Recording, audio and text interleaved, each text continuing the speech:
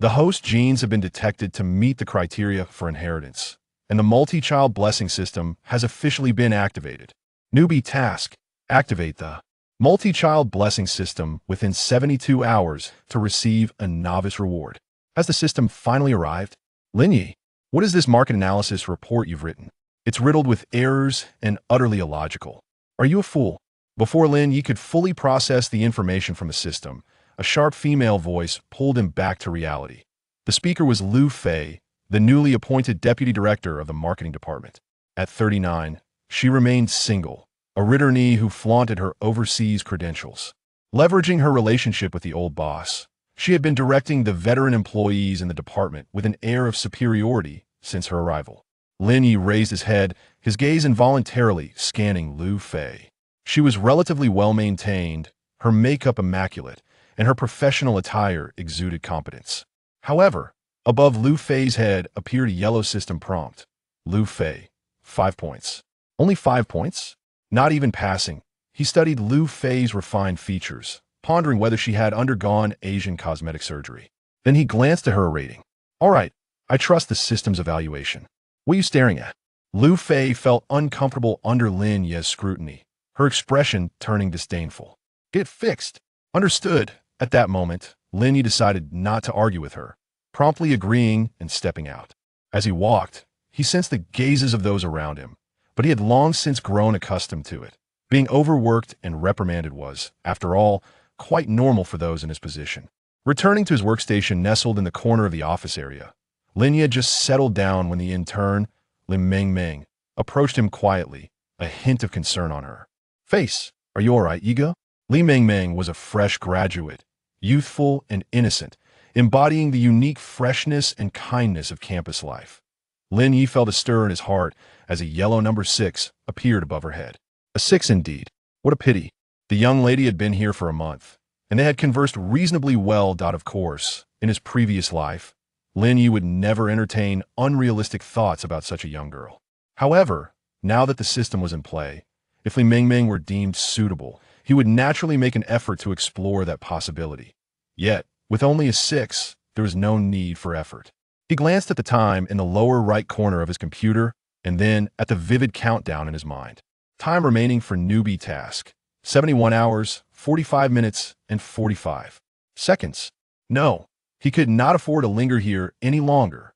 Every moment was a matter of life and death. Staying in this wretched company, he wouldn't even encounter a 7-point beauty, let alone be graced by one.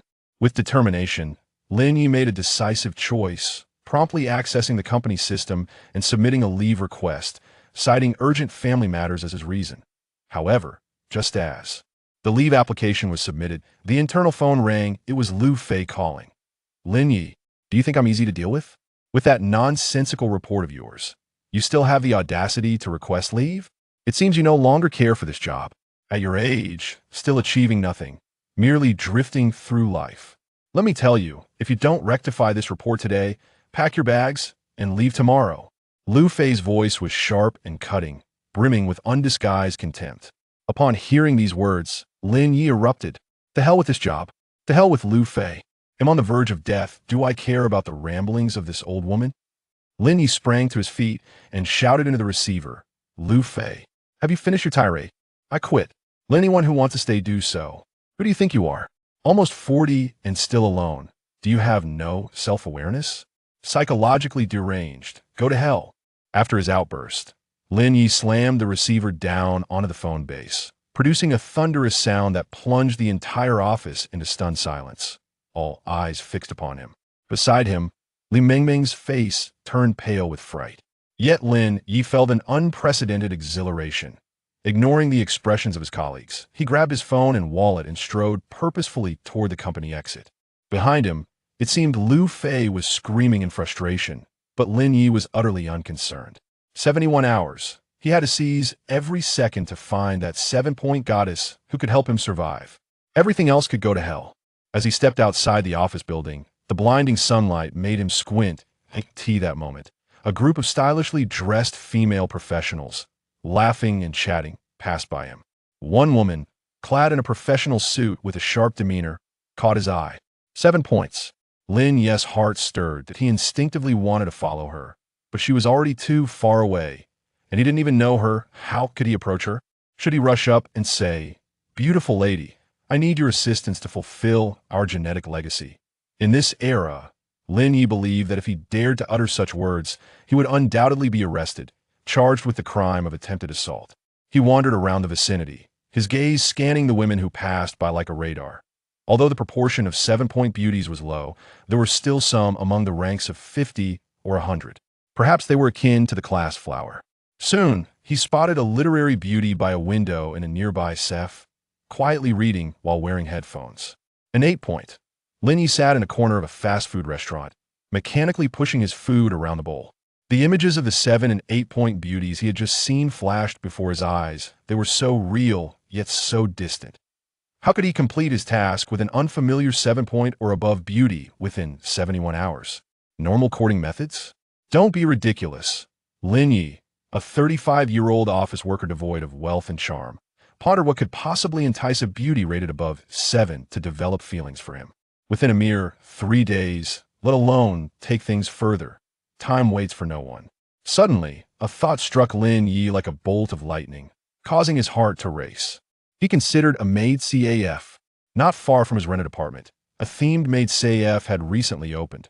Each day, on his return from work, he would pass by this establishment and catch glimpses of various maidens clad in elegant black stockings seated at the front desk through the glass window. There were at least 10 of them. Perhaps one of them met the system's criteria for a beauty rated 7 or above. Moreover, patronizing a maid CAF and making slightly audacious requests as a customer seemed far more reasonable than attempting to strike up a conversation with a stranger on the street. This notion took root. Lin Ye's heart pounded with excitement. He had to try. However, as he instinctively patted his wallet and glanced at the meager balance of 2,138.5 yuan displayed on his banking app, the spark of hope that had ignited within him felt doused by a cold reality. With such a paltry sum, could he even afford a mere conversation at the CF? Lin Yi was aware of his limitations. To accomplish his mission, he would undoubtedly need to spend money. What to do without funds? Borrow. A glint of determination flashed in Lin Ye's eyes. Money bolsters courage. As long as he could complete the system's task, activate it, and reap the rewards, this amount was trivial. He would surely be able to repay it later. With this thought, he hesitated no longer. He swiftly opened several familiar apps on his phone, all of which offered loans. The first app, typically used for ordering takeout, had a limit of 50,000 yuan with an annual interest rate of 6. Borrow. Confirm. The second app, primarily for chatting, had a limit of 40,000 yuan with an annual interest rate of 5. Borrow. Confirm. In no time at all, as he received a text notification confirming the arrival of 90,000 yuan, Lin Yi felt a surge of confidence. 90,000 yuan should suffice, right? Even if it didn't, he could always borrow more later. Now it was time to head home. No, he couldn't take the subway, it would be too slow. Lin Yi stepped to the roadside and hailed a taxi. "Driver, take me to Fuxing Square in Hushi District." The taxi swiftly arrived at its destination. Fuxing Square was a newly constructed small commercial complex nearby, situated just behind the old apartment Lin Yi shared. After paying the fare, Lin Yi took a deep breath and raised his gaze toward the CF, which exuded a distinctly anime-inspired core, named Mu-Chan's Sweet Haven. As he pushed open the glass door, the wind chimes jingled cheerfully. "Welcome back, Master Sama." Almost the instant Lin Yi stepped through the threshold, a voice so sweet it bordered on saccharine rang out at a maid, adorned in a standard black and white uniform and crowned with cat-ear hair accessories, approached briskly, her face illuminated by a professional smile.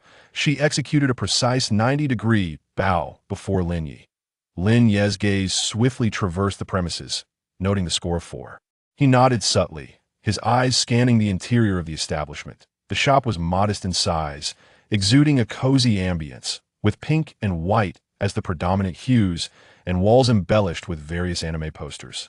It was just past 10 in the morning, and given its recent opening, the expansive space was devoid of any patrons aside from the maid in uniform. "Master Sama, is this your first visit? Would you like me to introduce you to our services?" The welcoming maid inquired enthusiastically. Lin Yi cut to the chase. "Summon your most beautiful maid." The welcoming maid momentarily faltered but swiftly regained her composure, donning a sweet smile. "Master Sama, You truly have a sense of humor. Each of our maid sisters is the most beautiful in her own right. As she clapped her hands. 7 young girls dressed in various maid outfits, some in long skirts, others in short, and a few adorned with aprons emerged from behind the bar in the resting area, lining up neatly to bow before Lin Yi. Welcome, Master Sama. The 8 maids stood together, each possessing unique charm, their faces adorned with meticulously trained smiles. Lin Yi's gaze scanned them like a scanner. Scores appeared in his mind. 4, 5, 5, 3, 5. Lin Yi's brow furrowed instantly. The highest score was merely 5? Not a single 6, let alone a 7. What nonsense was this? Is this what they call a maid CAF? The quality was abysmal. Is this all? Lin Yi's tone dripped with evident impatience. Is there nothing more? Noticing Lin Yi's apparent dissatisfaction, the lead welcoming maid stepped forward, her expression tinged with urgency. Master Sama, we have one more sister, our star maid, who will undoubtedly meet your expectations. However, she has a minor issue today and will arrive a little later. Perhaps you could choose one of the sisters to chat with and enjoy a drink while you wait. She will be here shortly. And how soon is shortly? Lin Yi pressed, glancing at the countdown in his mind. 70 hours, 45 minutes, XX seconds. Probably, definitely before noon. The maid responded uncertainly. Before noon? Lin Yi had no time to wait indefinitely for an uncertain star maid. Every second was incredibly precious. Forget it. Lin Yi shook his head, turning resolutely to leave. Ah, Master Sama. The maids attempted to dissuade him, but Lin Yi strode out with purpose. Standing at the entrance of Nekakin's sweet cottage, Lin Yi cast a final glance at the shop that had disappointed him, his resolve solidifying. It seemed this establishment would not suffice.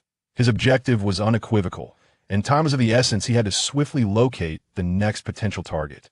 Other maid cafes or platforms that offered offline companionship services. Lin Yi persevered, searching the mobile map for 2 nearby maid-themed establishments with decent reviews, and took a taxi to each in turn. However, the outcomes remained disappointing. At the second establishment, the highest-rated maid garnered a mere 5 points, with several receiving only 3. The third venue fared slightly better, presenting a maid rated at 6 points, who possessed a truly charming appearance. Yet she fell short of the 7-point mark. To Lin Yi, she epitomized an 8 or 9-point beauty, yet the system assigned her only 6 points. The series of setbacks left Lin Yi somewhat disheartened, prompting a moment of introspection. Could it be that he had miscalculated? Beauties rated above 7 points were inherently scarce resources. Perhaps they held no interest or need to work in such establishments. After all, a girl who meets the 7-point standard in her natural state, with a touch of enhancement, would likely be the center of attention in real life, possessing numerous superior options. Why would she choose to engage in such an industry? Chapter 003. Xiaoya Lin Yi let out a sigh, realizing that the path of the maid CAF was likely not a viable option. As he stood at the street corner, his gaze inadvertently fell upon the nearby bank's self-service kiosk. A thought crossed his mind. Although he had a balance of 90,000 in his account, it was merely a digital figure. Perhaps withdrawing the funds and transforming them into tangible cash would instill him with a sense of confidence. Resolute in his decision, Lin Yi entered the self-service point, inserted his bank card, and after a series of operations, the machine dispensed a thick stack of crimson bills. He withdrew 50,000, stuffing the notes into an old backpack he had with him. Weighing the bag in his hands, Lin Yi was overwhelmed by a peculiar sensation. The same 50,000, when viewed as a cold number on his phone, had evoked no particular emotion. Yet now, as the heavy cash rested in his hands, its weight and the visual impact provided an indescribable sense of security and impulse.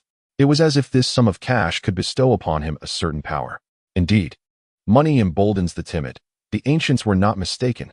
Feeling a pang of hunger, Lin Yi decided to find a meal nearby. As he turned the corner, his eyes casually scanned the street across from him. There stood a newly opened establishment, its sign boasting a uniquely designed theme. The Misty Manor Maid CAF. A script CAF? Or perhaps one themed around maids. Lin Yi's steps instinctively halted. The shop featured a floor-to-ceiling glass door, allowing a glimpse of the interior. Behind the front desk stood several maid girls. Lin Yi had seen them several times that day and had developed a sort of immunity to their presence. However, at that moment, he found himself momentarily entranced. One girl appeared quite youthful, perhaps in her early 20s, her face free of makeup, her skin fair and luminous. Her features were harmonious and pleasing, particularly her large, bright eyes, reminiscent of a fawn. Her figure was equally striking. Lin Yi, lacking experience, felt uncertain if he could manage such a scale. As his gaze fell upon her, she seemed to sense it, her expression turning bewildered, like a startled rabbit. She quickly lowered her head, a blush blooming on her cheeks, fidgeting with the items in her hands. A surge of joy filled Lin Yi. It was her. Meanwhile, the other two maids appeared much more composed. Noticing Lin Yi standing at the entrance, one tall maid immediately smiled and opened the glass door. Alongside her, another round-faced, adorably charming maid emerged. "Welcome to the Misty Manor, sir. Are you alone?" The tall maid greeted enthusiastically, her voice bright and clear. Lin Yi's gaze lingered for a moment on the 7-point girl before stepping inside and inquiring, "How does one partake in the activities here?" The tall maid smiled and explained, "We are a murder mystery-themed establishment. During the daytime, the cost for joining a game is 100 yuan per person, with private room fees calculated separately. Sir, are you here alone? Currently, there are no suitable games available for pairing." Murder mystery? Lin Yi furrowed his brow. He was familiar with the concept, often engaging in such games for several hours. However, these activities typically required a group of 7 or 8 participants. Otherwise, he would have to hire multiple maids for his entertainment, which he found impractical. His intentions were clear. He glanced at the shy girl beside him, who kept her head down, appearing somewhat anxious, then turned back to the tall maid. "I am not interested in murder mysteries. Is there something else to play here? Perhaps board games?" "Just the two of you," he said, gesturing towards the tall maid and the nervous girl. "Accompany me for a while." The tall maid's smile faltered slightly, clearly unprepared for such a request. The essence of their establishment revolved around murder mysteries, and to ask for a specific individual to play board games instead was outside the norm. The round-faced maid beside her looked at Lin Yi in surprise, her gaze shifting between him and the timid girl. "Sir, our primary focus is on murder mysteries," the tall maid attempted to explain gently. "While we do have some smaller tabletop games, they are typically meant for waiting for a game to start or as a relaxing activity after a murder mystery concludes." Lin Yi interrupted her decisively, his tone leaving no room for debate. "I am not interested in murder mysteries, nor do I have time to wait. I want to play board games, with just the two of you." He pointed again at the tall maid and the still bashful girl. The tall maid and the round-faced maid exchanged glances, each recognizing the other's discomfort. Their establishment's rules did not accommodate such requests, and this customer's intent seemed quite deliberate. "Sir, I will need to consult our manager." The tall maid maintained her professional smile, though her enthusiasm had noticeably diminished. "Go ahead," Lin Yi shrugged nonchalantly, his gaze returning to the anxious girl, who appeared increasingly tense, nervously twisting the edge of her maid's apron, her head lowering further as if to disappear behind the bar. The tall maid approached the bar, quietly speaking into the internal phone. She occasionally glanced back at Lin Yi and then at the nervous girl. Meanwhile, the round-faced maid stood awkwardly, offering a hesitant smile to Lin Yi. "Sir, please hold on for a moment." Lin Yi nodded, not pressing for urgency. He surveyed the establishment's ambience. It was more refined than the previous maid cafes he had visited. The lighting was soft, and beyond the main hall's open seating, there appeared to be several private rooms, separated by dark curtains, enhancing the sense of intimacy. A few minutes later, the tall maid returned from her call, her professional smile reinstated, though her eyes now held a hint of curiosity. "The manager has given his consent. However, according to our shop's regulations, requesting a specific maid for non-scripted services incurs an hourly fee, and a minimum consumption room must be booked. The quoted price is as follows: a room fee of 100 yuan per hour, and for the companionship of 2 designated maids during board games, each charged at 150 yuan per hour. Therefore, the basic consumption for 1 hour amounts to 400 yuan. While this price may not be considered inexpensive, it is well within Lin Yi's means at present. After all, money can resolve most issues." Without hesitation, Lin Yi agreed, stating, "Let's proceed with 3 hours." He promptly retrieved cash from his backpack, counting out 12 red notes and placing them onto the bar counter. "Here is 1,200 yuan for 3 hours. Should we require additional time later, I shall supplement the payment." His movements were decisive, exuding an undeniable confidence. Upon witnessing Lin Yi so readily produce such a substantial amount of cash, both the tall maid and the round-faced maid were momentarily taken aback, their gazes towards him subtly shifting. The girl with a 7-point rating, who had been keeping her head down, could not help but steal a glance at the cash on the counter and Lin Yi, her ears seemingly reddening further. Very well, from this moment onward, you shall be our master. Please, follow me, the tall maid said, her demeanor noticeably warmer as she accepted the money. She turned to the girl named Xiaoya and instructed, Xiaoya, you should come along as well. The girl, referred to as Xiaoya, softly acknowledged with a hum. Trailing behind the tall maid led Lin Yi and the girl named Xiaoya toward a small private room separated by dark velvet curtains. The round-faced maid remained at the front desk to tend to the shop.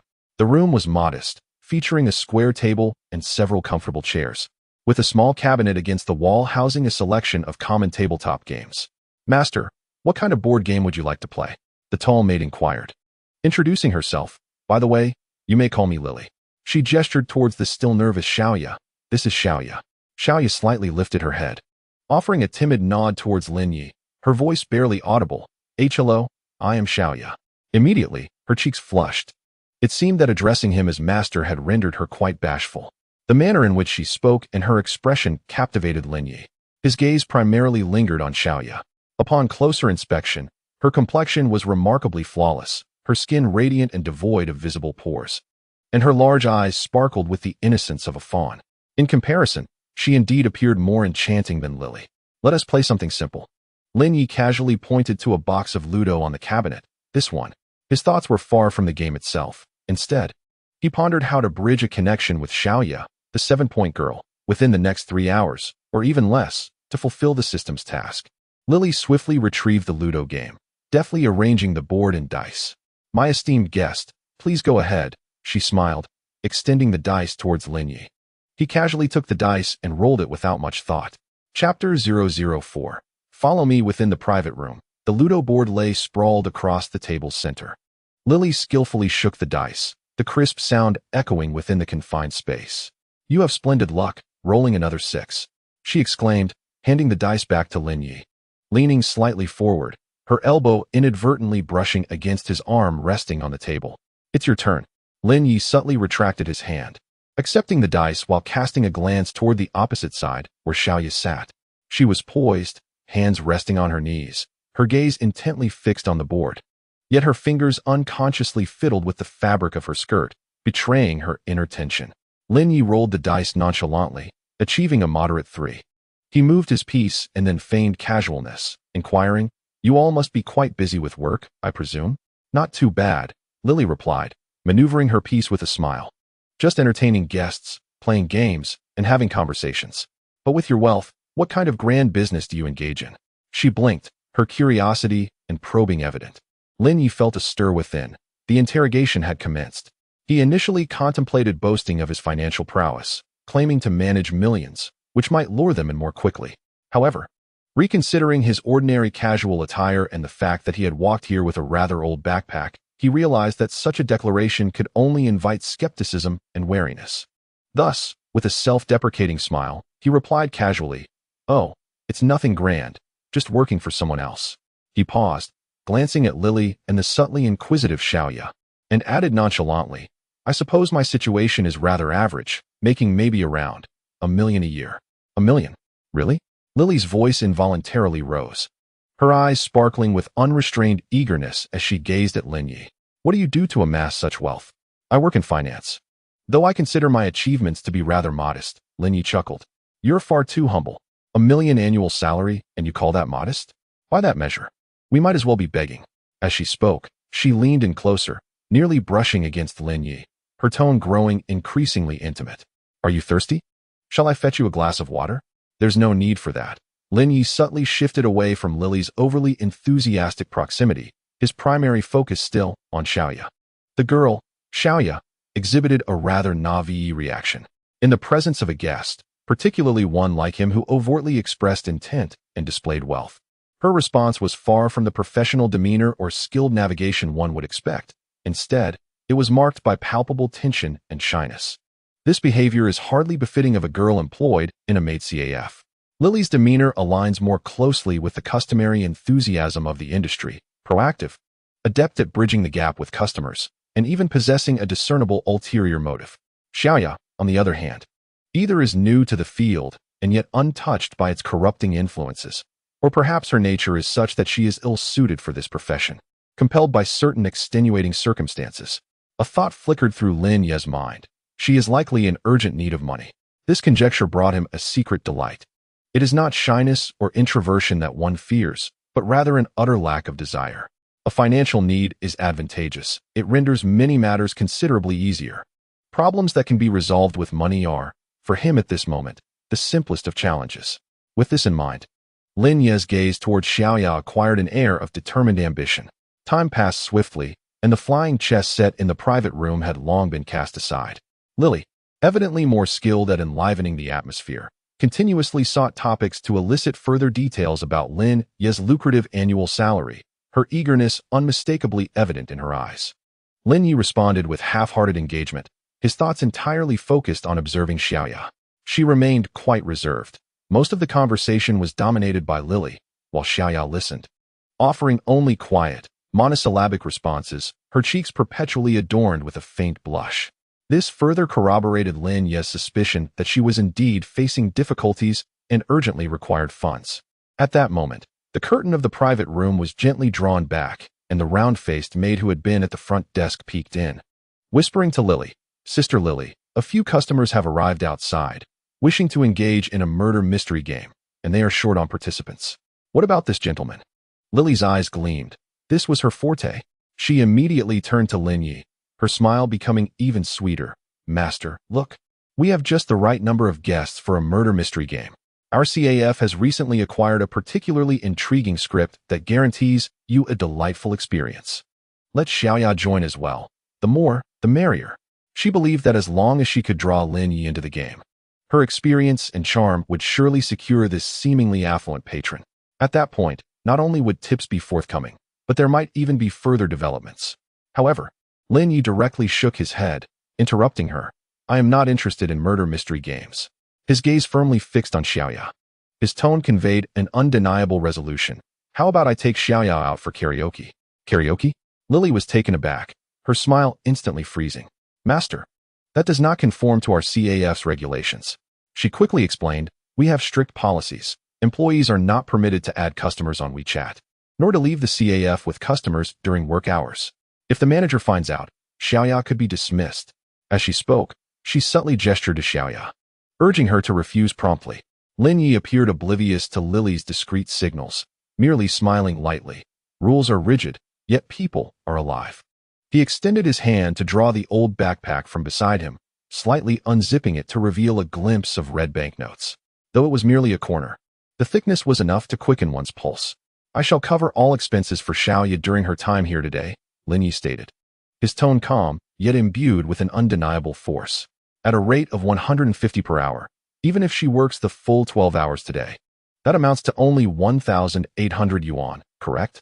He paused momentarily before adding, "I will offer your establishment 2,000 yuan as compensation for the entirety of her remaining time today. Is that sufficient?" Lily was rendered speechless by Lin Ye's proposition and the cash peeking from the backpack.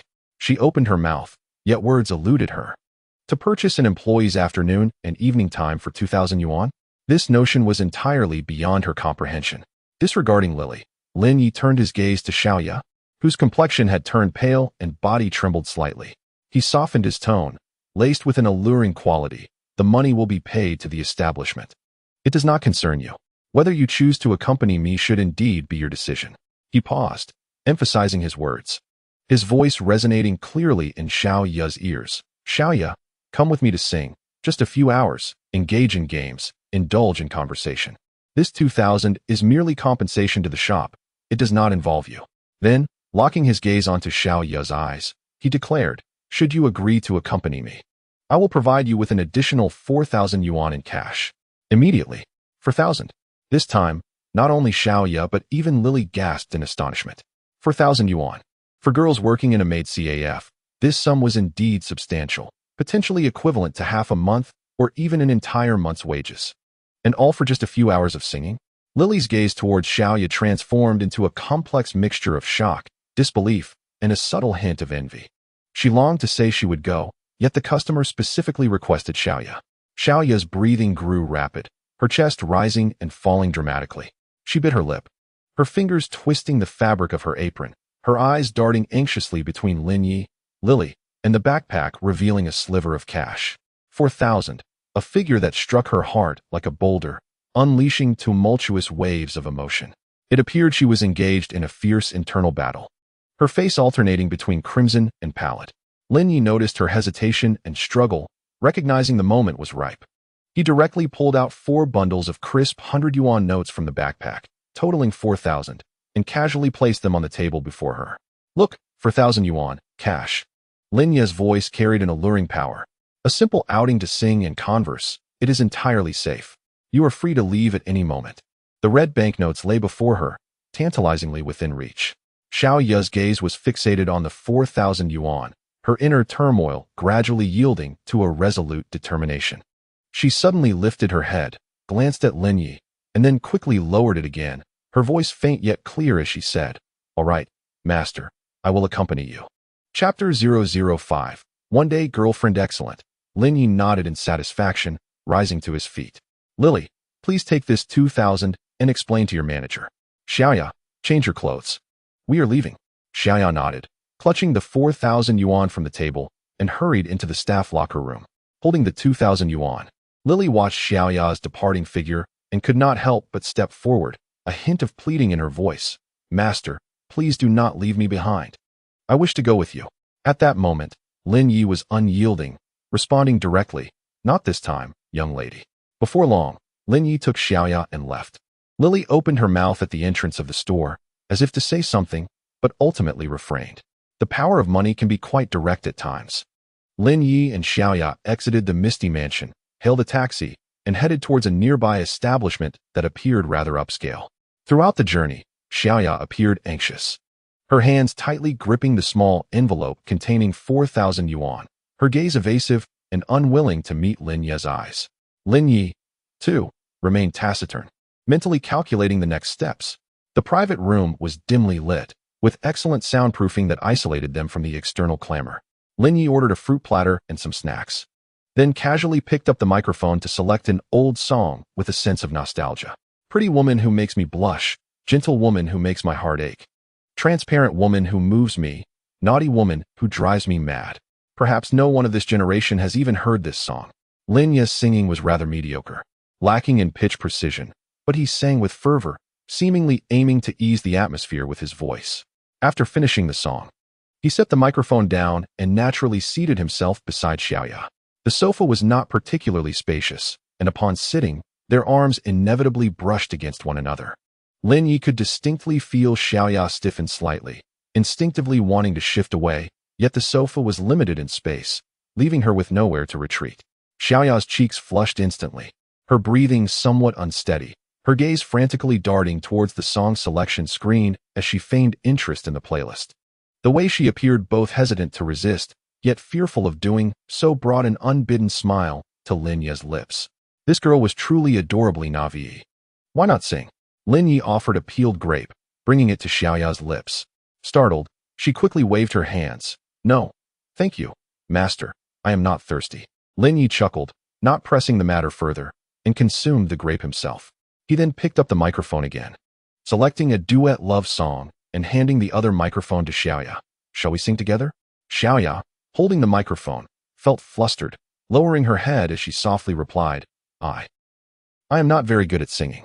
That's all right, just sing casually, Lin Yi encouraged, initiating the song on his own. After a moment's hesitation, Xiaoya followed suit, softly humming along.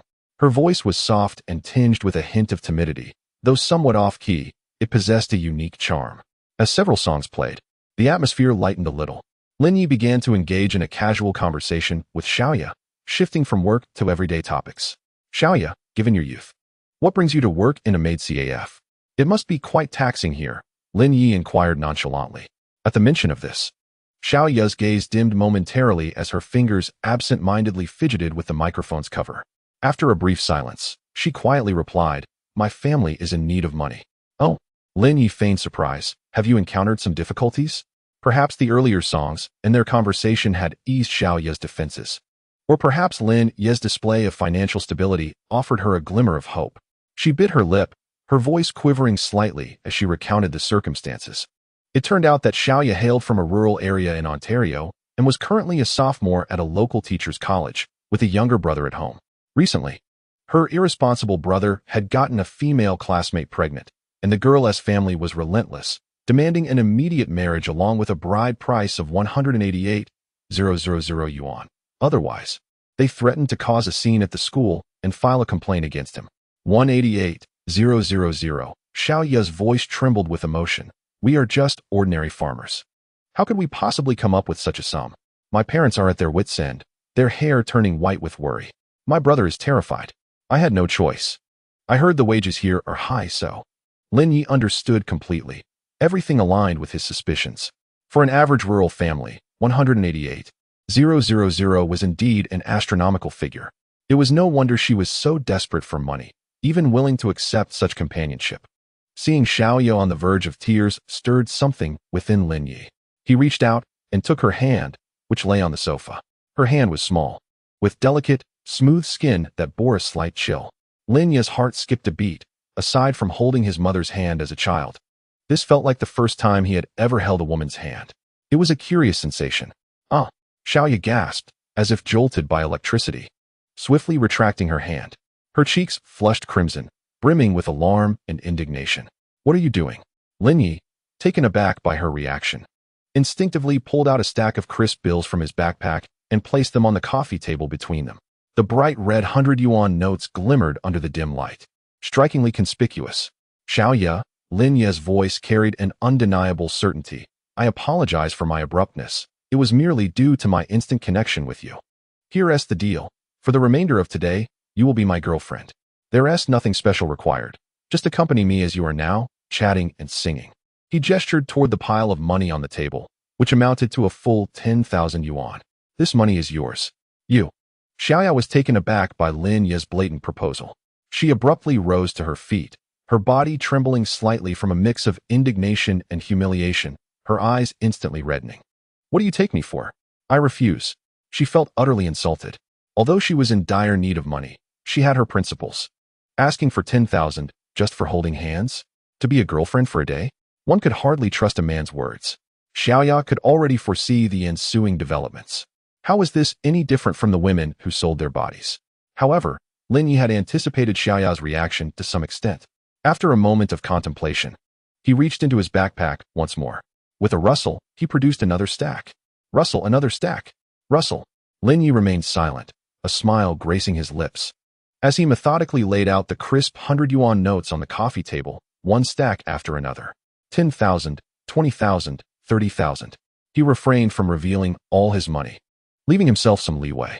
As the 3 stacks of cash appeared, Xiao Ye's initial fury and shame began to freeze into an expression of shock. Her breath quickened, her gaze fixated on the pile of money, the anger and resistance in her eyes gradually being replaced by a more complex and intense emotion, a tumultuous struggle against the overwhelming temptation. 30,000. For just a day as a girlfriend? All she had to do was nod, accompany him for a day, hold hands. Xiao Ye's complexion shifted, her lips quivering as she struggled to articulate her thoughts, yet no words escaped her. She stood there, as if frozen, unable to tear her gaze away from the pile of money. Chapter 006. What do you take me for? 30,000 in cash lay casually piled on the coffee table under the dim light, glaringly red, yet also searing to the heart. Xiao Ye's breath became utterly chaotic. Anger, humiliation, and grievance still lingered, but under the impact of those 3 stacks of vibrant banknotes, they seemed to be suppressed by a more formidable force, a desperate flicker of hope. 30,000, coupled with the previous 4,000, that amounted to 34,000. She was one significant step closer to the exorbitant 88,000 yuan bride price her brother needed. If she agreed to this man's proposal today. Xiao Ye's voice was dry and hoarse, trembling violently as she stammered. I need the money, but. There are no buts, Lin Yi interjected, his tone calm yet imbued with an undeniable authority. Xiao Ye, I am not coercing you. The choice is yours. Not. And this 30,000 is yours. Be my girlfriend for a day, chat with me, sing with me, just as we are now. Shake your head. And you may leave right now. I won't even ask for the previous 4,000 back. We can consider it a friendly gesture. He projected a facade of generosity, seemingly granting Xiao Ye a semblance of choice. Yet, deep down, Xiao Ye understood that this was not a true dilemma. On one hand, There lay a tempting sum of 34,000 yuan, a solution to the family's pressing needs.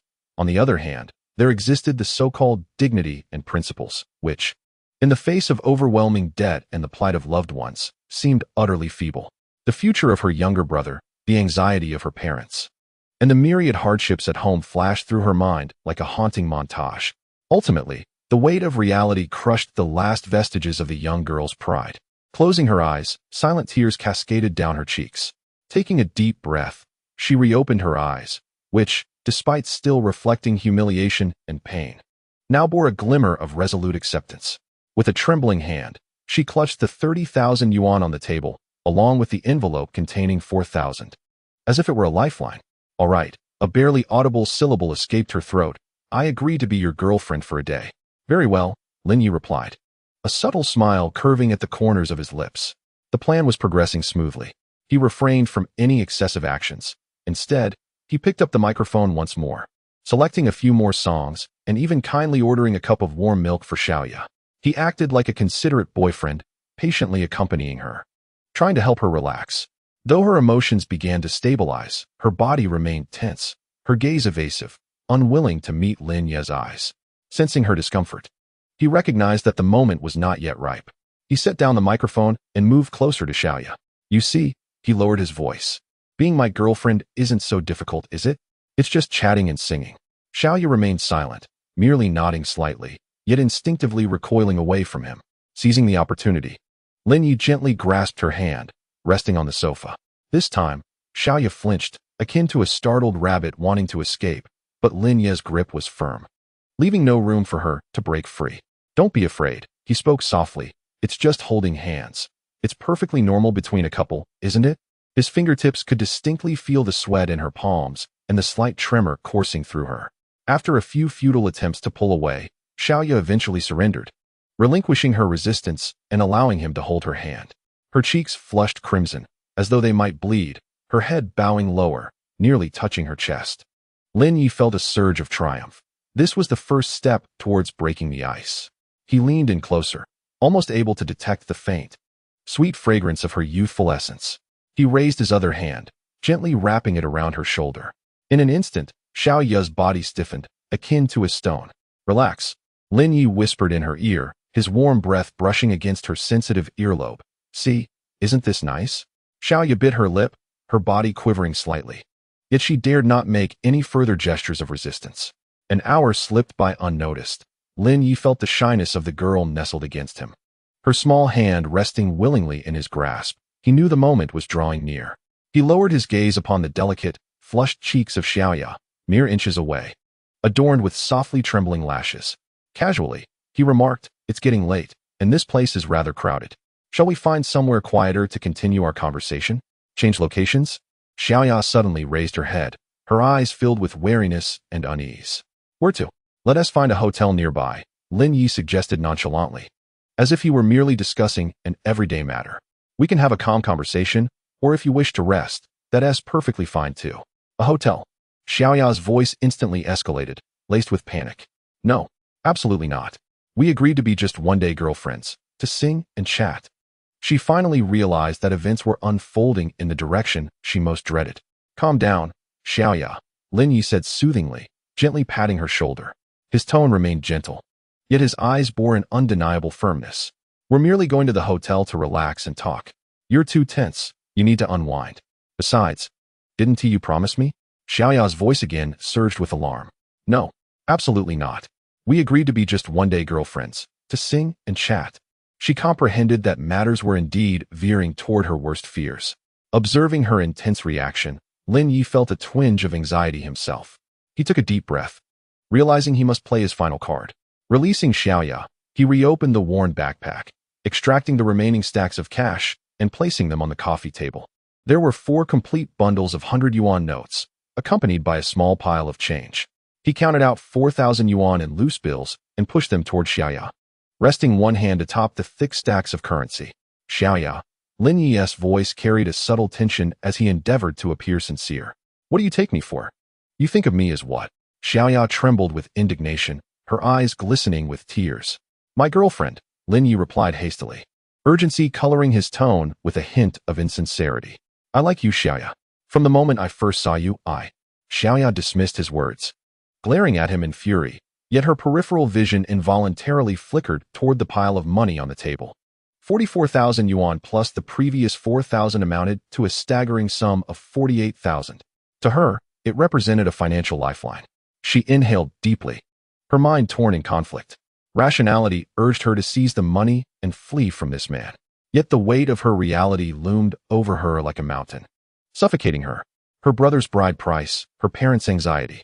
Lin Yi observed Xiaoya's indecision, and a sense of urgency ebbed within him. He did not withdraw his hand from the 4,000 yuan, merely watching her. His message clear. The 4,000 on the table was her immediate reward for the hours spent in companionship. If you are willing to accompany me to the hotel, then that 40,000 is yours. Xiaoya's gaze flickered between the 4,000 in loose change and the full 40,000. Ultimately, she abruptly seized the 4,000, stuffing it into her pocket, then turned on her heel, adopting a resolute posture as if to leave. Lin Yi's heart sank. What a disaster. Could it be that she truly only desired this 4,000? His heart ached intensely, cursing inwardly. What kind of woman demands 4,000 just for a song? It is exorbitant. However, just as Lin Yi was on the verge of despair, Xiaoya, who had reached the door of the private room, suddenly halted. She did not open the door nor glance back. Instead, with her back turned to Lin Yi, her shoulders slightly quivered as if she had taken a deep breath. Then, she turned around, her expression neutral, her eyes complex as she regarded the still stunned Lin Yi, her tone tinged with a hint of self-deprecation and resignation. Are you leaving? What are you waiting for? Chapter 007, Newcomer Reward. Lin Yi was momentarily taken aback, but soon realized. A wave of ecstatic joy surged within him. She had agreed. She had chosen the 40,000. He quickly suppressed the joy threatening to reveal itself on his face, feigning calmness as he nodded, gathered his belongings, and approached Xiaoya. Let us go? He reached out, intending to take Xiaoya's hand, but she subtly evaded his touch. Lin Yi was unconcerned. As long as she was willing to accompany him, that was sufficient. Upon arriving at the hotel, Lin Yi discovered that Xiaoya's real name was Luya. Listening to the sound of water splashing from the bathroom, Lin Yi glanced at his phone. The recent discussions surrounding the controversial bride price coercion case were fervently debated among netizens. This news had stirred considerable uproar, as it was said that a woman's testimony alone could suffice to prove coercion. Version 1. One must remain vigilant. Should Luya turn against him later, Lin Yi would find himself ensnared in trouble. After scanning the ingenious strategies proposed by netizens, Lin Yi formed a plan in his mind. It was imperative to retain evidence proving that their relationship was consensual and romantic. Otherwise, there would be no clearing his name, even if he jumped into the Yellow River. At that moment, the bathroom door swung open, and Luya emerged, wrapped in a towel. Perhaps due to the warmth of the water, her cheeks were tinged with a faint blush. The innocence mingled with the soft mist of her recent bath rendered Lin Yi momentarily spellbound. Luya felt somewhat uncomfortable under his gaze, her eyes darting away as she quietly urged, "You should go take a shower." Her voice carried a barely perceptible tremor. Lin Yi snapped back to reality, but did not immediately head for the shower. Instead, he stepped forward, gently embracing Luya from behind. Luya's body stiffened, attempting to break free, but Lin Yi held her tighter. "My dear, there's no need to rush." Lin Yi's voice was tender. He held Luya as they settled on the edge of the bed. Then, he took out his phone, opened WeChat in her presence, and sent her a message. Ding dong. Luya's phone, tucked in her pocket, chimed softly. After a moment's hesitation, she retrieved her phone and unlocked the screen. On the screen appeared a message from Lin Yi. "Xiaoya, I love you." Luya's face flushed crimson in an instant.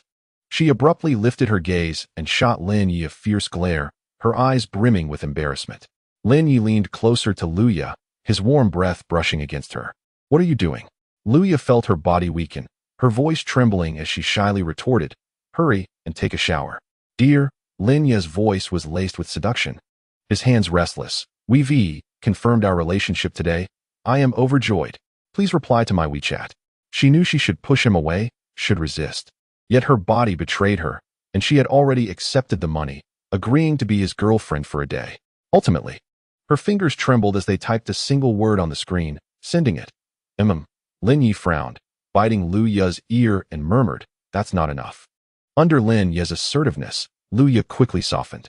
In the end, She closed her eyes and, facing her phone, in a voice as faint as a whisper yet distinctly audible, she parted her lips. "I love you, master." Those two words seemed to drain her of all strength. After speaking, her face was so red it seemed ready to bleed. She looked up at Lin Yi and said, You must take responsibility for me." "I will take responsibility," he assured her. Half an hour later, Lin Yi lay on the bed, experiencing an unprecedented sense of ease and a peculiar warmth surging within him. In his mind, a heavenly voice resounded. "Beginner task completed. The multi-child blessing system is officially activated. Congratulations, host, for receiving the beginner reward. Cash 1 million. Strengthening pill 1. System notification. Cash 1 million has been legally transferred to the host's designated bank account. Please check. System notification. Strengthening pill has been issued to the system space. Consuming it will significantly enhance the hostess physique. Would you like to consume it immediately? System notification. Daily rewards, weekly tasks, monthly tasks, and yearly tasks modules have been activated. Please continue to strive for the advancement of human genetic inheritance." It's done. It's finally done. Lin Yi reveled in the changes within his body and the long string of zeros added to his bank account, his heart brimming with joy. He had survived. Moreover, he had grown stronger and become wealthier. His gaze fell upon the bedside cabinet, where the strengthening pill lay, emitting a faint glow. Without hesitation, Lin Yi chose to consume it. A surge of warmth instantly rose from his dantian, swiftly coursing through his limbs and bones. His body, previously fatigued from the earlier struggle, was instantly revitalized. Even his senses felt heightened. Is this the effect of the strengthening pill? It's exhilarating. Lin Yi excitedly clenched his fist, feeling the surging power within him, brimming with anticipation for the future. Weekly tasks and monthly tasks. Looks like he would have plenty to occupy himself with. His gaze swept over Luya, curled up in the blankets, devoid of any pity. Chapter 008, Daily Rewards. Lin Yi first clicked on Daily Rewards. Daily Rewards. Upon successfully engaging in genetic inheritance with women who meet the scoring criteria, the host will unlock corresponding daily earnings based on their score level. Currently unlocked, 7-point women. Daily earnings, 10,000 yuan. Not yet unlocked, 8-point women, 9-point women. Specific tasks must be completed or conditions met to unlock higher-level earnings. Inheritance rewards, not activated successfully giving birth to offspring with women of an unlocked scoring level will activate the corresponding inheritance rewards. For each child born, the daily earnings of that woman will increase by 100. For instance, having a child with a 7-point woman will elevate her daily earnings from 10,000 yuan to 20,000 yuan. Having 2 children will increase it to 30,000 yuan, and so forth, with no upper limit. System notification. Daily earnings will be automatically settled and transferred to the host's account the following day. Inheritance rewards will be calculated and compounded automatically upon confirmation of the child's birth. Daily earnings. Unlocking 7-point women means 10,000 yuan per person each day. Lin Yi was utterly astonished. This implies that as long as he successfully engages in genetic inheritance with a woman scoring above 7 points, the system will grant him 10,000 yuan daily per individual. If he manages to find more women scoring 7, 8, or even 9 points, it's akin to earning money effortlessly. Furthermore, this daily reward seems to be ongoing. Once unlocked, he would receive this income every day. What quickened his heartbeat even more was the inheritance reward. Simply having children could double his daily earnings, and for each child born, it would double. Lin Yi glanced at Lu Yu on the bed, his gaze turning increasingly complex and fervent. This girl not only assisted him in completing the novice task, but now, she had also transformed into a cash cow yielding 10,000 yuan daily. Moreover, she possessed the potential to become a veritable gold mine, capable of doubling his income repeatedly. Lin Yi's breath became somewhat hurried.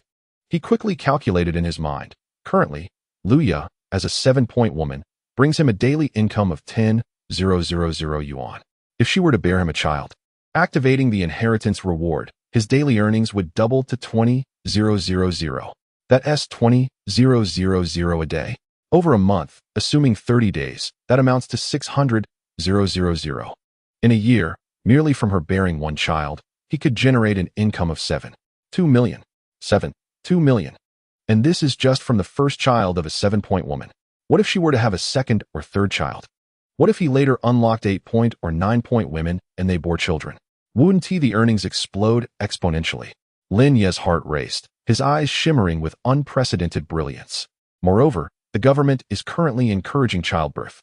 The birth rate has been declining for years, and various pronatalist policies are emerging incessantly, practically urging one to have more children. As long as the child can be registered, who cares if you're married or not? This is truly a fortuitous alignment of time, place, and circumstance. Lin Yi, in response to the national call, actively contributes to enhancing the birth rate while simultaneously reaping substantial profits, a true win-win situation. His attention was swiftly captured by the newly refreshed weekly task. Weekly task, activated endurance, is key. Task description, a true man never complains of fatigue. To demonstrate the host's formidable endurance, please engage in a continuous, deep conversation lasting no less than 1 hour with any female rated 7 or above during this week. Note: any break exceeding 5 minutes will be considered an interruption. Task reward: a week's worth of stock tips based on completion quality assessment. Failure penalty: random deduction of cash and a reduction in physical condition. While a monetary deduction is tolerable, a decline in physical condition is unacceptable. An uninterrupted hour is certainly feasible. Lin Yi had just consumed a vitality-enhancing pill. Not to mention a woman, he could take down a bull. Furthermore, the week's stock tips were incredibly appealing to Lin Yi, who had recently acquired $1 million and was pondering how to make his money grow. Casting a glance at the shivering Lu Ya, Lin Yi decided to take a moment. The earlier exertion had been considerable, and Lu Ya clearly needed rest. Sharpening the axe does not delay the work of cutting firewood. Lin Yi mused as he picked up his phone, deftly ordering a luxurious seafood meal and a few cans of Red Bull for himself. After a moment's thought, he also ordered Lu Ya a nourishing black-bone chicken soup and millet porridge. After satisfying his hunger and thirst, Lin Yi noticed that Lu Ya had fallen asleep and decided to finish her soup and porridge.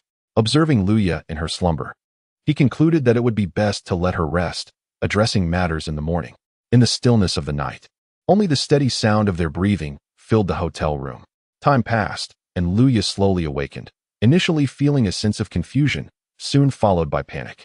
Cautiously, she extricated her hand from Lin Ye's embrace, moving as gently as if she feared to awaken something.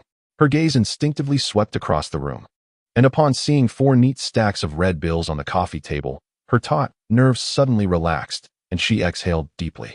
The money is still here. That's good. Stealthily, Lu Ya attempted to rise from the bed, but as she moved, Lin Ye's drowsy voice interrupted her. What are you doing? Turning to face him, Lu Ya replied. We agreed. I was to be your girlfriend for the day. Lin Yi sat up, pulling Lu Ya into his arms with a smile. You may be a one-day girlfriend, but that day hasn't quite concluded yet. As the night deepened and the hotel room remained dimly lit, Chapter 009, A Week of Stock Tips. When Lin Yi finally felt a sense of satisfaction, brimming with energy, even more so than before, the system notification chimed once again. Ding! Detected that the host has completed the weekly task. Endurance is key. Task evaluation, ordinary, duration, 1 hour 15 minutes. Congratulations to the host for receiving the weekly task reward. Information on a promising stock for the week. Reward details. Zhongda Company, Limited, code, is expected to see its stock price rise to approximately 944 yuan within the next 9 trading days. The host is advised to seize the opportunity and invest wisely. Zhongda Company, Limited, rising to 944 in just 9 days? A glimmer of excitement flashed in Lin Ye's eyes. He promptly opened his phone to check the current stock price of Zhongda Company, Limited, which was merely 491, barely 5 yuan. If the system's information is accurate, wouldn't that mean nearly doubling his investment? $1 million invested could transform into nearly $2 million in just 9 days. At that moment, Lu Ya attempted to rise, but as she moved, a wave of discomfort surged through her, prompting a soft gasp of pain. Lin Yi found himself both amused and sympathetic. He understood her thoughts. Though it struck him as somewhat humorous, he empathized with her feelings. After all, for a girl who continued to rely on her finances, this money bore immense significance. He said little, simply rising to walk over to the coffee table. Lu Ya watched him anxiously, uncertain of his intentions. Lin Yi picked up the 4 thick bundles of cash and returned to the bedside, gently placing them near Lu Ya's hand, resting on her cool palm. Take it, and sleep peacefully. Feeling the thickness and warmth of the cash, Along with the calm trust reflected in Lin Ye's eyes, Lu Ye's cheeks flushed slightly, realizing she had overthought the situation. She bit her lip and softly expressed her gratitude. Thank you. Then, she carefully cradled the money in her arms, as if holding something that could provide her with a sense of security, and lay back down, closing her eyes. This time, she seemed genuinely more at ease. As the first rays of morning sunlight streamed through the curtains gap into the hotel room, Lin Yi slowly opened his eyes. His most urgent desire was to rush to the securities company to open an account and invest fully in Zhongda Company, Limited. However, just as he prepared to rise, a delicate hand wrapped around his arm, holding him tightly. He looked down to see Lu Ye letting out a soft sound, her long eyelashes fluttering as she slowly opened her eyes. Perhaps still waking up, her gaze appeared somewhat dazed. Then, Lu Ye froze for a moment, instinctively releasing Lin Yi. Without a second thought, her hands hurriedly dove under the covers, her fingertips trembling as they searched everywhere, until she felt the warm bundles of cash, confirming their safety. Her anxious heart finally settled, and she relaxed, letting out a silent sigh. She turned her gaze back to Lin Yi, her eyes reflecting a mix of gratitude, embarrassment, and a subtle hint of reliance. Upon seeing her expression, Lin Yi smiled gently and leaned down to kiss her forehead. Be good and wait for me. He said little more and walked directly into the bathroom. Lu Ye gazed at the thick bundles of money before her, while the sound of rushing water echoed from the bathroom, leaving her momentarily dazed, as if she were in a dream. She covered her face, alternating between laughter and tears, appearing quite foolish. Soon, the bathroom door swung open, and Lin Yi emerged, drying his hair. Dressed in his own attire, he exuded a vibrant energy. Lu Ye stifled her sobs and, with a nasal tone, weakly inquired, "What are your plans for today?" She felt lost and uncertain. As Lin Yi fastened his buttons, he pondered for a moment before replying, "I have some important matters to attend to outside. I will return once they are resolved. You can rest here. And if you feel hungry, feel free to order something for yourself." Lu Ye nodded silently, refraining from further questions. Lin Yi grabbed his phone and wallet, checked the cash in his backpack, which still contained several thousand yuan from last night's withdrawal that he hadn't given to Lu Ye, and hurriedly left the hotel room. In the elevator, Lin Yi calculated his finances. The system reward of 1 million yuan had been credited, and after accounting for a previous loan of 90,000 and a cash withdrawal of 50,000, he realized he still had a loan limit of 40,000 available. In total, he had 1,004,000 yuan. Wait. As Lin Yi stepped out of the elevator, a sudden thought struck him like lightning. The rise of Zhongda Corporation stocks was a certainty. If profits were guaranteed, why limit himself to just this 1,004,000? Loans. Engaging in stock trading with borrowed funds is deemed a high-risk maneuver for the average person, but for him, it represented a risk-free arbitrage opportunity. The interest pales in comparison to the impending vast returns. The more he could borrow, the greater his potential earnings. With this realization, Lin Ye's heart raced, and his blood surged. He immediately seated himself on a sofa in the hotel lobby, retrieved his phone, and opened every available lending and banking app without hesitation. First, he accessed a platform that provided him with a familiar credit loan limit of 80,000. Without a moment's pause, he clicked to borrow, selecting the maximum term, and confirmed. The funds were almost instantaneously credited. Next, he turned to another platform with a comparatively lower limit of 50,000. He executed the same operation, borrow, confirm. Then came a platform with the highest credit limit, displaying an available 20,000 he had been reluctant to use. Taking a deep breath, he decided on this one. Borrow, confirm. Subsequently, he addressed 3 additional platforms, aggregating another 230,000. Borrow, confirm. His fingers danced across the screen, showing no sign of hesitation. Each confirmation click and every bank notification sent his heart racing. In just over 10 minutes, through these familiar platforms, he successfully borrowed a staggering 560,000. Coupled with his existing 1,004,000, his bank balance soared to 1,600,000. Chapter 010. Darling, it is my fault. Lin Yi licked his lips. The prospect of 1,600,000 stirred his blood, but this thought, once planted, grew wildly like weeds. If it was assured profit, why not maximize the leverage? Every borrowed penny can transform into nearly double the profit. Interest? In the face of such immense returns, what does that trivial interest amount to? A frenzied glint sparkled in his eyes as his fingers swiftly danced across the screen of his mobile device. Having exhausted his previous credit limit, he was eager to explore new avenues for borrowing. He promptly opened the App Store and typed in keywords such as loans, cash advances, and instant credit. In an instant, a plethora of lending options appeared on the screen, featuring a multitude of enticing platforms, many of which he had never encountered before, with slogans that were irresistibly alluring. Instant approval. No collateral needed. Maximum limit of 10,000. These would do. Like Columbus discovering a new world. Lin Yi fervently tapped the download button. Icons began to populate his home screen. He scarcely had time to scrutinize their names or reviews, if they were lending platforms. They were all downloaded. Download one, install another, register yet another. The process, though largely similar, was frustratingly cumbersome. Input phone number, receive verification code, set a password. Next came the identity verification, requiring the upload of photos of his ID's front and back, with some even demanding facial recognition, prompting him to blink, open his mouth, and shake his head at the camera to complete the so-called liveliness test. At this moment, Lin Yi's mind was consumed by a singular thought. Money. More money.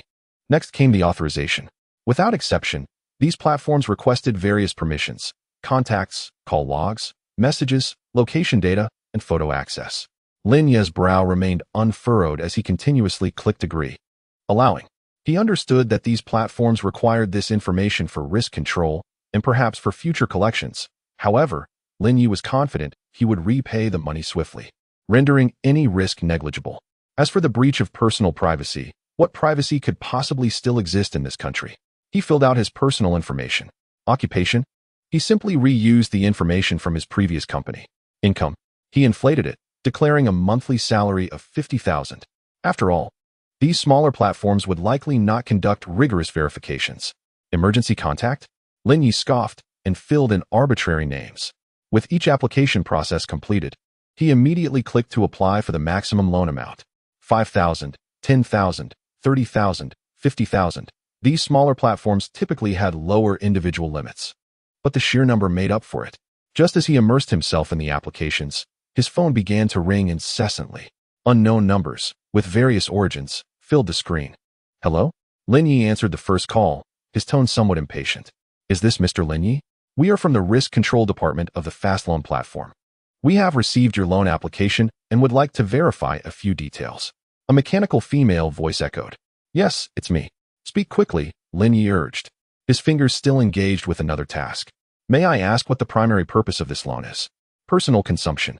I'm a bit tight on cash and need to manage my finances, Lin Yi replied with a rehearsed excuse. Okay. We understand that you have stated a monthly income of 50,000 and that you work as a project manager at a tech company, correct? Yes, he affirmed. Lin Yi responded vaguely, unable to recall where he had filled in any information. Very well, Mr. Lin, we will expedite the review process. Please stay alert for a text notification. After hanging up, another call came in. Hello, Mr. Lin. I am a customer service representative from Yumi Wallet. Confirming that it was indeed you who applied for the loan? This time, it was a male voice. Yes, it's me. Could you kindly elaborate on your repayment source? My salary, along with some investment income. Rest assured, I will repay on time, Lin Yi replied, fabricating the details. Thank you for your cooperation. Calls continued to pour in, some merely verifying information, while others probed a bit more, even subtly inquiring about any other debts he may have. Lin Yi suppressed his inner restlessness and a hint of unease, responding to each inquiry with various tactics. His central aim singular, to confirm the loan intention and expedite the disbursement. Amidst the incessant applications and phone calls, the notifications on his mobile device began to chime in rapid succession. Loan, dear Lin Yi, your application for a loan of 15,000 yuan has been approved and is expected to arrive within 10 minutes. Please keep an eye out. Wallet, your withdrawal of 30,000 yuan has been successfully transferred to your bank account ending in. Finance, congratulations. A loan of 50,000 yuan has been disbursed. Please ensure timely repayment. One by one, funds flowed into his bank account like a gentle stream, ultimately accumulating into an astonishing figure. Lin Yi gazed at the rapidly increasing balance in his mobile banking app, finally freezing on a number that left him breathless. Combined with the previous one, 6 million, the total surpassed the 2 million mark. In this frenzied span of mere minutes, he had extracted over 400,000 yuan from these myriad small loans. He could almost envision a few days hence, this 2 million transforming into over 3 million, or even 4 million. Without hesitation, Lin Yi hailed a taxi, rushing to the securities firm, completing the account opening procedures with utmost speed, and transferring the funds into his account. Opening the trading software, he located Zhongda shares, only to find the stock price had dipped slightly from the opening of 491 yuan to 485 yuan. Damn it, the perfect opportunity to buy at the bottom. With a determined heart, Lin Yi made a decisive choice, opting for a market order to invest the 2 million yuan at his disposal, plunging it all into Zhongda shares. Once the purchase was complete, Lin Yi exhaled deeply, gazing at the long string of numbers in his holdings, his palms clammy with sweat. Returning to the hotel, it would be a lie to claim he wasn't anxious. After all, it was 2 million yuan. Despite the system's assurances, it was impossible to quell the tumult within. He pushed open the door and found Luya wrapped in a blanket, lying on her side, seemingly asleep. Hearing the door creak, Luya stirred momentarily, her eyes meeting Lin Yi's with a complex expression before she silently turned away, presenting her back to him. Lin Yi observed her delicate silhouette, a surge of warmth igniting within him. As he approached, yearning to embrace her from behind, Luya furrowed her brows and pushed his hand away, her voice tinged with evident pain. Lin Yi's movements froze as he observed the tension in her expression, aware that they had indeed overstepped the mark last night and this morning. With a resigned sigh, he casually picked up his phone and opened the stock trading app. Just moments ago, he had purchased at 485, and now it had risen back to 489. Acceptable, Lin Yi murmured under his breath, seemingly catching his words. Luya hesitated for a moment before turning around to ask softly, "Did you buy stocks?" Lin Yi nodded, his gaze still fixed on the real-time chart on the screen. "How much did you invest?" Luya inquired with curiosity, as she lacked any substantial understanding of the stock market. "Not much, just dabbling a bit," Lin Yi replied nonchalantly. Yet his fingers clutched the phone tightly. Luya, unfamiliar with the stock interface, leaned closer to get a glimpse of Lin Yi's screen. Upon seeing the number of shares held, her eyes widened in astonishment. Although she didn't fully grasp the intricacies of stocks, she could certainly perform arithmetic. She counted on her fingers. If it's about 5 yuan per share, doesn't that mean 200,000? No, wait, 2.2 million. Her voice escalated in pitch, filled with disbelief. Observing her reaction, Lin Yi felt a sense of pride swell within him, although he maintained an air of indifference. "Yes, this is a new account I opened, just playing around with some spare cash."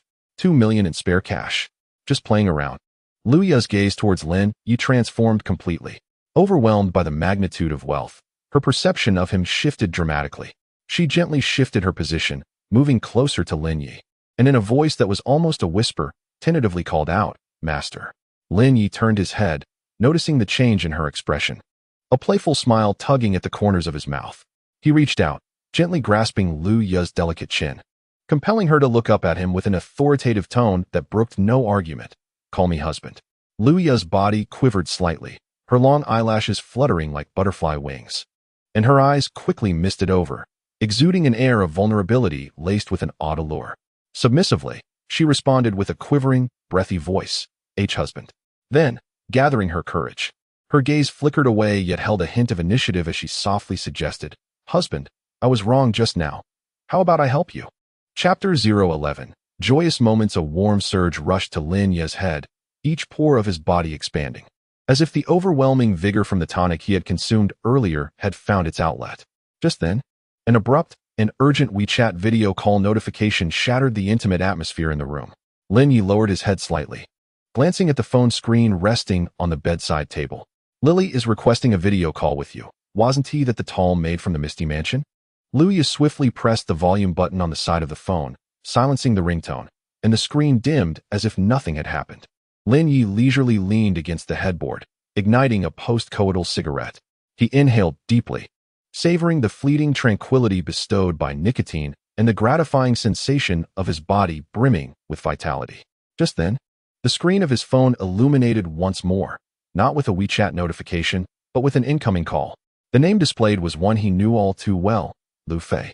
A sardonic smirk curled at the corners of Lin Yi's lips.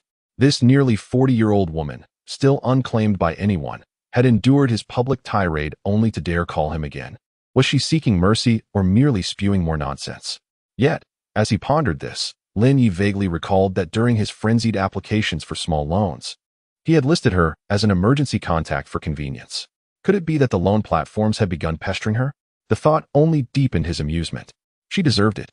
He felt no inclination to hear Lu Fei's voice on the other end. Whether she would hurl desperate curses or frantic inquiries, it mattered not to him. With a light tap of his finger, he added her to the blacklist. The world grew tranquil. Unbeknownst to Lin Yi, Lu Fei was currently in a frenzy. Even if he were aware, it would only bring him satisfaction. He casually picked up his phone and reopened his stock trading app. The price of Zhongda shares hovered around 490 yuan, stagnant as still water. Yet Lin Yi remained unperturbed, as the system indicated that this was merely the first morning of a 9-day trading cycle. Why rush? At that moment, the bathroom door swung open and Luya emerged. She had rinsed her mouth, droplets of water glistening on her face, her eyes reddened, presenting a pitiful sight. She approached the bedside, saying nothing, and silently sat at the edge, her head bowed and hands nervously entwined. Lin Yi exhaled a puff of smoke, observing her demeanor, and felt the flicker of a dormant ember within him reignite. He reached out, gently grasping Lu Ya's delicate chin, compelling her to meet his gaze. What is the matter? Not happy. Lu Ya's eyelashes fluttered, unable to meet his eyes. She murmured, No, that is good to hear. Lin Yi chuckled, his fingers caressing her smooth chin as he patted the bed. Come here, lie down. After a moment's hesitation, Luya obediently reclined beside him. Lin Yi wrapped his arms around her, relishing the warm, soft texture of her form, while his mind wandered. With daily profits already secured, weekly tasks completed, and stocks purchased, was it not time to contemplate unlocking the next tier of rewards? Where does one find an 8-point beauty? And what of the inheritance reward, which promised to double the benefits of childbirth? As these thoughts coursed through his mind, Lin Yi's gaze fell upon Lu Ya's flat abdomen. Not pregnant. Pregnancy chance 20. A pregnancy chance of 20? Such details could be discerned. Indeed, it seemed the system favored abundance in progeny. In light of this, it seems that success could be achieved in approximately 5 attempts. However, observing Lu Ya's frail demeanor, it would be wise to wait until her health is restored. Lin Yi casually picked up his phone and reopened the stock trading application. The stock price of Zhongda Company lingered around 490 yuan, stagnant like still waters. Yet, Lin Yi remained unperturbed, for the system had indicated that there would be 9 trading days ahead, and this was merely the first morning. There was no need for haste. Lin Yi and Luya enjoyed a peaceful slumber, awakening in the afternoon. In the hotel room, heavy curtains obscured the light from outside. Luya, having slept until the afternoon, was initially disoriented but soon recollected her surroundings and the events that had transpired. Her cheeks flushed with warmth, and she hesitated to glance at Lin Yi, who was already awake beside her, overwhelmed by a sense of shame and a complex whirlwind of emotions. Ignoring her lingering discomfort, she quietly climbed out of bed, hastily gathered her scattered clothes from the floor, and fled into the bathroom. However, shortly after she closed the bathroom door, Lin Yi awoke as well. Stretching his limbs, he felt invigorated, the effects of the strength-enhancing elixir having revitalized him. Hearing the sound of water splashing from within, and recalling Lu Ya's dazed and bashful expression upon waking, he couldn't help but smile mischievously as he tossed aside the covers and followed her barefoot into the bathroom. Soon, the bathroom was filled with Lu Ya's muffled gasps and intermittent sounds of water, indicating that Lin Yi was intent on savoring the pleasures of this afternoon. Chapter 12. Limit Up. After a tender interlude, they finally composed themselves. Lin Yi sighed, acknowledging that such matters could not be rushed. He gazed out at the sun, now dipping towards the west, then glanced at Luya, who was still blushing and looking down. You are still a sophomore, are you not? I shall escort you back to school, he stated with an undeniable tone. Luya abruptly lifted her head, a flicker of panic and resistance in her eyes. No, that won't be necessary. I can go back by myself. She was determined to keep her association with him a secret and dreaded the thought of being seen together. I insist on accompanying you, Lin Yi replied, stepping closer and looking down at her, his gaze imposing. What, are you afraid of being seen? His words struck a nerve, causing her cheeks to flush crimson. Unable to retort, she lowered her head and murmured, It's not that, then let us depart, Lin Yi declared, gathering his belongings and leading the way towards the door. Luya watched his retreating figure, glancing back at the 4 stacks of money on the bed. After a moment of hesitation, she clenched her jaw, ultimately deciding to take the money and tuck it into her small bag before hastily following him. As they exited the hotel, the glaring sunlight momentarily blinded Luya, causing her to squint. She instinctively glanced towards a nearby pharmacy, her steps wavering slightly. "I'd like to stop by the pharmacy first," she said softly, her voice tinged with a hint of pleading. She was determined to avoid pregnancy, at least for now. However, Lin Yi seemed to have anticipated her actions, as he firmly grasped her wrist, halting her progress. "There's no need to go," he stated calmly. Yet his tone bore an undeniable authority. Luya struggled momentarily but was unable to break free, her urgency evident as she exclaimed, "But to be my woman." Lin Yi turned to meet her gaze, enunciating each word with deliberation. "From now on, I shall provide you with 100,000 each month, on the condition that you refrain from taking any medication." "What?" Luya felt as though she had been struck by lightning, her eyes widening in disbelief as she regarded Lin Yi. 100,000 a month? No medication? What on earth was he implying? "You heard me correctly," Lin Yi replied with an expression of indifference, as if discussing a mundane matter. "You may interpret this 100,000 as a maintenance fee." Maintenance fee? The implication struck her with astonishment. Was he actually suggesting that she bear his children? "Consider it carefully. 100,000 each month. If you conceive and successfully give birth, I will reward you with an additional 1 million. Presently, I am offering a daily bonus of 10,000, which would amount to 365,000 over the course of a year.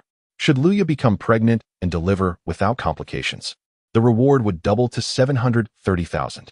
In essence, Lin Yi was merely utilizing the value Luya generated to sustain her own livelihood, causing him to reflect on his role as a rather unscrupulous employer. His tone remained placid, yet carried a hint of warning. "Do not entertain thoughts of deceiving me. The consequences are beyond your capacity to bear." With that, he dismissed her expression, flagging down a taxi to Shanghai Normal University. Throughout the journey, Luya was lost in a daze, her mind a whirlwind of thoughts. The phrases 100,000, childbearing, and maintenance fee swirled incessantly in her head, leaving her agitated. The vehicle soon arrived at a corner near the school, yet Lin Yi did not exit. Instead, he instructed her, "Reflect on this thoroughly. When you have come to a decision, give me a call." Dazed, Luya stepped out of the car, watching as it disappeared from sight, before she finally grasped that she had returned to campus. Upon entering the dormitory, it was already evening. As she pushed the door open, a cacophony of chatter greeted her. "Hey, our class beauty has finally graced us with her presence," one roommate exclaimed upon spotting Luya, her voice exaggerated. "Indeed. She spent her first night at that maid CAF and didn't he come home?" Another chimed in, playfully raising her eyebrows. "Come on. Spill the beans. Did a wealthy patron sweep you off your feet?" "Exactly. Hurry up and tell us. Was he handsome? Does he have money?" They were all aware that a girl staying out overnight carried certain implications, yet their curiosity was purely innocent. The class beauty, Luya, known for her high standards and having turned down countless admirers, had finally succumbed to a man's charm. Luya's cheeks flushed with embarrassment as she stammered, "You're all talking nonsense. I spent the night at a friend's house." "Friend?" Her roommates were clearly skeptical, their tones dripping with intrigue. "I suspect it's a boyfriend. I assenti it." "Which one? Not that guy from the student council, I hope?" Luya found herself further distressed by their incessant banter, stamping her foot in frustration and exclaiming, "I cannot be bothered with you."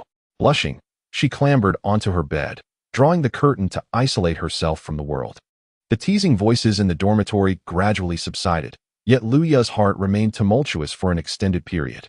Meanwhile, Lin Yi stood by the roadside, watching Luya's figure fade away at the campus entrance, feeling little emotional upheaval. Earning 100,000 a month, accompanied by 1 million as a childbirth bonus, he doubted that this financially struggling girl would remain indifferent.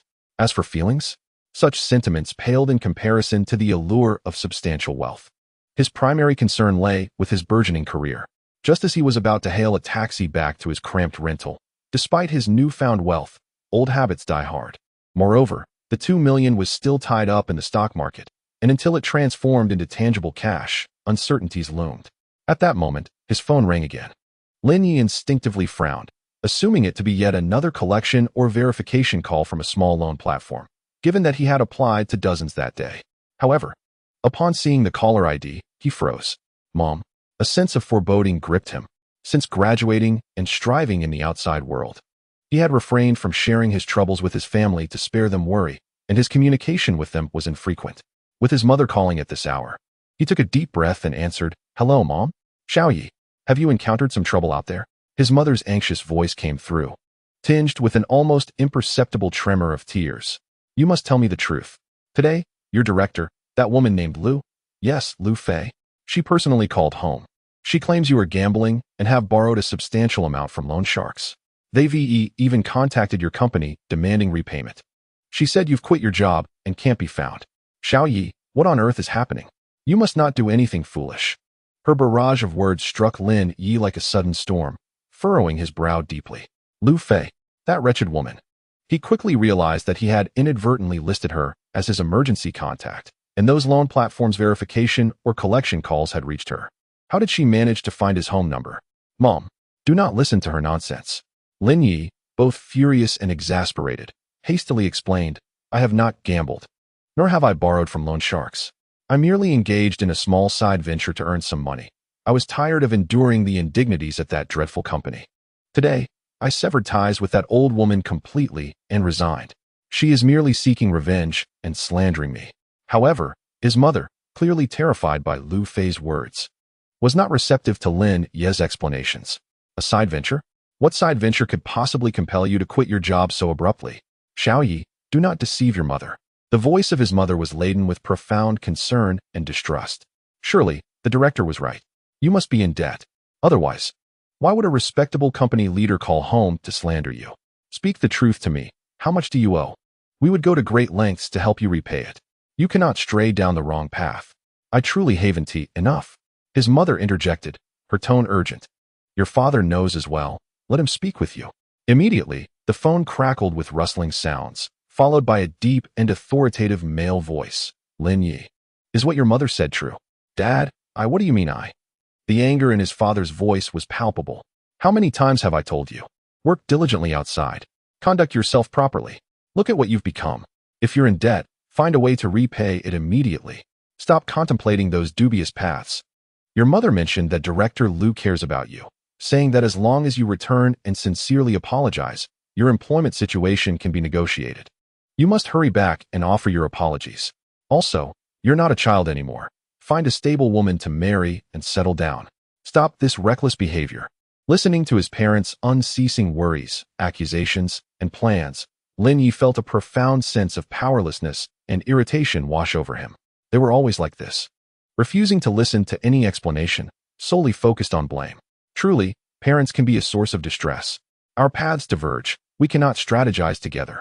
Lin Yi could hardly muster the energy to argue further. It seemed futile. All right, I understand. I have matters to attend to, so I must hang up now." His tone was laced with a hint of indifference and impatience, and before his parents could say another word, he abruptly ended the call. After hanging up, Lin Yi exhaled deeply, yet the turmoil within him lingered. Never mind. He would simply confront them with the money in due time, far more effective than any explanation. He instinctively opened his stock trading application. It was 3 in the afternoon. The market had already closed. He accessed his holdings, his gaze settling on the line for Zhongda Company. Stock price, 533 yuan. Change, 1,000. The glaring red limit up was both dazzling and exhilarating. Damn it. It really hit the limit. Lin Yi couldn't help but curse under his breath, his irritation instantly replaced by overwhelming surprise and excitement. This was just the first day. The system had predicted a rise to 944 within 9 days. There was still vast potential for growth ahead. At that moment, a WeChat notification popped up on his phone screen. "Mom, son, tell your mother the truth. How much do you owe?" Lin Yi stared at the message, feeling utterly speechless. He could hardly muster the energy to reply. Instead, he opened the chat with his mother, pressed the 3 dots in the upper right corner, and selected mute notifications. Out of sight, out of mind. At present, nothing holds greater significance than the pursuit of wealth. He stowed away his phone and hailed a taxi. Lin Yi returned to his shared accommodation located within an aging residential building, his body exhibiting signs of fatigue, yet his spirit buoyant. Although referred to as a dormitory, it was essentially an antiquated 2-bedroom apartment, crudely partitioned by the landlord into 4 diminutive rooms, rented to those struggling at the lower rungs of society. As he pushed open the somewhat dilapidated door, A distinctive amalgamation of odors typical of shared living spaces assailed his senses: dampness, remnants of takeout, and the stench of inferior air fresheners. The room he rented had originally been the kitchen of the two-bedroom layout, transformed into a cramped space barely accommodating a single bed and a small table, with a faucet and drainage pipe exposed in one corner. The en-suite bathroom. A peculiar feature of this small room was a slight boon. He produced his key, turned it in the lock, and as he prepared to sidle into the room, the door of the adjacent unit creaked open simultaneously. A girl peeked out, clad only in what resembled a nightgown, its hem barely concealing her thighs, presenting a rather sultry appearance. However, this allure was promptly overshadowed by her diminutive, dark, and stout figure. Lin Yi's gaze instinctively swept across her, and a cold system notification appeared above her head. 3 points. 3 points. Yet, the girl reacted as if she had encountered a dangerous individual, her eyes brimming with suspicion and disdain, quickly retreating and slamming the door with a thud. Lin Yi stood at the threshold, holding his key, momentarily at a loss for words. What was this reaction? It was as though he intended to impose something upon her. He hadn't even begun to contemplate how the sight of her 3-point figure had tarnished his eyes and spirit. Shaking his head, he chose not to dwell on it and squeezed into his less than 10 square meter room. Aside from the single bed and small table, there was scarcely any room to stand.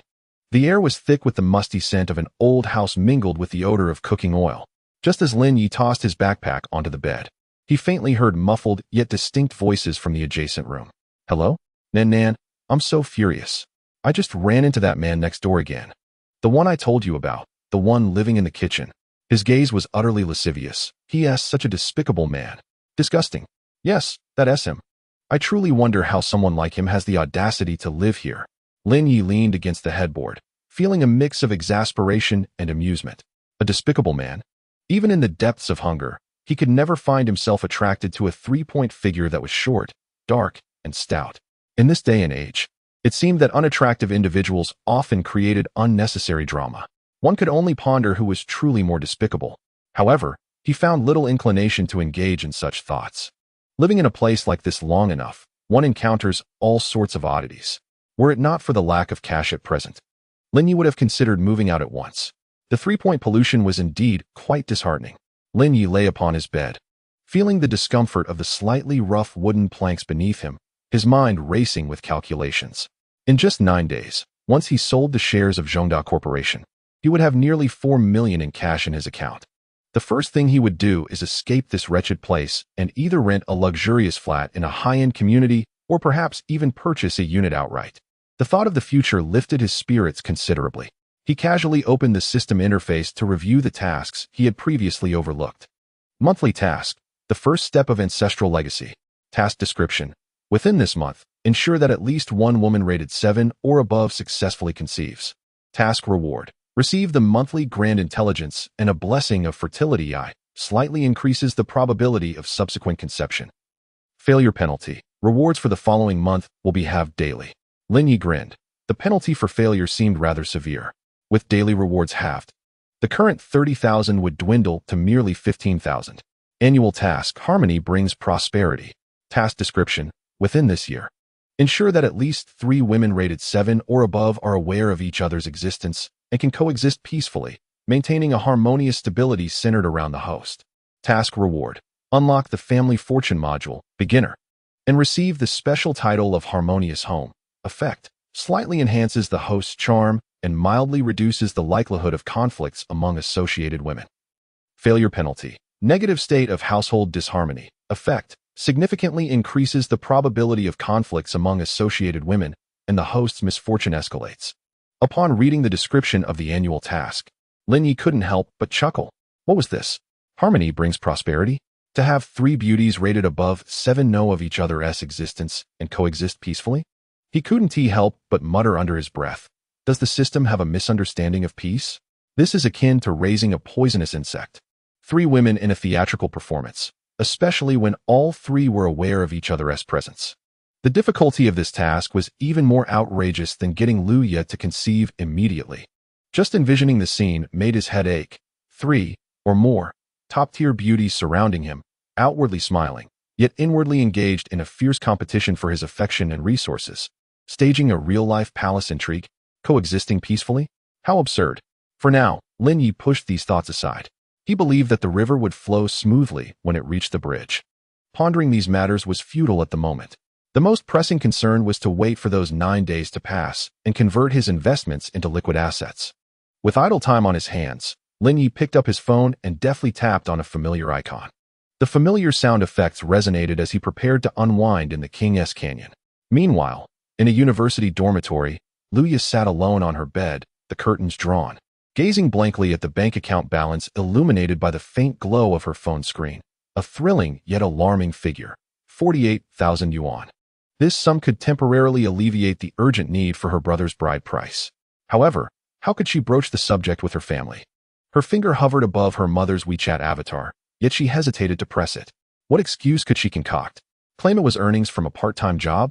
In a single day, she had acquired nearly 50,000 yuan from a complete stranger. Such a part-time job was one she doubted even her parents would believe. And she shuddered at the thought of their reaction upon discovering the truth.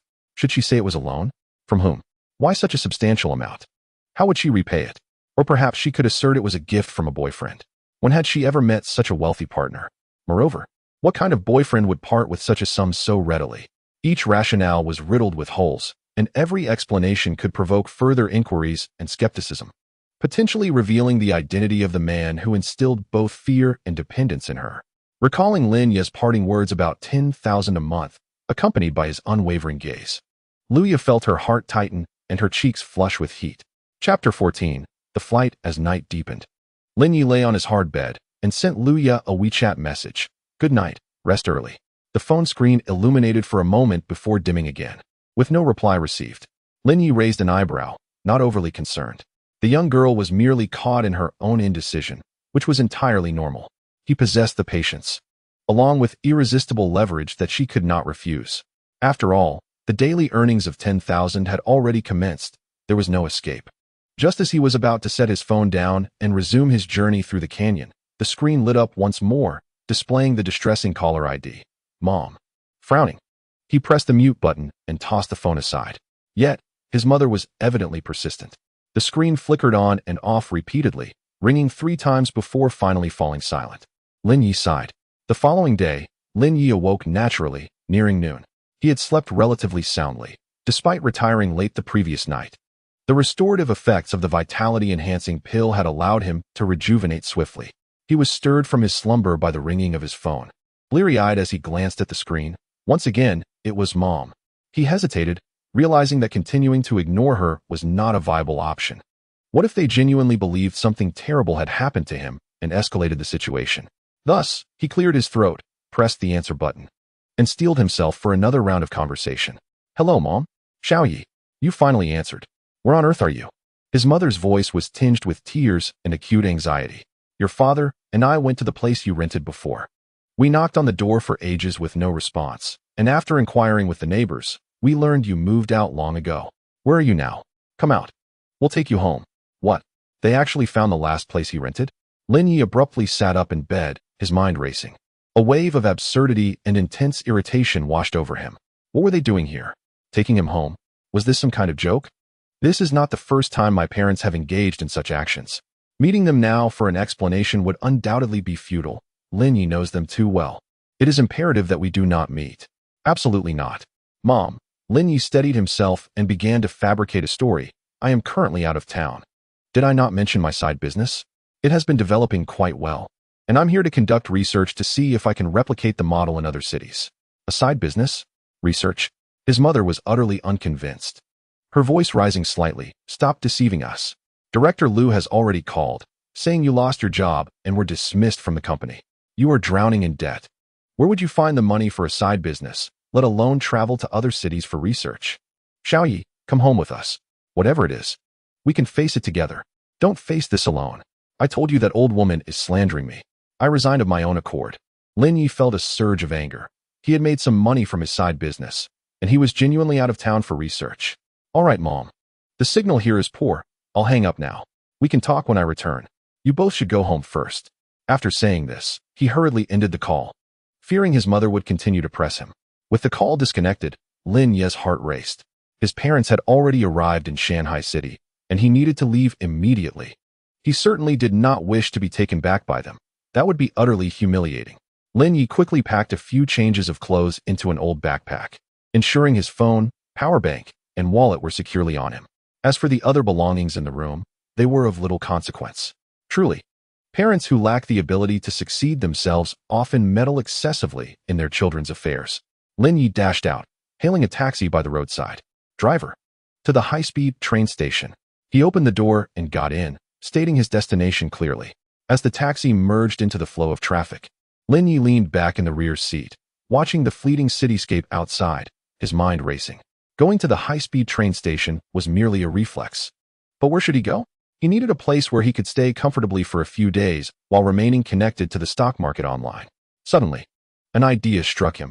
He could go to Zhangcheng, the city where he attended university. There, he would find familiar streets, inexpensive internet cafes, and a low cost of living. Most importantly, it was far enough away that his parents would never suspect he had returned there. He quickly retrieved his phone to check train tickets. Although the high-speed train was fast, its schedule might not align conveniently. His fingers scrolled as his gaze landed on a regular train departure time from the old train station, which coincidentally matched his current timeline. This was it. Driver. Lin Yi abruptly tapped the back of the front seat. Please change the destination. We're not going to the high-speed train station anymore. Take me to the old train station. Hurry, I'm in a rush. The driver was startled by his sudden outburst, muttering something under his breath before signaling and steering toward the old train station on the other side of the city. Sitting in the speeding taxi, Lin Yi felt a swirl of emotions. After more than a decade, he was returning to the city that held his youthful memories, yet in a manner akin to fleeing. Nostalgia intertwined with novelty, longing clashed with helplessness within his heart.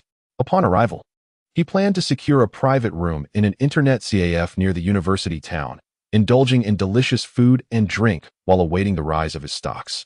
Lin Yi mentally mapped out his plans for the coming days, his gaze drifting to the window. Meanwhile, in Lu Ya's dormitory, only Lu Ya and her closest friend and confidant, Li Shui, remained. After much hesitation, Lu Ya could no longer contain herself and tentatively broached the subject with Li Shui. Shui, I need to tell you something. Let's say, hypothetically, I know a friend. Li Shui, applying a facial mask and engrossed in her phone, looked up, intrigued. What is it? You seem all mysterious. Well, this friend of mine, she's being kept by someone. Lu Ya's voice dwindled to a whisper. Uft. Li Shui nearly dropped her phone. Kept? Who dares to be so bold? Calm down. Lu Ya quickly reassured her and continued. The man promised to give her 100,000 yuan each month. 100,000. A month? Li Shui's eyes widened in disbelief. Wow, that's an enormous sum. What kind of generous benefactor is this? But there's a condition. Lu Ya took a deep breath, struggling to articulate. The man wants her to have a child. He offers an additional 1 million for each child she bears. The shock and envy on Li Shui's face vanished instantly, replaced by incredulity and disdain. Have a child? What nonsense. Absolutely not. Xiaoya, is your friend out of her mind? To agree to such a thing for money? How is this any different from selling her womb? We, as young women, must empower and cherish ourselves. We cannot take such a misguided path. Once we graduate, we can find good jobs and earn our own money. Though it may not be as much, it is clean money, and we can spend it with peace of mind. Observing her friend's fervor, Lu Ya felt a mixture of emotions. Suddenly, Li Shui narrowed her eyes suspiciously. You're acting oddly today. It wouldn't be about you, would it? Lu Ya's heart raced, her face flushing crimson as she hurriedly denied. Of course not. What are you talking about? It's about an older sister from my hometown. She is stunningly beautiful, far more so than I. Li Shui scrutinized her, half convinced. Really? More beautiful than you? Yes. Yes. Lu Ya nodded vigorously. TSK, Li Shui smirked, a hint of sour envy in her tone. She is truly lucky. Just imagine if I could meet a handsome, wealthy, and generous man like that. Lu Ya was momentarily speechless. Didn't you just say it was unacceptable? That we should empower and cherish ourselves? Huh. Li Shui leaned closer to Lu Ya, whispering conspiratorially. What I mean is, she shouldn't actually have the child. But she could certainly take the money. 100,000 a month. Just fool him for a few months, or even half a year or a year. And she'd have tens of hundreds of thousands by then. At that moment, the idea of taking the money and fleeing seemed utterly plausible. Who would care? This was strategy. Do you understand? Lu Ya stared, bewildered, at her friend whose demeanor had shifted in an instant. leaving her momentarily speechless. Deceiving someone? Running away? Yet unbidden. Lin Ye's composed yet imposing visage surfaced in her mind, alongside the glaring figure of 200,000,000 in his stock account. That man did not appear to be one easily deceived. Moreover, he seemed genuinely affluent, over 40,000 yuan. Given without hesitation, she had never encountered someone so lavish. What if she were to bear him a child? A reward of 1 million, combined with the previous several tens of thousands, along with the potential monthly sum of 100,000 could swiftly accumulate to 2 million. How long would it take to amass such wealth through her own labor after graduation? Perhaps a lifetime would not suffice. With this sum, her brother's bride price would be settled, familial hardships alleviated, and her parents would no longer have to toil so intensely. Luya's heart began to waver significantly. She realized that she was not as resistant to this proposal as her friend had suggested. Chapter 15. Addressing him as husband, the distinctive whistle of the green train elongated its tone, heralding the commencement of a protracted journey. Lin Yi, clutching 2 tubs of braised beef noodles, a packet of ham sausages, several marinated eggs, and a bottle of iced tea, navigated through the bustling crowd, gradually making his way to his carriage. Just as one foot stepped onto the train connection, while the other remained on the platform, his phone unexpectedly rang from his pocket. With his hands occupied and disinclined to attend to it, likely another call from his mother, he maneuvered sideways, finally squeezing into the aisle of the carriage to locate his hard seat. After placing his instant noodles and snacks down and barely settling onto the slightly cold seat, Lin Yi retrieved his phone to check the notifications. An unread call from Luya. Her? Lin Yi raised an eyebrow in surprise. She hadn't replied to his message from last night. And now she was calling. Had she come to a realization? His fingers glided over the screen, yet he refrained from returning the call immediately. The train's signal was notoriously erratic, and amidst the cacophony of voices, it was hardly the opportune moment for a conversation. More importantly, he had a more pressing need. 20+ hours in a hard seat was a torment for him at present. In the past, he had endured due to financial constraints. Now, he could not afford to treat himself poorly. A sleeper berth was essential, preferably a lower bunk.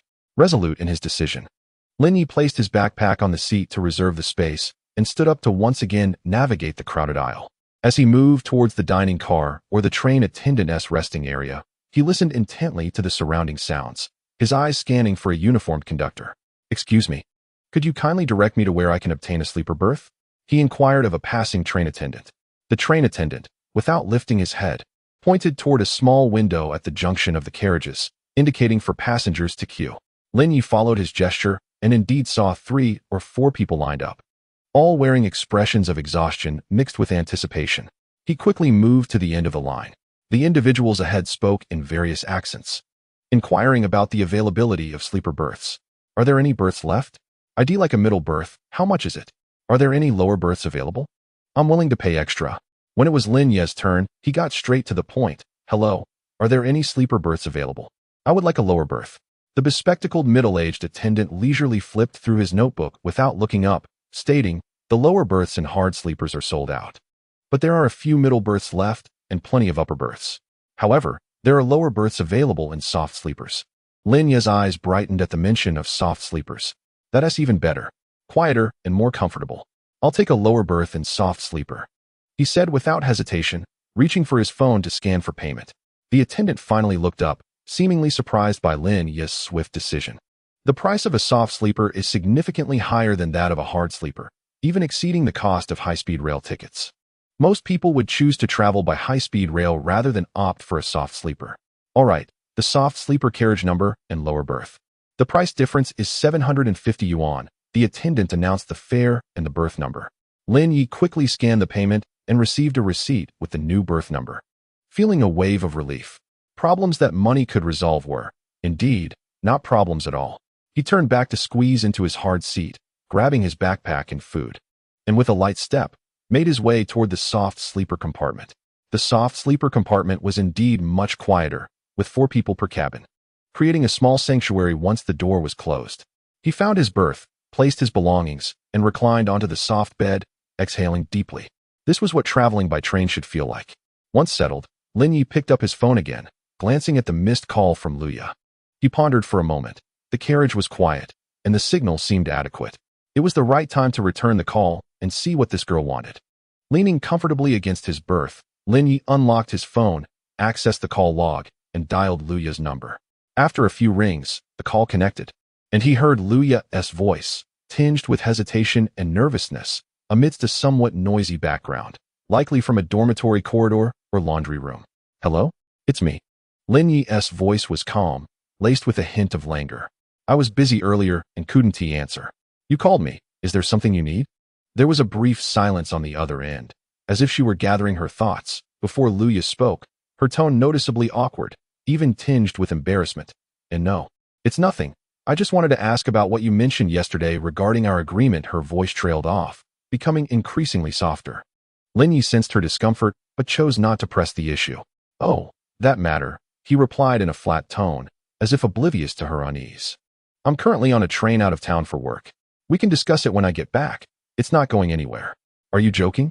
I haven't even seen anyone. I'm still on the train, and now you want money? That's impossible." Luya's voice faltered, revealing a hint of unmasked disappointment and a trace of barely perceptible panic. A sudden dread gripped her heart. "On a business trip? We'll talk when you get back?" Could he be a fraud? He was so agreeable yesterday, and now he's changing his tune? Yet, she dared not voice these doubts. "Well, fine." Her voice dwindled, sounding somewhat feeble. Lin Yi, perceptive to her emotional decline, chose to disregard it. Your tone suggests you're not very happy. Don't you trust me?" he asked knowingly, his tone leaving no room for doubt. "Enough of that. By the way, how should I be addressed in the future? Do you remember? Say it for me to hear." Just as Luya was about to respond, her tone abruptly shifted, as if someone had approached. "Oh." Shortly after, Lin Yi heard her voice, now hushed, accompanied by hurried footsteps, as if she were fleeing with her phone in hand. After a brief moment, her voice returned, the background noise quieter, likely indicating she had reached a balcony or some secluded area. "Husband." Luya spoke quickly, her cheeks undoubtedly flushed, imbued with a deep sense of embarrassment and reluctant obligation. At that moment, Lin Yi faintly heard a muffled female voice in the background. "Luya? Who are you secretly calling on the balcony? Your face is so red." Luya seemed startled, hastily replying into the phone. My roommate is back. I have to go now. Be safe on your way." "Okay, goodbye."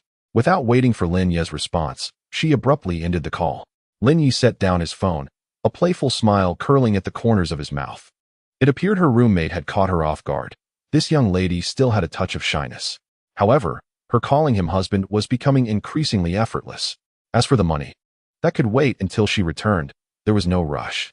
In a good mood, he tore open the lid of his instant noodles, utilizing the hot water provided by the train to steep them. The rich aroma of braised beef soon filled the small compartment. Meanwhile, Luya, her face aflame, dashed back to her dormitory from the balcony. Faced with the curious and teasing gazes of her roommates, she could only wave her hands repeatedly, rambling incoherently. "It's nothing. Just a regular friend asking me something." "Oh, please, don't ask." As she spoke, she anxiously climbed to her bed, drawing the curtain, her heart racing. Chapter 16, The Beginning of Dreams. The steam from the noodles wafted upwards as Lin Yi slurped them heartily, complemented by ham and marinated eggs. Simple fare that seemed particularly delightful at this moment. The soft sleeper compartment's door was closed, isolating him from the outside clamor, with only the rhythmic clattering of the train serving as a backdrop to his meal. After finishing the noodles and draining the broth, Lin Yi contentedly burped, tidying up the waste and placing it aside. He leaned against the soft bedding, gazing out at the swiftly retreating fields and the occasional fleeting village, his thoughts drifting far away. Over a decade ago, he too had sat on such a green train, harboring dreams of university life and a yearning to alter his destiny, journeying from his hometown to that unfamiliar city. Back then, enduring hours in a hard seat was commonplace, crowded, noisy, and the air thick with dust, but the youthful heart brimmed with hope. After graduation, he chose to remain in the bustling metropolis, as green trains gradually gave way to high-speed rail and airplanes. Yet life did not seem to improve. Rather, he found himself suffocated by rent, work pressures, and the complexities of human relationships, with once vibrant dreams extinguished in the monotony of daily toil. Until the advent of the system, Lin Yi instinctively touched his chest, as if he could still feel the warm currents and strength bestowed by the tonic. With over 2 million in his stock account, and the system's promise of daily returns and future task rewards, It all felt surreal. Yet he knew this was no mere fantasy. He picked up his phone, habitually checking his stocks. Opening the familiar trading app, the interface displayed a dull gray, indicating that trading had concluded just past 3 o'clock that afternoon. He deftly navigated to his holdings, his gaze immediately fixating on Zhongda Company Limited. The value of his holdings had seen a significant increase since yesterday. He delved into Zhongda's details, where a robust red candlestick graced the chart, firmly sealed at the upper limit. Stock price, 586 yuan. Change, 1,000. In just 2 days. From his purchase price of 485 yuan, it had surged over 20. The unrealized gains in his account had reached more than 400,000 yuan. Gazing at that splendid candlestick and the accompanying words, "Limit up," Lin Yi felt a wave of relief and pride wash over him. As if he could already envision the stock price soaring to 944 yuan in 9 days, doubling his account balance. The certainty of his success felt exquisite.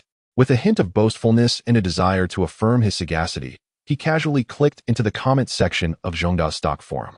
Indeed, the atmosphere was lively, with various opinions fervently expressed. 2 consecutive limit ups. Will it continue tomorrow? Feeling a bit anxious. The main forces are clearly offloading. Tomorrow will surely open lower. Retail investors should run. Those upstairs know nothing. Didn't they see the leaderboard? Institutions are still accumulating shares. The target is at least 8 yuan. Haha. It's purely speculation. The fundamentals are a mess, and it will inevitably crash. Expert analysis. The short-term gains of this stock are excessive. Technical indicators are severely overbought, and there is a risk of correction. Investors are advised to proceed with caution. Lin Yi swiftly skimmed through these comments filled with speculation, anxiety, flattery, and so-called rational analysis. Notably, he smirked at the serious analyses offered by those with prestigious titles, pontificating on various technical indicators and predicting correction risks. Experts, technical indicators, risks of correction? You are utterly clueless. Once again, a few notifications regarding missed calls from Mother pop up at the top of the mobile screen. Lin Yi glances at them and swipes them away, feeling utterly unfazed. When he returns with several million in cash, he is curious to see what they will say then. The train continues its journey, the sky outside gradually darkening. In the soft sleeper compartment, only a dim reading light illuminates the space. The other 3 bunks in the cabin are unoccupied, and for the moment, the entire area belongs solely to him. A wave of drowsiness washes over him after a satisfying meal, and unbeknownst to him, accompanied by the rhythmic clatter of the train, Lin Yi closes his eyes once more. Before he knows it, the dawn of a new day has arrived. With a prolonged whistle and the gradually softening clatter, the green train gently approaches its destination, the old railway station of the city that holds 4 years of Lin Yi's youthful memories, Zhancheng Railway Station. As the train doors open, a rush of air filled with a blend of platform dust and the local, damp atmosphere sweeps in. Lin Yi hoists his simple old backpack and follows the throngs of passengers as they disembark. As his feet touch the solid platform, a faint sense of unreality envelopes him. As if the 20-plus hours of swaying still linger within him, he stretches, loosening his slightly stiff neck and shoulders. Although the soft sleeper is comfortable, prolonged confinement in such a narrow space inevitably leads to some discomfort. Surveying his surroundings, the scene at the old railway station feels both familiar and foreign. The platform's roof appears to remain unchanged from over a decade ago, with patches of peeling paint and unidentifiable cargo stacked in the corners. The bustling travelers drag their suitcases, hurrying along, while the announcements, laden with local accents, echo information about arrivals and departures. This place mirrors the memories of his first reporting day, replete with the passage of time and a vibrant sense of life. He follows the crowd out of the platform and into the slightly antiquated yet still bustling waiting hall. His gaze sweeps over the familiar signboards and dimly lit corners, stirring a complex wave of nostalgia within him. More than a decade ago, he was a destitute student with a few hundred yuan for living expenses, filled with both hope and confusion about the future. Now, he returns here resembling a refugee. How unpredictable life can be. Lin Yi does not linger at the station but strides briskly out of the main gate, arriving at the square in front of the station. The afternoon sun is somewhat blinding, and the square is a chaotic mix of taxis, buses, and motorcycle taxis, embodying a scene of bustling activity. He takes a deep breath, inhaling the familiar yet slightly murky air of the city. His destination is clear, a cyber CAF near the university town. He approaches the roadside and hails a taxi. "Driver, take me to the university town, to a place with plenty of internet CAFS," Lin Yi states as he opens the car door and settles inside, deftly articulating his destination. The taxi driver, a middle-aged man with a heavy local accent, glances at him, nods, and accelerates into the flow of traffic. As the vehicle departs from the old railway station area, the scenery outside gradually transforms from antiquated to familiar. The streets that he had traversed countless times, the shops lining the roadside, and even some iconic buildings stirred Lin Yi's long-buried memories. Leaning against the back seat, he gazed at the fleeting scenery outside the window, contemplating his plan to find a more pleasant environment, perhaps an internet CAF that offered overnight stays or all-day access, where he could spend a few days in tranquility, checking stock prices and indulging in games. Once the 9 days had passed and he liquidated his stocks, he would be able to completely shed the burdens of his past and embark on a new chapter of life. As for his parents, he believed that once he amassed a few million, all misunderstandings would naturally dissipate. With this thought, Lin Yi felt a wave of lightness wash over him. The taxi halted at a bustling commercial street on the outskirts of the university town. Lin Yi paid the fare and stepped out, his backpack slung over his shoulder. Before him lay a familiar sight, an array of snack shops, clothing stores, accessory boutiques, printing shops, and most importantly, several internet CAFs of varying sizes. Their neon signs flickering enticingly, beckoning the cash-strapped yet energetic students. Groups of female students strolled by, and Lin Yi's gaze scanned them like a radar. The female university students on the street were plentiful, many boasting a score of 5, while those with delicate makeup often reached 6, and occasionally 1 or 2 naturally stunning individuals rated a 7. The overall quality here was evidently a notch above that of the commercial district in Shanghai City. It seemed that the younger the crowd, the higher the quality. Lin Yi instantly felt he had chosen the right place. Chapter 017. The astonishing 8. Lin Yi surveyed the surroundings and finally selected the largest and relatively newer internet CAF to enter. Pushing open the glass door, he was met with a familiar blend of air-conditioned coolness, mingled with the scent of smoke and instant noodles. Behind the counter sat a young female attendant, idly scrolling through her phone.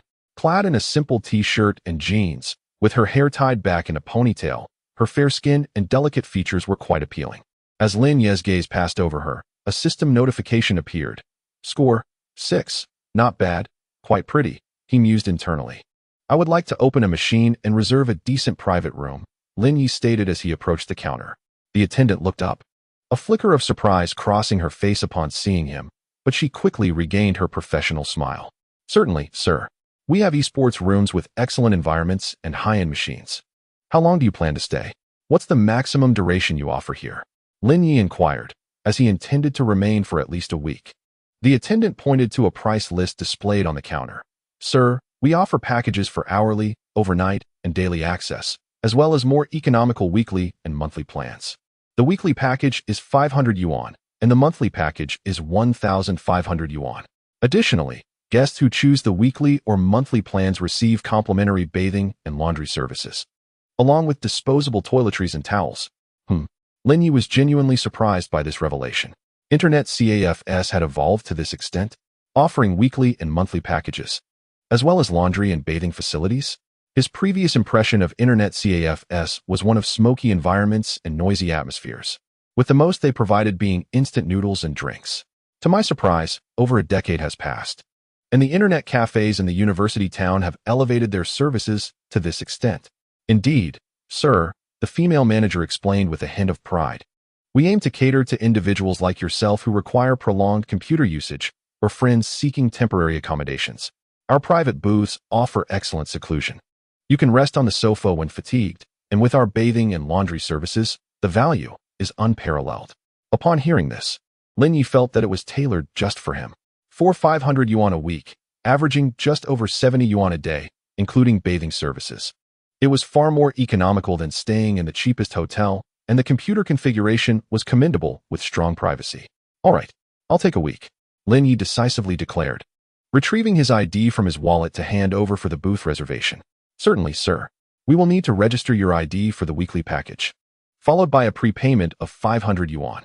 The manager swiftly handled the process, taking the ID for registration and accepting Lin Yi's payment through a QR code.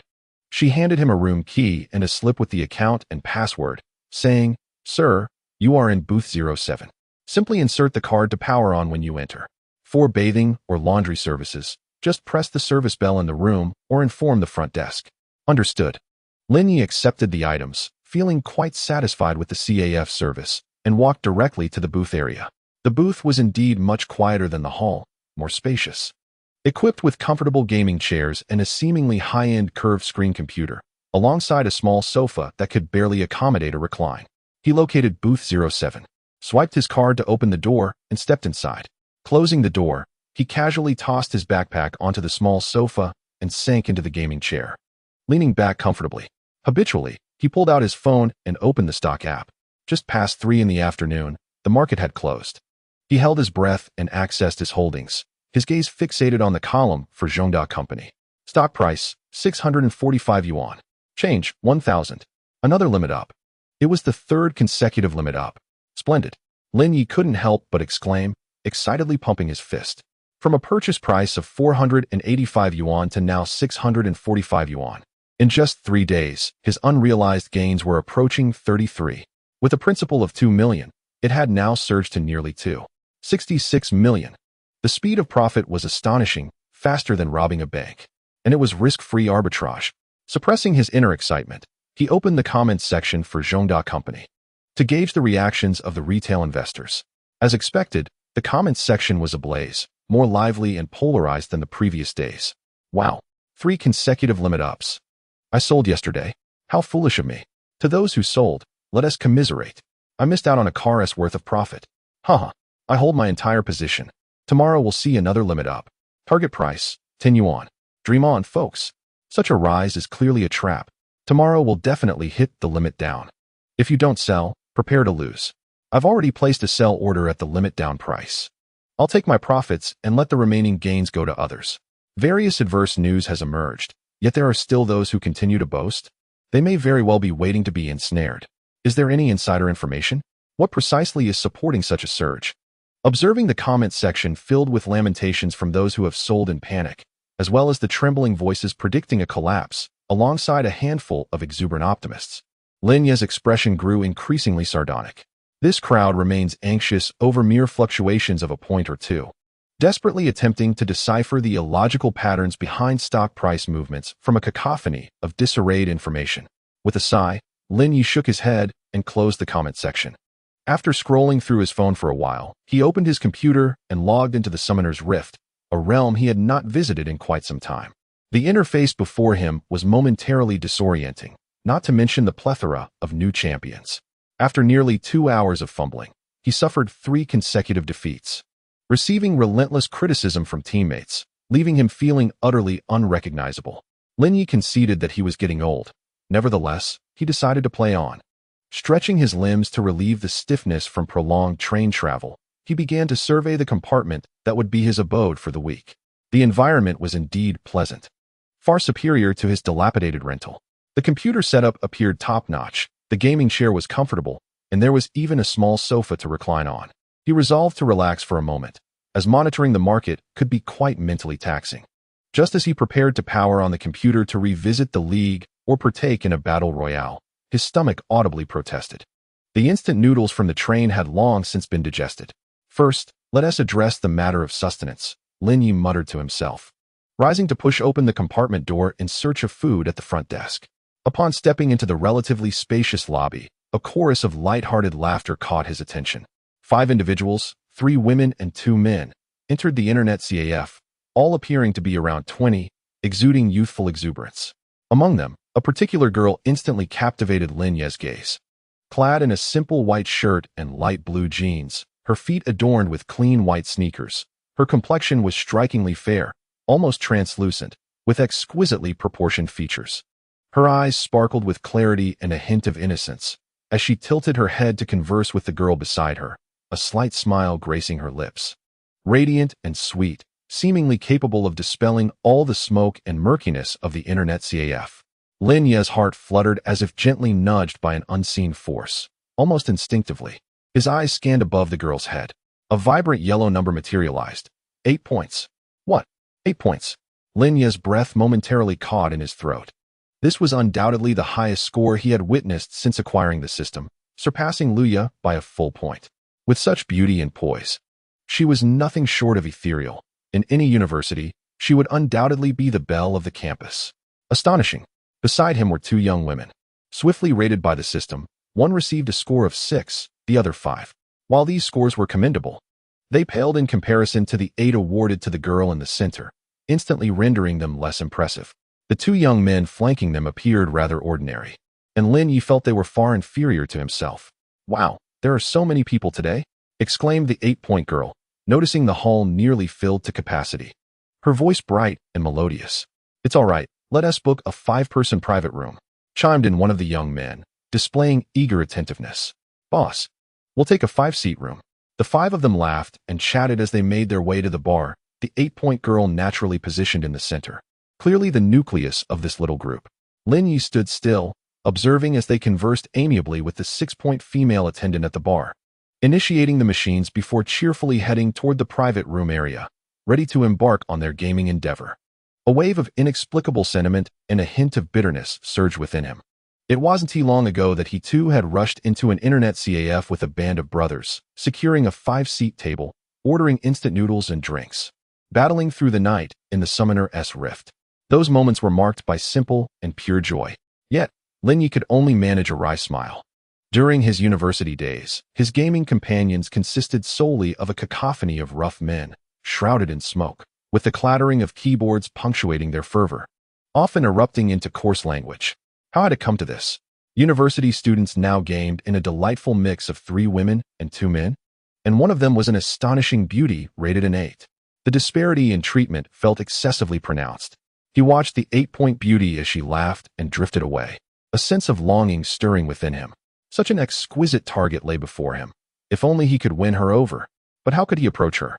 It was evident she was there with friends, part of a close-knit group. As a man of maturity, would a sudden attempt at conversation only label him a rogue or a lunatic? Should he resort to the same tactics he employed with Luya, throwing money at the situation? Yet, even that would require justification. Luya's case was exceptional. She was in urgent need of funds. While this 8-point girl seemed to come from a well-off background, exuding an aura of innocence and purity, well protected and surrounded by friends. Damn it, how frustrating. Chapter 018. A complicated situation. Just as he was engulfed in his tumultuous thoughts, his phone rang again, its tone jarringly inappropriate. It was yet another call from his mother. Lin Yi took a deep breath, suppressing his irritation, and answered the call. "Hello, Mom. Xiaoyi, where on earth are you? Are you really in trouble?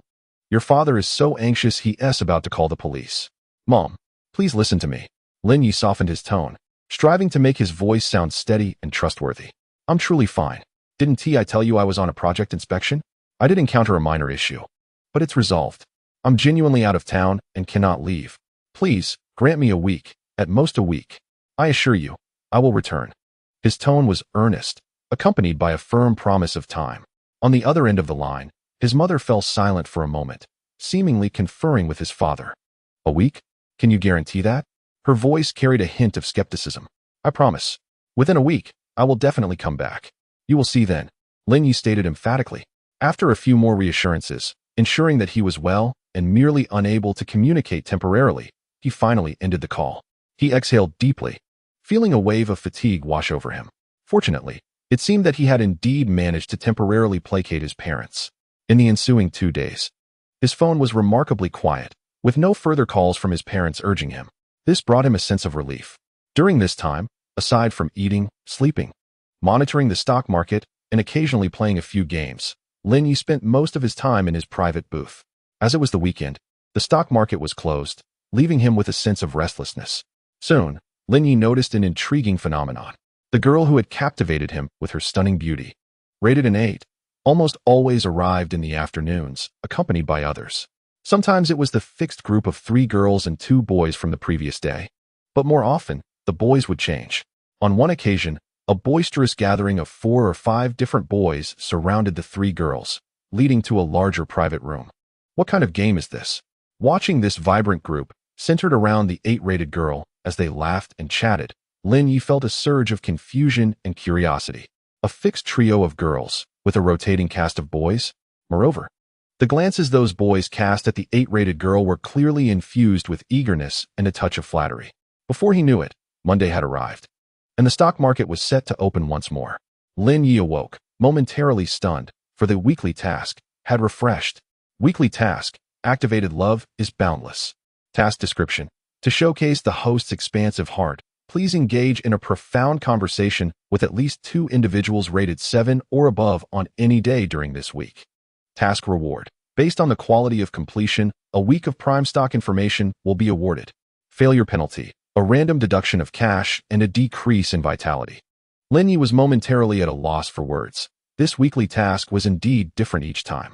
The last was about endurance, and this one focused on benevolence. Now that he had one, he only needed another. However, given Lin Yi's current circumstances, he knew that it was not something he could contemplate just yet. He would have to wait until he sold the stocks rated by Zhongdao within the week, acquire the funds, and then endeavor to complete this weekly task. Once the task was accomplished and he received the new week's prime stock information, he could reinvest the money freshly liquidated from the stock market. Who knew how much it might rise by then?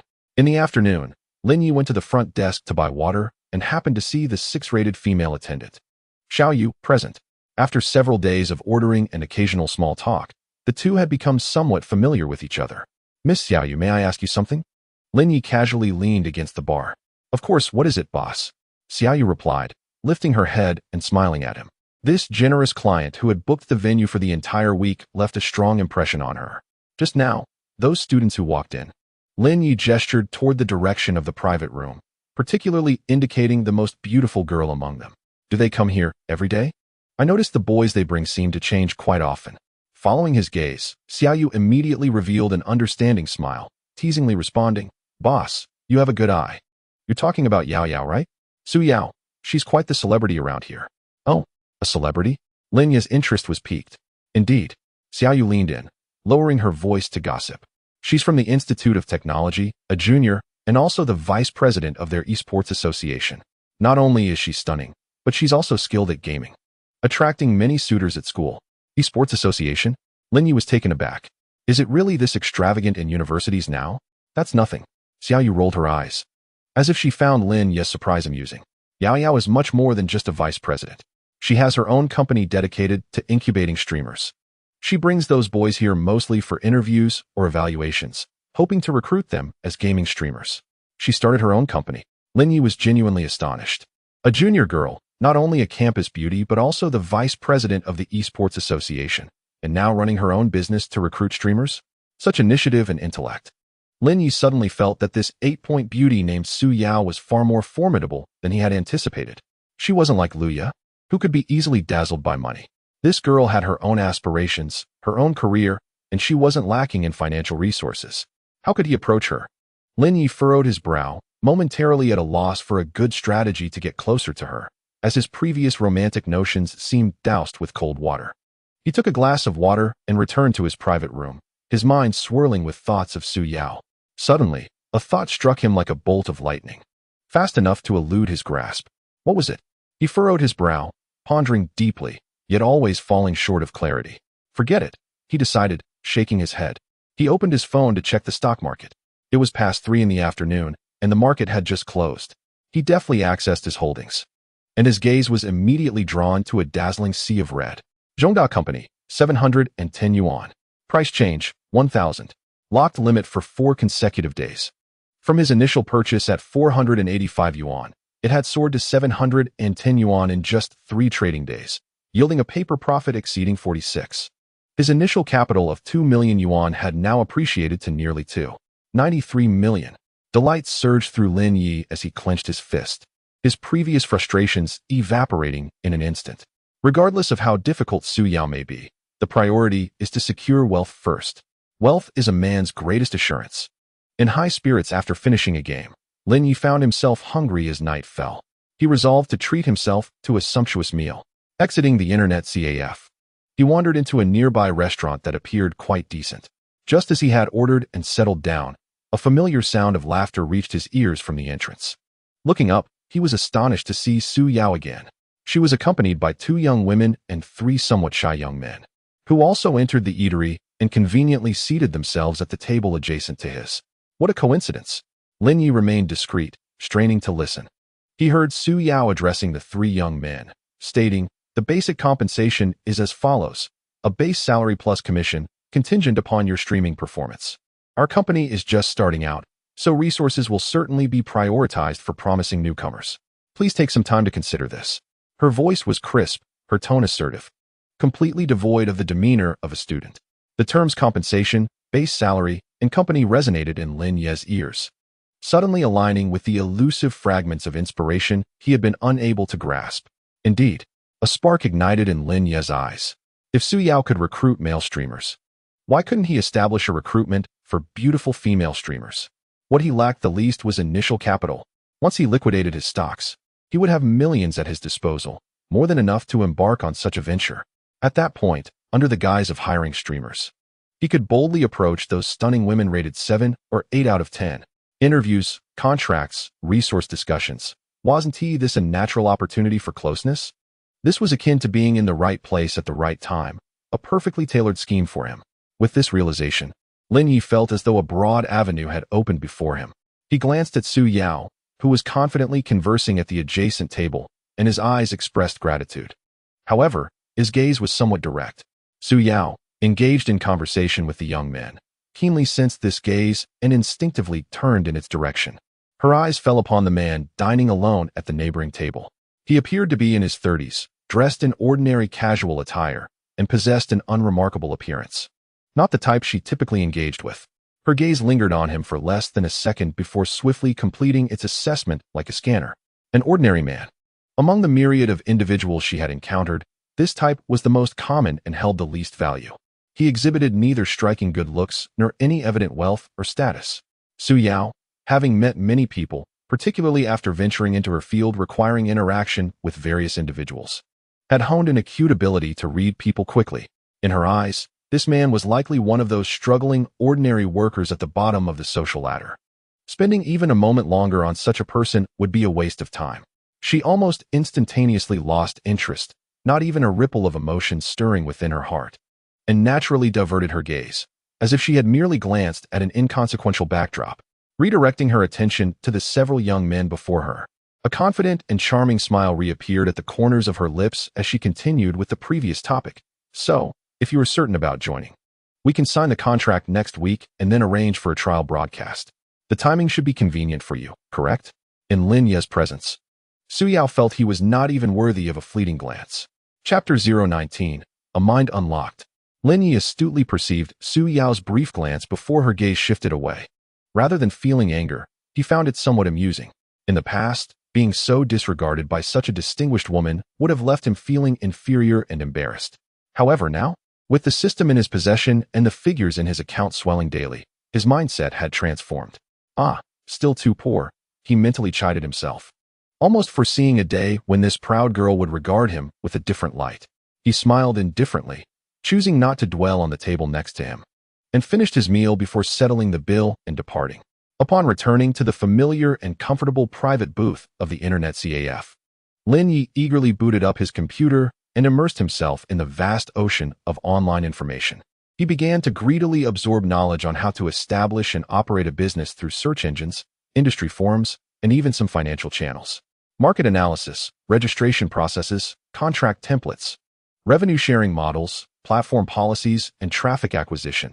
These myriad professional terms and case studies dazzled him, yet they also provided him with a preliminary understanding of the industry. As he continued his exploration, he stumbled upon a video platform, initially seeking more vivid case studies. However, the algorithm's recommendations soon captivated him with an array of diverse videos.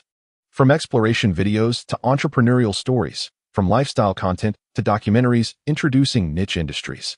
He was on the verge of losing himself in this digital realm when a video about themed CAFs suddenly appeared. The screen displayed several girls clad in maid outfits, bustling about. This image acted as a key, instantly unlocking his thoughts. Maid CAFs. He sat up straight. Of course, had he not visited a maid CAF before? Although the quality varied among establishments, the concept was sound. He then recalled the Misty Mansion, which operated under a similar maid-themed board game model. What is the core of these business types, such as maid CAFs and themed board game shops? It is the presence of young, attractive female employees. Lin Ye's mind cleared, and the previously vague fragments of inspiration coalesced into sharp clarity. Whether opening a maid CAF, a board game shop, or even combining the two, as long as he was the owner, he would possess the inherent authority to recruit those young and beautiful girls. If he is willing to invest money, offering an enticing salary and a pleasant work environment, why would he fear attracting beautiful young women? Moreover, the identity of a boss inherently carries an aura of authority and prestige. For young women who are inexperienced in the world or in urgent need of financial support, the requests and attentions of a boss are often more readily accepted than the advances of a stranger, significantly lowering their guard. An interview presents a legitimate opportunity for interaction, while expressions of concern reflect the boss's care. Being called into the office for a private conversation is deemed necessary for work, and even the provision of additional resources or better benefits is perceived as the boss's nurturing. This scenario is truly tailored for him. The proverb "the early bird catches the worm" had previously been merely a literal understanding for him. Now he comprehends that when the platform is constructed by oneself, the reward is easily within reach. Filled with excitement, Lin Yi nearly leaped from his gaming chair. With this newfound perspective, the possibilities seemed boundless. He could even establish a chain. By recruiting a group of stunning women for each location, simply being in their presence would elevate his spirits, not to mention the systematic rewards and potential for further development. This approach would be exponentially more efficient than aimlessly searching for targets on the streets. Resolute in his decision, Lin Yi rose early the next day, neglecting even the stock market opening. His mind was consumed with thoughts of the company, the office, and hiring beautiful women. Armed with the 50,000 yuan in cash accumulated from the system's daily distributions, a stable and comforting income of 10,000 each day, he headed straight to a real estate agency near the university town. Though he perceived 50,000 yuan as a substantial sum, it was hardly sufficient to rent a decent office in a prime area of a first-tier city. However, given that this was a third-tier city's university town, and he sought nothing extravagant, merely a space for registration and interviews, it would suffice. "Boss, are you looking to rent an office? What is your budget? Any space requirements?" A sharp and capable-looking real estate agent greeted him enthusiastically. "Right here in the university town, with convenient transportation. The area, doesn't need to be too large. Around 70 or 80 square meters, just enough to create an interview room. As for the budget, the cheaper, the better," Lin Yi articulated his initial thoughts. Upon hearing this, the agent's eyes lit up. "Boss, you've come at the right time. We just received a listing for a space in the nearby Innovation Tower, the newest and tallest office building in the university town. The owner is in urgent need of a tenant, and the price is exceptionally favorable." Newest and tallest? Lin Yi felt a slight pang of anxiety. Surely the rent would be steep. His 50,000 yuan could not withstand a significant burn. Boss, times have changed." The agent lowered his voice, leaning in closer. "To be frank, the economy has been sluggish these past 2 years, leaving many office buildings vacant, especially new constructions. There's genuinely no one renting. The price is so low it's hard to believe." He extended 4 fingers, pure office space, fully renovated with central air conditioning, and currently listed at only 0.4 yuan. If you were to rent a space of around 70 to 80 square meters, it would only cost about 800 or 900 yuan per month. Such an astonishingly low price. Lin Yi was taken aback. This cost was significantly lower than he had anticipated. Indeed, this is the current market trend. The real estate agent, sensing the opportunity, immediately encouraged him. Come, let me show you around. I guarantee you will be satisfied. We also have a 200 square meter space available. The owner is eager to sell, and the price is negotiable." Lin Yi followed the agent to a brand new science and technology building. The exterior of the edifice was grand, and the lobby was bright and immaculate. It was undoubtedly the most upscale office building in the vicinity. The agent led him directly to a 200 square meter office located on a mid to high floor. The expansive view and excellent lighting, coupled with the already lavishly decorated floor and walls, meant that only minimal furnishing would be required before it could be utilized. "What do you think, boss? This 200 square meter space has a perfect layout and an unbeatable view." The agent enthusiastically promoted the office, adding, "The owner mentioned that if you were sincere about renting, the price could be further reduced. Based on the previous rate, it would only be 2,400 yuan per month. It's not much more than renting a smaller 70 square meter space." Lin Yi gazed at the spacious and impressive office, feeling quite tempted. Initially, He had only intended to rent a small space, but at just 2,400 yuan for 200 square meters? It was an absolute bargain. He contemplated. A larger space would appear more professional, and when interviewing potential female employees, they might perceive the company as more credible and reassuring.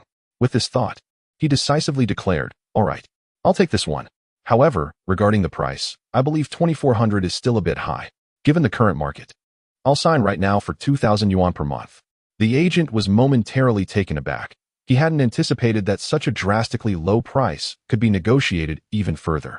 However, noticing Lin Ye's resolute attitude and his eagerness to finalize the transaction for a commission, he gritted his teeth and conceded, "Fine. 2,000 it is. I'll speak with the owner. It shouldn't be a problem." The contract was swiftly finalized, with a deposit and 3 months' rent paid up front. Lin Yi handed over 8,000 yuan and received the keys to the 200 square meter office. Standing in the center of the spacious, bright office and gazing out at the university town's scenery, Lin Yi felt slightly bewildered. He had initially aimed to establish a small, makeshift operation. Yet he had secured a large office in the most prestigious office building in the university town. Wasn't this starting point a bit too high? Chapter 020. 5 consecutive price increases. Nonetheless, this was a positive development. With the venue secured, the next steps would be to furnish the space and recruit staff. After a day spent with the agent sorting out the office, Lin Yi glanced down at his attire. Still the same casual outfit he had worn at the internet CAF for several days, wrinkled and unkempt. Suddenly, he realized an important issue, now that he was, after all, Mr. Lin. He would be interviewing beautiful anchors and female employees. He certainly could not present himself in such a manner. Appearance matters. It was imperative to acquire a proper suit. Lin Yi resolved that it was high time to upgrade his wardrobe. Without hesitation, he set off that very afternoon to the largest shopping mall in the city center. In the past, he would only dare to pass by this place or occasionally accompany his ex-girlfriend to browse the cosmetics section, never daring to step foot into the men's clothing stores that often started at 4-digit prices. However, today was different. He strode confidently into the brightly lit, air-conditioned mall, disregarding the potentially scrutinizing gazes of the sales associates, and made his way directly to the men's clothing floor. His objective was clear: to find a suit that was both impressive and professional without appearing overly aged. He explored several shops. Some brands were too youthful for someone of his stature, while others seemed excessively mature, making him resemble an insurance salesman. Ultimately, he paused at a domestic mid to high-end menswear store, elegantly designed with a sophisticated ambience. The suits in the store boasted excellent tailoring and high-quality fabric. "Good afternoon, sir. What would you like to see?" A well-dressed, impeccably groomed sales associate approached him with a professional smile, her gaze quickly assessing him. Despite his casual attire, she exhibited no trace of disdain. "I am looking for a complete suit suitable for business occasions," Lin Yi stated succinctly, directly expressing his intention. Upon hearing that he wanted a full suit, the sales associate's eyes brightened, and her demeanor became even more enthusiastic. "Certainly, sir. We have just received several new spring and summer styles, with breathable fabrics and cuts that suit the Asian physique. Please follow me." Under her guidance, Lin Yi tried on several suits. In the end, he selected a tailored deep navy blue suit with a subtle pattern, paired with a simple white non-iron shirt and a dark blue tie featuring fine stripes. As he stood before the mirror in this ensemble, he was momentarily taken aback. The reflection revealed a man with a significantly more upright posture. His previously ordinary features appeared sharper and more refined against the well-fitted suit. Although he was still far from embodying the archetype of a domineering CEO, he at least looked the part of a respectable company executive. "Sir, this suit looks absolutely perfect on you. It truly accentuates your charisma," the sales associate complimented at just the right moment. "And a pair of our business shoes would make it even more impeccable." Lin Yi glanced down at his somewhat worn athletic shoes and acknowledged they were indeed mismatched. "All right, let me take a look at the shoes as well." Ultimately, he chose a classic pair of black lace-up Oxford shoes. As he approached the checkout, the sales associate efficiently calculated the total. "Sir, the suit is 5,880. The shirt is 890. The tie is 450, and the shoes are 1,680. After applying your member discount, the total amounts to 8,350 yuan. Over 8,000. Such a price was unimaginable to Lin Yi in the past. Yet now, he merely raised an eyebrow, extracted a portion of cash from the recently withdrawn amount, and nonchalantly produced his bank card. "Charge it." His decision was decisive and unhesitating. The sales associate's smile grew more genuine as she swiftly packaged his old clothes and removed the tags from his new attire. Lin Yi stepped out of the boutique clad in a newly purchased ensemble, a shopping bag containing his old clothes in hand. Approaching the floor-to-ceiling glass wall of the mall, he gazed at his refreshed reflection, a satisfied smile unconsciously curving at the corners of his lips. The expenditure was undoubtedly worthwhile. With his image concerns resolved, the next step was to furnish the office and embark on his ambitious venture. He casually discarded the old clothes into a trash bin by the mall entrance and, feeling lighthearted, hailed a taxi. "To the Kechuang building, please." Returning to the spacious yet bare office in his pristine attire, Lin Yi felt considerably more comfortable. Yet the emptiness of the room posed a dilemma. The office was established, but what came next? Office furniture needed to be procured, and essential equipment like computers and printers could not be overlooked. Furthermore, the registration of the company and the acquisition of business licenses were necessary steps. Most critically, he pondered how to structure the live streaming company. Recruiting hosts, operational staff, and post-production personnel was an area in which he possessed only a superficial understanding, akin to being half-versed in the subject. Moreover, he could not remain here indefinitely. The stock market would require several more days to settle, and he needed to pacify Luya to stabilize the daily revenue of 10,000 and the potential future inheritance rewards. Additionally, though he had temporarily evaded matters back home, he would ultimately have to return to silence his parents with financial support. So many responsibilities awaited his attention. Who would oversee the burgeoning operations of this new company? He required assistance, someone knowledgeable, capable, and trustworthy to manage these intricate preliminary tasks. Ideally, this individual would possess experience in live streaming or media companies. Yes, professionals should handle professional matters. He envisioned an experienced individual who understood the recruitment process, could help him identify suitable hosts, and was well-versed in corporate structure and operational logic, enabling him to establish a foundational team. Upon returning after addressing his immediate concerns, he could select from the pre-screened candidates, significantly enhancing efficiency. With this determination, Lin Yi swiftly took action. He retrieved his mobile phone, accessed several mainstream recruitment platforms, and began searching for candidates that met his criteria. He set the location to the city and designated keywords such as live streaming media company, recruitment manager, and HR supervisor, specifically noting the necessity for relevant industry experience. Before long, a series of resumes aligned with his specifications appeared on the screen. Lin Yi patiently perused them, paying particular attention to those with experience in small entrepreneurial ventures or agencies, as such individuals often wore multiple hats, were more versatile, and could better adapt to the dynamic environment of a fledgling team. After a thorough selection process, he honed in on a few promising candidates, with one in particular capturing his interest. The resume reveals that a woman named Zhou Min, age 30, a local resident, boasts over 5 years of experience in human resources, 3 of which were spent as a recruitment supervisor at a well-regarded local institution. She has been responsible for recruiting for various positions, including anchors, operations, and business roles, as well as team building. Furthermore, her expected salary is quite pragmatic. Lin Yi feels that Zhou Min is precisely what he needs. Without hesitation, he promptly extended an interview invitation to her through the recruitment platform, including a message that he is the owner of a newly established media company urgently seeking an experienced leader to build a team, offering generous compensation, and expressing a desire for a swift meeting. Once he had completed this task, Lin Yi exhaled a sigh of relief. He glanced at the clock. It was already past 3 in the afternoon. The stock market had just closed.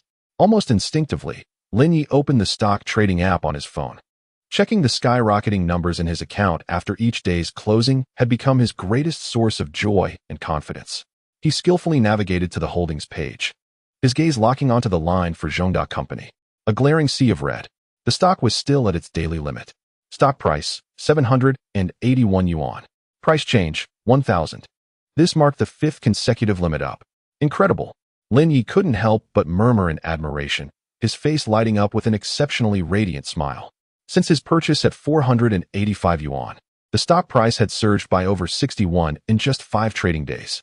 His initial capital of 2 million yuan had now ballooned to nearly 22 million yuan in market value. His unrealized gains exceeded 2 million yuan. The system's predicted target price was 944 yuan, and he was drawing ever closer to that goal. The sensation of earning hundreds of thousands daily was utterly intoxicating. Chapter 021. Liu Ye's transformation the following morning. Lin Yi met Zhou Min at the appointed time in the vacant office, which was devoid of furnishings. Zhou Min arrived dressed in an elegant cream-colored professional suit, with subtle makeup and her hair meticulously styled in a bun, exuding professionalism and competence. Upon entering the office, which was nearly bare save for a few temporary plastic stools, even her seasoned experience could not mask the flicker of astonishment and doubt in her eyes. Was this indeed the new media company boasting generous compensation on the recruitment platform? It lacked even the most basic office furniture.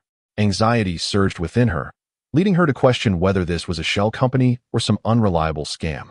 The address of the Science and Technology Innovation Building was undoubtedly prestigious, yet the stark contrast of the interior was jarring.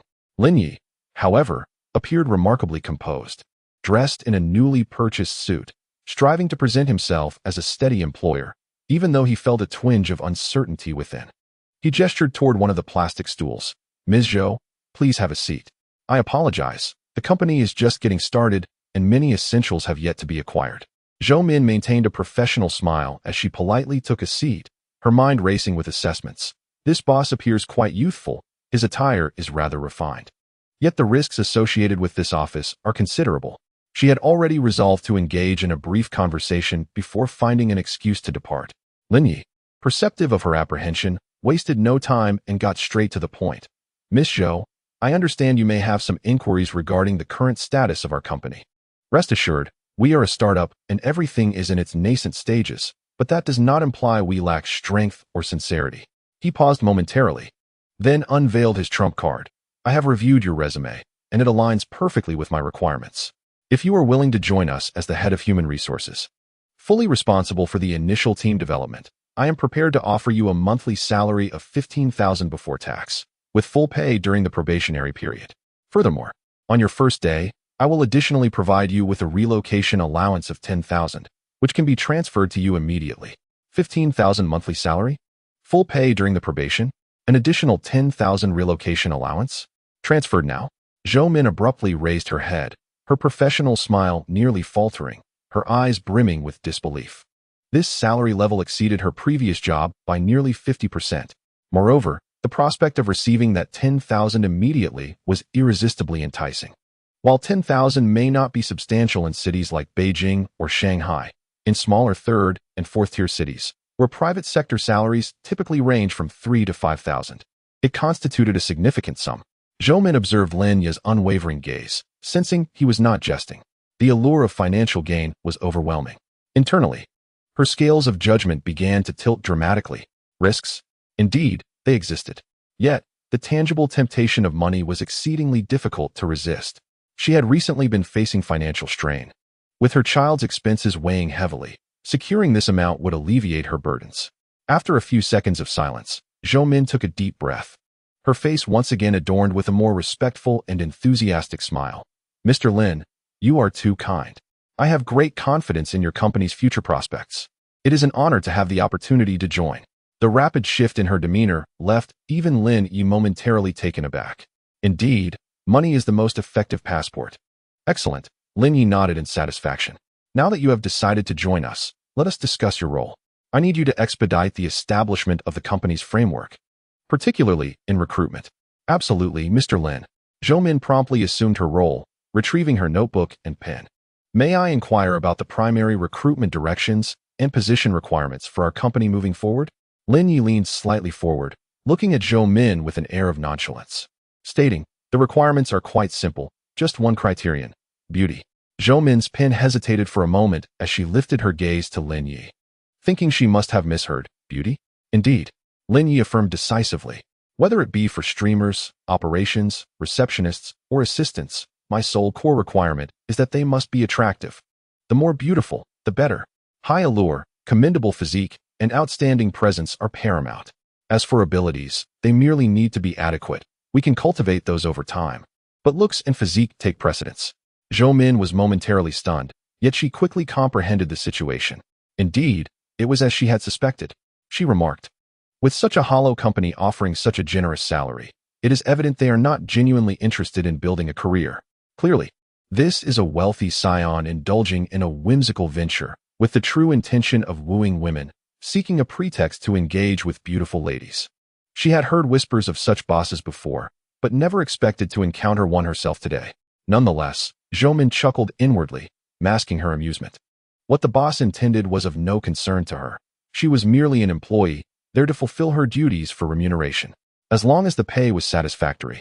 If the boss wanted her to recruit a pretty face, she would do just that.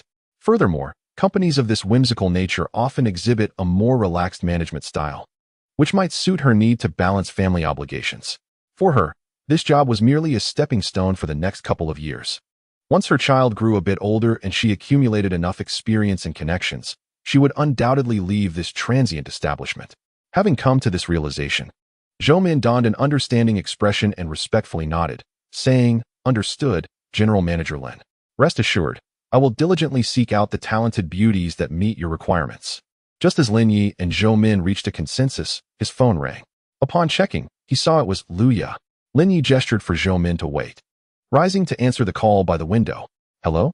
On the other end, Lu Ya's voice carried a hint of deliberate charm and a touch of coquetry. Lin Yi raised an eyebrow. Her address was far more natural than their previous encounter, suggesting she had fully accepted her new identity. "What's the matter?" His tone remained neutral. "Oh, it's nothing urgent," Lu Ya replied, her voice noticeably lighter, laced with a playful tone. "I just wanted to ask when you'll be back from your business trip. I've missed you a bit." The latter part of her statement was soft and laden with clear implications. Lin Yi understood the shift in her demeanor, evidently. The promise of a monthly allowance of 100,000 had quite the impact.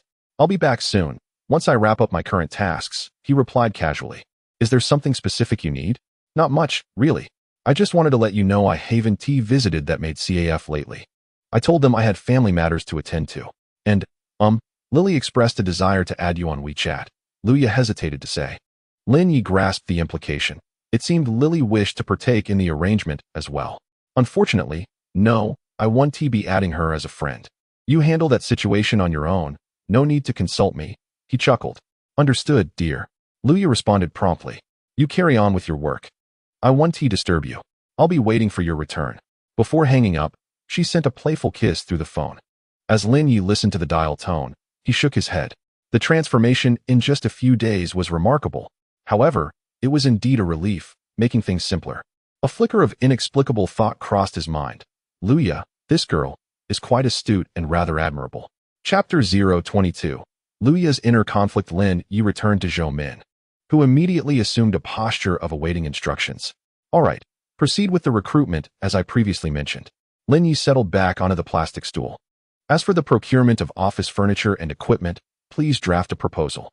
Regarding the company registration, he contemplated for a moment, then withdrew a bank card and a photocopy of his ID from his wallet, handing them to Zhou. "Let us set the initial capital at 1 million. Find a service agency to handle it, and the costs will be reimbursed.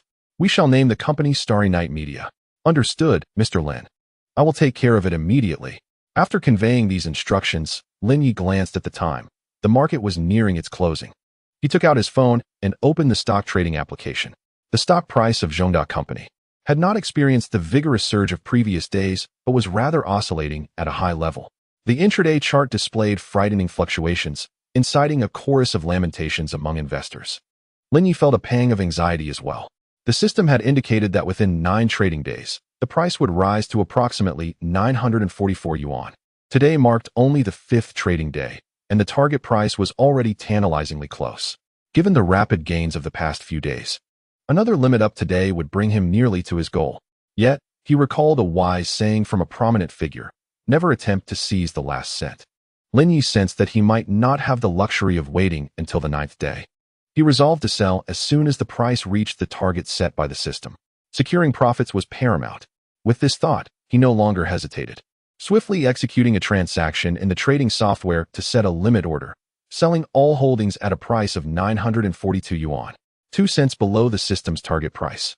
Leaving a little room for maneuver should pose no significant issue. Having placed the sell order, Lin Yi felt a wave of relief wash over him. However, as he monitored the market until the closing bell at 3 o'clock, Zhongda Company once again hit the limit up. The stock price settled at 859 yuan, marking a staggering increase of 1,000. Another flawless limit up. Linya's spirits soared. His account's value had skyrocketed from 3.22 million yesterday to over 3.54 million today. Splendid. He was now a step closer to the 944 yuan target price. As he surveyed the closing price, a sense of elation enveloped him. Having already earned over 1.5 million, perhaps a little push tomorrow would lead him to the target price. As he contemplated his upcoming schedule, Lu Ye's alluring voice inexplicably surfaced in his mind. A wave of warmth surged from his lower abdomen, swiftly spreading throughout his body. Returning home? Meeting his parents? Providing explanations? While these matters were undoubtedly significant, they did not seem pressing. After all, the money had not yet fully materialized. The stocks could only be sold tomorrow, and funds would take another day to clear. Returning now, with nothing to offer, would likely yield little effect, and might even lead to further nagging from them. As Lin Yi contemplated Lu Ye, who had already embraced her new identity, becoming both proactive and submissive, he found himself parched, his heart ablaze with an insatiable desire. The vigor bestowed by the strengthening elixir magnified his primal urges to an extraordinary extent. Thoughts of returning home faded into insignificance. Furthermore, the monthly task demanded that he swiftly impregnate a woman scoring above 7. Lu Ye was the most suitable and indeed the only candidate at present. Time was of the essence. Lin Yi made his decision in an instant. Returning home could wait. He needed to set off for Shanghai City immediately. He picked up his phone and quickly checked the train tickets. Too slow. It would take 7 hours. Fortunately, there was a flight departing in just over an hour. Timing could not be more perfect. He booked the ticket promptly. Economy class for 600? How remarkably inexpensive. Lin Yi glanced at the business class, which was 1,000. Business class it was. Turning to Zhou Min, who was still busy recording and planning, he declared, Director Zhou, I entrust the preliminary preparations of the company entirely to you. Office furniture, equipment procurement, company registration, and recruitment. Handle it as you see fit. The budget is ample. So be bold. If any issues arise, contact me.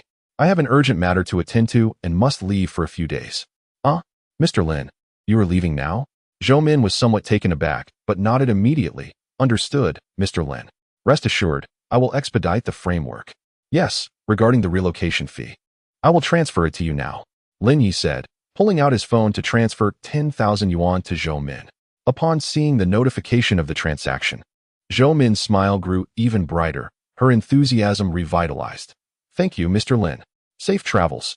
Lin Yi nodded, not wishing to delay further. He grabbed his backpack and hurriedly left the office that had yet to warm up to the grand vision he had for it. Downstairs, he hailed a taxi without hesitation. Driver, to the high-speed rail station? No, to the airport.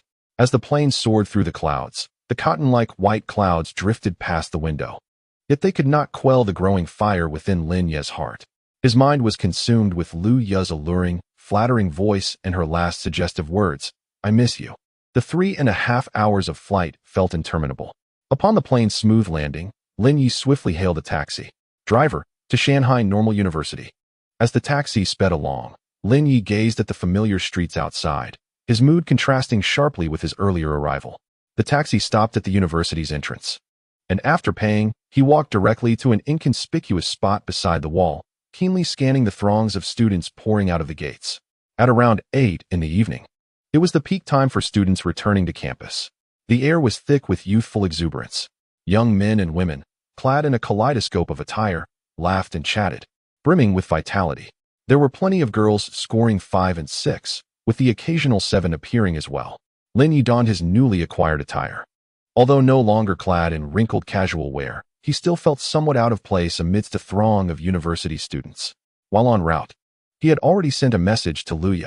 Soon, she emerged hastily, carrying a small bag. Today, she wore a simple white dress. Her long hair cascading down her shoulders, her face devoid of makeup, yet she still radiated an ethereal beauty. The moment she appeared, she instantly captivated the attention of several young men nearby. Just then, Lin Yi made his move. Striding purposefully towards her, he embraced her with a firm grip, catching her off guard before she could react. His actions were decisive and direct, imbued with an undeniable possessiveness. Startled, Lu Ye gasped, momentarily rendered speechless. The familiar scent and the unexpected embrace jolted her into recognition, but it was swiftly followed by an overwhelming wave of embarrassment. Here they were at the school entrance. Amidst a bustling crowd, how could he behave in such a manner?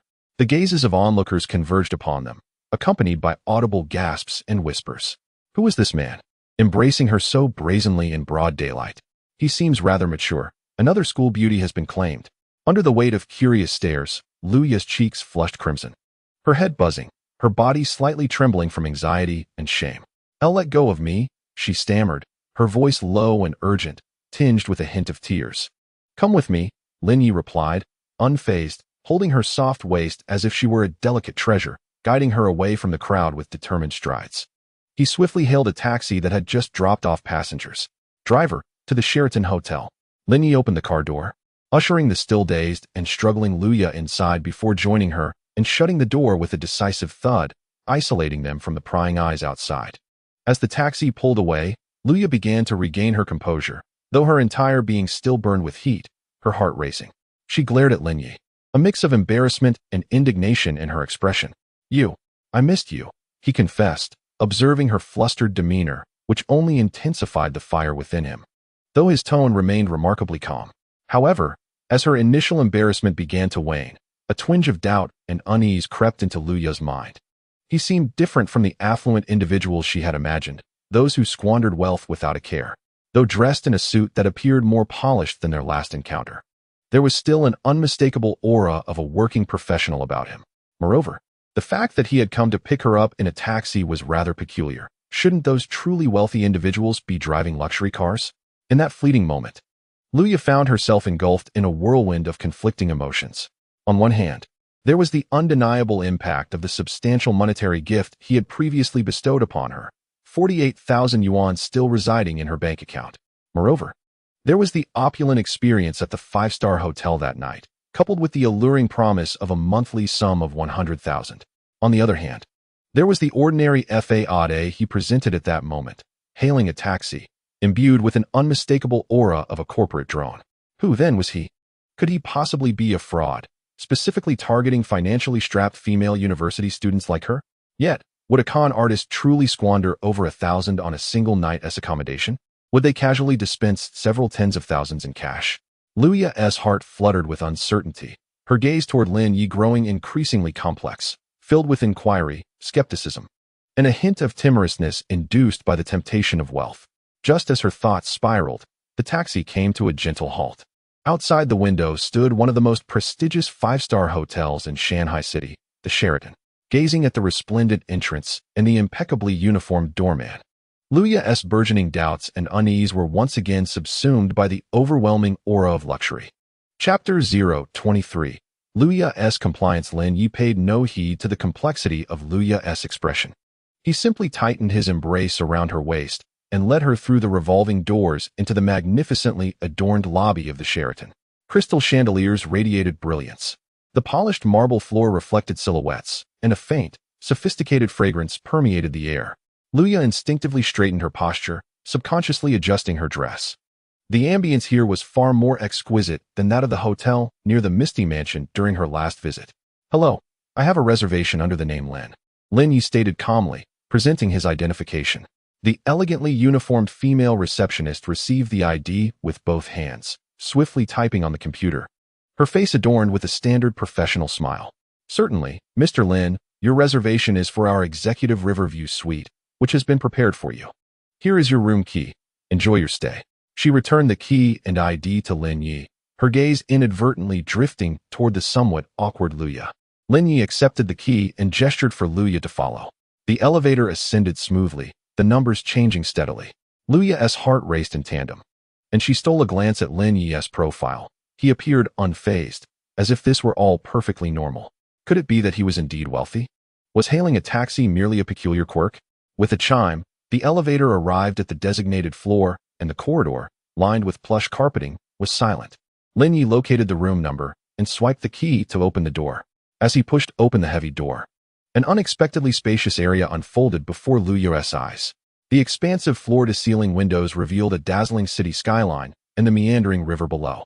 The suite boasted not only a separate living room and bedroom, but also a lavish bathroom, and even a small walk-in closet. The soft, comfortable sofa, exquisite decor, and a fragrance reminiscent of the lobby, yet more intense, filled the air. This was Luya's inaugural experience of such grandeur. For Lin Yi, It was also a first experience. However, having witnessed it countless times in the past, he had grown accustomed to it. He closed the door behind him with a swift motion and inserted the room card into the power slot, illuminating the room with a brighter glow. He shed his suit jacket carelessly onto the sofa and approached the floor-to-ceiling window, gazing at the enchanting night view outside. "Come here," he instructed Luya, who remained hesitantly at the doorway.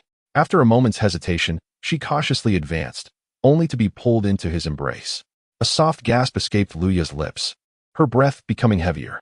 Standing in Lin Yi's arms, she too found herself captivated by the alluring scenery beyond the window. "Do you like it here?" Lin Yi inquired, his voice deep and resonant.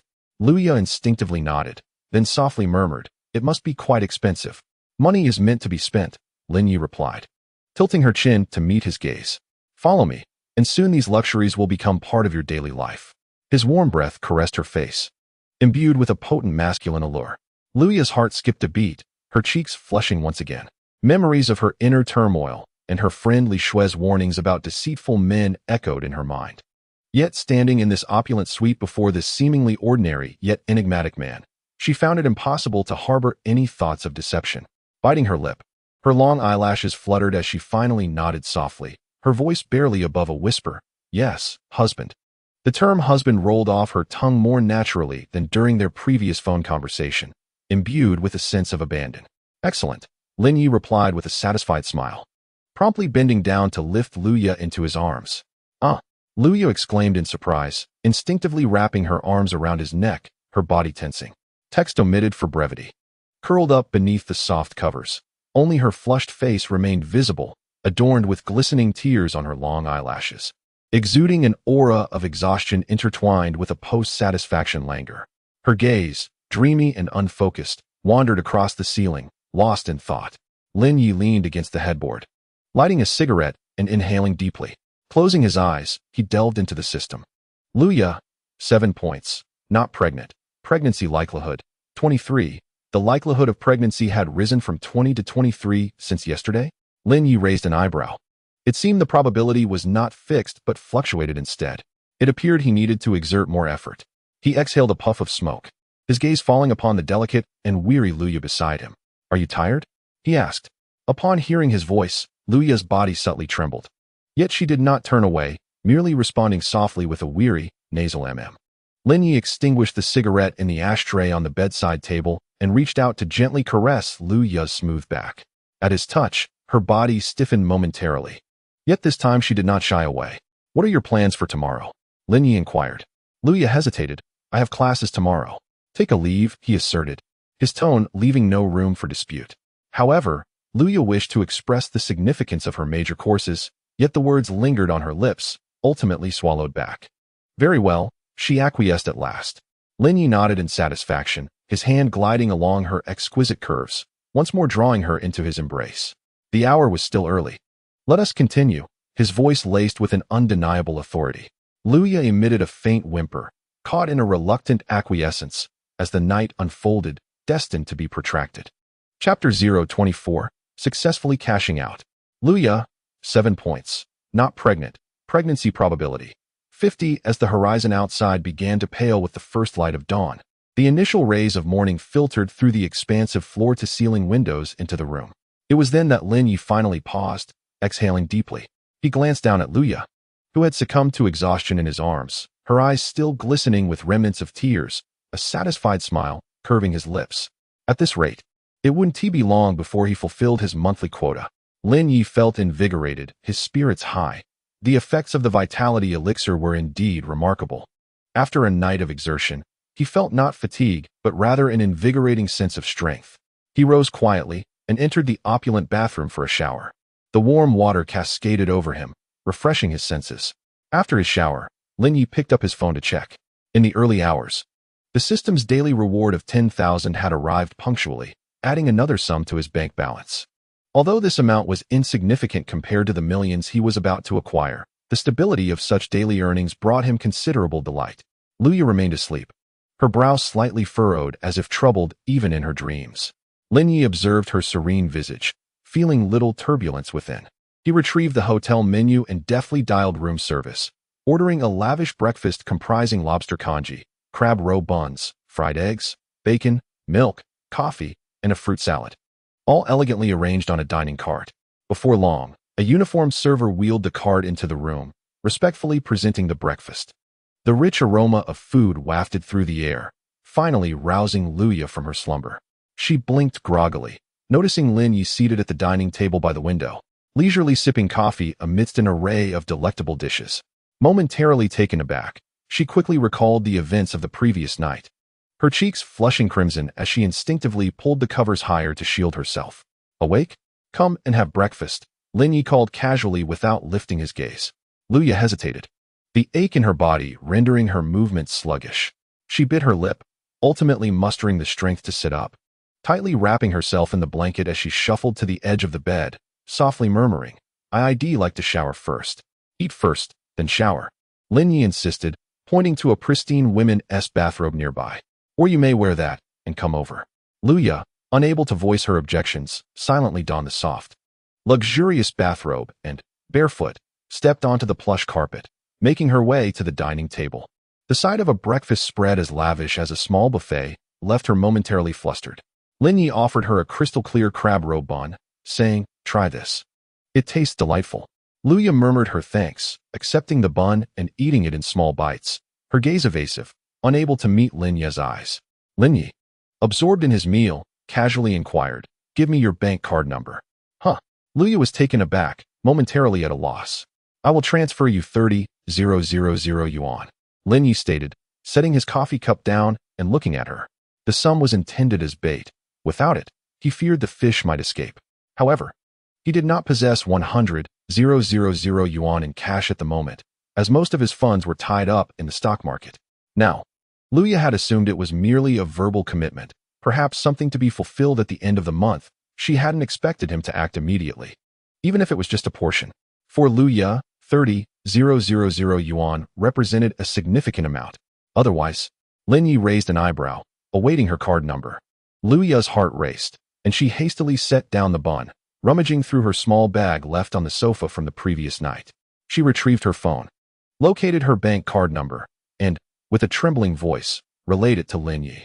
Lin Yi took out his phone, opened the banking app, and, in her presence, input the card number and the amount of 30,000, then confirmed the transfer.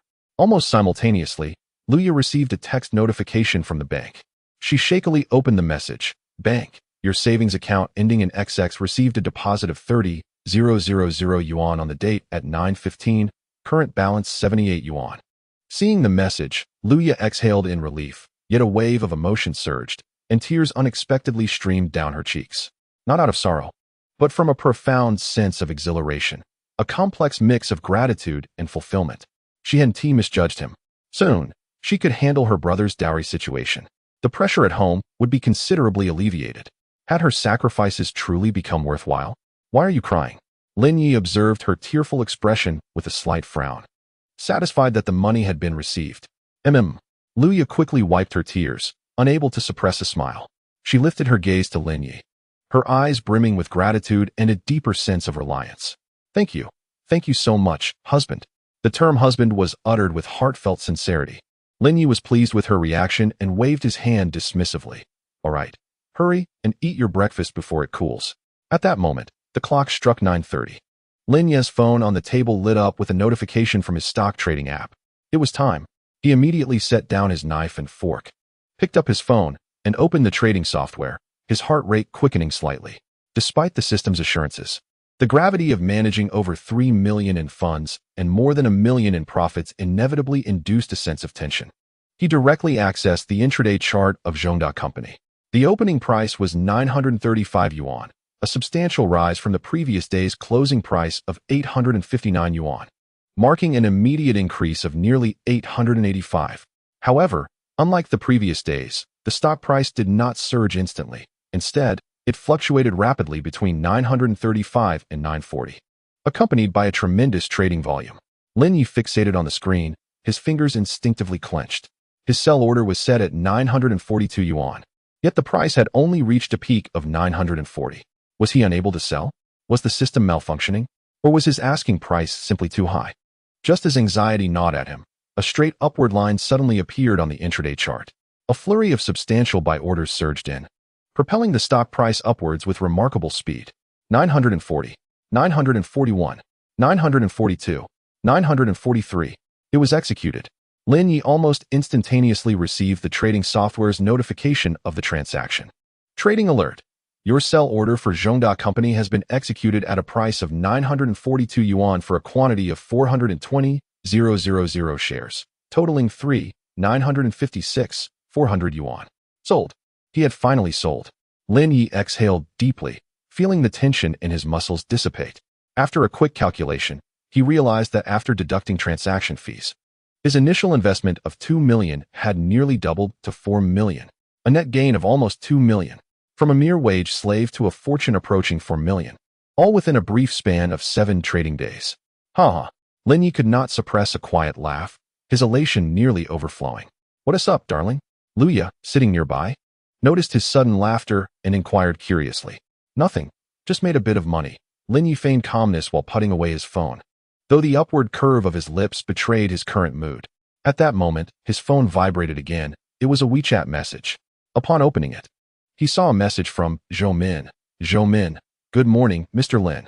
The office furniture and essential equipment have been ordered and are expected to arrive in the next couple of days. The registration documents have also been submitted to the agency and are currently in process. Additionally, I have preliminarily screened a batch of resumes that meet your requirements and have organized them for you to review in your email when you have time. Lin Yi, reading Zhou Min's message, felt a great sense of satisfaction with her efficiency. Lin Yi, thank you, Supervisor Zhou. Your efficiency is commendable. I will review the resumes shortly. Please continue to advance the recruitment process. Feel free to schedule interviews for suitable candidates. I will return next Monday. Zhou Min, understood, Mr. Lin. He turned to glance at Luya, who was savoring her meal with a hint of rosy satisfaction on her cheeks, and his gaze grew even more fervent. Ha! Lin Yi could not help but burst into laughter, setting down his phone before striding over to Luya, who looked on in astonishment as he lifted her into his arms. Ah, what are you doing, darling? Luya exclaimed, instinctively wrapping her arms around his neck. Lin Yi, holding her close, chuckled heartily. Let us celebrate. Chapter 025. Su ran as night descended once more. The lavish executive suite was illuminated only by a few dim wall lamps. Luya had long succumbed to a deep slumber, her even breaths echoing clearly in the tranquil room. She was utterly exhausted, both physically and mentally, with traces of unshed tears lingering at the corners of her eyes. Lin Yi stood before the expansive floor-to-ceiling window, clad only in a bathrobe provided by the hotel, a glass of red wine in hand, gazing down at the vibrant cityscape below and the serpentine river winding through it. Wealth, power, and the allure of beauty, all of these instilled in him an almost surreal dizziness. Yet more than anything, he felt a profound satisfaction in wielding control over it all. He delved into the system to check Luya's status.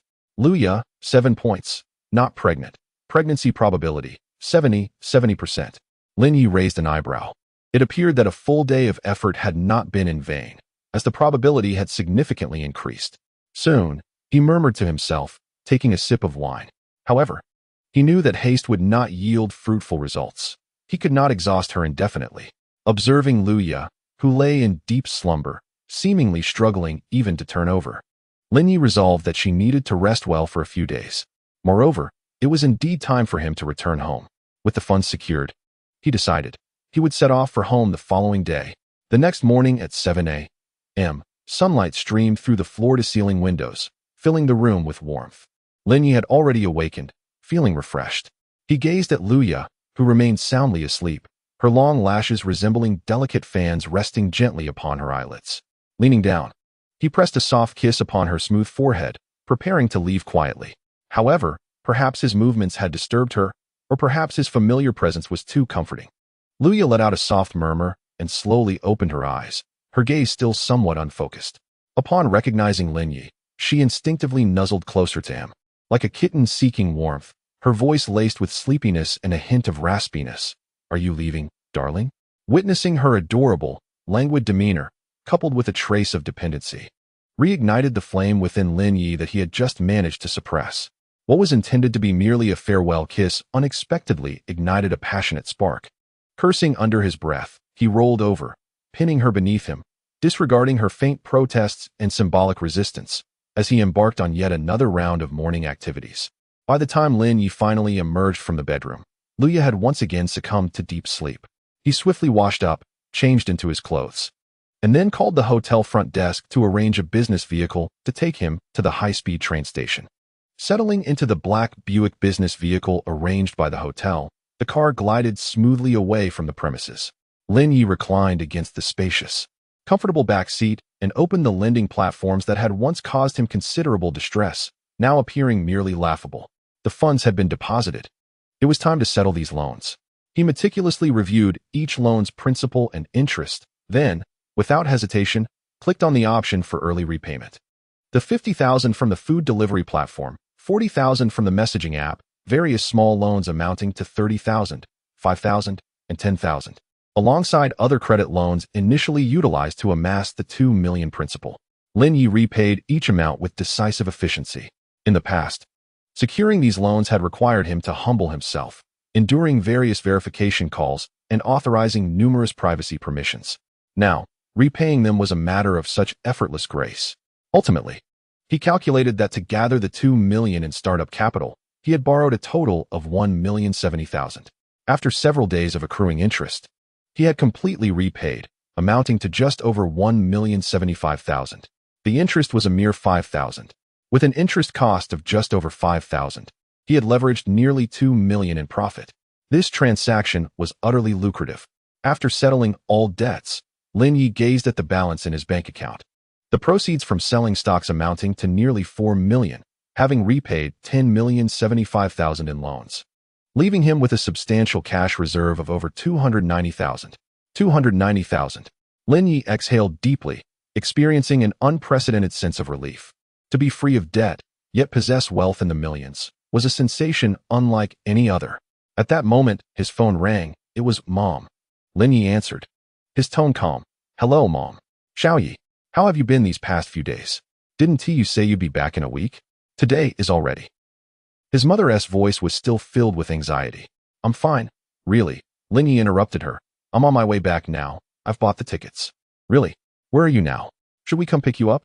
His mother's voice was suddenly filled with delight. No need. I'll head straight home. I'll hang up now. The signal is poor in the car, Lin Yi concluded, disconnecting the call. The business vehicle delivered him to the high-speed train station. In truth, Lin Yi's hometown was in the suburban countryside of the neighboring city, Shenyang, only about 100 kilometers from Shanghai City. The high-speed train made just one stop and took less than an hour. As he boarded the train heading south and watched the scenery blur past his window, Lin Yi began contemplating his return home. How could he most effectively silence his parents in the shortest amount of time? Explanations? Ineffective. They were unwilling to listen. Reasoning? Even less effective. Their beliefs were deeply entrenched. Suddenly, an idea sprang to mind. Buy a car. Yes. Purchase a luxury vehicle to drive home. Without uttering a word. When that brand new luxury car came to a halt at the doorstep of his childhood home, all doubts, concerns, and accusations would dissipate into thin air. The envy of neighbors, the astonishment of relatives, and the incredulous yet proud expressions on his parents' faces filled Lin Yi with an unparalleled sense of exhilaration just at the thought of that scene. What kind of car should he purchase? New energy vehicles are currently all the rage, but bringing one back to his hometown, especially to a rural area, would likely mean that many people would not recognize it, or even deem it a lesser brand, lacking in ostentation. If he were to buy, it must be a traditional luxury brand that everyone knows, one that immediately conveys a hefty price tag. BMW, Mercedes. Yes, those are the ones. Lin Yi had limited knowledge about cars, particularly luxury brands like BMW and Mercedes, his understanding merely lingering on the vague notion that they were exorbitantly priced. Driven by the affluent, he casually opened a popular app, curious to see which cars were trending lately, only to be taken aback by a flood of posts discussing price drops, plummeting values, and betrayal of old car owners. The 2025 BMW 5 Series has decreased by 200,000 to 300,000 compared to the 2024 model. Is that for real? As soon as the high-speed train pulled into the station, Lin Yi hailed a taxi and headed straight to the largest BMW dealership in the area. Upon entering, a woman clad in BMW attire, appearing to be in her early 30s, approached him with a radiant smile. She was elegantly dressed, Yet Lin Ye's gaze swept over her, and the system promptly registered a score. 5 points. Only 5 points? Lin Ye mused, given her alluring figure and attractive face. How could the score be so low? Perhaps his gaze had lingered for a fraction of a second too long on her face in certain areas, creating a somewhat outdated impression. Nonetheless, the saleswoman's physique was indeed captivating, more so than her score. Lin Ye's attention drifted past her to the showroom interior, where he immediately spotted a young female sales representative standing beside a display vehicle, currently without customers. The girl appeared to be around 23 or 24, radiating youth and beauty. Her posture poised and adorned with a perfectly timed smile. The system's prompt revealed 7 points. Lin Ye's heart stirred, sensing that he might just fulfill the refreshed weekly task. The details of this week's task vividly emerged in his mind. Weekly task, activated love, is expansive. Task description, to demonstrate the host's broad-mindedness. Please engage in an in-depth conversation with at least 2 individuals rated 7 points or above on one day within this week. Task reward, based on the quality of completion. A week's worth of stock market insights. Failure penalty, random deduction of cash and a decrease in physical condition. Engaging with at least 2 individuals rated above 7 points. Lin Ye's gaze settled upon the graceful saleswoman not far away, as the system aptly provided a score of 7 points. If he could secure this 7-point sales representative today, combined with the earlier encounter, the weekly task would be accomplished in one fell swoop. Lin Ye's steps did not waver. He bypassed the 5-point woman and walked directly towards the 7-point saleswoman. He cast a glance at the name tag hanging from her neck, which read Su Ran. Hello. Lin Ye began directly. Could you introduce yourself? The smile on the face of the overlooked woman at the door froze as she watched Lin Ye's retreating figure, leaving her momentarily speechless, her expression clouded with a hint of displeasure. Su Ran, who had been directly addressed, was momentarily taken aback. A flush of embarrassment washed over her. Yet she quickly composed herself, donning a professional smile. Lin Ye, however, remained oblivious to the undercurrents of the situation. The customer is king, and at this moment, the king favored a beautiful salesperson. Chapter 26. Su Ran's Tactics. Good day, sir. Welcome to BMW. I am your sales consultant, Su Ran, and I am delighted to assist you. Which model are you interested in? Su Ran swiftly adjusted her demeanor, her voice ringing clear. Lin Ye wasted no time. Pulling out his phone and displaying a screenshot regarding significant price reductions for the 5 Series. I saw online that you have substantial discounts on the 5 Series. Is that true? Su Ran's smile brightened, clearly more confident when faced with a well-prepared customer. Sir, you have a keen eye? We do indeed have a remarkable promotional campaign for the 5 Series. The information online might be somewhat misleading, but we can certainly offer you a delightful price at our dealership. Originally, she was awaiting a customer who had expressed interest in the 3 Series. But now that this customer was inclined towards the 5 Series, she prioritized attending to him. Su Ran then launched into an enthusiastic presentation, detailing everything from the vehicle's highlights to financing options, her words flowing effortlessly. Finally, she arrived at pricing. As you can see, our 5 Series 30 Sport package has a suggested retail price of $820,000. However, with our comprehensive discounts, various subsidies, and our financing plan, you could drive it off the lot for approximately $700,000. But this price requires you to commit to a 5-year loan and purchase insurance and some premium accessories from our dealership. A loan and additional costs? Lin Ye frowned.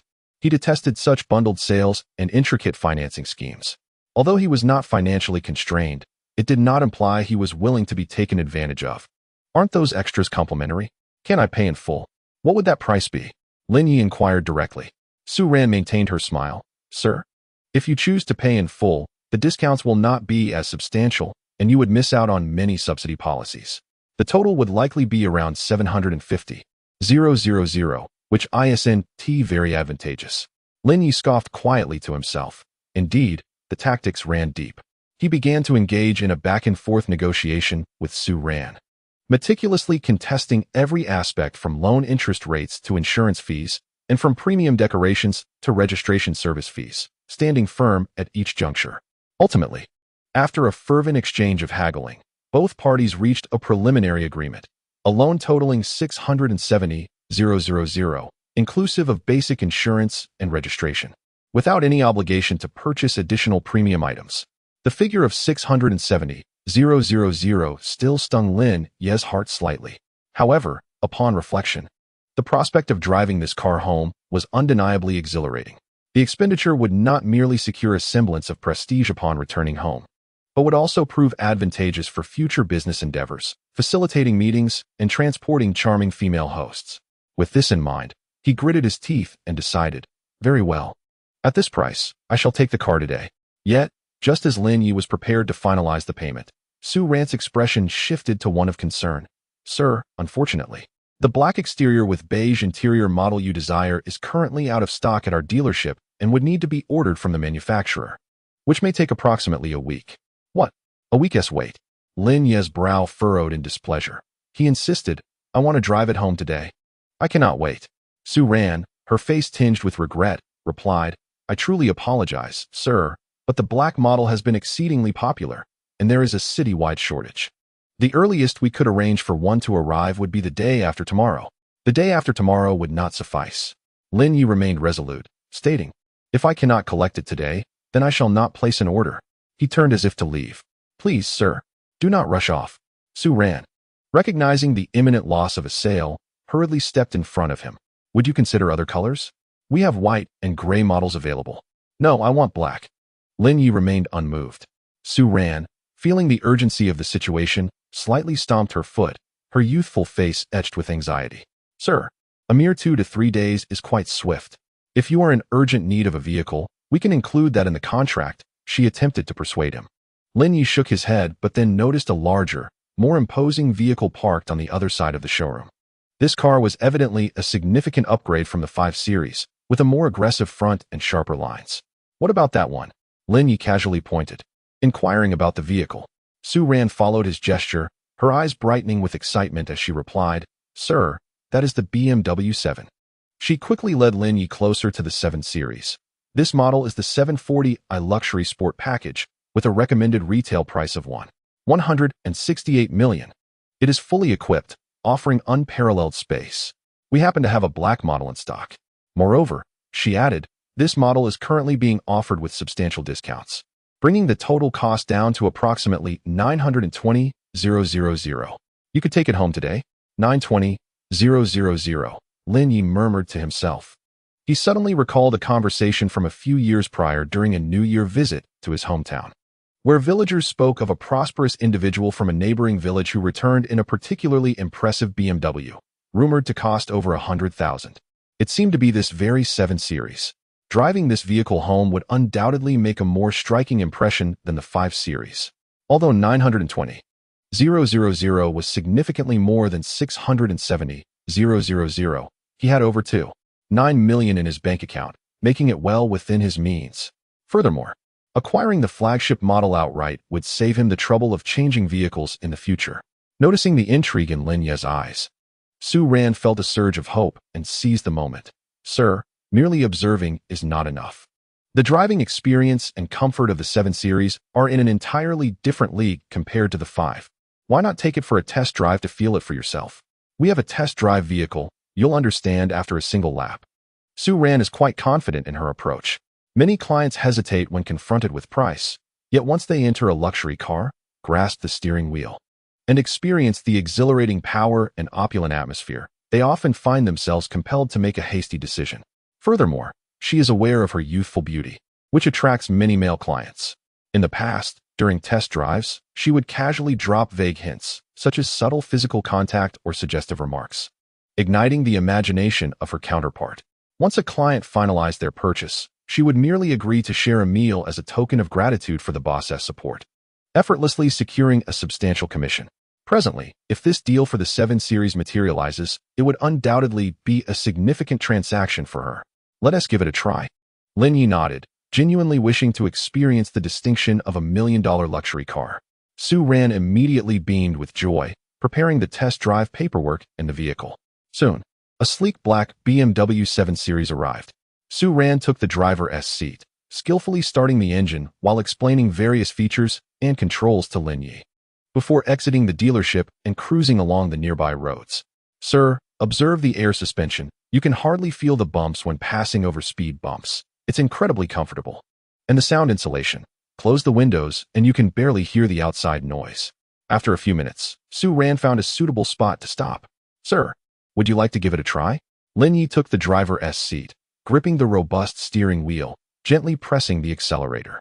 The imposing vehicle accelerated smoothly and responsively, indeed surpassing the ordinary family cars he had previously driven by several notches. Su Ran, seated in the passenger seat, angled her body slightly towards Lin Yi, a sweet smile gracing her face, emanating a subtle scent of perfume. She wore a professional skirt suit, her legs adorned in standard black stockings. Sir, you drive exceptionally steadily, Su Ran complimented at an opportune moment, her arm intentionally brushing against Lin Yi's as the car turned. Lin Yi remained silent, focused on the vehicle's handling. Noticing his lack of reaction, Su Ran shifted the conversation, her tone imbued with familiarity. Sir, our BMW service is also top-notch. Should you encounter any issues with the vehicle or require maintenance, you can always reach out to me, Su Ran. I can handle everything for you. A barely perceptible smile curved at the corners of Lin Yi's mouth. It was clear to him now that this alluring saleswoman was indeed a woman with intentions. Perfectly, she had her designs, and he had his goals. Chapter 027. What are you doing, Mr. Lin? Lin Yi's gaze fell upon her long legs, elegantly encased in black stockings, and then he reached out, gently resting his hand on her smooth, taut thigh. Alas, General Lin, what are you doing? Su Ran flinched as if scalded, her leg retracting instinctively, a blush rising to her cheeks. With a hint of embarrassment and irritation, she gently pushed his hand away, though her gesture was not forceful. It resembled a coy refusal that beckoned further. Steadying her nerves, she feigned composure and redirected the conversation back to the vehicle, inquiring, how does the car feel? Is the power sufficient? The handling is good, right? Lin Yi chuckled, withdrawing his hand, yet he did not immediately respond to her queries about the car. Instead, he produced his phone, opened a page on Xiaohongshu displaying the price of the vehicle, and presented it to her. It's 840,000 upon delivery. I'll offer an additional 10,000, making it 850,000. Upon seeing that figure in Lin Yi's imperious gaze, Su Ran's heart sank. She realized she could no longer feign ignorance. Lin Yi remarked with a smile, the 850,000 is for the car. Su Ran paused, puzzled by his implication. Lin Yi gazed at her, his expression turning playful. I indeed have other matters for which I require your assistance. Should you be willing to help? I shall calculate your commission separately. Su Ran's heart raced, though she maintained a facade of nonchalance, jesting.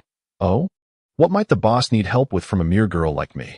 Deep down, she harbored an inkling of his intentions, yet she chose to feign ignorance. Lin Yi continued with a grin. How about we share a meal later? We can discuss the details. Su Ran immediately nodded. Dining is no issue, boss. I am at your service anytime. However, the price of 850,000 is simply unfeasible. Lin Yi interrupted. 850,000 it is. As I mentioned, your commission will be calculated differently. As he spoke, his hand once again wandered to her thigh, ensconced in black stockings. Su Ran chuckled lightly, casually pushing his hand away. Her tone laced with a touch of resignation and a hint of allure. All right, boss. I can only promise to do my utmost to assist you. But it may not be successful. Please wait a moment. I will report to our manager. She drove the car back to the dealership, parked it, and offered Lin Yi an apologetic smile before striding towards the office in her high heels, her hips swaying gracefully. After approximately 10 minutes, she returned, her expression perfectly balancing difficulty and regret. General Lin, I sincerely apologize.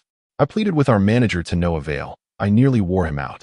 However, the price of 850,000 is simply unattainable as the finance department is also constrained by costs. Our manager stated that if you are genuinely interested in purchasing and are considering a loan, he has granted you the lowest possible approval of 879,900. This truly is the utmost limit we can offer. Any lower would incur losses. As she spoke, she scrutinized Lin Yi's expression, her tone earnest, her eyes reflecting a hint of resignation that conveyed, I have done all I could. Lin Yi observed her, his mind clear as crystal. The gap between 920,000 and 879,900 represented the margin for their operations and profit. Presenting this figure now likely still left room for negotiation. 879,900, Lin Yi mused, stroking his chin, contemplating the unappealing nature of that number. He gazed at Su Ran, a playful smile curling at the corners of his mouth. How about this? 868,800, a figure of fortune. If this price is acceptable, I can swipe my card right now. 868, 800? Sue Ran feigned difficulty, her eyes widening. Mr. Lin, you've reduced it by over 10,000. Why not inquire again? Lin Yi interrupted, waving his hand dismissively. I simply like this number. It's auspicious. By the way, inform your manager that I will refer my friends to your dealership for their car purchases. Sue Ran observed Lin Yi's confident, yet teasing expression, silently cursing him as an old fox. Nevertheless, she managed to force a smile. Very well, Mr. Lin, I shall endeavor to negotiate once more, though I cannot guarantee the outcome this time. As Lin Yi watched her sway gracefully back towards the office, a sense of foreboding washed over him. This was all a ruse. They would start with a high price, gradually chip away at it, making one feel as though they had struck a bargain, while the final price would likely remain above their predetermined threshold. However, Lin Yi felt that the price of 868, 800 was likely to be accepted. After all, he had demonstrated sufficient sincerity and purchasing power. There was no reason for them to let such a significant opportunity slip away. A luxury car worth millions. The thought of soon owning a brand new BMW 7 Series ignited a fervor within him. Yet, before he could take possession of the car, there was an important matter at hand. Having lunch with the charming saleswoman, Sue Ran, to explore the potential for a deeper connection. Lost in thought, he was soon pleasantly surprised as Sue Ran returned with a lightness in her step, a relieved smile adorning her face. Mr. Lin, congratulations. Our manager has ultimately agreed. Given your straightforwardness, we will proceed with the price of 868, 800. However, the manager has also specified that this is a special exception. Such a price will not be available next time. I knew it. This number is indeed auspicious, Lin Yi replied with a smile, unfazed by the outcome. Sue Ran produced the purchase contract and inquired, shall we sign the contract now, Mr. Lin? The down payment is 880. Will you be paying by card? By card. Lin Yi confirmed, retrieving his bank card. Excellent. Sue Ran responded, preparing the contract. However, it will take approximately 3 to 4 hours to process the paperwork, inspections, and temporary plates. Is that acceptable? Lin Yi smiled knowingly, glancing at her. Perfect timing. Let us first indulge in a meal, and you may leave the paperwork to your colleagues. Upon hearing this, a blush crept onto Sue Ran's cheeks as she playfully retorted, Mr. Lin, you truly have a knack for humor. I must accompany you throughout this significant process. Observing her demeanor, Lin Yi became even more convinced. This was a woman adept at leveraging her advantages. She understood when to display coyness, when to maintain distance, and when to drop subtle hints. This indicated that she could not be easily swayed like Luya, who could be dazzled by money. She possessed her own schemes and boundaries. However, this is not insurmountable. Sue Ran is acutely aware of her strengths and understands precisely what the client desires. As long as the offer is sufficiently enticing, the possibilities become limitless. Chapter 028. The cost of Sue Ran. Let us find a quieter place to dine, as it is rather crowded and noisy here, Lin Yi remarked to Sue Ran. His implication unmistakable. Sue Ran, grasping his intent, adorned her face with a sweet smile. Very well, Mr. Lin, I know a charming private restaurant nearby. Renowned for its exquisite ambience and delightful cuisine, I assure you will be pleased. She led him to a modestly presented, yet tastefully refined private dining establishment. Clearly a familiar patron, Sue Ran guided Lin Yi into a quaint private room, where a small square table and 2 chairs awaited. The decor exuded a rustic elegance, and the soundproofing was exceptional, making it an ideal venue for their discussion. After placing their orders, the space was left with just Lin Yi and Sue Ran. She possessed an innate talent for invigorating the atmosphere, initiating conversations that spanned from automobiles to local customs and amusing anecdotes. Her dialogue maintained a professional decorum while seamlessly weaving in a touch of intimacy, swiftly transforming the ambience into one of camaraderie. As Lin Yi savored the exquisite dishes, he observed her keenly. It was undeniable that Sue Ran was adept at conversation, exhibiting high emotional intelligence and an uncanny ability to subtly showcase her charm. Whether by casually tossing her hair or casting a playful glance filled with warmth, her timing was impeccable. Sue Ran, Lin Yi set down his chopsticks, ostensibly in a casual manner, and inquired, with such youth, beauty, and capability, you must have a boyfriend, correct? Upon hearing this, Sue Ran's smile waned slightly, revealing a hint of well-placed melancholy and resignation as she sighed softly. Mr. Lin, please do not tease me. Given my work schedule, I am perpetually busy, like a spinning top. Overtime has become routine, and I often accompany clients for car viewings and test drives on weekends. Where would I find the time for romance? She shook her head, choosing not to elaborate further, but her meaning was crystal clear. This response skillfully sidestepped the direct question of her relationship status, while subtly hinting at her singlehood and the demands of her profession, evoking a sense of sympathy and protectiveness from men. Lin Yi chuckled inwardly, recognizing her expertise. As their meal drew to a close and the atmosphere reached its zenith, Lin Yi set down his wine glass and regarded Su Ran with a more serious expression. Su Ran, to speak candidly, there is indeed a matter on which I would like to solicit your assistance. Mr. Lin, you are too kind. Please, do not hesitate to ask for my help. I shall do my utmost to assist in any way I can. Su Ran immediately straightened her posture, adopting an attentive demeanor. Lin Yi gazed at her, speaking slowly. As you know, my primary intention in purchasing this vehicle is to present it to my parents. They have been incessantly urging me to marry, arranging various blind dates, which has become quite tiresome. However, I am not in the right frame of mind for such matters, nor do I wish to casually settle for anyone.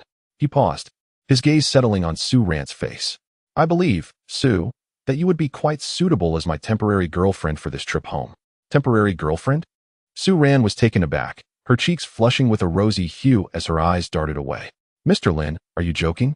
Do I appear to be jesting? Lin Yi's tone was calm. Of course, I wouldn't ask for your assistance without compensation. The particulars of the arrangement are not suitable for discussion here. Shall we find a more private location, perhaps a hotel, to converse in detail? To a hotel. Su Ran's voice heightened, as if a cat's tail had been stepped on. Her expression betrayed both wariness and resistance. Mr. Lin, this seems inappropriate. We have only just met. What is inappropriate about it? Lin Yi interrupted her, directly presenting his offer. I understand this may put you in a difficult position. Here's the deal. Agree to be my temporary girlfriend and accompany me home for a month, and I will compensate you with 50,000. Today. If you join me at the hotel, I will also provide an additional 50,000 as a reward for your efforts, aside from your commission. 50,000 for a month? An extra 50,000 for today? Su Ran's heart raced. 50,000. That amount was nearly equivalent to the commission she earned from selling 2 or 3 ordinary BMWs. Yet, reason cautioned her of the risks involved. I can earn 2 or 3,000 at the dealership. Why should I subject myself to this greasy, middle-aged man for your 50,000? Who do you think you are? If you dare utter another word, I might just confront you directly. However, before she could voice her disdain and refusal, Lin Yi seemed to read her thoughts. Calmly, he raised the stakes. Alternatively, I can offer you 100,000. A monthly fee of 100,000, and today, I will provide you with the same amount as a preliminary reward. 100,000. Su Ran truly laughed this time. Mr. Lin, you cannot be serious. 100,000 for a month. And 100,000 today? She suspected Lin Yi was either boasting or attempting to humiliate her. Yet, as she scrutinized Lin Yi's composed face, an overwhelming urge surged within her to expose him. With a playful smile, Su Ran retrieved her phone, opened the payment code page, and presented it to Lin Yi. All right, boss. If you genuinely require my assistance, I am open to it. However, words alone are insufficient. Confident that Lin Yi could not possibly produce such funds, she awaited the moment he would falter. To her astonishment, Lin Yi did not even blink. Provide me with your bank account number, and I will transfer the funds to you immediately. Simple. Direct. Su Ran's smile froze in an instant. She hadn't anticipated that Lin Yi was serious. 100,000 for a month. An upfront payment of 100,000? Was this some kind of jest? She scrutinized Lin Yi, attempting to detect even the slightest hint of uncertainty or bravado on his face. Yet Lin Yi remained unfazed, his expression steady, even tinged with impatience, as if urging her to hurry and provide her account details.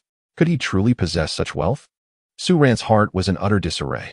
Instinctively, she reached for her wallet, her fingers trembling as they clutched a bank card. Her gaze oscillating between Lin Yi and the card. To give or not to give? What if he really transferred 100,000? That would prove he was not merely boasting. He was indeed affluent. 100,000 a month. Such money seemed too easy to earn, though it might require some sacrifice. Yet, in comparison to this substantial sum, various thoughts raced through Su Ran's mind. She understood that once she handed over the card, the nature of their interaction would irrevocably change. Ultimately, the desire for wealth overwhelmed all her doubts and reservations. Taking a deep breath, as if resolving to take a significant step, She extended the bank card towards Lin Yi. A secret fantasy flickered in her mind. What if this Lin, across from her, was genuinely wealthy and generous? Perhaps it wouldn't be unreasonable to engage with him. After all, money is hard to earn, and the struggle for survival is arduous. If one could find a reliable benefactor who would still wish to endure the whims of others daily. Chapter 29. The astute Su Lin Yi accepted the bank card Su Ran offered without a glance at the complex emotions etched on her face. He swiftly retrieved his phone and accessed the banking app.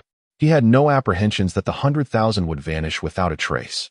After all, his BMW 7, valued at over 800,000, had yet to be collected, and the purchase contract had only just been signed.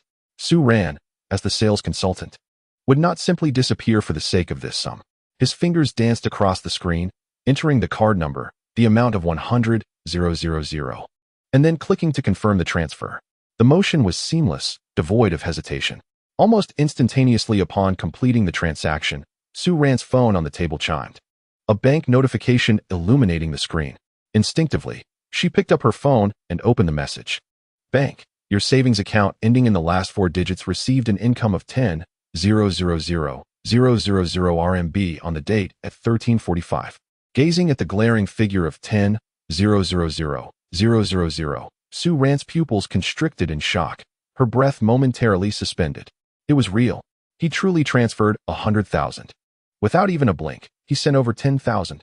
A wave of astonishment crashed over her mind like a tsunami, leaving her momentarily disoriented.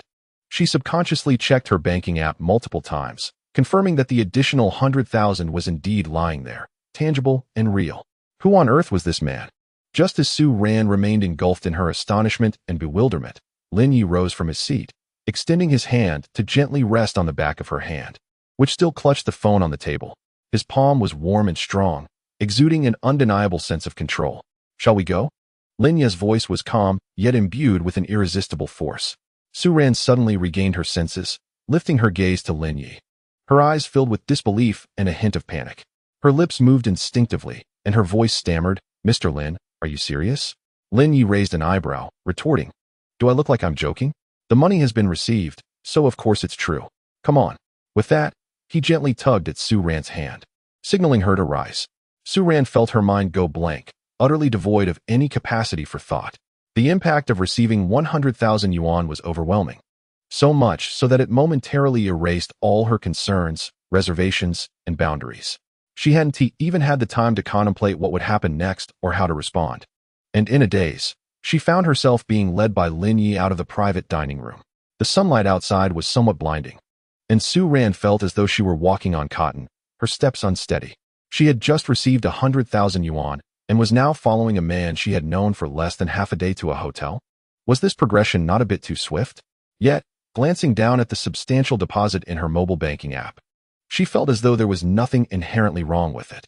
Thus, with her mind swirling in confusion and an inexplicable sense of anticipation, Su Ran allowed herself to be guided by Lin Yi all the way to the Marriott Hotel. Upon entering the suite, she marveled at the opulent decor and the breathtaking view outside, her heart racing once again. Although as a luxury car salesperson, she had encountered many affluent clients and occasionally received invitations to exclusive events, being directly escorted to a top-tier suite in a 5-star hotel was a first for her, especially right after receiving such a hefty sum. As the door clicked shut behind them, sealing off the outside world, it was just the two of them left in the room. Su Ran could no longer contain herself. She turned to Lin Yi, her voice trembling slightly with a final note of confirmation. "Mr. Lin, did you just say that the 100,000 today is really, truly for me?" Lin Yi met her anxious yet expectant gaze, stepped closer, and gently lifted her chin to meet his eyes, a playful smile dancing on his lips. "Of course," he affirmed with a nod, his tone resolute. "This 100,000 is your reward for your hard work." He paused, emphasizing his next words with a more alluring promise. "Moreover, if you agree to be my temporary girlfriend and cooperate with me in this charade, from today onward, I will grant you an additional 100,000 each month." The clarity of Lin Yi's words, coupled with his unwavering gaze, dispelled the last remnants of doubt and unease in Su Ran's heart. She now fully believed it. This man before her was undoubtedly no ordinary client, nor a boastful fraud. After all, who could casually produce 100,000 yuan in cash without batting an eyelash? who can casually offer a monthly sum of 100,000 just to find a temporary girlfriend to appease their family. Upon realizing this, Su Ran's gaze towards Lin Yi transformed instantaneously. The prior vigilance, probing, and even a hint of disdain evaporated, replaced by a resolute determination to secure the benefactor. She understood that this could be her splendid opportunity to alter her fate, if she could adequately attend to Mr. Lin before her. Who knows what greater rewards might follow? Luxurious cars, opulent residences, exquisite goods. With this thought, Su Ran's demeanor underwent a profound metamorphosis. She cast aside all hesitation and resistance, becoming exceedingly proactive and compliant. A previously unseen alluring smile graced her face, her eyes sparkling with a captivating allure.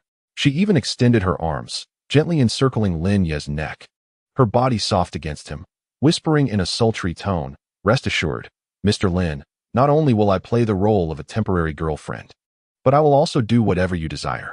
Her voice was soft and melodious. Lin Yi was drawn to such a perceptive woman. He gazed down at Su Ran's flushed, animated face, and without further ado, leaned down to capture her enticing lips in a kiss. Chapter 030. Weekly task completed. New stock. Text omitted. After an exchange, Lin Yi, experiencing both physical and mental ease, heard the long-awaited system notification chime in his mind. Ding. Host has completed communication with target Su Ran, achieving a score of 7, fulfilling task requirements. Upon detection, the host has engaged in in-depth communication with more than 2 targets, including 2, scoring 7 or above today, satisfying task conditions. Congratulations on completing the weekly task. Love is boundless. Task completion quality assessment underway. Reward: a week's worth of stock information. Dispatched to the system space for the host to retrieve. Reward information: Fengfeng Company, stock code, expected to rise to approximately 14 yuan within the next 6 trading days. Please seize the opportunity and invest wisely. The atmosphere in the room was thick with intimacy, and Lin Yi, momentarily disinterested in the notification, was interrupted by an untimely, urgent ringtone. A colleague's voice came through the line. "Sister Ran, all the paperwork for Mr. Lin's car has been completed. The inspection is done, and the temporary license plate is issued. We are just waiting for Mr. Lin to come and sign off, so the car can be taken away. Can you ask Mr. Lin when he would be available to come?" "Oh, okay. I understand," Su Ran responded, a blush rising to her cheeks as she instinctively glanced at Lin Yi beside her. Lin Yi had naturally heard the phone conversation. He chuckled softly, took the phone from Su Ran, and said into the receiver, "All right, understood. I will head over with Su Ran right now." With that, he promptly hung up the phone. An hour later, the room was suffused with the aftermath of their encounter. Su Ran languidly reclined on the bed, her fingers unconsciously twisting the sheets, her face still flushed with a lingering warmth.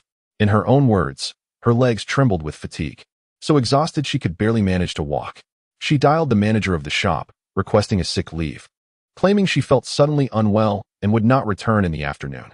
Though she was acutely aware that spending such a long time with a client and then abruptly taking leave would surely lead to embarrassment among her colleagues. Rife with speculation and gossip, she dismissed such concerns. After all, she had effortlessly earned 100,000 in just one afternoon. What was a little loss of face compared to cold, hard cash? She yearned only for a good night's sleep, leaving tomorrow's worries for another day. Turning her head, she noticed Lin Yi beside her, lighting a cigarette, and irritation flared within her. With a hint of reproach and a somewhat hoarse voice, she remarked, "It's all your fault. Now I have to go to the pharmacy again. Such a bother." Upon hearing this, Lin Yi exhaled a puff of smoke, turning to look at her with an unruffled expression. Yet, his next words sent a jolt of shock through Su Ran. "There's no need for that. I hope you will become pregnant." "What?" Su Ran bolted upright, the sheets slipping away to reveal her smooth shoulders, her disbelief evident as she stared at Lin Yi. Utterly incredulous. "What did you just say? Pregnant? How could I? Why not?" Lin Yi countered, his tone indifferent. "I need a child, or perhaps many children." Observing Su Ran's astonished expression, he shrugged and continued, "Of course, it's your choice if you don't wish to. That is your freedom." He paused, extinguishing his cigarette in the ashtray, his gaze fixed on Su Ran, his voice imbued with a chilling sense of transaction. "That 100,000 is yours, irrespective of what happens." However, he swiftly altered the course of the conversation.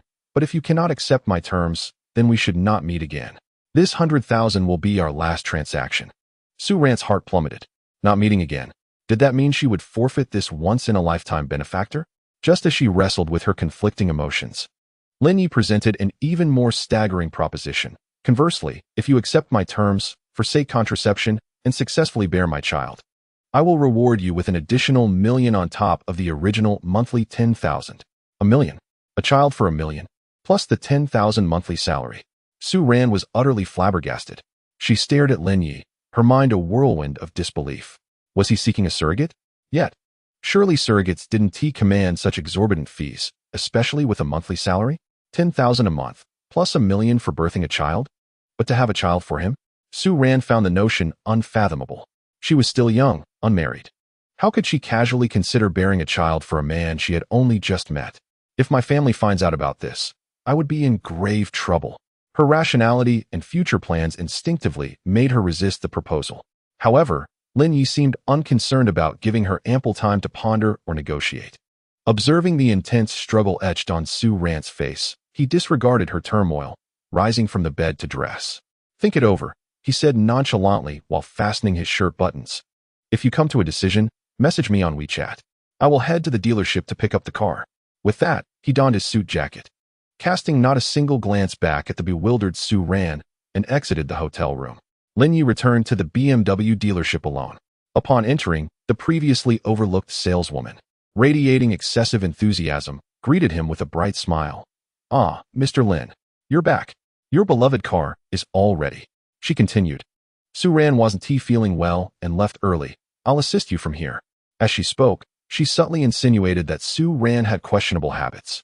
Lin Yi merely smiled, choosing not to engage in the petty rivalries among the sales staff. Noticing that Lin Yi remained unresponsive, the saleswoman, wary of offending such a lavish spender, quickly changed the subject. She began to enthusiastically introduce after-sales services and car club activities, ultimately suggesting that they connect on WeChat for more personalized service. Lin Yi did not refuse and scanned the QR code to add her as a contact. The handover process concluded swiftly, and Lin Yi received the car keys along with all necessary documents. As he settled into the pristine black BMW 7, inhaling the distinctive scent of new leather and relishing the spacious, comfortable seats and high-tech interior, an unparalleled sense of satisfaction and grandeur surged within him. He started the vehicle and gently drove out of the dealership. Shortly after, he took out his phone, opened WeChat, located the newly added saleswoman's profile, and decisively chose to delete the contact. He had no interest in such a saleswoman. At that moment, Lin Yi suddenly recalled the reward information released by the system last night. Reward information, Fengfang Company, stock code, is expected to rise to around 14 yuan per share within the next 9 trading days. Hosts are advised to seize the opportunity for rational investment. He had been too preoccupied with Su Ran to pay it much heed. Now, noticing the time was nearing 3 o'clock, he realized he had 10 minutes left.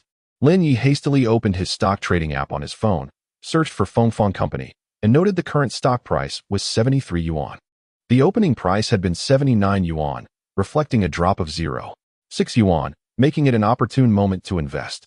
Glancing at his bank balance, which stood at over 2.7 million, and reserving 700,000 for contingencies, he determined he could allocate 2 million for investment.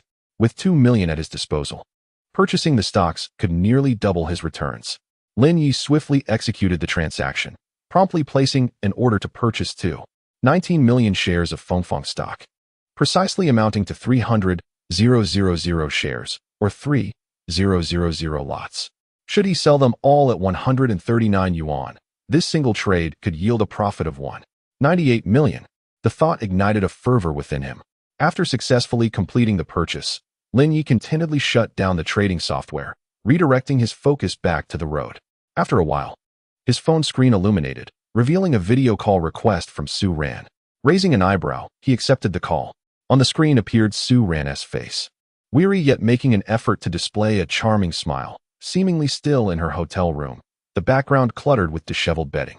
"Darling," her voice was soft and sweet, laced with a deliberate allure. "Has the car been picked up?" "Yes, I just drove it out," Lin Yi replied nonchalantly.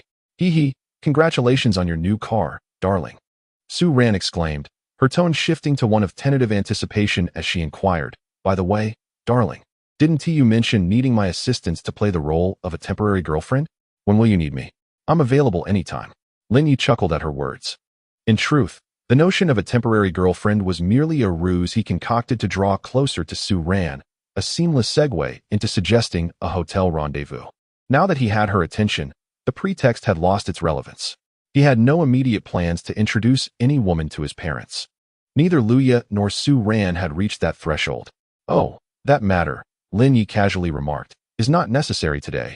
There's no rush. We can discuss it later. You should rest well." Upon hearing this, Su Ran's smile faltered slightly, a flicker of subtle disappointment and confusion crossing her eyes. Discuss it later? What does that imply? Is he merely playing with me? Was the temporary girlfriend concept merely a facade? Her heart filled with unease and turmoil. Yet before she could contemplate further or pose additional questions, Lin Yi's phone rang again. Glancing at the caller ID, he saw it was labeled Mom. "A call is coming in. I must go," he said. "Take care of yourself and think carefully about what I mentioned. We can communicate via WeChat if needed." Without waiting for Su Ran's response, he abruptly ended the video call. He then pressed the answer button. "Hello, Mom. Xiaoyi, where are you? Didn't you say you'd be home today? Why aren't you back yet?" His mother's anxious voice came through immediately. Lin Yi, skillfully maneuvering the steering wheel and enjoying the smooth drive, reassured her, "Mom, don't worry. I'm on my way back. I just wrapped up a few matters and am now driving home. I'll be there soon." "Driving? Where did you get a car?" His mother sounded clearly astonished. "You'll find out when I return." "All right, I have to go now. I'm driving," he replied, concluding the call. Lin Yi, unwilling to elaborate further over the phone, abruptly terminated the call. His hometown is a quaint village named Linjia Village, located beneath the city of Shenyang, a considerable distance from the bustling urban center. He drove his pristine BMW 7 Series southward, as the scenery outside transformed from towering skyscrapers to modest dwellings and undulating fields. The road conditions gradually became more tumultuous, shifting from a broad asphalt thoroughfare to a narrow concrete rural path. In contemporary rural areas, nearly every household possesses a small car. However, this rural path, having been constructed long ago, is narrow enough to barely accommodate two vehicles passing each other. Lin Yi's BMW, with its expansive frame, appeared distinctly out of place on such roads. As he approached, a compact car came into view. The driver, upon spotting Lin Yi's imposing vehicle, was taken aback, hastily swerving to the side, causing one of the car's wheels to mount the adjacent ridge, thereby yielding a sufficiently wide passage for Lin Yi. Through the window, he caught a glimpse of the driver's expression, one of both curiosity and a hint of reverence, provoking a subtle sensation within him. Approaching the village entrance, a van was attempting to reverse out from a narrower side road. An elderly man with graying hair stood by the roadside, gesticulating energetically and shouting instructions. Back up, turn left a bit. Oh, too much. Rewind a little." Just as the van seemed poised for a successful exit, the driver abruptly slammed on the brakes, halting in the middle of the road. "Why have you stopped? What are you dawdling about?" the old man exclaimed, tapping on the car window. "Dad, move aside quickly. There's a car coming. A large one." A young man's voice from within the vehicle carried a note of urgency. "So what if there's a car? Can't you see we're reversing? Let it wait. We'll go first," the old man retorted defiantly, clearly disregarding the vehicle approaching from behind. "For heaven's sake, Dad, you don't understand. Look closely at what kind of car it is. Move aside and don't obstruct the way." The son, growing increasingly frantic, scolded his father. Taken aback by his son's outburst, the old man reluctantly shuffled a few steps to the side, turning his head to ascertain the nature of the vehicle causing such a stir. He was immediately struck by the sight of the sleek black BMW 7 Series gliding towards them. The old man was momentarily dumbfounded, although he was not well versed in automobiles. The imposing stature and glossy finish of the car set it apart from the modest vehicles typically seen in the village, exuding an unmistakable air of opulence. Narrowing his eyes to scrutinize the figure behind the wheel, he felt a flicker of recognition. "Irwa, what sort of car is this? It looks quite formidable." He nudged his son, who had just disembarked from the van. "Dad, this is a BMW 7, a luxury vehicle worth millions." The son, evidently knowledgeable about cars, spoke with a tone filled with astonishment and envy, pondering who might have brought it back. "Millions." The old man stood agape, his mouth agog. As the father and son remained in a state of shock, the BMW 7 did not pause before them. It continued its journey, eventually coming to a gentle stop in front of the home of Lin Yi's third uncle. The path at the entrance of the Lin family home is quite narrow, and across the way, A neighbor has planted a small vegetable garden, making it impossible for the lengthy vehicle to maneuver into the yard. The car's front end is stuck, leaving Lin Yi in a rather awkward position. As he stepped out of the driver's seat, impeccably dressed in a sharp suit, the astonished villagers, including an elderly man and his son, immediately recognized him. "Ah, it's Yi, the third son of the Lin family. He drove this car back," exclaimed the villagers, their voices filled with awe. "Goodness, Yi has made quite a name for himself. How much does this car cost?" Various exclamations of wonder echoed around. The old man exchanged glances with his son before they hurriedly approached. "Yi, you're back," the elderly man greeted with a beaming smile. "Indeed, Yi, this car is rather large. It must be difficult to park it here, no?" his son added, eager to assist. Lin Yi, wearing a polite smile, responded, "Thank you, uncle." However, as he glanced at the vehicle nearly scraping against the wall, he furrowed his brows, realizing it would certainly obstruct the path. The old man noticed the same and, with a glint of mischief in his eye, pointed to the neighbor's vegetable garden. "No worries, Yi. Just nudge it over by the garden. It's no issue to encroach a bit. That old Wang's land is already occupying public space with his vegetables. It's only fair." Just then, the door of the neighbor's house creaked open, and a middle-aged woman clad in an apron stormed out, evidently having overheard the old man's remarks. "Who says it's fine to trample my vegetable patch? Which scoundrel dares to crush my crops?" She fumed, hands on her hips, ready to scold. Yet, upon catching sight of the gleaming black BMW, wider than her own home, her bravado faltered. A flicker of fear and uncertainty crossed her face. Such an extravagant vehicle was not to be trifled with. The atmosphere grew tense and somewhat awkward. Lin Yi shook his head and said, "Let us not damage someone else's vegetables, uncle. I noticed there's an empty plot at the village entrance. I'll park the car there instead."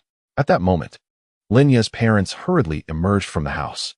Upon witnessing the scene at the entrance, his mother initially opened her mouth to express her discontent about parking in such a manner and returning home so late. However, observing the envious and respectful gazes of the villagers, as well as the luxurious car beside her son, she swallowed her words, forcing a smile onto her face. His father approached the vehicle, scrutinizing it closely. When he overheard the villagers discussing its price, over $1 million, his expression shifted entirely. The sternness and seriousness that once marked his demeanor vanished, replaced by unmistakable astonishment. "Yi, is this truly your car?" His voice trembled in disbelief. Lin Yi nodded, "Yes, I just picked it up. Wonderful, truly wonderful." His father repeatedly expressed his delight, a genuine smile illuminating his face. Even stepping forward to assist Lin Yi in maneuvering the car out, suggesting it could be parked at the village entrance where there was ample space. Under the guidance of his father and the well-meaning villagers, Lin Yi cautiously drove to the relatively spacious area at the village entrance and parked. After securing the vehicle, Lin Yi walked home amidst a throng of villagers and the company of his parents.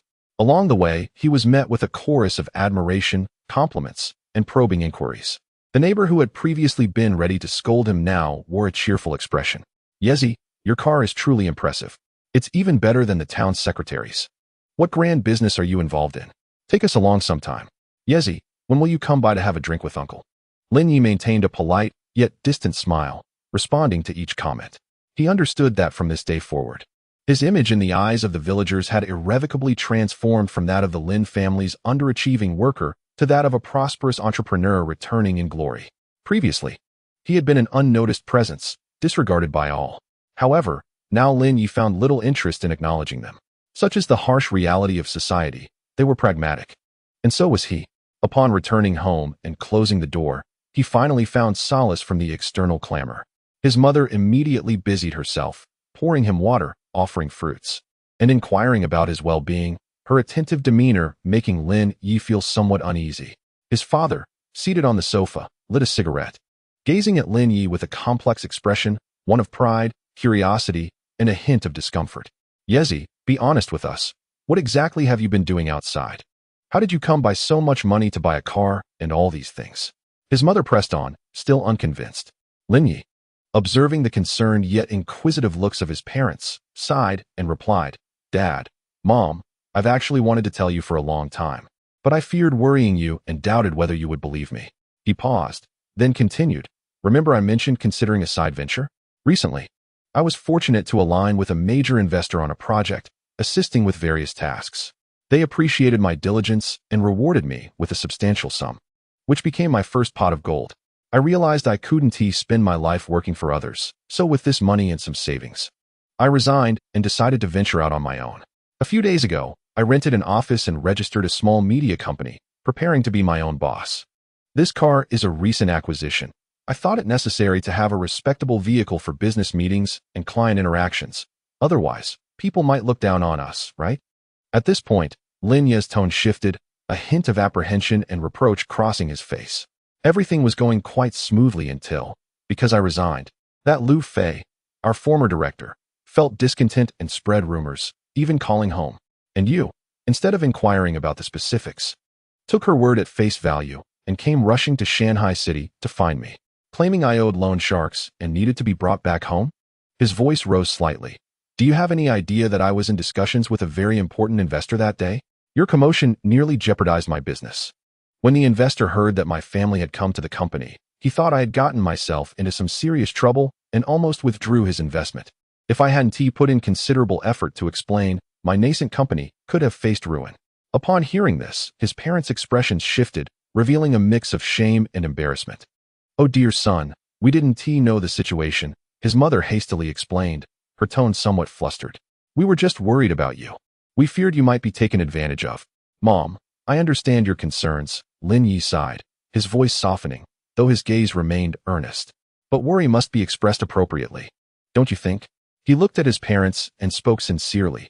Dad, Mom, you have spent your lives in the village, working diligently, and I hold you in high regard. However, to be frank, the business world outside is indeed different from farming. The intricacies and risks involved are beyond your comprehension. Now that I am venturing out on my own, I must navigate and bear these challenges myself. I appreciate your intentions, but at times, your worries may inadvertently cause me unnecessary troubles, as was almost the case this time, leading to significant losses. He paused briefly before continuing. As your son has grown up, he wishes to achieve something noteworthy. I hope you can trust me and grant me a bit of space. From now on, I will manage the affairs of the company and my business endeavors independently. You should simply enjoy your lives at home. Should any rumors arise about me, please refrain from jumping to conclusions or intervening. Instead, ask me first, if you will. Otherwise, if misunderstandings arise again, it could adversely affect not only my business, but also the relationships and reputation I've worked hard to establish. Ultimately, it is our family that would suffer, wouldn't it? His parents fell silent. They thought of the luxurious BMW parked outside and realized that their prior actions had indeed been inappropriate. His mother's eyes glistened with tears. Son, I understand now. It was my folly. From now on, we will refrain from meddling and will heed your judgment. His father remained silent beside her. Seeing his parents' demeanor, Lin Yi sensed that they would think twice before engaging in any peculiar behavior again, and he felt a sense of relief. He then took out 2 bank cards from his wallet and placed them on the table. Dad, Mom. Each card contains 100,000. Please take them. The password is your birth date. 100,000. His parents were once again taken aback by the sum. No. This is far too much. We cannot accept this. His mother quickly waved her hands. You just started your company, and you need funds right now. How can we take your money? His father frowned in agreement. Indeed, keep the money for yourself. We are still healthy and don't require so much. Please, just take it. Lin Yi pushed the card in front of them, his tone leaving no room for dissent. I've earned this money. It is only right that I show my filial piety to you. You have worked hard for most of your lives. It's time you enjoy some comfort. After a moment's thought, he inquired, or perhaps you might consider moving to the city. I could purchase a nice apartment for you there. It's a better environment. And healthcare is more accessible. Buy a house? Move to the city? His parents exchanged glances and shook their heads in unison. No, his mother interjected. We are accustomed to life in the village, familiar with our neighbors. The city is unfamiliar and would feel uncomfortable. You should keep that money for yourself. Save it for when you marry. Once again, the topic of marriage arose. Lin Yi couldn't help but chuckle, waving his hand dismissively. Mom, there's no rush concerning marriage. Right now, I need to focus on my career and grow the company. Once I have money, finding a good wife will be the least of my concerns. What kind of woman would I not be able to attract then? Hearing this, his mother nodded vigorously, convinced by his reasoning. Yes, you're right. Focus on your career. With wealth, you can surely attract the finest young ladies. I won't rush you. Witnessing the swift change in his mother's attitude, Lin Yi felt the undeniable allure of wealth once more. His father, quietly listening from the side, said nothing further. He merely continued to smoke, his eyes betraying an indescribable satisfaction and pride. His son had succeeded, driving a luxury car and becoming a boss. This brought more prestige than anything else. Perhaps tomorrow, relatives who had previously distanced themselves would come knocking at their door. Dinner, naturally, was exceptionally lavish. His mother showcased her culinary prowess, preparing an entire table of dishes, replete with chicken, duck, fish, and meat, rivaling that of a festive occasion. His father, for the first time, brought out his prized wine, eager to share a few drinks with Lin Yi. The atmosphere at the dining table was unprecedentedly harmonious. His parents no longer nagged or criticized him. Instead, they radiated concern and pride in him. After dinner, Lin Yi took a shower and lay in bed, but sleep eluded him. He took out his phone and opened WeChat. Luya had sent him a message. Luya, honey, have you arrived home? Was the journey smooth? Lin Yi read her message and replied, just got home. Everything went smoothly. Get some rest. Then he noticed Su Ran had also messaged him, accompanied by a pouting, pitiful emoji. Su Ran, honey, what are you doing? Do you miss me? I feel so wronged. Lin Yi raised an eyebrow. This woman was quick to immerse herself in her role. He promptly initiated a video call. The call connected swiftly, revealing Su Ran's enchanting face on the screen. She seemed to be in her hotel room, her hair damp and cascading loosely, her cheeks adorned with a hint of lazy blush. Upon seeing Lin Yi, Su Ran instantly broke into a sweet smile, her voice elongated. Still at the hotel? Lin Yi feigned ignorance. Oh, really? Su Ran tossed a flirtatious glance toward the camera, then playfully complained with a hint of coyness in her tone. It's all your fault. My legs are so weak, I can hardly walk. Chapter 033. Mutual Needs. Lin Yi gazed at Su Ran, who exuded an innocent yet enticing aura, and chuckled softly as they exchanged tender words, savoring the allure that emanated from the screen. After conversing for a while, the atmosphere became increasingly intimate, prompting Lin Yi to shift the topic casually, inquiring, by the way, have you given it any thought? Su Ran's smile faltered momentarily, her eyes flickering with uncertainty, and her tone took on a hint of vulnerability and unease. Darling, of course, I am willing. But having a child is such a significant matter. As a girl, I truly feel quite insecure. Her words dripped with a poignant charm, conveying her willingness to stay while subtly hinting at her concerns for the future. The underlying message was a plea for Lin Yi to provide her with greater assurance and commitment. Lin Yi, being astute, immediately grasped her intentions. She sought a promise of security. With a smile, and without a trace of hesitation, he presented an even more tempting proposition. I understand your worries. Here's the deal. As soon as you become pregnant, I will immediately transfer 1 million to you, ensuring your complete peace of mind. How does that sound? 1 million? Su Ran's eyes widened in astonishment, her rosy lips parting in disbelief, as if she could fit an egg inside. The idea of receiving such a substantial sum merely for becoming pregnant was staggering. Initially, she had only aimed to test the waters, hoping to negotiate for additional benefits or a clearer commitment from Lin Yi. But now she felt her mind explode with possibilities. The thought that mere pregnancy could yield 1 million was astounding. Furthermore, if she were to carry the child for 10 months, with a monthly stipend of 100,000, that would total another million. What about after the child was born? A single thought struck her like lightning. The value of a mother's child. If she could bear a child for this enigmatic and affluent Lin Yi, would her status not be secured? Her heart raced wildly as she gazed at Lin Yi on the screen, her eyes burning with unprecedented fervor and desire. Almost instinctively, she exclaimed, tinged with urgency and a hint of caution, then, darling, since we are going to have a child, shouldn't we first obtain a marriage certificate? That way, it would be legitimate and better for the child too. She believed that if she could act swiftly to secure their marriage certificate, she would be irrevocably tied to this golden partner, with a promising future ahead. However, upon hearing her suggestion, Lin Yi's smile vanished in an instant, his demeanor turning resolute and unyielding. Obtain a certificate? Impossible. Those simple 5 words struck her like a bucket of cold water, extinguishing the flames of hope that had ignited within Su Ran. Observing her visibly stiffened expression through the video, Lin Yi continued, I will not marry anyone. That is my bottom line. He paused momentarily, seemingly to ease the tension, before proposing a seemingly concessionary condition. However, if you truly become pregnant and give birth, I can accompany you back to your hometown, where we can host a grand banquet to provide your parents with an explanation and to grant you a semblance of dignity in front of your relatives and friends. But as for a marriage certificate, do not even entertain the thought. To hold a banquet at her home without a certificate? What does that signify?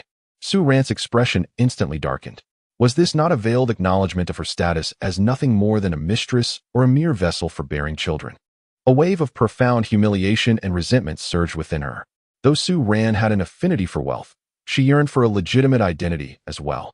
She believed she had grasped an opportunity to alter her fate, yet the other party was unwilling to provide even the most basic recognition. The atmosphere on the other side of the video call became momentarily stagnant. Sue Rand's countenance shifted repeatedly, and the light in her eyes dimmed.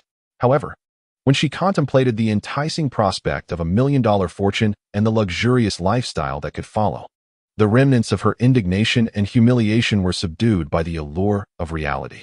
Recognition? Could that sustenance? Could it be exchanged for tangible wealth? As long as there was money, did it truly matter whether that piece of paper existed? When the time came for a splendid return to her hometown for a banquet, who would dare to speak ill behind her back? Having reconciled this within herself, Sue Rand took a deep breath and swiftly adjusted her emotions. When she lifted her gaze to the screen once more, her face was adorned with a charming smile, albeit one tinged with an air of artifice and calculation. She cooed at Lin Yi in a sweet and sultry tone. "Oh dear husband, you truly startled me. I was merely asking casually. Whether we obtain a certificate is entirely up to you. As long as I can be by your side and bear your children, I am utterly content." She understood that displaying temper and emotion in front of this man would be the height of folly. Only through compliance and flattery could she maximize her chances of obtaining what she desired. "That's more like it," Lin Yi remarked, observing the sudden transformation of Sue Rand on the video, who had reverted to a playful demeanor. He nodded in satisfaction. He relished having a woman who was sensible, clear-headed, and knew precisely what she wanted. As for emotions, that was a luxury and far too troublesome. Relationships based on mutual benefit, such as this, were indeed simpler and more genuine. "All right, it's getting late. You should rest early." Sensing that he had achieved his objective, Lin Yi concluded the video call. After hanging up, he stretched contentedly, convinced that the bait had been cast and that he could not fathom this fish refusing to bite. Chapter 034. Luya takes the stage. The following morning, Lin Yi awoke feeling refreshed. Just after finishing his morning routine, he received an email reminder from Zhou Min. Upon opening the attachment, he was greeted by a series of youthful and vibrant photographs, meticulously selected and enhanced. Zhou Min's efficiency and aesthetic sense were indeed commendable, and the initial screening of the hosts was executed quite well. Upon revisiting the email regarding the recruitment plans for the core team, Lin Yi nodded in satisfaction. The roles of agent, business manager, content operator, and editor are undeniably essential for the initial operations. These positions do not necessitate attractive appearances. After all, it is prudent to entrust professional tasks to qualified individuals. Zhou Min, with a clear mindset and robust execution capabilities, arranged the recruitment process meticulously. As he swiftly perused the resumes of the anchors, he contemplated the situation. The framework at the company has already begun to take shape, and the recruitment for the core team has officially been placed on the agenda. As the owner, he cannot linger in his hometown for too long. He must promptly return to oversee the operations. It is time to go back. While having breakfast, Lin Yi informed his parents, "Dad, Mom, I must return today." Leaving today? His mother expressed reluctance, as he had only just returned for a day. "Why not stay a couple more days?" "Yes," his father added, putting down his bowl and chopsticks. "There isn't much to do at home. Why not stay a bit longer?" Lin Yi smiled gently and replied, "No. The primary purpose of my return was to see you and reassure you. Now that you see I am doing well, that suffices. The company is just starting up, and many matters indeed require my attention." As he spoke, he retrieved 2 bundles of crisp 100 yuan bills from his wallet, totaling 20,000 yuan, and placed them on the table. "Take this money, buy whatever you want without holding back." Staring at the substantial amount of cash on the table, Lin's parents were momentarily taken aback. Although they had been astonished by their son's luxury car and gifts the previous day, witnessing him casually present them with 20,000 yuan in cash for pocket money was a staggering experience. "This is far too much, Yezi." His mother quickly waved her hands. "We don't need so much money. You have expenses for your company. Take it back." "Yes, we are in good health and want to spend much." His father chimed in, though a hint of unnoticeable pride shone in his eyes.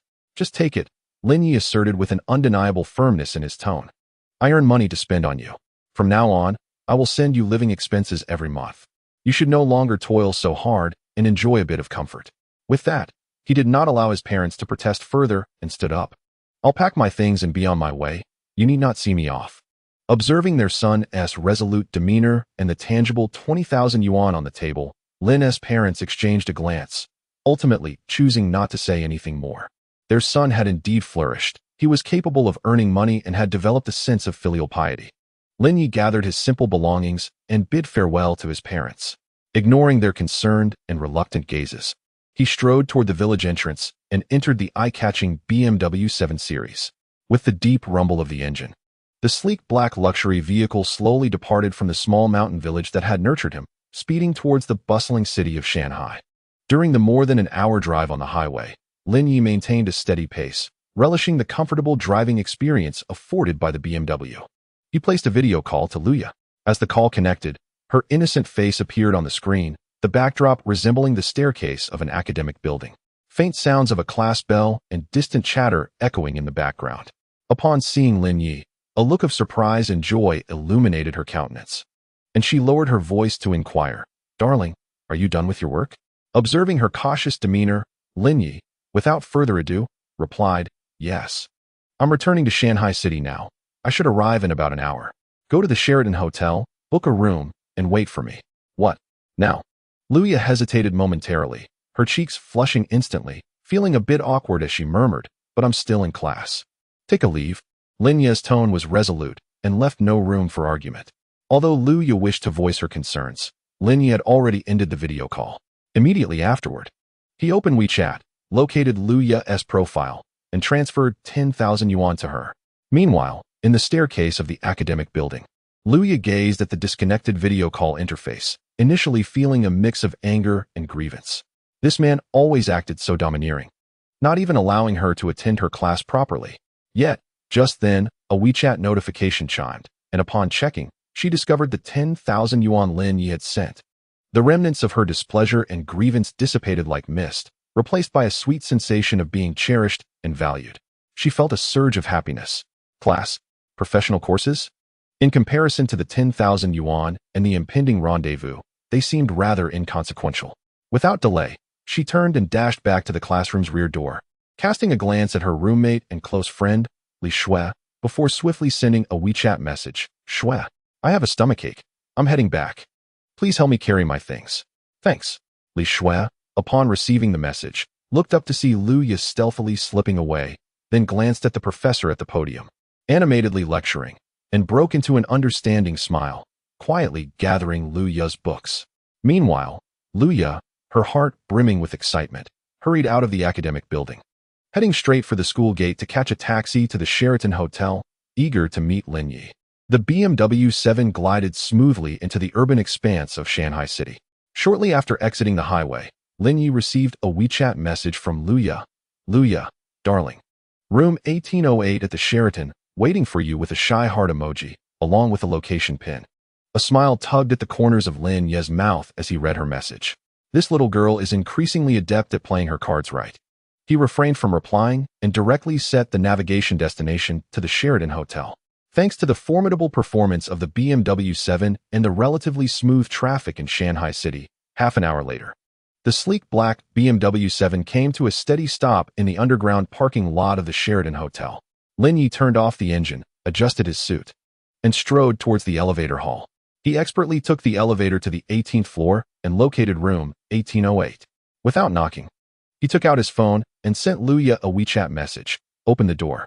Almost the moment the information was dispatched, the heavy door before him was gently pulled open from within.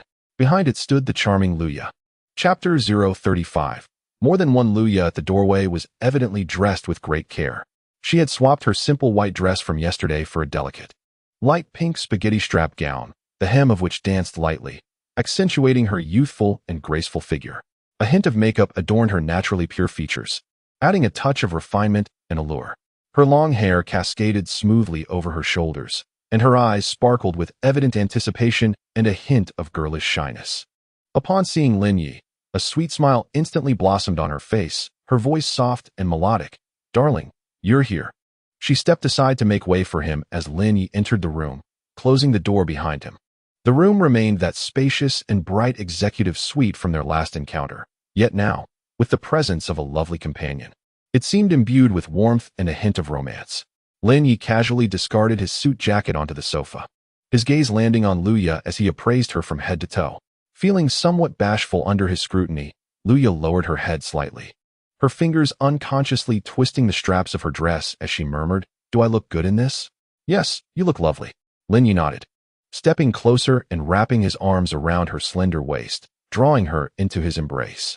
The warmth of her delicate form against him, mingled with the faint fragrance of youth enveloping his senses, reignited a familiar flame in his heart. He chose not to utter any more trivial words. Leaning down to kiss her, Luya let out a soft gasp, her body trembling slightly before she closed her eyes, awkwardly yet earnestly responding to his kiss. After a passionate exchange, both found themselves breathless. Lin Yi held her close, leading her towards the soft, inviting bed in the bedroom. The sunlight outside poured through the floor-to-ceiling windows, casting a warm glow across the carpet, illuminating the room in a vibrant spring essence. After a considerable time, the atmosphere in the room gradually settled. Lin Yi reclined against the headboard, lighting a post-coital cigarette. Luya curled up in his arms like a docile kitten, her small face nestled against his chest, her fingers absent-mindedly tracing circles on his torso, her cheeks flushed with satisfaction and a hint of languor. "Darling," she spoke softly, with a playful tone, "how long can you stay this time?" "It depends," Lin Yi replied as he took a puff from his cigarette. "The company is just getting started, and there's quite a bit to handle." Hearing the mention of the company, Luya curiously lifted her head. "Darling, what does your company do?" "It's a media company, focusing on live streaming and influencer incubation," Lin Yi succinctly explained. "Wow, a media company." Luya's eyes sparkled. "Does that mean you'll get to meet many stars and influencers?" Like most young girls, she was captivated by the glamour of this industry. Lin Yi smiled. "I'll take you to see it when the opportunity arises." He glanced down at Luya nestled in his arms. "Luya, 7 points. Not pregnant. The probability of pregnancy has risen to 80. It seems that our earlier conversation was quite fruitful." With renewed determination, Lin Yi extinguished his cigarette and turned to press Luya beneath him once more. As afternoon descended, the room lay in disarray, the air still thick with lingering intimacy. Luya felt both famished and fatigued, her body limp and weak, sprawled like a puddle of clay on the soft bed, lacking the strength to move even a finger. Lin Yi retreated to the bathroom to shower, the sound of cascading water echoing through the air. At that moment, Lin Yi's phone on the bedside table suddenly rang, its screen illuminating with the name of the caller, Su Ran. Upon seeing this name, Luya's heart skipped a beat. Su Ran. It was a woman's name. An inexplicable sense of unease and suspicion surged within her. Instinctively, she reached out for the phone, but her fingers withdrew just before touching the screen. After a moment of hesitation, she ultimately refrained from answering. The phone rang for a while before it disconnected automatically. Not long after, the sound of water ceased. When Lin Yi emerged from the bathroom, wrapped in a towel and drying his damp hair, Luya finally lifted her head, her gaze flickering nervously as she weakly pointed towards the phone on the bedside table, saying, "Darling, your phone rang just now. Someone called you." Lin Yi approached and picked up the phone, glancing at the missed call log. "Oh, it was Su Ran," he remarked casually, his tone indifferent, as if it were merely a call from an ordinary colleague or friend.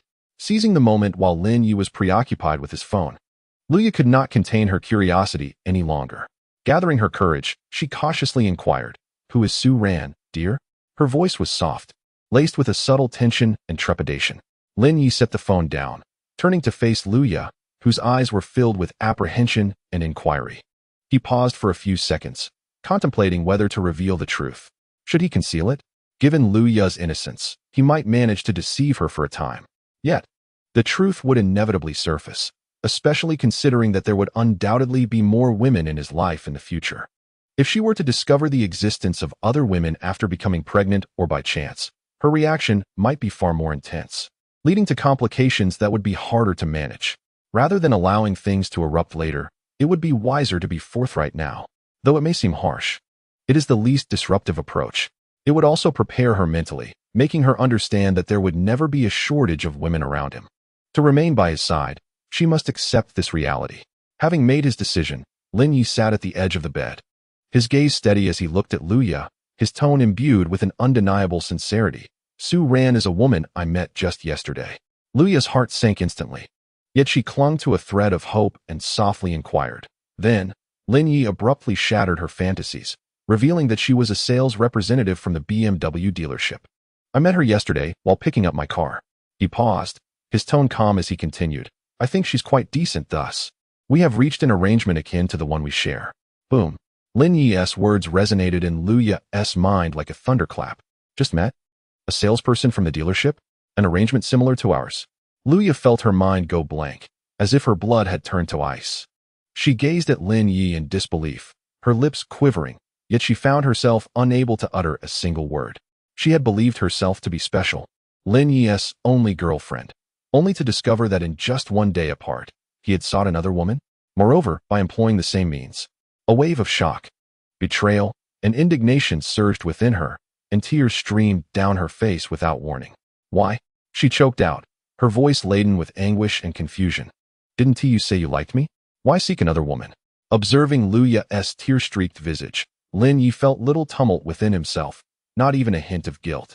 He reached out, somewhat brusquely wiping away her tears, his tone edged with a cold hardness. I do think you are wonderful. But that does not preclude my appreciation for other women as well. Luya, you must understand one thing. He grasped her chin, compelling her to meet his gaze. Enunciating each word deliberately, I am not solely yours. Presently, I have you, and in the future, I might have Suran, or perhaps even more women. If you can accept this, remain by my side and fulfill your obligations, such as hastening to bear me a child, then what I promised you before will only increase, not diminish. However, if you cannot tolerate this, or if you wish to create a scene, his eyes sharpened, carrying a hint of warning, then our relationship can be terminated at any moment. The money I previously provided you will not be reclaimed. The choice lies in your hands. Lin Yi's words cut through Luya's illusions like a merciless knife, laying the harsh reality bare before her. She was faced with a choice: either accept sharing this man with other women, endure the indignity, and play her role dutifully in exchange for a life of comfort and potential future, or leave immediately, taking the money she had received, returning to her former life, but severing ties with the man who could so effortlessly alter her destiny. Luya stared blankly at Lin Yi, her tears flowing uncontrollably. She felt as if her heart had been torn apart. She had never imagined she would confront such a humiliating choice. Yet to leave, she was unwilling. Lin Yi, witnessing Luya's incessant tears, recognized the profound impact his words had inflicted upon her. Yet he did not soften. Rather, he granted her a moment to digest and contemplate. He refrained from pressing her further, gently patting her back, his tone softened with an irresistible tenderness. Enough of the tears. Crying will not resolve the issues. Let us think. You must be hungry. What would you like to eat? I shall summon room service.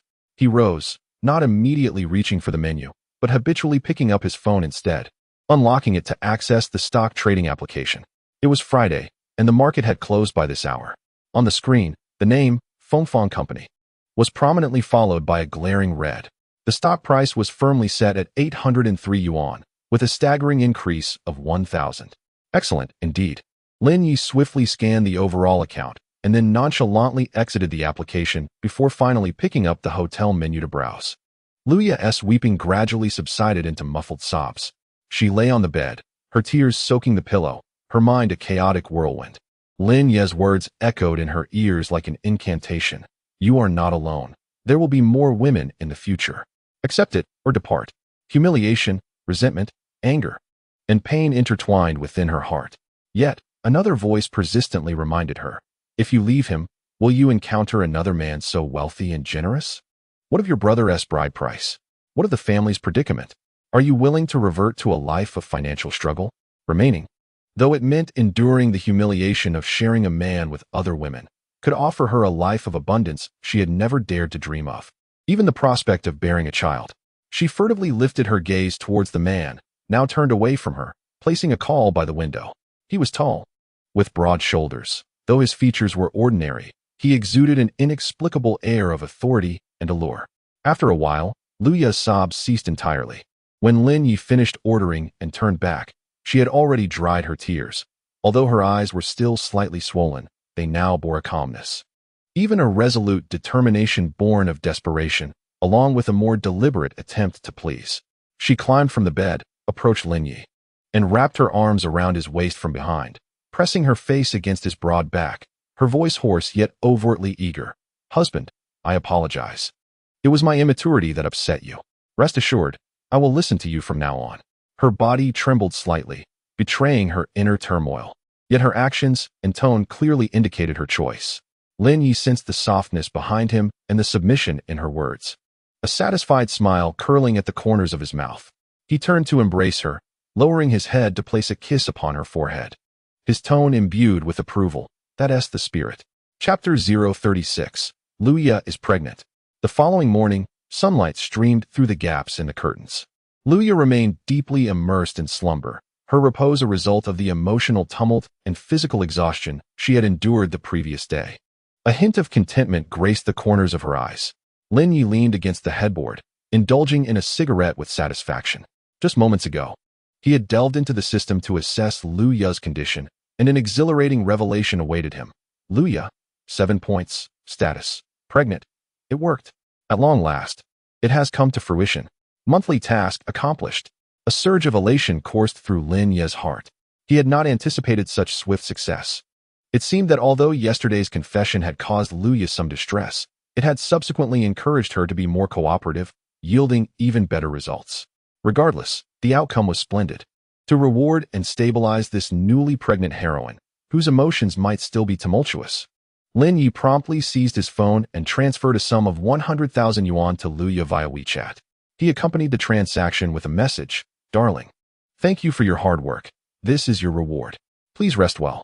Having completed this gesture, Lin Yi extinguished his cigarette with a sense of fulfillment. He gazed down at Luya's serene countenance, contemplating. Since conception has just occurred, it cannot yet be detected. In about half a month's time, I will take her to the hospital for confirmation. By then, it should be detectable. Just as he pondered this, the system's notification chimed in his mind. Ding. Detected that the host has successfully impregnated the 7-point female Luya. Congratulations to the host for completing the monthly task, the first step of heritage. Task rewards have been dispensed. Monthly Major Intelligence 1, Good Fortune Blessing 1. Monthly Major Intelligence. On the evening of the 15th next month, a certain Douyin streamer will perform a reimagined ancient-style dance, Peach Blossom Smile, during a live broadcast. This dance, with its unique choreography and music, is expected to ignite a viral sensation across the internet within 24 hours, propelling the related topic into the top 3 of trending searches, resulting in a surge of 3 million fans for the streamer and over 1 billion clicks online. Good Fortune Blessing has automatically taken effect, slightly enhancing the host's chances of pregnancy in future endeavors. Monthly Major Intelligence. Next month, a Douyin streamer will catapult Peach Blossom Smile to fame. Lin Ye's eyes sparkled with excitement upon reading this information. He was in the process of establishing a media company to cultivate internet celebrity streamers. This was serendipity at its finest. Although this streamer, known as Little Sugar Bean Without Sugar, was not affiliated with his company, he now possessed the secret to a viral hit. Peach Blossom Smile would be a sensational success. Lin Yi immediately envisioned his newly founded company. He could seize the opportunity to have his streamers practice the dance ahead of Little Sugar Bean, even organizing all the attractive female streamers in the company to perform together. By releasing the dance video a few days prior to the 15th, or showcasing it during a live stream, he could secure a competitive edge. Riding the wave of this impending viral phenomenon, wouldn't his new company's streamers achieve meteoric fame? This is truly an excellent opportunity to swiftly elevate the company's profile and promote its own streamers. How splendid! Lin Yi felt a surge of excitement within. This system continually surprised him. He leaned down and gently kissed Luya's smooth forehead, infused with gratitude and satisfaction, before rising, dressing, and quietly departing the hotel room. There were numerous matters awaiting his attention back at the company, and he needed to check on how Zhou Min was setting things up, as well as begin preparations for the upcoming blockbuster project. Shortly after Lin Ye's departure, Luya slowly opened her eyes. In truth, she had awakened when Lin Ye got up, but had not dared to move. She picked up her phone and saw the transfer notification along with a heartfelt message from Lin Ye. 100,000 yuan. Gazing at the substantial sum that had just arrived in her WeChat wallet, tears welled up in Luya's eyes once more. This time, she cried and laughed, resembling a fool. For what she cried, and for what she laughed, she herself could not discern. Lin Ye did not take the newly acquired BMW 7 Series. The distance from Zhongqing to Shanghai City was several hundred kilometers, making the drive excessively time-consuming. Furthermore, he intended to leave the 7 Series in Shanghai City for future visits to Luya. He hailed a cab right outside the hotel, heading straight for Shanghai International Airport. There, he purchased the next available business class ticket to Zhongqing. Seated comfortably in the spacious business class cabin, enjoying the attentive service from the flight attendants, Lin Yi felt that this truly befitted his current status. During the flight, a young and beautiful flight attendant, while serving him drinks and snacks, seemed quite intrigued by this young business class passenger, her eyes reflecting curiosity and inquiry.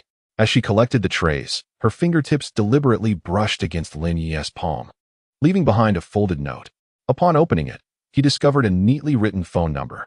He glanced up at the flight attendant's retreating figure as she walked towards the service area, and the system promptly notified him. 5 points. A subtle smile curved Lin Yi's lips as he casually crumpled the little note and tossed it into the nearby trash bag. The flight attendant, while charming in her uniform, held no allure for him anymore. It was meaningless. The plane landed smoothly at Zhongqing Airport. Without delay, Lin Yi took a taxi directly to the Starry Night Media office located in the Science and Technology Innovation Building at Zhongqing University Town. The office, which had previously been empty, had undergone a remarkable transformation in just a few days. Zhou Min's efficiency was indeed impressive. Brand new office furniture had been arranged, minimalist yet stylish. The reception area, open workstations, independent manager's office, and even a small tea room and the beginnings of a live streaming room were all meticulously planned. Several brand new computers had also been installed, and the air was infused with the faint scent of new furniture. As Lin Yi stepped through the doorway, he spotted a young woman seated at the reception desk. The young woman struck him as somewhat familiar. She was indeed the one who had previously sent her resume to Zhou Min, and her photograph was exceedingly attractive. To be honest, Lin Yi harbored considerable expectations. However, upon seeing her in person, he observed that she stood at an impressive height, approximately 170 centimeters, adorned in a well-tailored professional outfit. Yet, the makeup on her face appeared a tad excessive. Her hairstyle was exquisite, emanating a subtle fragrance, clearly a result of meticulous grooming, demonstrating her adeptness at utilizing cosmetic techniques to enhance her strengths while concealing imperfections. Overall, she presented a pleasant appearance, albeit in Lin Yi's internal assessment, she garnered merely a score of 5. Upon noticing Lin Yi's entrance, the receptionist momentarily froze, her eyes flashing with surprise and uncertainty. She had just commenced her position that day and had only heard from Supervisor Zhou that the boss was quite young and would be visiting to observe their work during the evening. Could this casually dressed, yet commanding young man before her be the one? To err on the side of caution, she rose, displaying a professional smile, and politely inquired, "Good evening, sir. May I ask if you are?" Observing her reaction, Lin Yi chuckled lightly and waved his hand dismissively. "I'm just here to take a look around." As soon as he finished speaking, Zhou Min hurried out with several colleagues. "President Lin, you're back." Zhou Min maintained her usual competent demeanor, introducing with a bright smile, "Allow me to introduce you to our new team members." She gestured to those behind her. "This is our business development manager, Wang Ming, who possesses extensive experience. This is our agent, Li, who has a keen eye for talent. This is our content planner and operator, Xiao Zhang, a high-achieving graduate from a prestigious university. And finally, this is our video editor, Ajia, whose skills are exceptional." Wang Ming, Li, Xiao Zhang, and Ajia stepped forward in unison, greeting Lin Yi warmly. "Hello, President Lin. You are remarkably young and accomplished. We look forward to your guidance." Their faces radiated an appropriate blend of enthusiasm and respect, clearly indicating that Zhou Min had briefed them beforehand. Lin Yi scanned the faces of the group, nodding slightly, and exchanged a few polite remarks. "Welcome aboard, everyone. The company is just beginning its journey, and we will rely on your hard work moving forward. Let us put in our best effort. The year-end bonuses will be rewarding." Subsequently, Lin Yi gestured for Zhou Min to join him in the adjacent manager's office for a private discussion. "How is the recruitment for the streamers progressing?" Lin Yi inquired as he settled into his executive chair. "According to your specifications, prioritizing appearance, we have filtered a selection of suitable candidates. And you have already reviewed their resumes. They have expressed a willingness to attend interviews. We can officially commence tomorrow," Zhou Min reported. "Excellent efficiency," Lin Yi affirmed her efforts. "Please finalize the interview arrangements. I will personally attend tomorrow." "Understood, President Lin." After addressing the streamer recruitment, Lin Yi also inquired about the progress of the company's accounts and the procurement of live streaming equipment, ensuring that everything was proceeding smoothly. Seated in his brand new office, Lin Yi meticulously examined the resumes and photographs of the aspiring hosts sent by Zhou Min. It was evident that Zhou Min had indeed adhered to his criterion of prioritizing aesthetics. The young women in the photographs exuded youthful vibrancy, each possessing a distinct style. Some embodied the pure and innocent school beauty, others radiated a sweet and charming allure, while a few oozed a sultry and fiery appeal. As Lin Yi scrutinized the images, he silently assessed each candidate in his mind. This one is quite remarkable.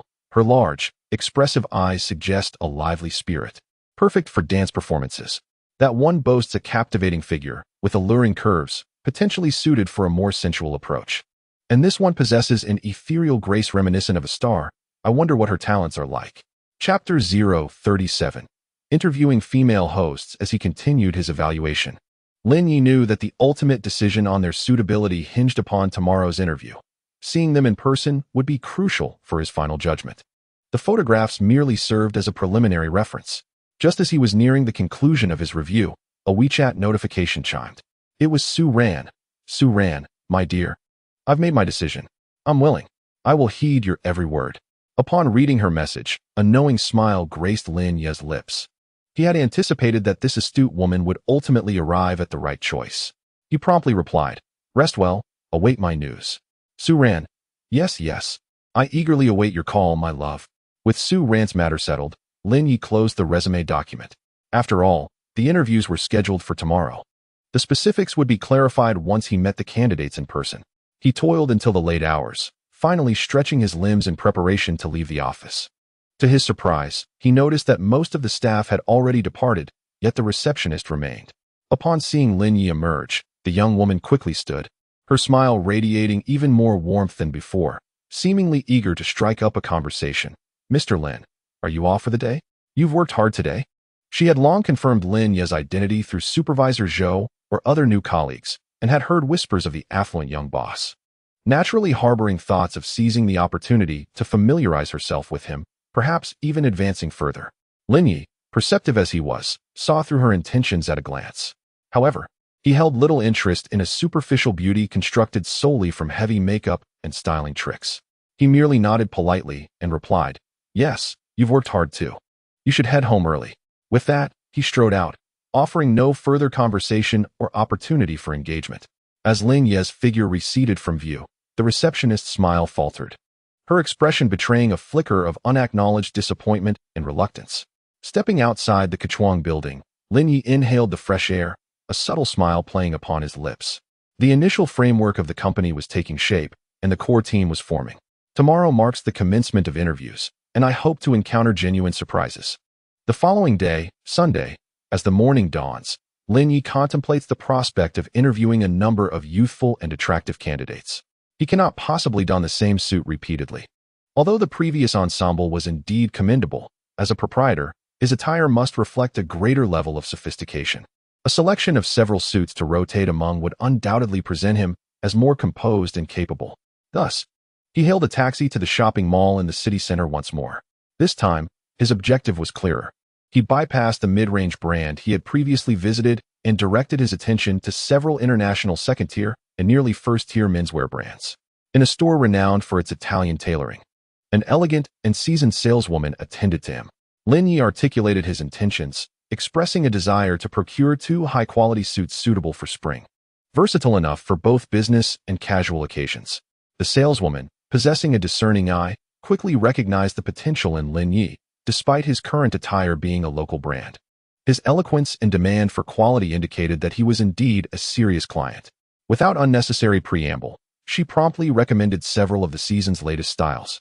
Crafted from Italian imported wool blend, which was lightweight, breathable, and elegantly draping. The colors, a youthful light gray and khaki, further accentuated his vitality. As Lin Yi tried on the garments, he found the fit to be superior to his previous suit. The tailoring conformed impeccably to his physique, with meticulous attention to detail that rendered him more upright and refined, shedding an air of rigidity for a more elite presence. Sir, you look absolutely dashing in these 2 suits. They are as if tailored just for you, the saleswoman exclaimed, her gaze towards Lin Yi transforming, infused with admiration and a subtle hint of reverence. Indeed, one's attire can significantly elevate one's demeanor, adorned in these finer garments. Lin Yi's aura and presence were markedly enhanced. He was quite pleased with his reflection in the mirror.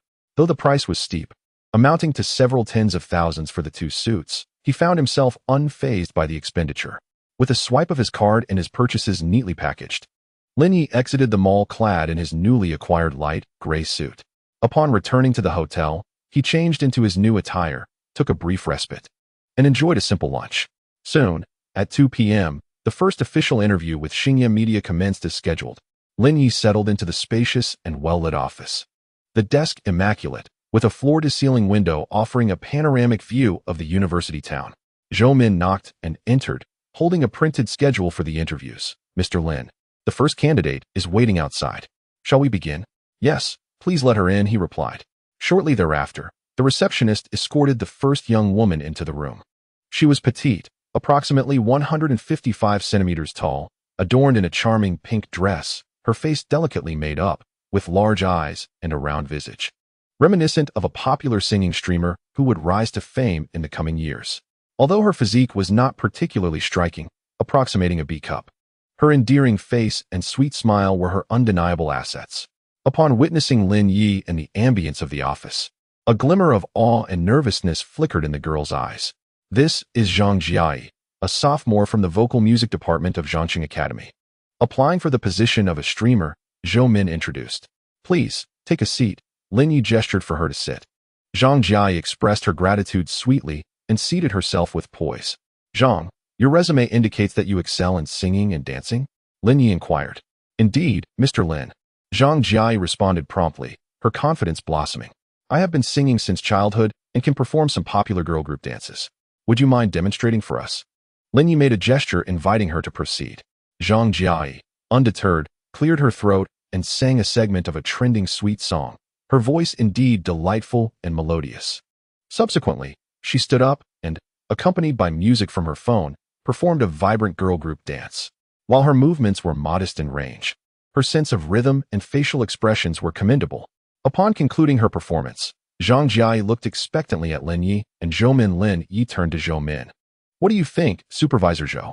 Zhou Min nodded, offering her professional assessment. "Mr. Lin, Zhang possesses excellent vocal qualities, showing inherent talent in singing. She is visually appealing and camera-friendly, with a decent foundation in dance. She is a promising candidate for an entertainment streamer. However, she lacks experience and will require systematic training." Lin Yi felt assured. Although a score of 5 was not particularly high, the girl showcased talent and had an amiable appearance, suggesting a potential rapport with the audience. "Zhang, your performance was commendable," Lin Yi remarked. "Our company is willing to offer you a streamer contract. The base salary is 3,000, with performance bonuses and a 50-50 split on gifts. The company will provide training and resource support. How does that sound?" Zhou Min, listening nearby, felt a twinge of surprise. Although this level of contract was not the highest, the base salary coupled with the split was almost unprecedentedly generous for a novice in the industry. Indeed, Mr. Lin is willing to invest significantly. Zhang Jiai's eyes widened in astonishment. Previously, at other streaming companies, students like her would earn a maximum of 1,500 plus commission. She had expected a base salary of around 2,000 here, but to her amazement, they were offering a guaranteed 3,000 base salary and a 50-50 split. This was far superior to the treatment she had encountered elsewhere. It left Zhang Jiai somewhat incredulous. "I accept. Thank you, Mr. Lin. Thank you, Supervisor Zhou," she exclaimed, nodding vigorously, fearful that Lin Yi might retract his offer. "All right, please wait outside. Once all interviews are completed, Supervisor Zhou will guide you through the contract details." Lin Yi waved his hand. With the first candidate successfully signed, Lin Yi's spirits were elevated. Soon, the second girl was ushered in. This girl stood approximately 165 centimeters tall. Dressed simply in a sports tank top and practice pants, her physique undeniably attractive, visibly at least a cup size, with faint hints of a defined waistline. However, in contrast, her facial features appeared rather ordinary, merely qualifying as delicate. "Li Siki, score 6. Mr. Lin, this is Li Siki, a third-year student majoring in dance at Zhangqing Academy. Also applying for the position of a host." Zhou Min introduced her. Li Siki, unlike the first girl, exuded a graceful demeanor. "Hello, Mr. Lin. Hello, Supervisor Zhou. Please, have a seat," Lin Yi gestured. "Are you proficient in dance?" "Indeed, my major focus is on modern and jazz dance, and I also have some knowledge of street dance." Li Siki responded confidently. "Show us what you can do." Nodding, Li Siki moved to the center of the office, where there was ample space, and began to perform an impromptu dance that blended elements of jazz and modern styles, even without music. Her movements were fluid and powerful, showcasing remarkable flexibility, and she executed several intricate spins and jumps with ease, demonstrating a solid foundation in dance. Lin Yi observed, internally comparing her to the previous candidate. Although this girl received a score of 6, higher than the earlier score of 5, her attractiveness paled in comparison. It seemed the system's scoring indeed encompassed various dimensions such as appearance, physique, and age. This girl, despite her superior physique, had her overall score diminished by her less appealing facial features. Lin Yi mused. "Supervisor Zhou, what are your thoughts?" Lin Yi inquired again. Zhoumin commented. Li's dancing skills are exceptionally solid, and her physical attributes are well suited for a dance host or a fitness route. However, she may lack some memorable features in terms of looks, and she herself mentioned her singing skills are average. Lin Yi nodded. While a score of 6 did not meet his expectations, he recalled his upcoming major project, Peach Blossom Smile, which required a solid dance foundation. Li Siki was a perfect fit. Perhaps she could become a sensation. Thus, while Lin Yi did not personally need her, the company could benefit from such a talent for profit. "Li, your dance is quite professional," Lin Yi remarked. "We can offer you a level host contract. Would you be interested?" Li Siki appeared somewhat surprised, as she had thought her lack of striking beauty might hinder her chances for a favorable contract. Yet here, she was being offered a level position. She immediately nodded. "Thank you, Mr. Lin. I would love to." "Excellent. Supervisor Zhou, please make the arrangements." After bidding farewell to Li Siki, the third candidate entered. Chen Xiaomei. Score 5. This girl stood about 160 centimeters tall. Her appearance was fairly pleasant, yet she lacked any particularly striking features, her attire being quite ordinary. She appeared somewhat nervous, introducing herself as having previously worked as a game host on another platform, but with little success. Lin Yi and Zhou Min exchanged glances, both sensing that this girl had limited potential. "Let us do this, Chun," Lin Yi contemplated and ultimately decided to give her a chance. "We will offer you a level contract, with a base salary of 2,000 and a 60 to 40 split on gifts, with the company taking 60. Please consider it. And if you're interested, come back tomorrow to sign the contract." Upon hearing this offer, Chen Xiaomei's face revealed a hint of disappointment, yet she politely nodded. "All right. Thank you, Mr. Lin. I will think it over."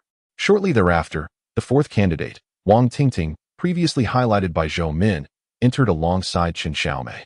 It appeared that Chen Xiaomei exchanged a few words with her at the entrance, and Wang Tingting's expression seemed to reveal a hint of hesitation. As she stepped into the office, Lin Ye's eyes sparkled once more. Wang Tingting, 7 points, Chapter 38, Must Secure. Wang Tingting possessed a striking figure, complemented by her height of 165 centimeters, exuding an air of elegance. In person, she appeared even more innocent and captivating than in her photographs, both pure and alluring. "Lin, this is Wang Tingting, a third-year student majoring in Chinese language and literature at Occupation University," Zhou Min interjected, adding that Chen Xiaomei was her friend and they had come together. Lin Ye's gaze remained steadfastly fixed on Wang Tingting. He was too disinterested to even reach for her resume. This time, he did not seek Zhou Min's opinion. Instead, addressing Wang Tingting directly with an air of undeniable authority. "Contract level. Base salary 5,000 with commission. The company will provide top-tier resources and training." The rationale was simple. Because you are beautiful, and I prefer beautiful individuals. It's straightforward, blunt, direct. Zhou Min, observing from the side, felt her eyelids twitch with disbelief. Mentally critiquing, "Lin, how brazen can you be? While we all understand the unspoken truth, at least try to conceal it." Wang Tingting, too, was taken aback by Lin Yi's words. "Contract level. Base salary 5,000 with commission." Just moments ago, Xiaomei said this company was lacking. Yet now, she had just learned that the basis for such an offer was merely her beauty. Her cheeks flushed instantly, a whirlwind of surprise, embarrassment, and a twinge of indignation coursing through her. She was aware of her own attractiveness and recognized it as an advantage. Yet she did not wish to be valued solely for her looks. Casting a glance at Zhou Min, who wore a stoic expression, and then at Lin Yi, whose gaze bore appreciation, she found herself torn within. Moments before, her friend Chen Xiaomei had lamented securing only a standard contract, pointing out the inferior terms, urging her to reconsider. Yet now, Lin Yi had laid forth a standard contract outright. This was not her first interview with a live streaming company. She had yet to encounter anything even close to 5,000 plus commission. This temptation was overwhelming. Lin, Wang Tingting bit her lip, her voice trembling. I have never been a live streamer. That's all right. You can learn, Lin Yi interjected. The company will hire the best instructors to guide you. I only care about results. As Wang Tingting met Lin Yi's resolute gaze and pondered the alluring salary, her internal conflict gradually subsided. Taking a deep breath, she nodded. Very well, Lin, I will sign. Excellent, Lin Yi replied with a satisfied smile. Zhou, draft the standard contract. The first target of 7 points secured. There would be ample opportunities to cultivate her talents in due course. He picked up the interview list from the table and glanced at the next name. Next, the forthcoming interviews unfolded like an assembly line. Zhou Min meticulously ushered in one well-prepared girl after another into Lin Yi's office. Lin Yi gradually acclimated to the process, becoming increasingly direct and efficient. The second candidate was a girl clad in a uniform, her double ponytails giving her a vibrant and charming appearance. Earning a system score of 6, Lin Yi posed a few simple questions, and, upon discovering her skills were mediocre and her personality somewhat boisterous, concluded that she did not meet his standards, offering her a level contract for consideration. The third candidate presented herself as a sophisticated and alluring young woman, adorned in a figure-hugging dress that accentuated her voluptuous form, with a system score of 5. When Lin Yi inquired about her desired position, she bluntly expressed her aspiration to become a streamer, insinuating her extensive experience and knowledge. Lin Yi shook his head, similarly providing her with a level contract for her to ponder. As Lin Yi continued interviewing 7 or 8 girls, all of whom received scores of 5 or 6, he merely offered them level contracts. However, there was an exception, a girl who, despite having only a score of 5, possessed an extraordinary on-camera presence. Having previously achieved some success on a smaller platform with tens of thousands of followers as a gaming streamer, Lin Yi, after reviewing her live stream recordings and data, made an exception based on Zhou Min's recommendation, granting her a superior contract. Just as Lin Yi began to feel a sense of aesthetic fatigue and questioned whether there were any higher quality candidates among those interviewed that day, Zhou Min brought in the next interviewee. The moment the girl stepped into the office, Lin Yi's eyes lit up. She wore a simple light blue dress, devoid of excessive embellishments, which accentuated her snow-like complexion and ethereal demeanor. With minimal makeup, her features were exquisitely beautiful, reminiscent of a figure from a painting. Particularly striking were her phoenix eyes, which, as they glimmered, conveyed a sense of detachment and indifference, as if she were a celestial being untouched by worldly affairs. She stood tall and statuesque, creating a captivating scene all on her own. Jiang Iming. 8 points. The system prompt emerged, causing Lin Yi's heart to leap. At last a gem. An 8. This cool and transcendent aura was especially distinct and alluring amidst a sea of girls that were either sweet or sultry. She was undoubtedly a natural star. Wang Tingting and Jiang Meng each appeared beautiful in isolation, yet in comparison, there was a subtle difference. Mr. Lin, this is Jiang Meng, a fourth-year student from the Dance Academy, applying for the streamer position. Zhou Min introduced, her tone noticeably more solemn than when she had introduced the other candidates. Clearly recognizing Jiang Meng's extraordinary presence, Jiang Meng offered a slight nod to Lin Yi as a greeting, her expression neutral, her gaze calm and unruffled. Upon meeting Lin Yi's eyes, her attention lingered for just a moment, yet that was the extent of her engagement. This cool and aloof demeanor only heightened Lin Yi's desire to conquer. Ms. Jiang, please take a seat. Lin Yi composed himself, displaying what he considered his most sincere and warm smile. I see from your resume that your major is classical dance. Yes, she replied. Jiang Meng responded softly, her voice cool and detached, much like her demeanor. She sat down in the chair, her back straight as an arrow. Classical dance is splendid, Lin Yi remarked, nodding. I have a fondness for those who can dance. He continued, what brings you to our fledgling company? Jiang Meng fell silent for a couple of seconds, seemingly organizing her thoughts. Before she slowly spoke, her tone devoid of fluctuation. A friend mentioned that the compensation here is good, and there are opportunities. So I decided to give it a try. Her words were succinct, lacking any flattery or enthusiasm. even carrying a hint of bluntness that suggested her primary motivation was monetary gain and opportunity. Lin Yi raised an eyebrow. He appreciated this straightforward nature, cool, direct, and unpretentious. Moreover, it appeared she indeed sought both money and opportunity. The compensation was indeed attractive, and opportunities would undoubtedly arise, especially for a promising talent like her. Lin Yi smiled, leaning slightly forward, his gaze reflecting unabashed admiration for Jiang Ming. I am very pleased with your qualifications.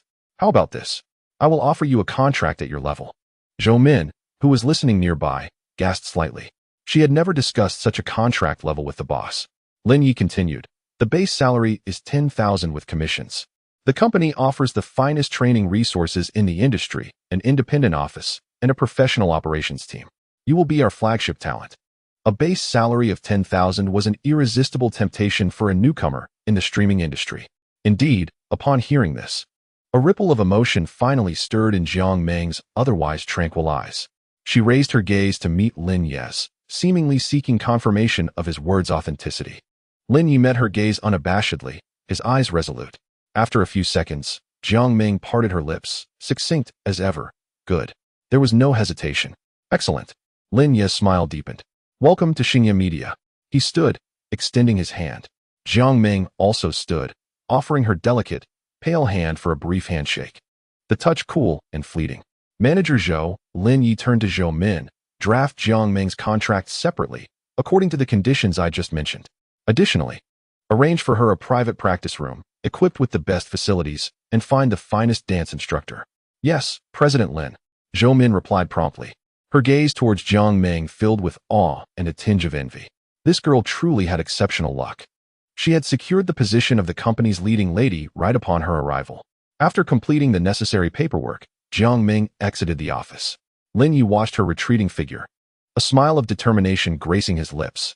With a foundation in classical dance, a cool demeanor, striking beauty rated at 8 out of 10, and such decisiveness, she must be secured. Chapter 39. Cooling off throughout the afternoon, Lin Yi extended contract offers to nearly all the girls who came for interviews, albeit with varying contract levels. As for whether they would ultimately choose to sign, Lin Yi was not overly concerned. He was confident that, in the face of the generous compensation offered by Xingye Media, few girls would be able to resist such an enticing opportunity. The interview concluded, Lin Yi leaned back in the executive chair, savoring the vibrant youthful faces he had encountered that afternoon. In particular, he recalled the pure and charming Wang Tingting, who had received a score of 7. And the ethereal beauty Jiang Ming, a classical dancer who garnered an impressive score of 8. One exuded gentle allure, while the other radiated an icy, ascetic grace. Each possessed her unique charm and elegance. Merely contemplating their graceful figures and exquisite features ignited an uncontrollable fervor within Lin Yi, swiftly enveloping him. This was intolerable. He needed a release. With Lu Yi recently expecting, she was the most suitable choice. Lin Yi promptly seized his phone and dialed Su Ran's number. After a few rings, the call connected, and a voice tinged with surprise and allure floated through the receiver. Hello? Darling, what prompted you to call me? I miss you, Lin Yi responded, his tone husky and authoritative. Now, immediately, come to Zhangqing. Huh, now, to Zhangqing. Su Ran hesitated for a moment, her voice tinged with reluctance. But darling, I've taken quite a few leaves recently, and the manager. Before she could finish her sentence, a WeChat notification chimed. Instinctively glancing at her phone, she was taken aback to see a transfer of 50,000 yuan from Lin Yi. His voice returned to her ear, tinged with impatience. Did you receive the money? Book your ticket and let me know when you arrive. Staring at the glaring 50,000 in her WeChat account, all of Su Ran's doubts and hesitations evaporated in an instant. Taking leave? The manager? Those concerns paled in comparison to the tangible sum of money. I've received it, darling. Su Ran's voice transformed into one of sugary excitement. Wait for me. I'll book the fastest flight right away. Moi?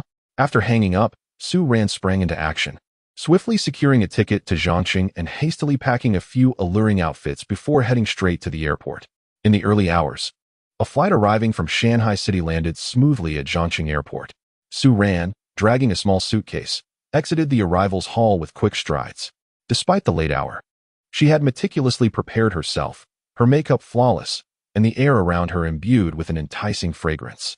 She hailed a taxi, stating, "Driver, to the Westin Hotel near the university town. As the taxi sped through the unfamiliar nocturnal landscape, Su Ran's heart brimmed with exhilaration and anticipation. Lin Yi had already provided her with the hotel address and room number via WeChat, emphasizing that he had booked an executive suite. Her heart raced uncontrollably. This time, she had truly hooked a big fish. The taxi soon arrived at the Westin Hotel near Zhangqing University town. Su Ran settled the fare, took a deep breath to compose herself, and, in her high heels, gracefully entered the hotel lobby. Ascending directly to the top floor via the elevator, she located the room number Lin Yi had sent her. Standing before the grand and opulent door, Su Ran's heart raced with anticipation. She gently rapped her knuckles against the surface. Almost instantly, the door was yanked open from within. Before Su Ran could fully comprehend the scene inside, a strong arm swiftly pulled her inside. Immediately, she was enveloped by a wave of warmth, and a kiss, imbued with fierce desire and aggression, descended upon her lips. Su Ran gasped, her small suitcase slipping from her grasp and thudding to the floor.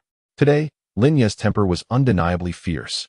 He couldn't even wait for Su Ran to step inside before pressing her against the door. After an intense flurry of passion, the presidential suite finally settled into a calm, with only the soft sounds of their breathing and the lingering warmth of the moment filling the air. Su Ran's cheeks flushed crimson, her eyes sparkling with emotion. She languidly rested against Lin Yi's solid chest, her delicate fingers playfully tapping his pectorals, her tone laced with playful reproach. "Oh dear, it's all your fault. I rushed over without even taking the time to request a leave, and tomorrow the manager will surely scold me." Upon hearing this, Lin Yi chuckled softly, pinching her smooth cheek and asserting in a commanding tone, "What do you mean go back to work? Quit. I will take care of you. Quit." Su Ran paused momentarily, her eyes brightening but soon clouded with hesitation. "But isn't a monthly salary of 100,000 insufficient for your spending?" Lin Yi raised an eyebrow. "Stop flaunting yourself selling cars. Take the money and pursue something you truly enjoy. Or perhaps, simply return to school for further studies. I will cover the tuition." He genuinely disapproved of Su Ran continuing in sales. Although she appeared enticing in professional attire, he preferred students like Luya. The idea of Su Ran returning to campus, becoming a student who merely needed to spend money and feign studying, seemed like an excellent choice. Return to school for further studies? Su Ran's eyes flickered at this suggestion. Then she shook her head with a bittersweet smile. "Oh dear husband, I wish to study, but alas, my mind is not suited for it. I didn't perform well in the college entrance examination. Otherwise, who would willingly endure the hardships of sales at such a young age? Who told you to take the college entrance examination?" Lin Yi chuckled. "Just find something to study, something you can pay for, and earn a diploma to expand your network. Isn't that wonderful?" Su Ran's eyes sparkled with excitement. That was the kind of education that only elites and business leaders pursued. Could it be possible for her to attend such a place? "Really, husband?" she exclaimed, eagerly grasping Lin Yi's arm, her gaze brimming with longing. "Why not?" Lin Yi replied nonchalantly. "As long as you wish to go, money is not an issue." With Lin Yi's affirmative response, Su Ran felt a surge of exhilaration, as if her life was truly poised to reach new heights. However, once the excitement subsided, she nestled into Lin Yi's embrace and casually inquired, "By the way, husband, what brings you to Occupation City this time? On a business trip?" "It's not a business trip," Lin Yi replied honestly. "I've opened a company here, focusing on live streaming." "Live streaming?" Su Ran's heart sank abruptly. In an instant, Su Ran was engulfed by an unprecedented sense of crisis. She was acutely aware of the nature of men, particularly those like Lin Yi, who were both wealthy and youthful, surrounded by a throng of beautiful female hosts. How could he possibly restrain himself? Although she possessed a modicum of beauty, it paled in comparison to those vibrant young hosts in their 20s, who were undeniably at an advantage in terms of youth. What if one day Lin Yi grew tired of her, or was captivated by a more youthful and alluring host? The thought of Lin Yi's previous promise of 1 million for her pregnancy crystallized in her mind with remarkable clarity and determination. She must hasten to bear a child for Lin Yi. Only by giving birth could she elevate her status. As for whether Lin Yi might be a fraud, what kind of swindler would so unabashedly bestow hundreds of thousands upon her? Having reconciled all these thoughts, Su Ran's gaze towards Lin Yi became increasingly fervent and assertive. She shed any sense of reserve or hesitation, entwining herself around him like an octopus, exhaling sweetly, "Husband." Chapter 040. The vastness of the sea and its abundant fish at 2 in the morning. Within the presidential suite of the Westin Hotel near the university town of Occupation City, the lighting was dim. Sue Ran lay in deep slumber on the plush bed, her long hair cascading about her, a hint of satisfaction curling at the corners of her mouth. The previous night's frenzy and the sudden influx of wealth had left her utterly exhausted, and she now slept exceptionally soundly. Meanwhile, Lin Yi was wide awake. Fresh from a shower, clad only in a loosely tied bathrobe, he stood before the expansive floor-to-ceiling window, a glass of whiskey, provided by the hotel, in hand, his gaze penetrating the tranquil city below. Habitually, he checked the system, and indeed, just past midnight, the new weekly tasks had refreshed. Dipping his consciousness into his mind, Lin Yi accessed the system task panel. Weekly task, activated. Cast a wide net. Task description. The sea is vast, and the fish are plentiful. To ensure no beautiful big fish is overlooked, please make the acquaintance of a woman with a rating of 8 or above within this week, from May 26th to June 1st, and successfully engage in a private date with her, lasting no less than 2 hours in a pleasant atmosphere. Task reward. A piece of fateful information, contingent upon the quality of the date.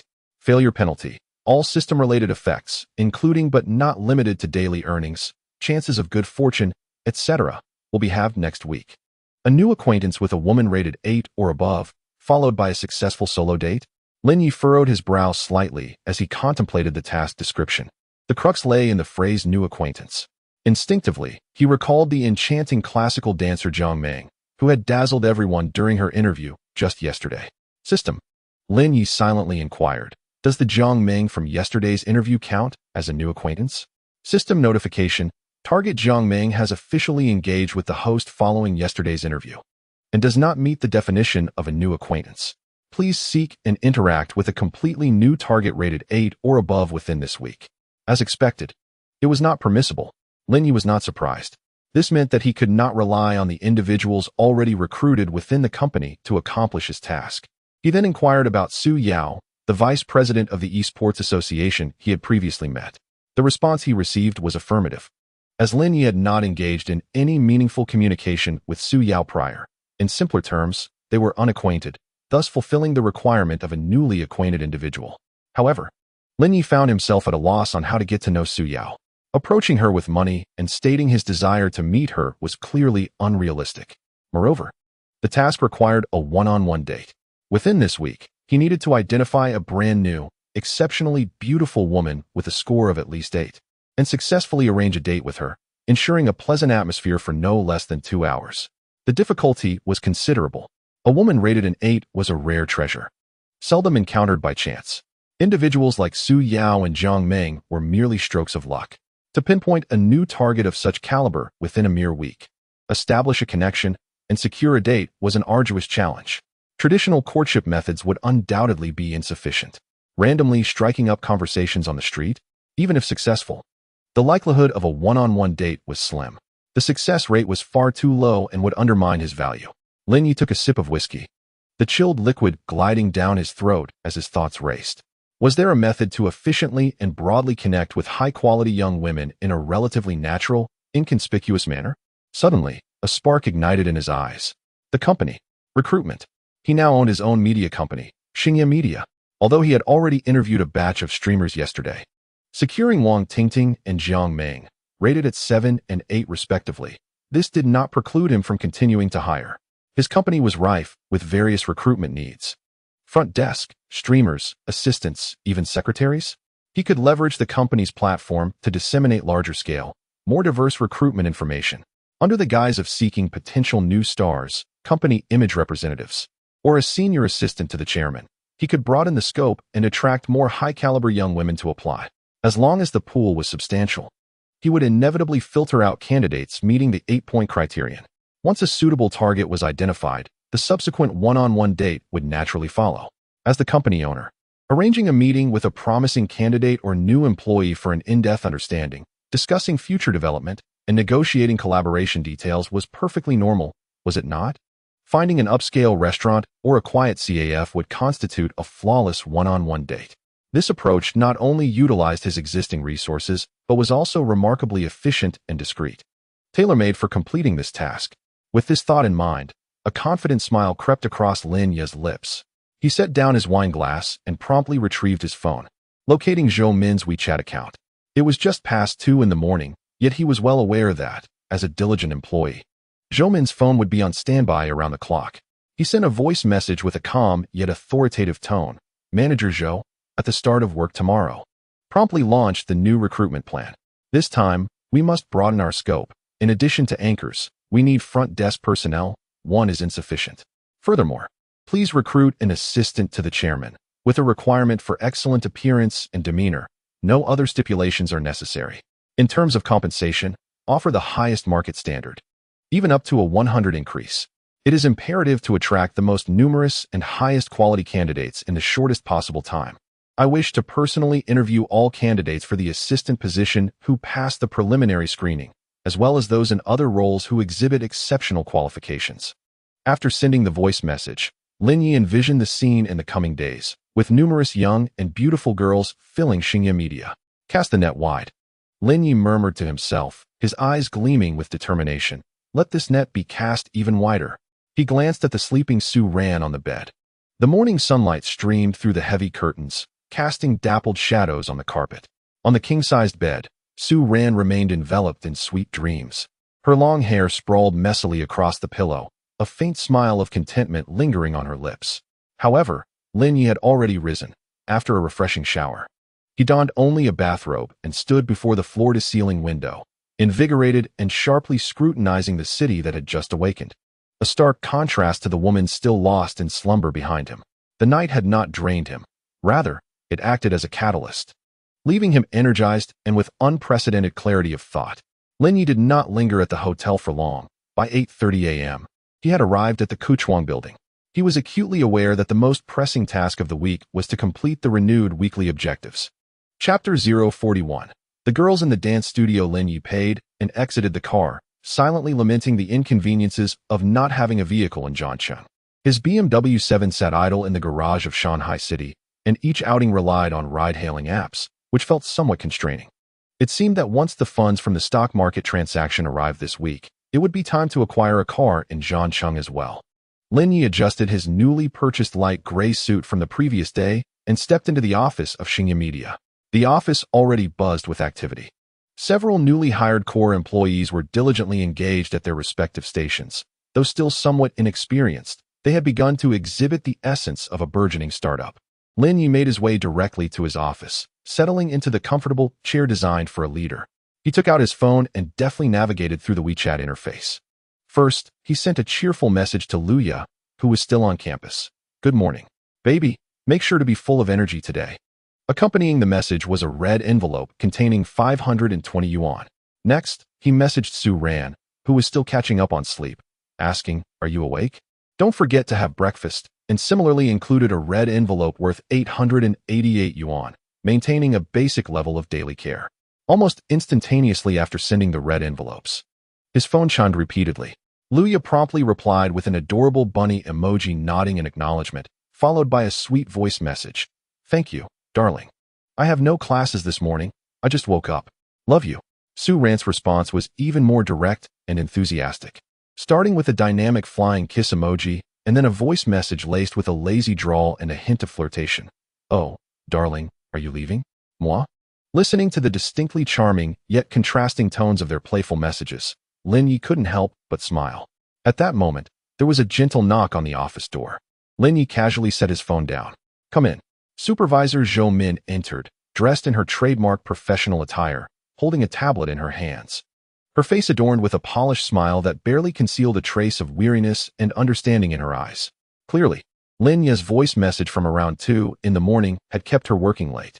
"Good morning, General Manager Lin." Zhou Min approached the desk. "Regarding the new recruitment plan you mentioned last night, I have drafted a preliminary proposal and would like to confirm the details with you. Go ahead." Lin Yi leaned back in his chair, arms crossed in front of him, adopting a commanding demeanor. "As per your instructions, I have had the team members post our new recruitment information for Xingye Media across major recruitment platforms, as well as in local campus and part-time job groups." Zhou Min spoke quickly, evidently well prepared. The positions primarily open included entertainment hosts, talent hosts, game hosts, 2 front desk positions, and an assistant to the chairman. She paused momentarily, cautiously glancing at Lin Yi to confirm. "In terms of recruitment requirements, I emphasized that candidates with excellent appearance and charm would be prioritized. Even those without experience are welcome to apply. Additionally, I set the salary standards for the hosts and the assistant to the chairman at 1.5 to 2 times the market rate for similar positions, while the front desk salaries are significantly above the average level. Does that sound acceptable to you? Yes. Lin Yi nodded in satisfaction. This is precisely the approach we need, attracting the most talented individuals with the highest compensation. Money is not an issue. The key is to have attractive candidates. He reiterated emphatically, especially for the assistant to the chairman position. Appearance and charisma are the only hard standards. Other factors like education, experience, and skills are irrelevant. During the initial resume screening, any candidate who does not present well in their photo should be eliminated outright. We cannot afford to waste time. Zhou Min maintained her smile, but inwardly she scoffed once more. As expected, he doesn't even bother to hide it. Nevertheless, she promptly responded, "Understood. Mr. Lin, I have instructed my colleagues responsible for screening resumes to adhere strictly to the established criteria. Additionally, as per your request for interviews to commence this afternoon, I have notified several candidates who have passed the initial photo screening and possess particularly outstanding qualifications to arrive at 2 o'clock. Excellent." Lin Yi expressed his satisfaction with Zhou Min's efficiency, and thus it shall proceed. For the afternoon interviews, aside from the candidates for the assistant to the chairman position, which I must personally oversee, if any other candidates exhibit exceptional appearances, they should be directed to my office for interviews. Very well, Mr. Lin, everything has been arranged. Zhou Min nodded and added, "Mr. Lin, there is one more matter. Our large-scale recruitment, offering high salaries while emphasizing attractiveness, has garnered some attention and speculation on various recruitment platforms and local communities. Some are speculating about our motives." Lin Yi raised an eyebrow and chuckled nonchalantly. "Let them speculate. The standards for hiring at our company are set by me. Controversy breeds interest, and it serves as free advertising for our company. You need not heed those voices. Simply follow my directives." "Understood, Mr. Lin." Given her boss's stance, Zhou Min felt no need to elaborate further. She had already provided her reminders. And since the boss was unconcerned, why should she worry? As long as salaries are paid on time, that suffices. "Enough, you may return to your tasks." Lin Yi waved his hand, indicating that the afternoon interviews would commence promptly. "Notify me of those candidates I favor. I wish to meet with them all this afternoon." "Certainly, Mr. Lin." Zhou Min acknowledged and, upon turning to leave, bore a knowing smile. The young boss's approach is indeed straightforward and direct.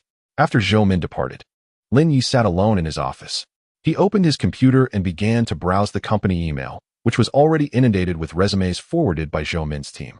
His gaze swiftly scanned the youthful photographs, and he felt somewhat overwhelmed. Why does it seem they are all quite similar? One could only attribute it to the advancements in technology. With countless flattering images circulating, it is often difficult to distinguish reality from illusion. Precisely at 2 o'clock, the new round of interviews at Xingye Media commenced as scheduled. Lin Yi sat poised in the office, while Zhou Min ushered in the first candidate. The young woman wore a white blouse and a black skirt, her makeup meticulously applied, suggesting considerable preparation. However, as Lin Yi's eyes traversed her form, the system displayed 5 points. "Mr. Lin, this is Li Xiaowen, applying for the position of entertainment host." Lin Yi nodded and casually leafed through her resume, inquiring, "What talents do you possess?" "I can sing and dance a little," the girl replied, somewhat nervously. Lin Yi, lacking interest, turned to Zhou Min and said, "You may conduct the interview." "Understood, Mr. Lin." Zhou Min immediately grasped her boss's intention, recognizing that he couldn't be bothered with even a basic assessment. She escorted the girl out and quickly brought in the second candidate. This one donned traditional Hanfu, attempting to embody an ancient aesthetic, yet her demeanor was rather ordinary. Receiving a system score of 4 points, Lin Yi waved his hand dismissively. Next, the third candidate, dressed provocatively, had a decent figure, yet her facial features bore an excessive technological influence, earning a score of 5. It was up to Supervisor Zhou to decide. The fourth and fifth candidates were part of a series of interviews with over 10 girls, the highest score barely reaching 6. Lin Yi's brow furrowed tighter, as his initial anticipation gradually gave way to impatience. "Is this all there is?" He glanced at Zhou Min, his tone tinged with dissatisfaction. Zhou Min appeared somewhat embarrassed and hurriedly explained, "Mr. Lin, these are merely the first batch we managed to arrange on short notice this afternoon. Primarily students who applied early or reside nearby. Our recruitment advertisement has only just begun to circulate, and its effects have yet to fully manifest. We have already received over 200 resumes today, and I've conducted a preliminary screening. They are all scheduled for interviews tomorrow. We expect at least 50 candidates to come in throughout the day. Hearing that such a significant number of individuals would be present tomorrow, and potentially of high quality, Lin Ye's mood brightened slightly. All right then, he nodded. You can proceed with contracts for today's shortlisted candidates at your discretion. Just ensure they are profitable. Understood, Zhou Min replied. Having become accustomed to her boss's unabashedly utilitarian remarks, she took it in stride. Mr. Lin was a man of few words, wealthy yet discerning, with a preference for beauty. Zhou Min appreciated having such a hands-off boss. After dismissing Zhou Min, Lin Yi picked up his phone, instinctively checking the stock market. On the screen, the line for Fengfang shares was once again cloaked in dazzling red. Another firm limit up. The stock price had surged from 803 yuan yesterday to 883 yuan today. Splendid. The fleeting hint of displeasure in Lin Ye's heart was instantly overshadowed by overwhelming joy. It was only the second day, and another 10% profit was secured. The market value in his account had increased by over 200,000 yuan. He was a step closer to his target price of 14 yuan. The exhilarating feeling of earning money effortlessly was indeed delightful. After reviewing the stock market, Lin Yi did not linger in the office. He recalled the new batch of streamers recruited yesterday, particularly Wang Tingting and Jiang Meng, and decided to check on their initial training. Zhou Min had been remarkably efficient, temporarily renting a dance studio within the building as a practice venue and engaging a reputedly experienced female dance instructor. As Lin Yi pushed open the door to the dance studio, a wave of youthful exuberance mixed with the scent of sweat greeted him. In the spacious studio, a dozen young girls practiced basic movements and dance steps to the rhythm of the music, guided by a petite yet remarkably agile female coach. The instructor appeared to be in her 30s, not particularly tall, yet with an excellently proportioned figure. Her fitted training attire accentuated her curvaceous silhouette, and her movements were crisp and vigorous, exuding a sense of strength. The girls donned various practice outfits or snug sportswear, further highlighting their youthful and graceful forms. Some possess slender waists, others boast long, straight legs, while some exhibit exquisite curves. In Chapter 042, the songbirds, although their movements still exhibit a hint of awkwardness, even clumsiness. The vitality and flexibility characteristic of youthful girls, illuminated by mirrors and lights, create a vividly colorful tableau. Lin Ye's gaze was immediately drawn to Wang Tingting and Jiang Meng amidst the crowd. Wang Tingting, clad in a pink sports tank top and black leggings, displayed a well-proportioned and full figure. Though her movements were untrained, her earnest dedication shone through. Beads of perspiration adorned her forehead, and her cheeks flushed, adding an innocent allure. Conversely, Jiang Meng donned a simple black practice outfit, her demeanor remaining cool and aloof, yet when she danced, she emanated an enchanting grace, her movements precise and expansive, exuding the elegance unique to classical dance, making her stand out among the girls. Lin Ye's arrival instantly captured the girls' attention. The music came to a halt, and the female instructor turned towards the entrance. Mr. Lin. Upon recognizing their boss, the girls halted their movements, some surprised and others nervous, gathering around him, chattering excitedly to greet him. Hello, Mr. Lin. The boss has come to see us. Mr. Lin, how do you think we performed? The fragrant air filled with youthful exuberance enveloped him, as vibrant and radiant faces rushed to greet him. Lin Yi smiled warmly, his gaze sweeping over them, feeling their enthusiasm and the unmasked desire to impress their employer. You all practiced exceptionally well and diligently, Lin Yi encouraged, lingering his gaze on Wang Tingting and Jiang Meng for a few seconds longer. Wang Tingting, caught under his gaze, felt a wave of shyness wash over her, her head bowing slightly, her cheeks reddening further. Jiang Meng, however, maintained her calm demeanor, merely nodding politely in acknowledgement. Lin Yi engaged in casual conversation with the girls, inquiring about their feelings and encouraging their practice. A few extroverted and bold girls seized the opportunity to approach Lin Yi, smiling as they asked, Mr. Lin, now that we just joined the company, we hope for your guidance in the future. Could we add you on WeChat? It would be convenient for us to consult you with questions. Yes, indeed, Mr. Lin, please let us add you on WeChat. The other girls chimed in eagerly, their eyes brimming with anticipation. Lin Yi, observing the array of charming and alluring faces before him, felt the youthful energy and subtle flirtation emanating from them, igniting a fire within him. He chuckled heartily and took out his phone. Sure, let's connect. He promptly displayed his WeChat QR code, inviting the girls to scan and add him one by one. Witnessing the sudden influx of beautiful profiles in his contacts, Lin Yi's spirits soared, yet the heat within him intensified. Having completed his visit, Lin Yi departed the dance studio, leaving behind the lingering gazes of the girls. The enchanting scene of graceful figures and their alluring gestures had ignited a fervor in his heart, akin to dry kindling that had sparked a conflagration. As he noted the time, Lin Yi rose, preparing to take his leave. He observed the open office area outside, where Zhou Min and the young receptionist were still diligently at work. One was organizing documents while the other was on the phone, incessantly contacting candidates to confirm their interview times for the following day. Supervisor Zhou, the receptionist, and Lin Yi approached them, expressing appreciation for their hard work and late hours. "This is a small token. Consider it a meal allowance. Please enjoy a better dinner." He extracted 4 red bills from his wallet, handing 200 to both Zhou Min and the receptionist. "Thank you, Mr. Lin," Zhou Min exclaimed, a mix of surprise and joy washing over her as she hurriedly expressed her gratitude. Although the boss's demands were peculiar, he was undeniably generous when it came to finances. The receptionist, however, wore a somewhat stiff smile. She was taken aback that Mr. Lin didn't even remember her name, merely referring to her as the receptionist. Shattering any fleeting fantasies she might have had, Lin Yi nodded slightly and, without lingering, exited the office with purpose, his temper flaring as he headed straight for the Westin Hotel. Upon returning to the executive suite at the Westin, he found Su Ran already finished with her grooming. Clad in a silk bathrobe provided by the hotel, lazily reclining on the sofa while scrolling through her phone. The moment she spotted Lin Yi, she set her phone aside and leapt up to him like a cat welcoming its owner home, throwing her arms around him. "Darling, you're back. Are you tired?" Her voice was sweet, and she offered a kiss. Lin Yi smiled, embracing her without further ado, and carried her toward the bedroom. On the hotel's grand bed, Lin Yi poured out his energy, reveling in Su Ran's enthusiastic and responsive embrace. This clever woman had evidently embraced her role wholeheartedly. Just as they were lost in their passionate encounter, Lin Yi's phone on the nightstand lit up with a notification, the sound of a WeChat message alerting him. He glanced over and saw a message from Luya asking if he was busy that day. One hand wandered across Su Ran's body while the other swiftly picked up the phone, and he quickly typed a response with one hand. "A bit busy today. I've transferred some money for you to buy something you like." After sending the message, he casually transferred 5,000 yuan to Luya. Su Ran observed everything with keen eyes.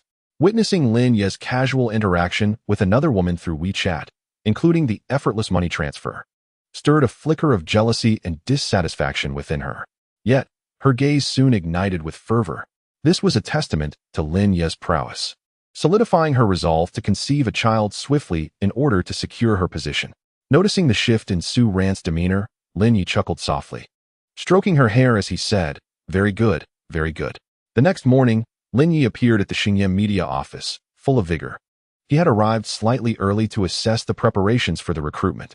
As anticipated, even before 9 o'clock, the waiting area outside the office had a handful of young women seated, clearly the first batch of candidates eager for their interviews.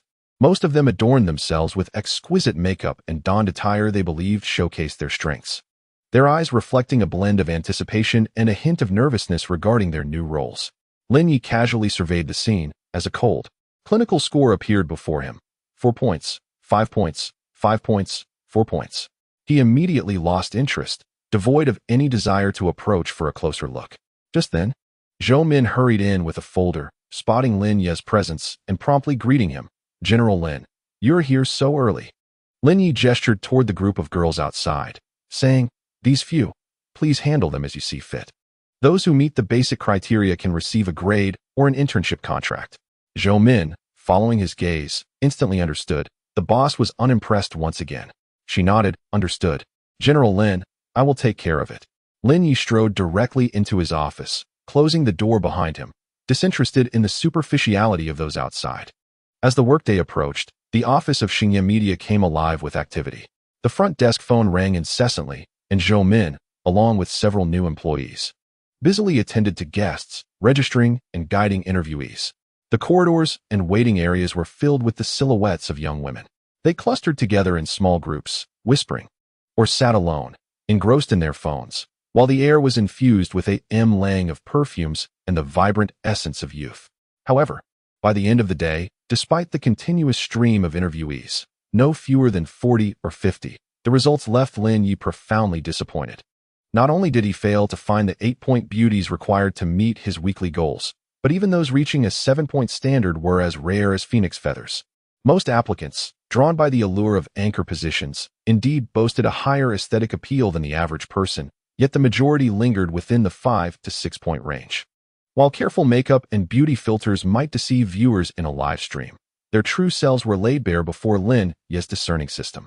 Following Lin Yi's instructions, Zhou Min brought a few candidates who appeared genuinely promising or exhibited particularly outstanding talents, scoring around 6 points, to his office for final approval. Lin Yi merely glanced at them, posed a few inconsequential questions, and with a lackluster wave of his hand, instructed Zhou Min to proceed with the contracts.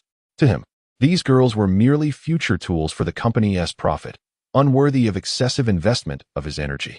The sole instance that piqued Lin Yi's interest occurred in the afternoon, when a particular girl entered. As Zhou Min escorted her toward Lin Yi's office, he instinctively cast a glance and was met with the system's prompt. 7 points. At last, a 7-pointer had emerged. Lin Yi's spirits lifted immediately as he scrutinized the girl before him. She stood approximately 165 centimeters tall, adorned in a crisp light blue shirt and white casual trousers. Her face bore a subtle touch of makeup, and while her features were not strikingly beautiful, their harmonious assembly was undeniably pleasing to the eye.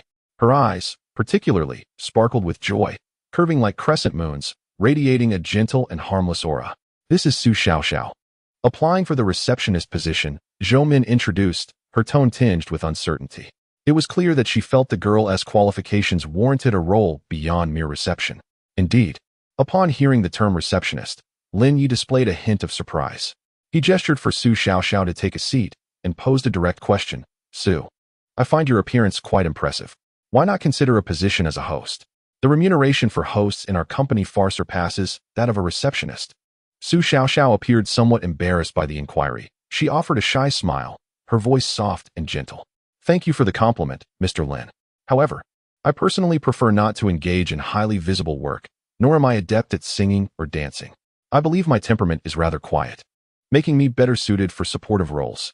The receptionist position seems quite ideal for me, a bit more stable.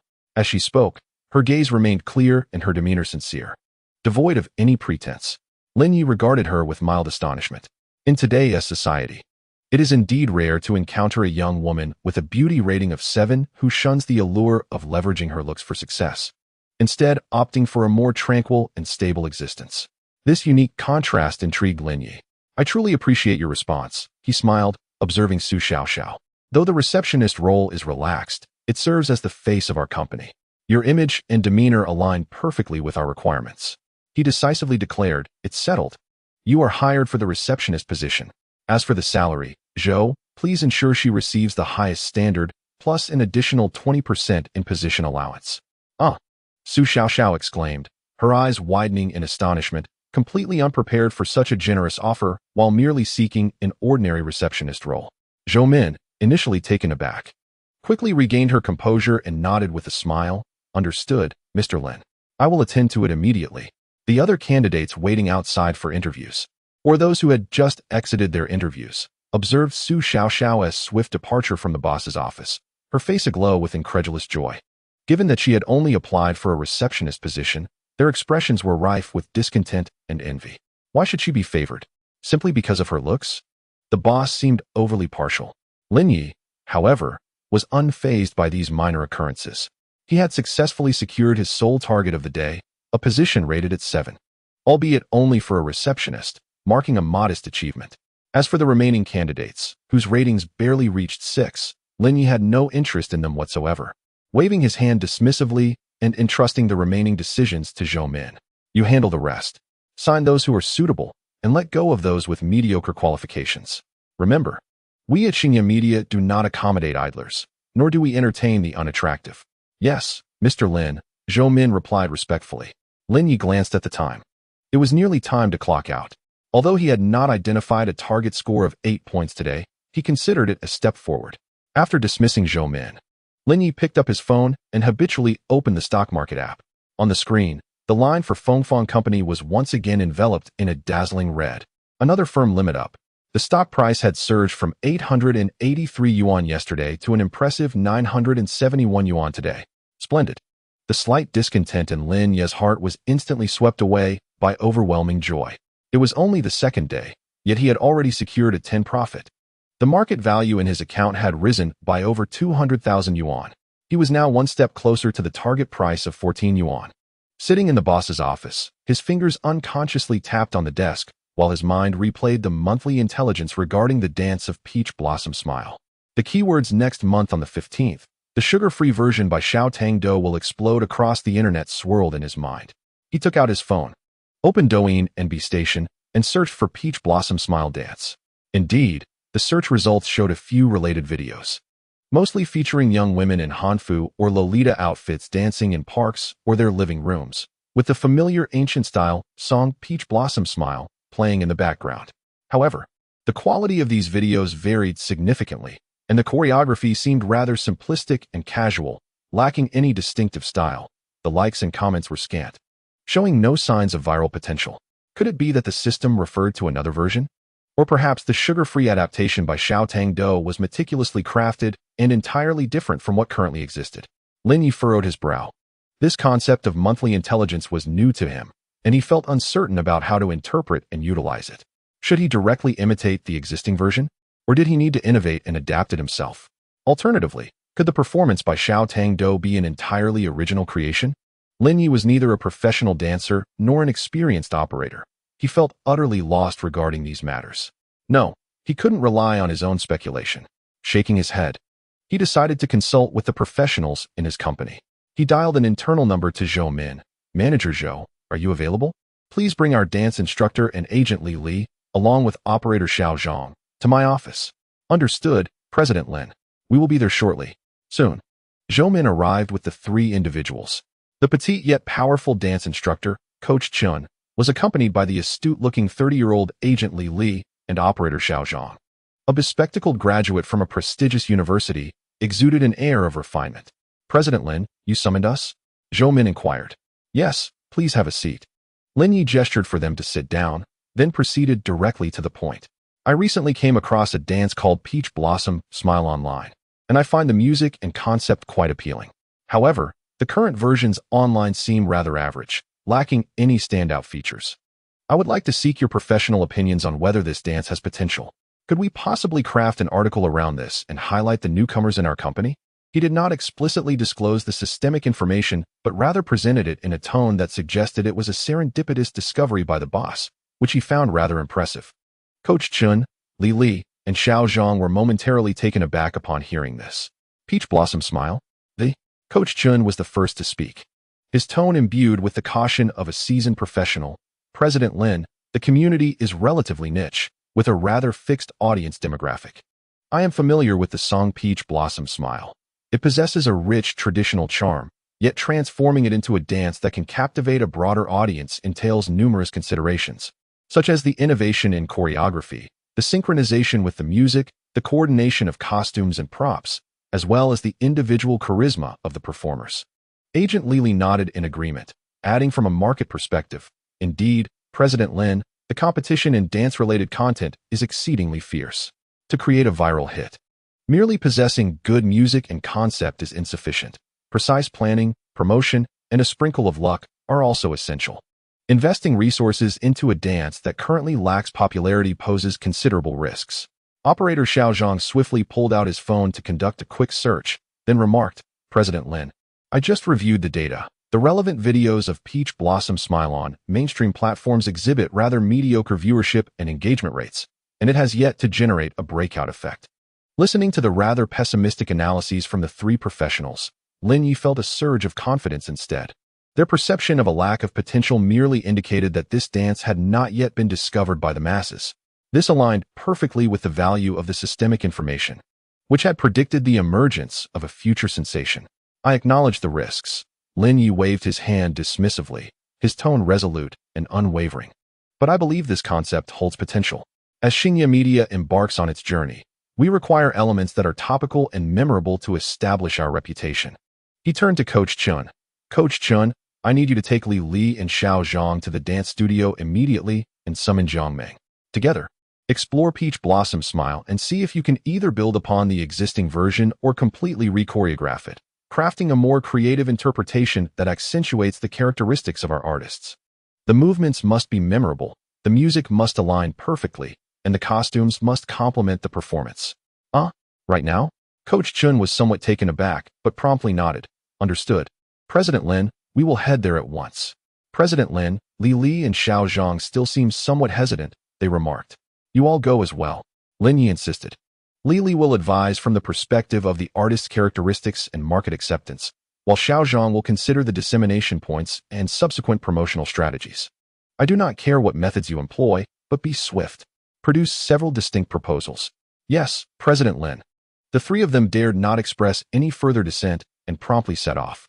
In the dance studio, Jiang Ming was engaged in her flexibility and foundational training. Dressed in form-fitting practice attire, sweat dampened her forehead and back, while her cheeks glowed with a healthy flush from exertion, lending her an air of liveliness and allure that contrasted with her usual cool demeanor.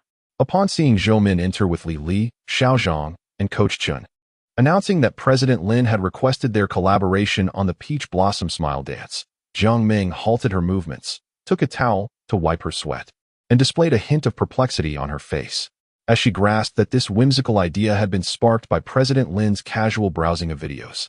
She felt a strange mix of amusement and absurdity swell within her. This President Lin truly was spontaneous. The thoughts of the affluent were indeed beyond the comprehension of ordinary individuals like them. Was there an abundance of wealth with no outlet for expenditure? To whimsically decide to allocate resources for the adaptation and promotion of a commonplace dance video.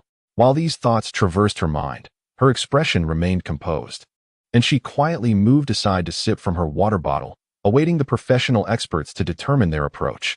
Coach Chun, being the professional she was, swiftly located several different versions of the Peach Blossom Smile dance video online and began to watch them alongside Li and Xiao Zhang. This particular rendition was overly simplistic, lacking in challenging movements. That choreography was somewhat chaotic, not quite synchronized with the music. The costumes, however, were quite appealing and worthy of emulation. Perhaps we could integrate elements of classical dance. Certainly, adding some fan dance or flowing sleeves would enhance the aesthetic.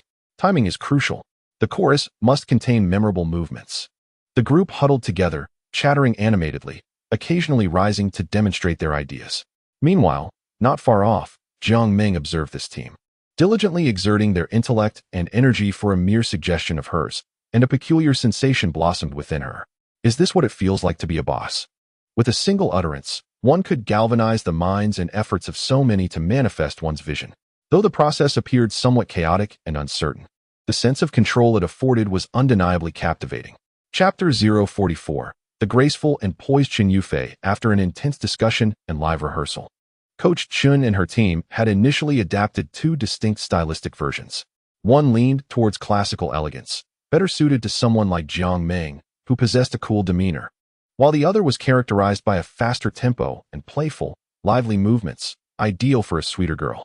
Naturally, Jiang Ming was included in this endeavor. At that moment, Lin Yi had returned to the hotel and was conversing with Su Ran. Su Ran had been thoroughly exhausted in recent days, necessitating a balance of work and rest. As Lin Yi continued his conversation, a call came through, disregarding Su Ran's plight as he answered the phone. On the other end, Coach Chen's voice, tinged with excitement, emerged. President Lin, Jiang Ming has an excellent foundation. She has mastered the content of the physical training course. I just had her try our prepared opening dance. And while she performed the modern version quite well, I believe her temperament may be better suited to the classical style. Shall we have her experiment with the classical choreography first? Lin Yi nodded in agreement, replying, that sounds fine. Shortly thereafter, he concluded the call, and a video arrived via WeChat. In the video, Jiang Ming set down her water bottle and gracefully moved to the center of the stage. As the music began to play, she danced with elegance. Despite it being her first encounter with this adapted choreography, her solid foundation and keen musicality allowed her to quickly grasp the essence of the dance. Her figure swayed gracefully. Each step blossomed like a lotus, and her ethereal demeanor melded perfectly with the classical dance movements, indeed surpassing many versions seen online. Excellent. Lin Yi promptly sent a voice message, suggesting that several other talented streamers should come and try these two versions tomorrow.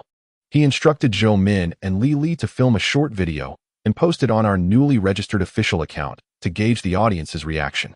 Understood, President Lin. Although Lin Yi sensed that this spontaneous and hastily launched project might have slim chances of success, he thought that if all else failed, they could patiently wait until the 15th of next month to see how that little sugar bean danced without sugar. By then, they could imitate meticulously to capture some attention and perhaps benefit from the initial buzz. With the foundation of systematic intelligence, he felt a certain calmness. He regarded this endeavor as practice for the new team. Su Ran, nestled in Lin Ye's embrace, also caught a glimpse of the video playing on his phone. In the footage, the girl named Jiang Meng exhibited a graceful form, a cool demeanor, and captivating dance moves, even through the screen. One could feel her unique charm and the extraordinary allure that transcended that of an ordinary girl. A sudden wave of intense crisis struck Su Ran, akin to a jolt of electricity. Instinctively, she tightened her arms around Lin Yi, her voice betraying a subtle tremor as she forced a natural tone, inquiring, "Honey, is this the new streamer your company hired? She dances beautifully and is quite stunning." While she complimented her outwardly, turmoil churned within her. Jiang Meng, with her beauty and grace, seemed to overshadow Su Ran. Moreover, Lin Yi's focused gaze while watching the video was unmistakable. No, she could not allow this girl to usurp her position. "Yes, it's Jiang Meng," Lin Yi replied casually, seemingly oblivious to the subtle shift in Su Ran's tone. He even added playfully, "She has good prospects. If she performs well, perhaps one day you two could become good sisters." Good sisters? Those words pierced Su Ran's heart like needles. How could she possibly share this man with another woman? Remaining silent, she felt her unwillingness and anxiety transform into an even more fervent drive.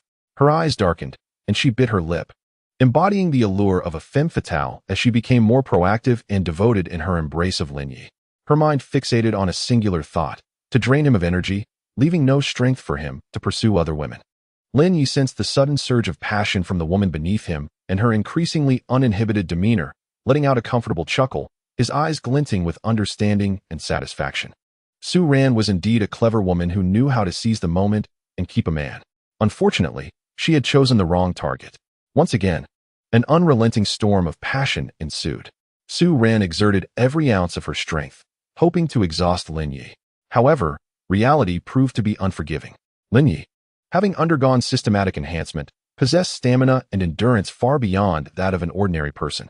Ultimately, it was Su Ran who faltered first. She had once more miscalculated her own capabilities and underestimated Lin Yi's combat prowess.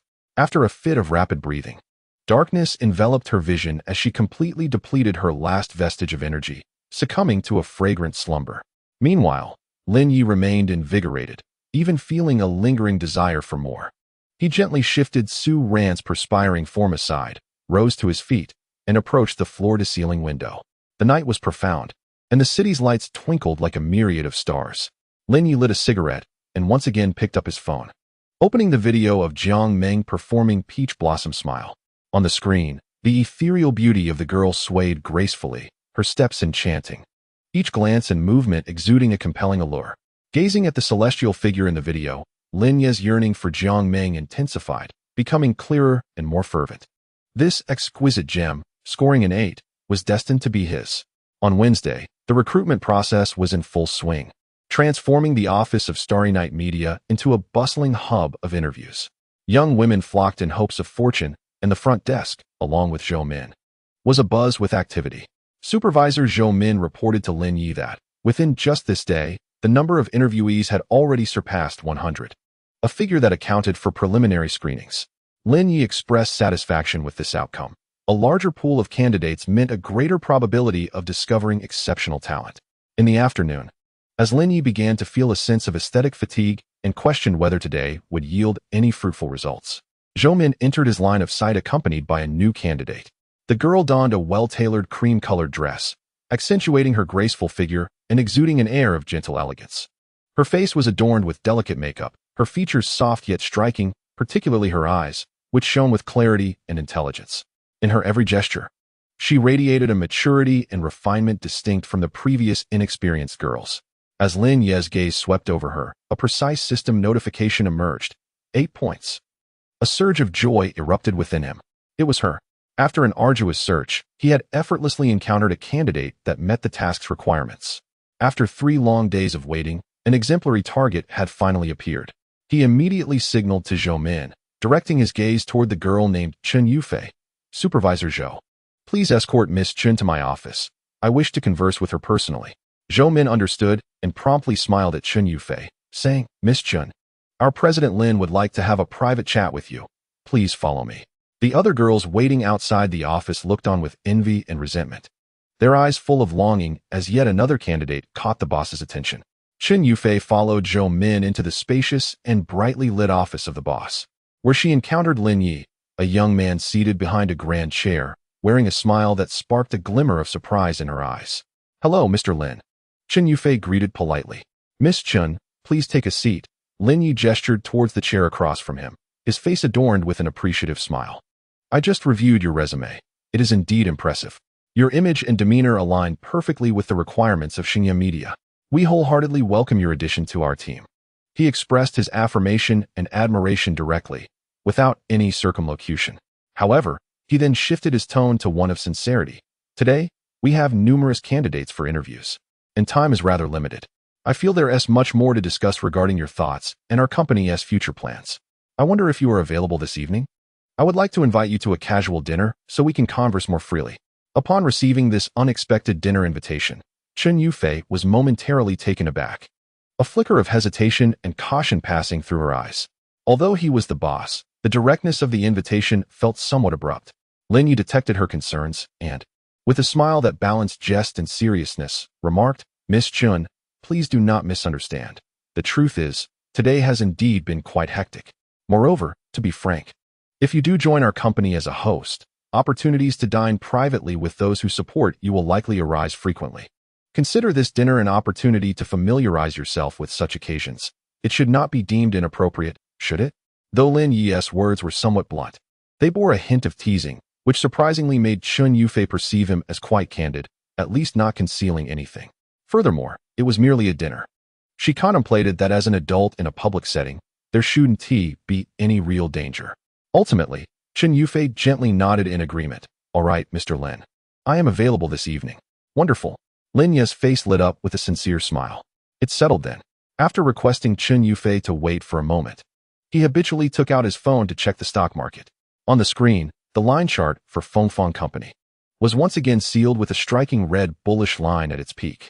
The stock price had surged from yesterday's closing of 971 yuan, soaring by 10 to reach 1,068 yuan. Another increase. Splendid, Lin Yi mused, a satisfied smile curling his lips as he tucked his phone away and redirected his attention to the matters at hand. That evening, Lin Yi meticulously selected a restaurant with an elegant ambience and good privacy, reserving a window-side table in advance. Once seated, he indeed refrained from discussing work further, opting instead to converse like friends about local delicacies, intriguing attractions, and light-hearted life anecdotes. His wit and seemingly vast knowledge endeavored to foster a relaxed and enjoyable atmosphere. Although Chen Yufei initially appeared somewhat reserved and guarded, she gradually relaxed in the light-hearted atmosphere carefully crafted by Lin Yi, responding politely and occasionally sharing her own thoughts. However, during the meal, Lin Yi perceptibly sensed an underlying aversion within Chen Yufei towards the profession of a streamer, or rather, the potential sacrifices associated with the streaming industry. She articulated herself with grace, possessing her own beliefs and boundaries, seemingly less susceptible to the allure of wealth or materialism. Unlike Su Ran, Lin Yi remained unfazed. His primary objective today was to fulfill the system's solitary dating task. As for how to pursue this 8-point beauty further, that could be approached gradually and with care. The more resolute she was in her convictions, the more it ignited Lin Yi's desire for conquest. Ultimately, today's dating task was nearing successful completion. The dinner concluded amidst an atmosphere that was outwardly harmonious, yet subtly complex. Upon exiting the restaurant, Lin Yi gallantly offered to escort Chen Yufei home. No need, Mr. Lin. I can take a taxi back by myself. It's quite convenient, Chen Yufei replied with a smile, politely yet firmly declining. Observing her response, Lin Yi did not press the matter further. He understood that for a girl like Chen Yufei, being overly insistent could yield counterproductive results. Nodding, he maintained his gentle smile. All right, it was a pleasure chatting with you today. I look forward to your joining Starry Night Media. Thank you, Mr. Lin. Qin Yufei expressed her gratitude once more before turning to hail a taxi, vanishing into the night. Lin Yi watched the taxi disappear, a faint smile gracing his lips. He checked the system tasks, and a long-awaited notification chimed in his mind. Ding! Weekly task. Cast a wide net has been completed. You have successfully met a woman rated 8 or above, Qin Yufei, and established a preliminary relationship. Successful solo date lasting 2 hours and 15 minutes. Atmosphere evaluation.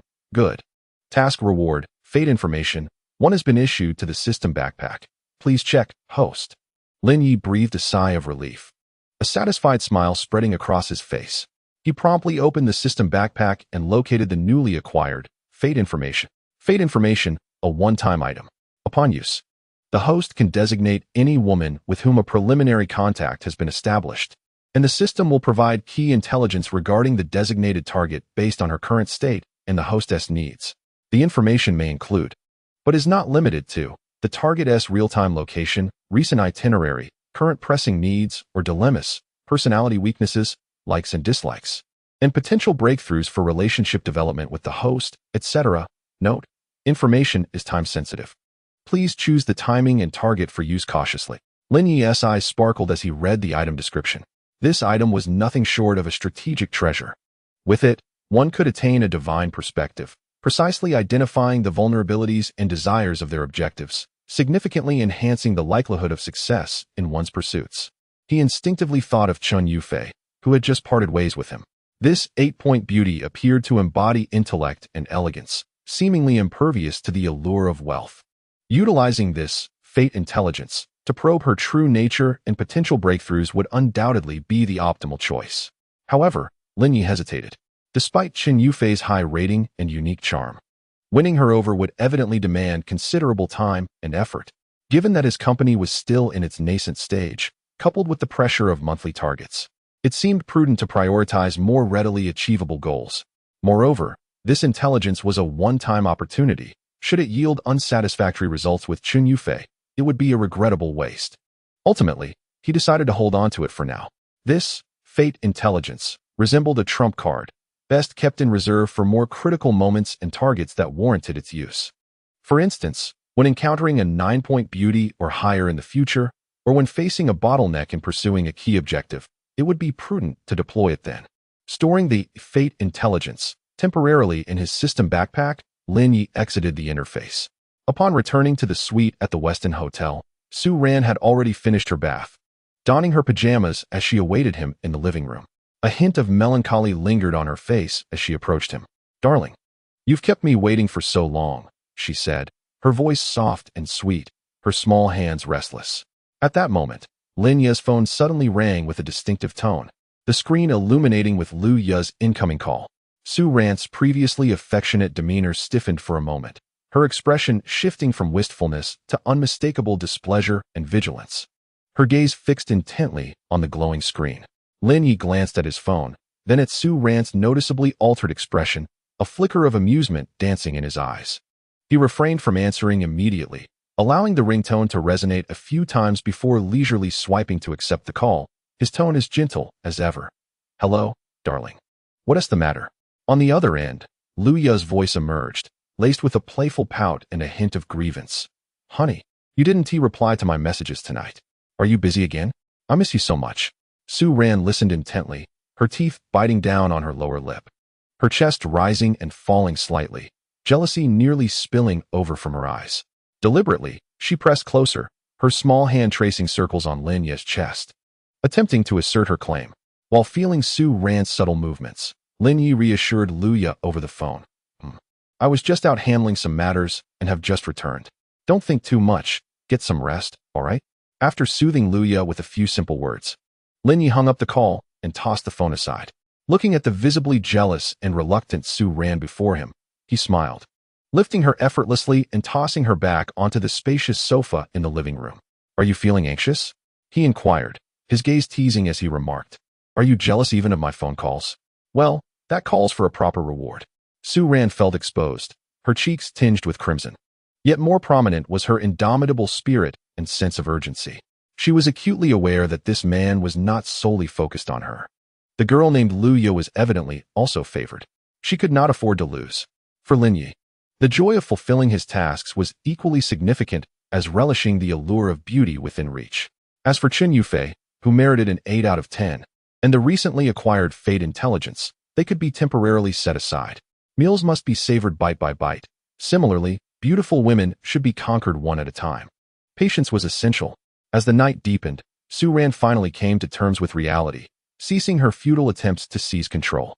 She felt utterly exhausted, resigned to her fate. She was merely a weakling.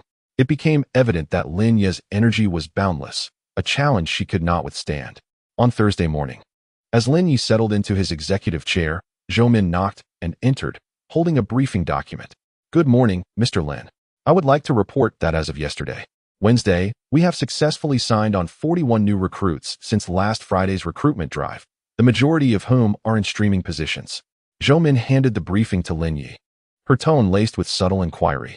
"I reviewed the preliminary salary calculations, and the total base monthly salary for this batch of newcomers has already surpassed 115,000 yuan. Mr. Lin, do you believe our streaming team has reached a point of saturation?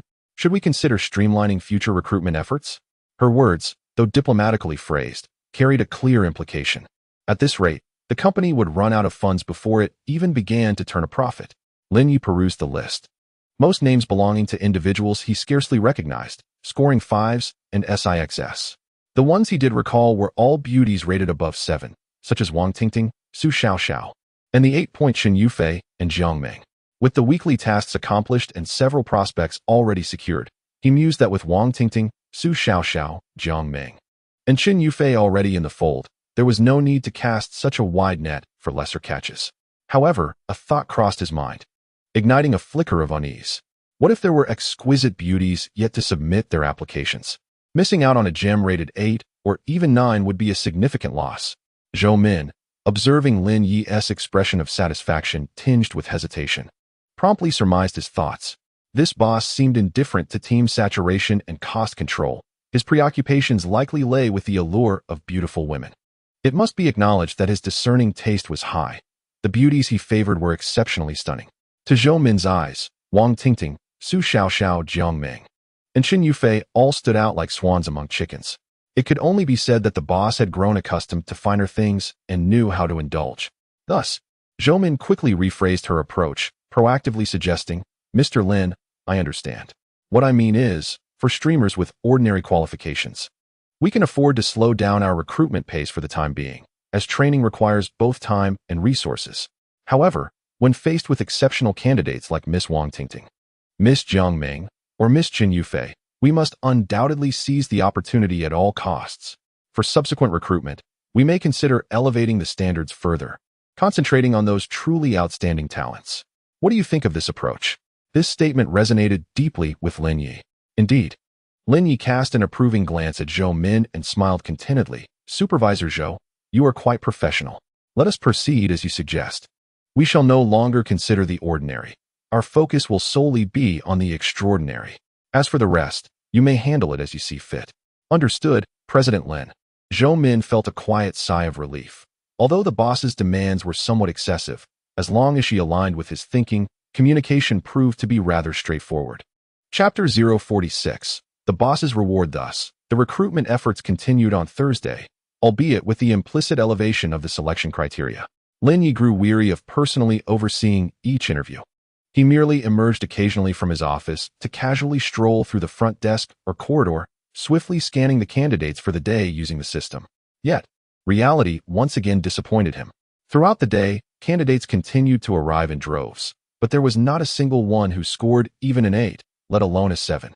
Most lingered around the 5 or 6 mark.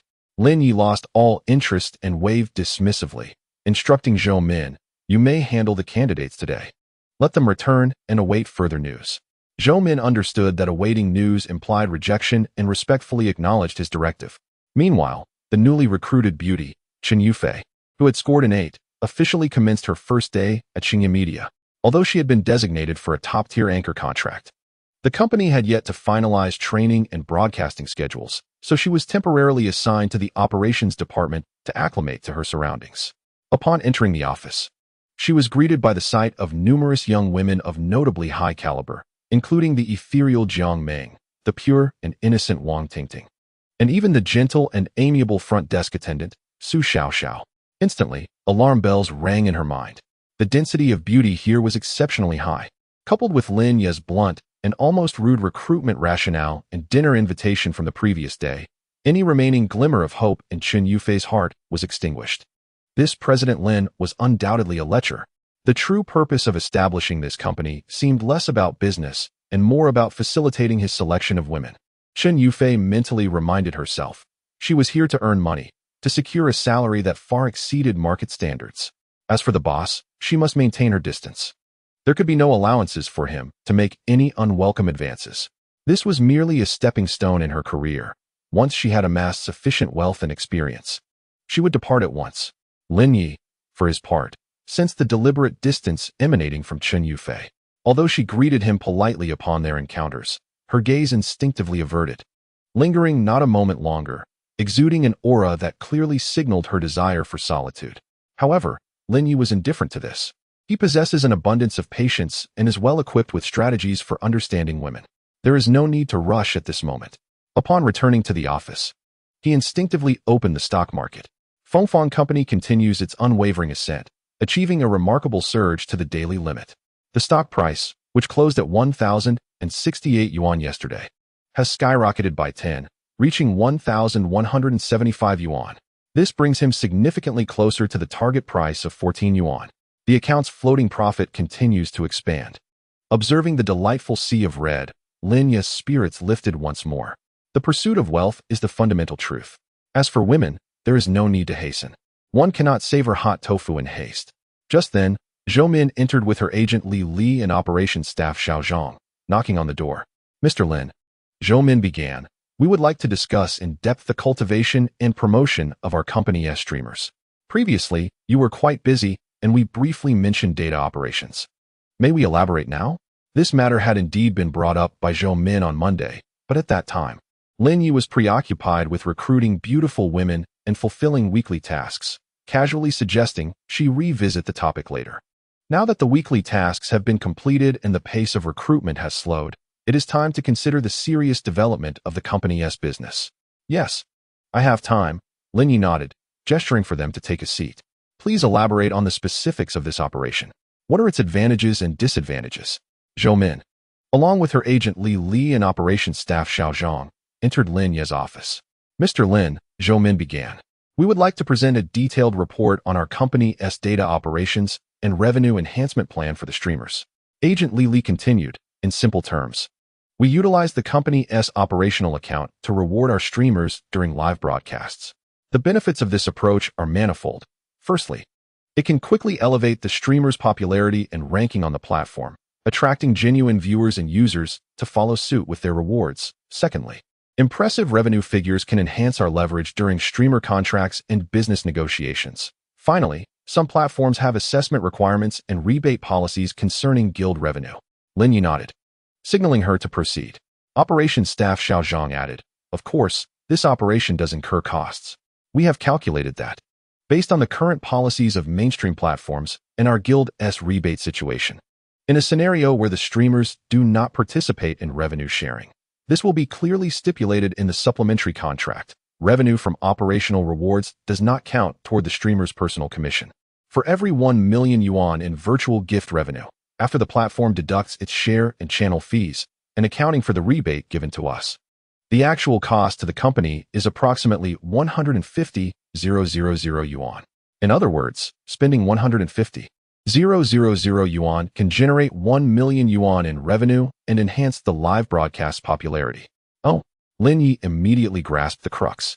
What if we allow the streamers to participate in revenue sharing? How much would they receive? Li Li promptly replied, Mr. Lin, according to our current contracts, the streamer's commission from gifts typically ranges from 40 to 50.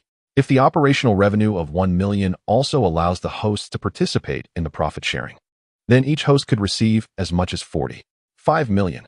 However, this would significantly escalate our company's costs. In addition to the fixed cost of 150,000, we would need to pay an additional 500,000 to the hosts, bringing the total cost to an astonishing 650,000. Upon hearing this, Lin Yi nodded thoughtfully. immediately grasping the underlying principle. Inflating the revenue not only enhances the host's performance metrics, attracting greater attention, but more crucially, the ultimate distribution rights of this revenue rest entirely with the company. The contract explicitly states that operational revenue does not participate in profit sharing, leaving the hosts merely to witness the barrage of gifts in the live stream, yet receiving not a penny, serving merely to bolster their data and popularity. But what if he, as the owner, permitted a compliant host to partake in this revenue sharing as a reward? Would this not provide yet another excellent means of leverage and control over them? If he wishes to enhance a host's metrics, he can simply inflate her numbers. If he desires to grant someone additional earnings, he can allow her to share in the profits. Those who heed his wishes and satisfy him will reap tangible benefits. With this thought, a barely perceptible smile graced Lin Ye's lips. I understand now. He turned to Zhou Min and Li Li, affirming that this approach is feasible. Let us begin testing it with a few promising talents we are focusing on, such as Wang Tingting, Jiang Ming, and Chen Yufei. Please devise a detailed operational plan and present it to me as soon as possible. Understood, General Manager Lin. Zhou Min promptly responded, maintaining a professional smile while internally comprehending the implications. Indeed, the boss's focus is on those top-tier beauties. Wang Tingting, Jiang Ming, and Chen Yufei represent the pinnacle of the company's aesthetic appeal, and it is entirely within her expectations that the boss would go to such lengths to elevate them. Chapter 047. The Rise of Su Ran. Nevertheless, this is beneficial, Zhou Min mused internally. At least it demonstrates that General Manager Lin is not merely talk.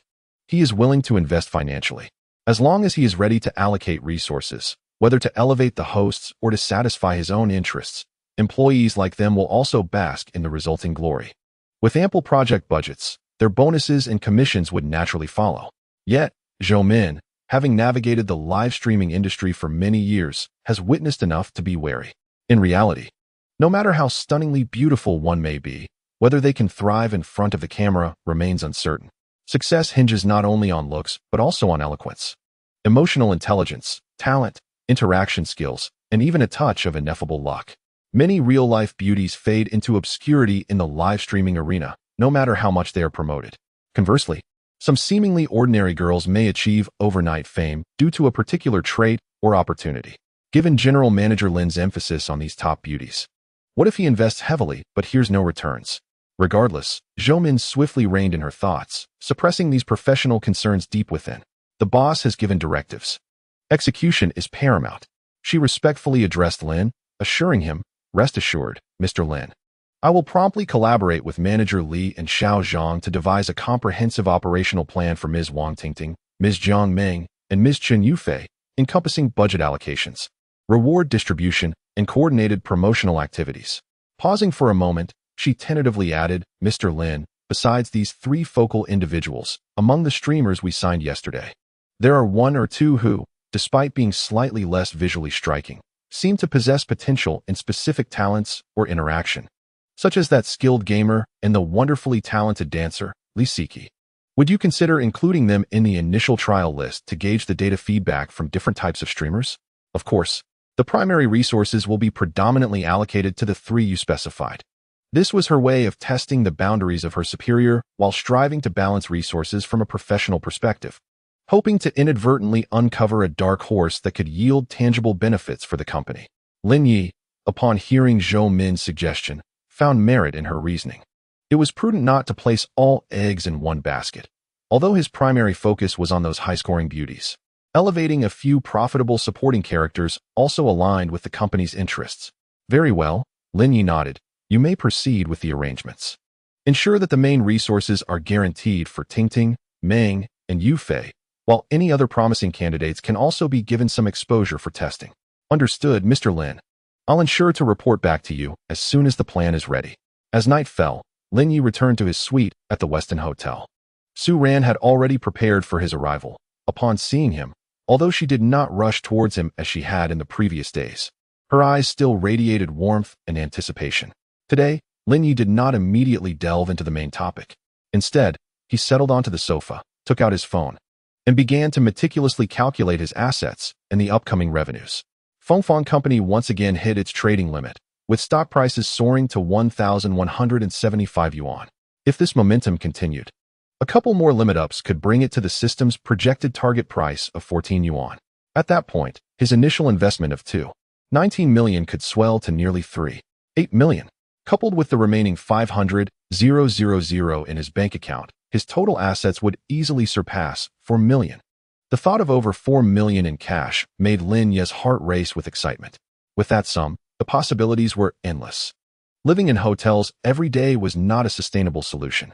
He glanced at the exorbitant daily rates of the Westin Hotel on his phone, calculating that the executive suite cost nearly 1,000 yuan a day, amounting to around 30,000 yuan a month and 360,000 yuan a year just for accommodation. It was far from economical. With a casual tap, he opened a frequently used real estate app, set the city to Zhangcheng, and began browsing information on nearby new developments. In recent years, the real estate market has indeed experienced a downturn, and the property prices in Zhangcheng, a third-tier city, have plummeted significantly.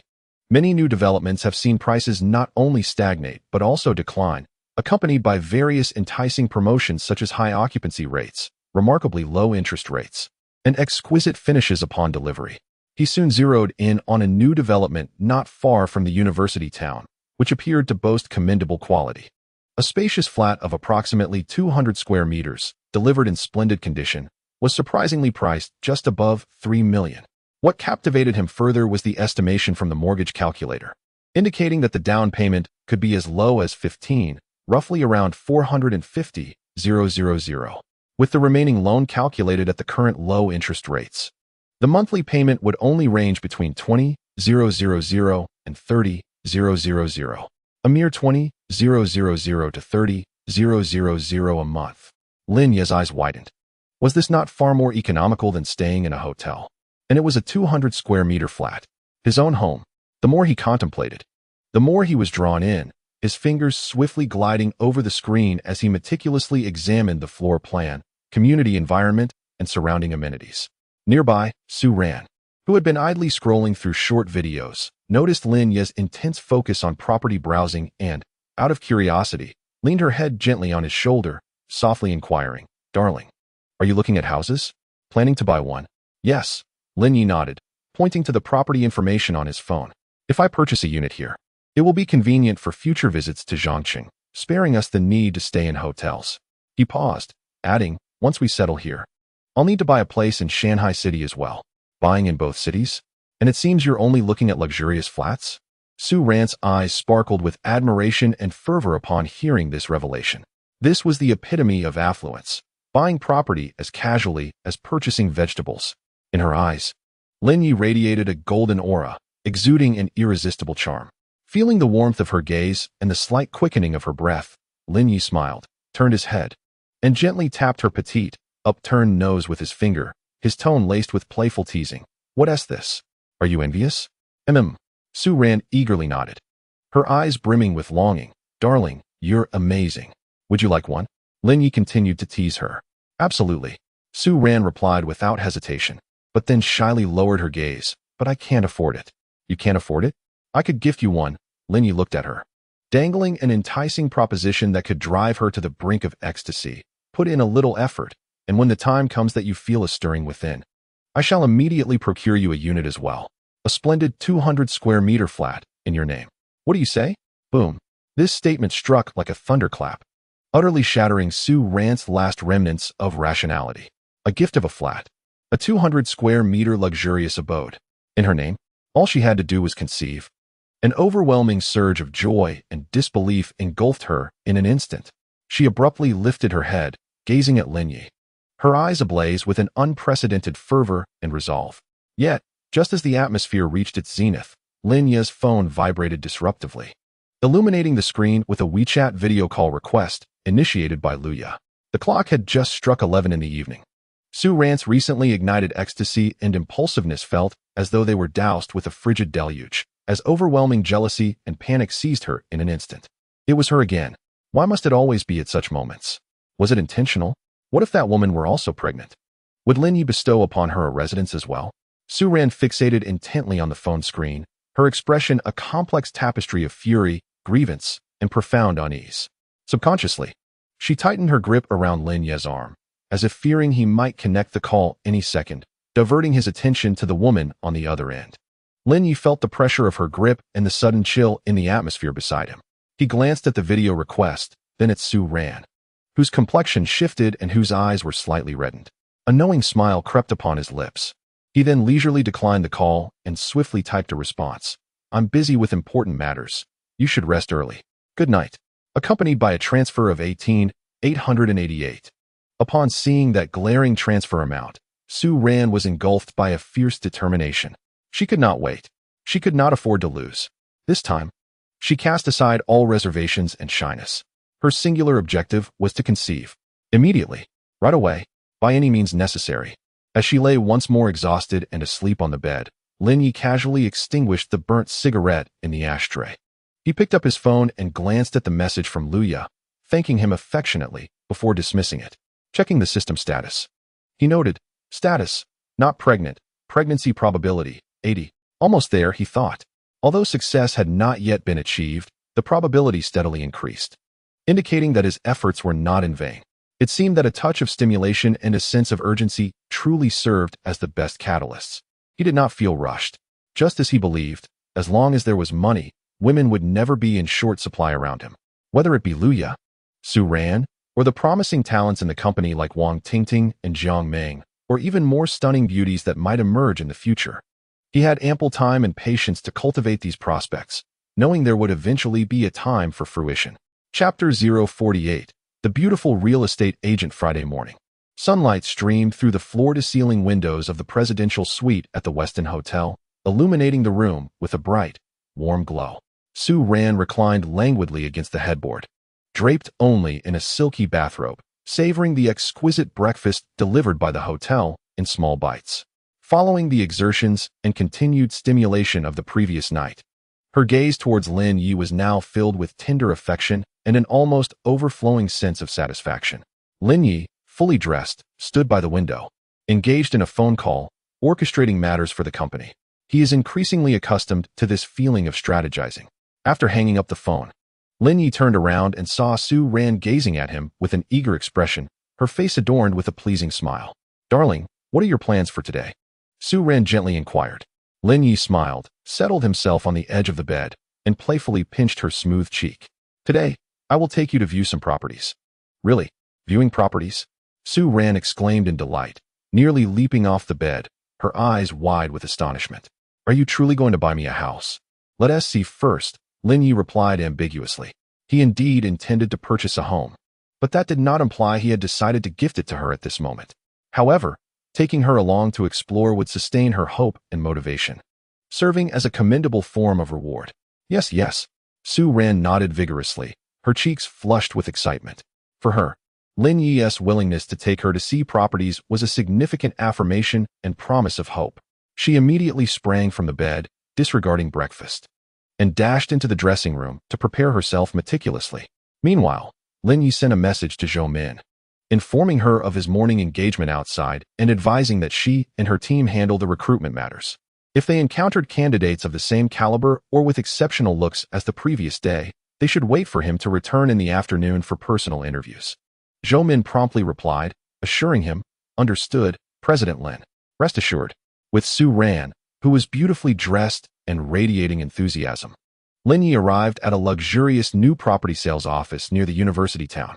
The sales office was splendidly decorated, featuring an exquisite model and the sales staff, clad in matching uniforms, eagerly approached them. Lin Yi clearly stated his intention to view a spacious flat of around 200 square meters. A sharp-looking male salesperson promptly took charge, enthusiastically elaborating, Sir, you have excellent taste. This project is the newest benchmark in the university area, with top-notch landscaping and property services. Look at this 200 square meter premium unit. For bedrooms, 2 living rooms, 3 bathrooms, with north-south orientation and unparalleled natural light. Moreover, we employ the latest construction technology, resulting in an exceptionally high usable area, much more practical than the older complexes nearby.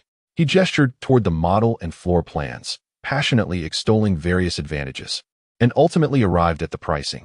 Currently, we are running a promotion. This premium unit is priced at only 15,000 per square meter. The total comes just over 3 million.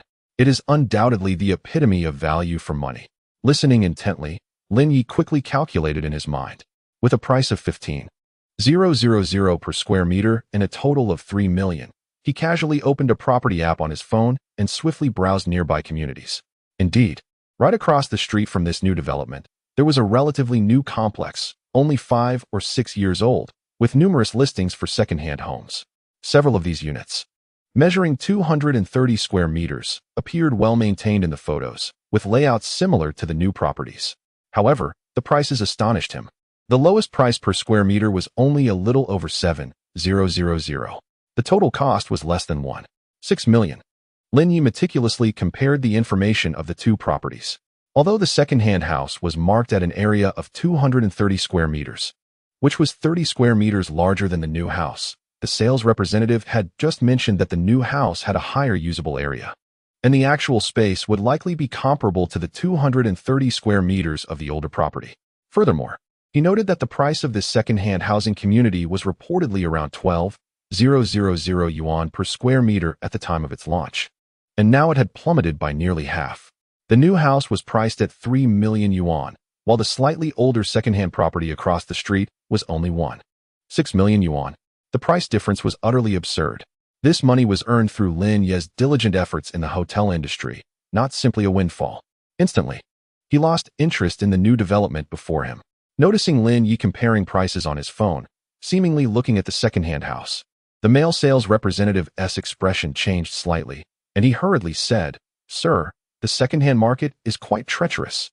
The taxes are high, the transactions are complicated, and the property management of older communities cannot compare to our new houses. Look, we actually have a special deal for a 200 square meter unit. Slightly less desirable in location, but it's only 2.5 million yuan. If you decide today, we can include all the appliances. 2.5 million? Lin Yi furrowed his brow even tighter upon hearing the figure. Setting aside the unpleasantness of the number, even at 2.5 million, it was nearly a million more than the 1.6 million for the house across the street. Did they truly think him a fool? All right, I understand, Lin Yi said, putting away his phone and waving dismissively at the still chattering sales representative, his tone indifferent. I'll think about it. With that, he grasped the still confused Su Ran's hand and turned to exit the sales office, leaving the male representative with a look of shock and discontent. Dear, why aren't we looking anymore? Su Ran asked, puzzled as Lin Yi pulled her along.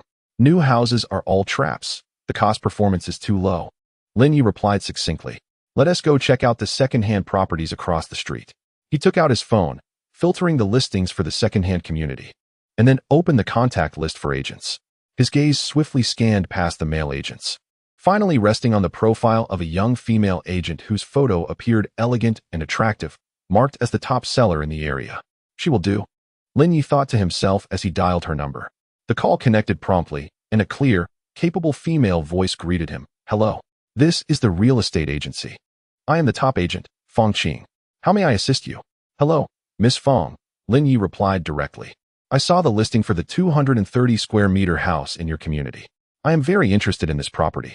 I'm currently outside the community. Can we arrange a viewing? Fong Qing proved to be highly efficient. Lin Yi had barely hung up the phone when, within 10 minutes at the community entrance, a white electric vehicle pulled up before them. The door swung open, and a young woman clad in a sharp professional outfit stepped out briskly. She was tall and graceful, her features pleasing, and her face adorned with just the right touch of a professional smile, exuding an air of efficiency. Lin Yi's gaze swept over her, and the system prompted, Score, 7, another score of 7? Lin Yi felt a subtle stir within, surprised that even an ordinary top-performing agent could possess such striking beauty. Chapter 049. Fong Qing. Hello, Mr. Lin. I am Fong Qing. Thank you for your patience. Fong Qing approached briskly, extending her hand to shake Lin Yi's. Her gaze naturally shifted to the side, acknowledging Su Ran with a warm smile. And who might this be? This is my friend, Lin Yi introduced succinctly. Su Ran regarded the young and attractive female agent before her, who exuded an aura of competence, and an inexplicable sense of rivalry surged within her. Fong Qing, ever astute, immediately sensed the barely perceptible hostility emanating from Su Ran. Yet, her demeanor remained composed, maintaining an air of professionalism and enthusiasm. Mr. Lin, Ms. Su, please follow me. I will take you to view the 230 square meter unit first. Her tone was respectful, and her posture humble, as Feng Qing led the two into the community. She described the environment, greenery, and property management. Despite the community being 5 to 6 years old, it was exceptionally well maintained, with lush trees and tidy pathways, exuding a more vibrant atmosphere than the nearby new development still under construction. Upon reaching the building containing the target property, Feng Qing produced a key and unlocked the door. As promised, the house was indeed as she described. Though a second-hand property, it was barren, with floors gleaming as if new and walls pristine white, devoid of any signs of previous habitation, akin to a newly constructed home, except for the absence of the pungent odor of fresh renovations. Mr. Lin, you see. The previous owner acquired this property purely as an investment and never resided here, making it indistinguishable from a new home. Feng Qing adeptly outlined the layout, orientation, and lighting of the house. The 230 square meter space featured 4 bedrooms, 2 living rooms, and 3 bathrooms, each room spacious, with the master suite boasting a separate walk-in closet and bathroom, complemented by an excellent view. Feng Qing then guided them to view 2 other similarly sized properties within the community that were also on the market. The conditions were comparable. All had been purchased by investors who had never occupied them. In truth, Mr. Lin, Feng Qing continued as she led them, when this community was first launched, it was positioned at a premium. Many buyers of these large units were optimistic about the development potential of the university town and bought them as investments. However, the market has not been favorable in recent years, with property prices plummeting. Thus, many owners are eager to liquidate their assets, resulting in such advantageous pricing. She paused before elaborating. Moreover, to be candid, purchasing nearly new second-hand homes like this is far more economical than buying into the new developments across the street. You see, the price is nearly half. This property is ready for occupancy, allowing you to inspect its quality firsthand, without the concerns of unfinished projects or delayed handovers. Most importantly, you can move in and renovate immediately, unlike new homes that require waiting a year or 2, during which policies and market conditions can shift unpredictably. Feng Qing's words resonated deeply with Lin Yi. He turned to Su Ran and inquired, "What do you think?" Although Su Ran still favored the concept of new homes, her background in sales endowed her with the ability to read the room. Observing Lin Ye's evident interest and acknowledging Feng Qing's astute analysis, it became clear that the properties in question bore no significant difference from new ones, with the pivotal factor being their remarkably reduced prices. She promptly acquiesced to Lin Ye's sentiments, nodding obediently. "Indeed, I find these properties quite appealing. They are akin to new ones, and the pricing is considerably more advantageous." As Lin Yi noticed Su Ran also nodding in agreement, he felt reassured. Turning to Feng Qing, he smiled and boldly expressed his target price. "Miss Feng, I believe these properties are rather promising. How about you inquire with the owners of these listings to see which one might be willing to negotiate down to 1.35 million? If we can reach that figure, I am prepared to make a deposit today." 1.35 million, Feng Qing exclaimed, as though someone had stepped on her tail, her face contorting into an exaggerated expression of distress. "Mr. Lin, that price is absolutely impossible. The lowest listing currently is around 1.6 million. 1.35 million is a staggering 250,000 less than the lowest price. Such a transaction has never occurred." However, Lin Yi remained unfazed, gazing at her with a calm smile as he leisurely replied, "Miss Feng, please do not attempt to sway me with such arguments. I have recently examined the transaction records. The last sale of a similar large unit in your community occurred nearly a year ago, with a closing price of approximately 1.6 million. However, times have changed, and you are more aware than I of the current economic climate." He paused, his tone becoming resolute. "Moreover, you mentioned that these owners are investors eager to sell. With numerous properties listed, fewer than 2 are sold in a year. If they refuse to lower their prices, these homes will remain unsold, incurring substantial monthly mortgage interest payments that could lead to even greater losses. I believe 1.35 million is a very reasonable offer. Whether or not it can be accepted depends on your skill." Lin Ye's demeanor was unwavering, exuding a sense of determination that suggested he was resolute in his offer, indifferent to the possibility of failure. Feng Qing, recognizing the certainty in Lin Ye's gaze, understood that this client was knowledgeable and not easily deceived. She quickly contemplated the implications of the 1.35 million price tag, acknowledging its absurdity, yet recognizing it was not entirely implausible. Given the current market conditions, the owner's mindsets were likely fragile. Perhaps there existed an owner in urgent need of funds who might be persuaded through her efforts. Moreover, this was a significant transaction. Even if the price were lower, the commission would still be considerable. As the top salesperson, was it not her forte to tackle such formidable challenges? With this thought, the troubled expression on Fong Qing's face gradually dissipated, replaced by a sincere demeanor of determination. Though she remained non-committal verbally, "Mr. Lin, your proposed price truly challenges my expertise. I can only promise to do my utmost to communicate with the owners and arrange a meeting for you. However, I cannot guarantee the outcome. Such a price has never been seen in our community." "Very well, I appreciate your efforts," Lin Yi replied with a smile. "Please make arrangements promptly, and do notify me once scheduled. Ideally, I would like to have discussions this weekend. Mr. Lin, to demonstrate your sincerity and facilitate better communication with the owner, might I suggest you tentatively propose a good faith deposit with a professional smile on Fong Qing's face?" In her view, clients like Lin Yi, who directly slash hundreds of thousands, are often merely testing the waters with a low offer, not genuinely interested in purchasing. If one is unwilling to part with even a few thousand as a deposit, it is essentially a lost cause, and she would not wish to squander her time and energy negotiating with the owner. Unexpectedly, upon hearing this, Lin Yi did not furrow his brow but promptly added Fong Qing on WeChat and transferred her 10,000 yuan, stating, "This is the earnest money. Please receive it and expedite scheduling with the owner." His actions were decisive, devoid of any hesitation. Fong Qing was taken aback.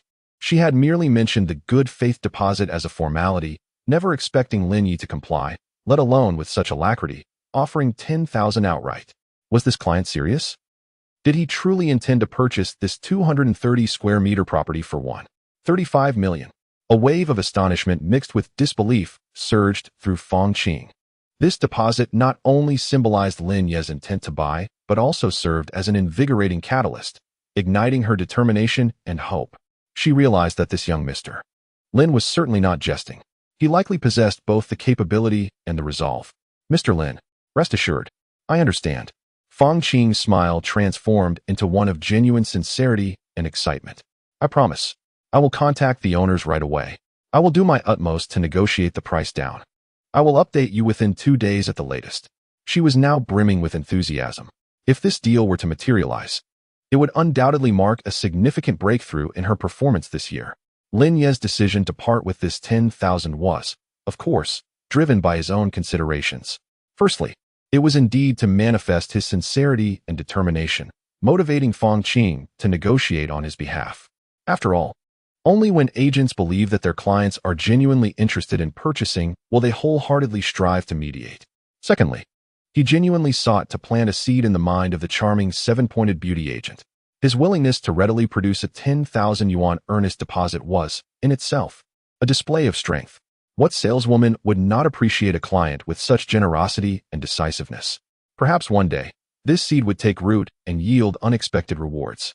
Regarding Fong Qing, who appeared astute, capable, and strikingly attractive, Lin Yi certainly harbored some thoughts. "All right, I shall await your good news," Lin Yi remarked with a smile. Chapter 050. Personally stepping in as the big brother after viewing the property, it was time for lunch. Lin Yi took Su Ran to a nearby restaurant with a pleasant atmosphere. After the meal, Lin Yi did not return to the office immediately. Instead, he first escorted Su Ran back to the Westin Hotel. "You should rest well at the hotel, or perhaps go out for a stroll and purchase something you like." Before Lin Yi got out of the car, he pulled out a stack of cash from his wallet, approximately 10,000 yuan, and pressed it into Su Ran's hands, urging her to spend it freely. "Thank you, darling," Su Ran replied, her face radiant with happiness as she leaned in to plant a kiss on Lin Yi's cheek. "Make sure to come back early. I'll be waiting for you." Lin Yi smiled, choosing not to elaborate further, and drove straight to the company. In the afternoon, Lin Yi returned to the office of Xingye Media. Zhou Min promptly approached him with a report. "President Lin, while you were away this morning, we interviewed several candidates. Among them, 2 stood out as quite promising and have chosen to stay for a second interview with you." "Oh, let us bring them in," Lin Yi said. His interest piqued. Shortly after, 2 young women were ushered into the room. Lin Yi's gaze swept over them, and the system's evaluation read, 6 points, 6 points. One had a sweet appearance, while the other was tall and graceful, both considered above average. However, having encountered Jiang Ming and Chen Yufei previously, Lin Yi found himself rather indifferent to these 6-point candidates. He casually posed a few questions, but nothing particularly impressive surfaced. All right, Supervisor Zhou, you can handle the arrangements. Lin Yi waved his hand, losing interest. Understood, President Lin. Zhou Min escorted the two somewhat disheartened girls out. Leaning back in his executive chair, Lin Yi opened the stock market app. It was Friday, the last trading day of the week. On the screen, Fengfang Company lived up to expectations, once again hitting the daily limit with its stock price firmly capped at 1,293 yuan. Splendid. Lin Yi felt elated. Only one step remained until the system's predicted target price of 14 yuan was reached. At this rate, if the market opened strong on Monday, just a slight push would allow him to hit the target price and offload his shares. By then, a profit nearing 2 million yuan would be firmly in his grasp. His total assets would soar past the 4 million mark. As Lin Yi reveled in his impending wealth, contemplating purchasing a house, a car, starting a company, and dating beautiful women, the lifestyle befitting the affluent, he prepared to leave the office and reward Su Ran, who was still waiting for him at the hotel. Just then, a knock echoed at the office door. Come in. Zhou Min entered, accompanied by operations staff member Zhang, both holding several printed documents. President Lin, is this a good time? We have preliminary proposals for the operational strategy of our first batch of key streamers that we would like to present to you, Zhou Min began, her face adorned with a professional smile. Lin Yi glanced at his watch. It was still relatively early.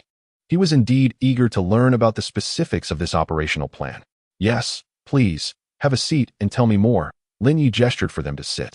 Operations staff member Zhang opened the document in her hands and commenced her report. President Lin, in accordance with your directives, we have devised distinct data operation strategies for our key trainees, Wang Tingting, Jiang Ming, and Chen Yufei. He turned to the first page. First was Wang Tingting.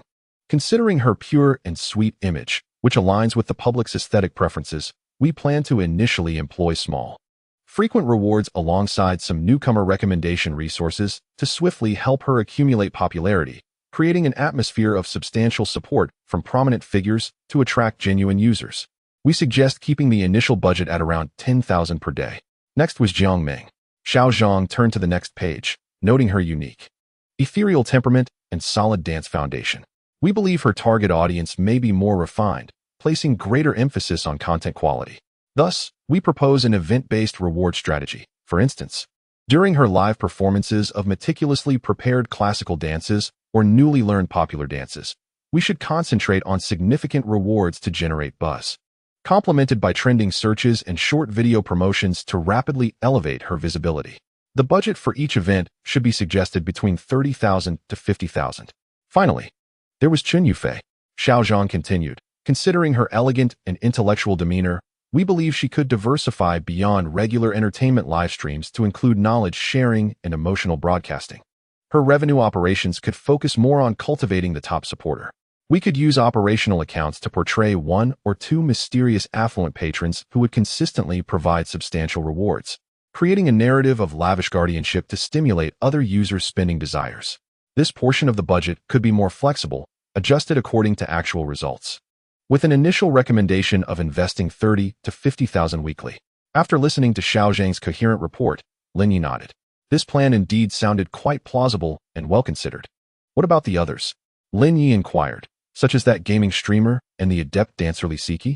Zhou Min promptly added, Mr. Lin, we have also devised basic operational plans for other potential streamers. For the gaming streamer, we intend to provide small rewards during her live streams of key matches or remarkable maneuvers to enhance the room's excitement. For Li Siki, once the choreography for Peach Blossom Smile is polished, we will also coordinate a promotional wave and data support. Overall, the resources will be evenly distributed, but the focus will still lean towards the 3 individuals you specified. Lin Yi expressed satisfaction with this plan. He had initially thought that at least 1 million would be needed, and if that were the case, he would have to wait until next week to liquidate stocks for investment. However, it now appeared that 50,000 could sustain operations for several days. With a smile, Lin Yi stated, very well, let us proceed with this plan. Regarding the startup funds, I will transfer 50,000 to the company's account from my remaining reserve of over 600,000. Let me know if more is needed. 50,000. Both Zhou Min and Xiao Zhang were taken aback by this figure. Although the budget outlined in the plan was considerable, the boss approving such a substantial startup fund all at once was indeed impressive. Understood, Mr. Lin. We will ensure that every penny is spent wisely to achieve results swiftly. Zhou Min immediately assured. Indeed, Lin Yi nodded, indicating that the specifics of execution were to be handled by them. He would only concern himself with the results. Just as Zhou Min and Xiao Zhang turned to leave the office, Lin Yi suddenly recalled something and called out to them. Wait a moment. The two halted, their expressions tinged with curiosity as they looked back at him. Lin Yi's face bore a hint of intrigue and eagerness as he inquired, by the way, could you explain how the process works for tipping streamers using the guild account? I would like to experience it myself. He paused and added, with a tone of casual expectation, especially for Tingting, Jiang Ming, and Yu Fei, I must show my personal support as their boss. To be honest, I have never gifted a female streamer before. Zhou Min and Xiao Zhang exchanged glances, both surprised and enlightened by the revelation. Their boss seemed to be itching for a taste of the experience of being a generous benefactor. Zhou Min hesitated for a moment before her face broke into a bright smile, promptly responding, Mr. Lin, if you wish to experience it, it's absolutely no problem. The process is actually quite simple. You just need to log into the live streaming platform using our pre-prepared operational account and select gifts to send within the stream. However, to align with our overall operational rhythm and effectiveness, we might need to pay attention to the timing, amounts, and some interaction phrases used during tipping. After contemplating for a moment, she continued, how about this, Mr. Lin? I'll have Xiao Zhang stay behind. He is more familiar with the operational aspects and can specifically demonstrate the process for you and assist with your actions tonight. Would that be acceptable? Sure, that sounds good. Lin Yi nodded, clearly satisfied with the arrangement. Zhou Min immediately exchanged a knowing glance with Xiao Zhang, signaling him to stay, before she exited the office to attend to other matters. Now, only Lin Yi and the operational Xiao Zhang remained in the office. Xiao Zhang had evidently received prior instructions from Zhou Min, his demeanor respectful as he promptly retrieved his laptop. Logging into a back-end management system and the live streaming platform account, ready to explain patiently. Mr. Lin, this is one of the operational accounts we use internally in our guild. We have already preloaded it with virtual currency, Xiao Zhang explained, pointing at the screen. Once Wang Tingting begins her broadcast, you can enter her live room using this account. For the gifts, we generally recommend starting with smaller items like glow sticks or hearts, combined with some interactive comments like the streamer is beautiful or keep it up to create a foundational atmosphere. As the audience engagement increases, or when the streamer begins showcasing her talents, you can gradually introduce mid-range gifts, such as sports cars or rockets, to attract the attention of other viewers. As for larger gifts, like the carnival or super battleship, timing is crucial. It's best to send them during the peak of the live room's atmosphere or when other benefactors are also gifting, as this yields the most impactful results and stimulates consumption.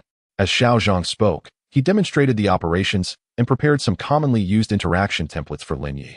Lin Yi listened intently, occasionally nodding, realizing that there were indeed many intricacies involved in this gift-giving process.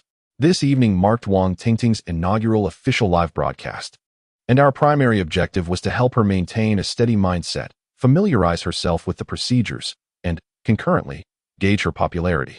Xiao Zhang continued, thus, Mr. Lin, your approach tonight can be somewhat relaxed, focusing primarily on encouragement and interaction, without the need to excessively pursue the amount of rewards. We will also arrange for other operational accounts to collaborate with you to enhance the atmosphere of the live stream.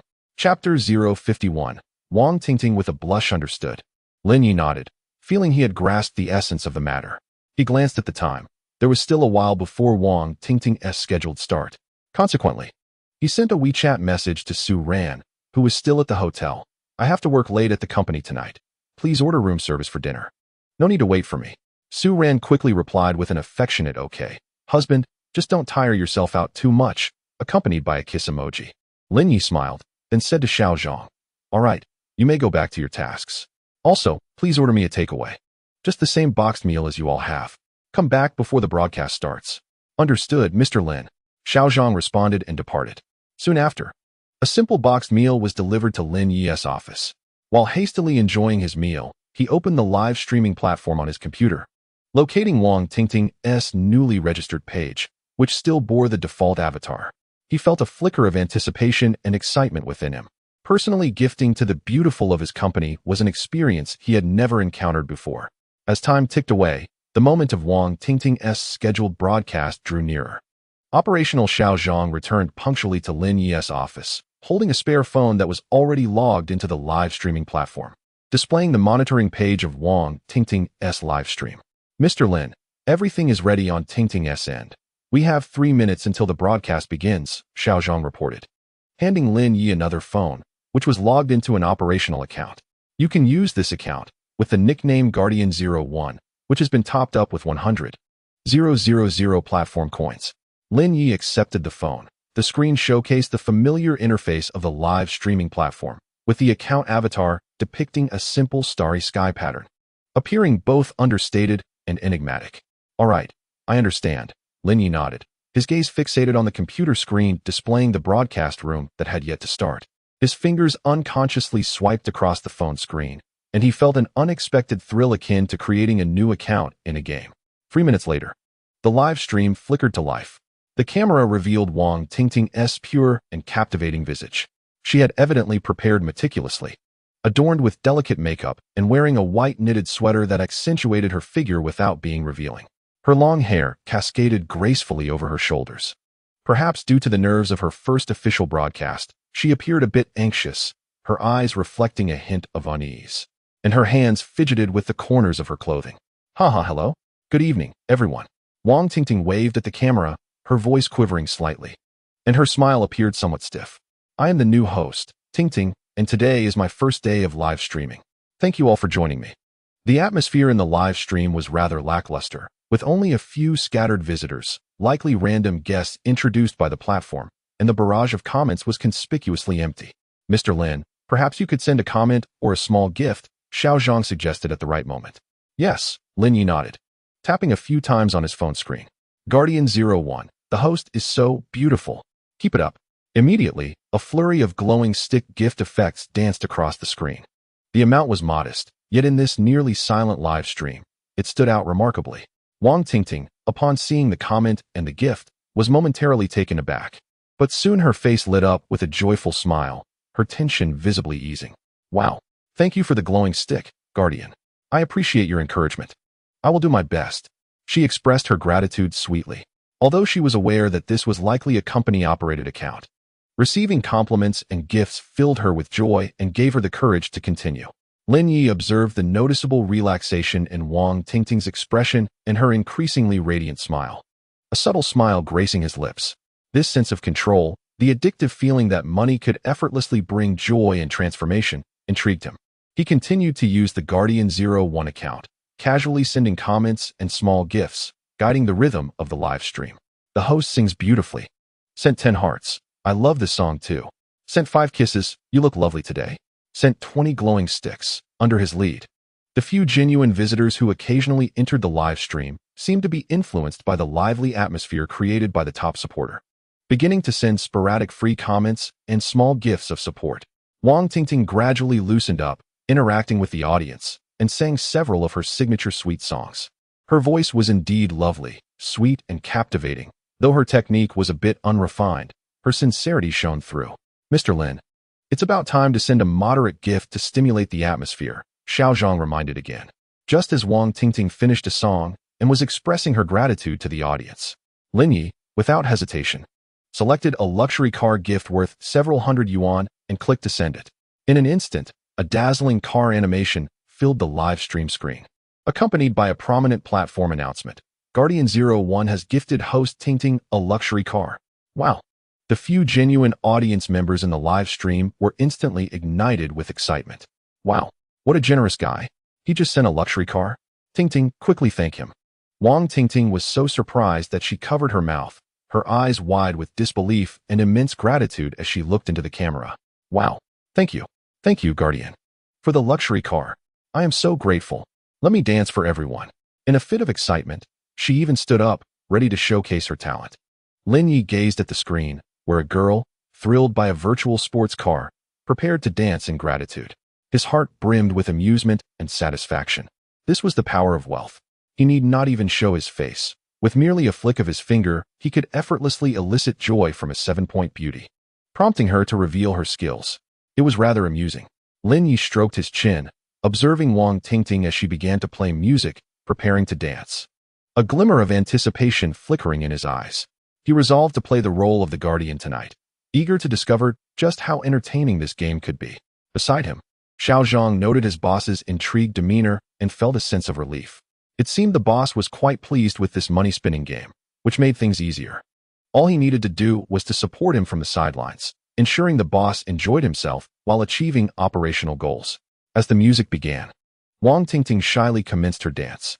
She chose an upbeat, lively pop girl group routine, although her dancing skills paled in comparison to Jiang Meng and Li Siki, and her movements appeared somewhat unpolished. Her youthful vigor and commendable expression management, coupled with her sweet smile, shone through as she endeavored to present her best self.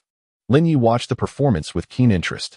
He acknowledged that Wang Tingting's dancing was not particularly exceptional, but the freshness and effort she exhibited, along with her 7-point beauty accentuated by that charming smile, were indeed delightful to behold. Well done, keep it up. Lin Yi sent a comment using the Guardian 01 account, followed by a few modest yet visually appealing gifts, such as lollipops and roses, offering continuous encouragement. Upon receiving her brother's affirmation, Wang Tingting danced with even greater fervor. Her cheeks flushed with a charming rosy hue from exertion and excitement. After the dance concluded, Wang Tingting, panting, bowed to the camera. "Thank you all, my dancing wasn't great. I hope I didn't make you laugh. You danced beautifully. So adorable." The guardian brother expressed his satisfaction. Lin Yi and the other operational accounts promptly echoed in the comments, fostering a harmonious and friendly atmosphere. The popularity of the live stream, propelled by the recent dance and gifts, gradually increased from the initial single digits to dozens of viewers. Although most were still operational accounts arranged by the company and some robotic spectators, a few genuine users began to voice their thoughts. "It's about time, Lin. Perhaps consider sending a big gift to boost the hourly ranking and attract more organic traffic," Xiao Zhang suggested in a low voice. Lin Yi nodded, thoroughly engaged in the experience and eager to see the effect of sending a significant gift. He directly navigated to the gift list and found the highest value item. The Carnival gift, priced at 50,000 platform coins, equivalent to 5,000 yuan. With a gentle tap of his finger, he confirmed the gift. In an instant, the entire live streaming platform was inundated with a resplendent golden banner announcement. Platform announcement. Congratulations to Guardian 01 for gifting Super Carnival 1's live stream. Hurry and join the excitement. Following this, Wang Tingting's live stream screen was completely overwhelmed by an extraordinarily splendid carnival animation effect that lasted nearly a minute. Elements of castles, fireworks, and merry-go-rounds dazzled in rapid succession, accompanied by thunderous sound effects. The chat room erupted in fervor. What had previously been a modest gathering of a few dozen viewers skyrocketed to several hundred in an instant, and the numbers continued to surge. The barrage of comments flowed like a waterfall. "Wow, a carnival. Am I seeing this correctly? A carnival right at the start of the stream? This guardian is a true tycoon. 666,666. I've never seen a novice streamer receive a carnival right at the outset. Has the host truly aligned with a genuine benefactor?" Before the camera, Wang Tingting, initially taken aback by the sudden super carnival, quickly regained her composure. She understood that this was part of the operational strategy to generate buzz for her premiere. Though internally exhilarated, her professional demeanor prevailed. She promptly adjusted her expression, displaying just the right amount of surprise and gratitude, bowing sweetly to the camera. "Wow. Thank you.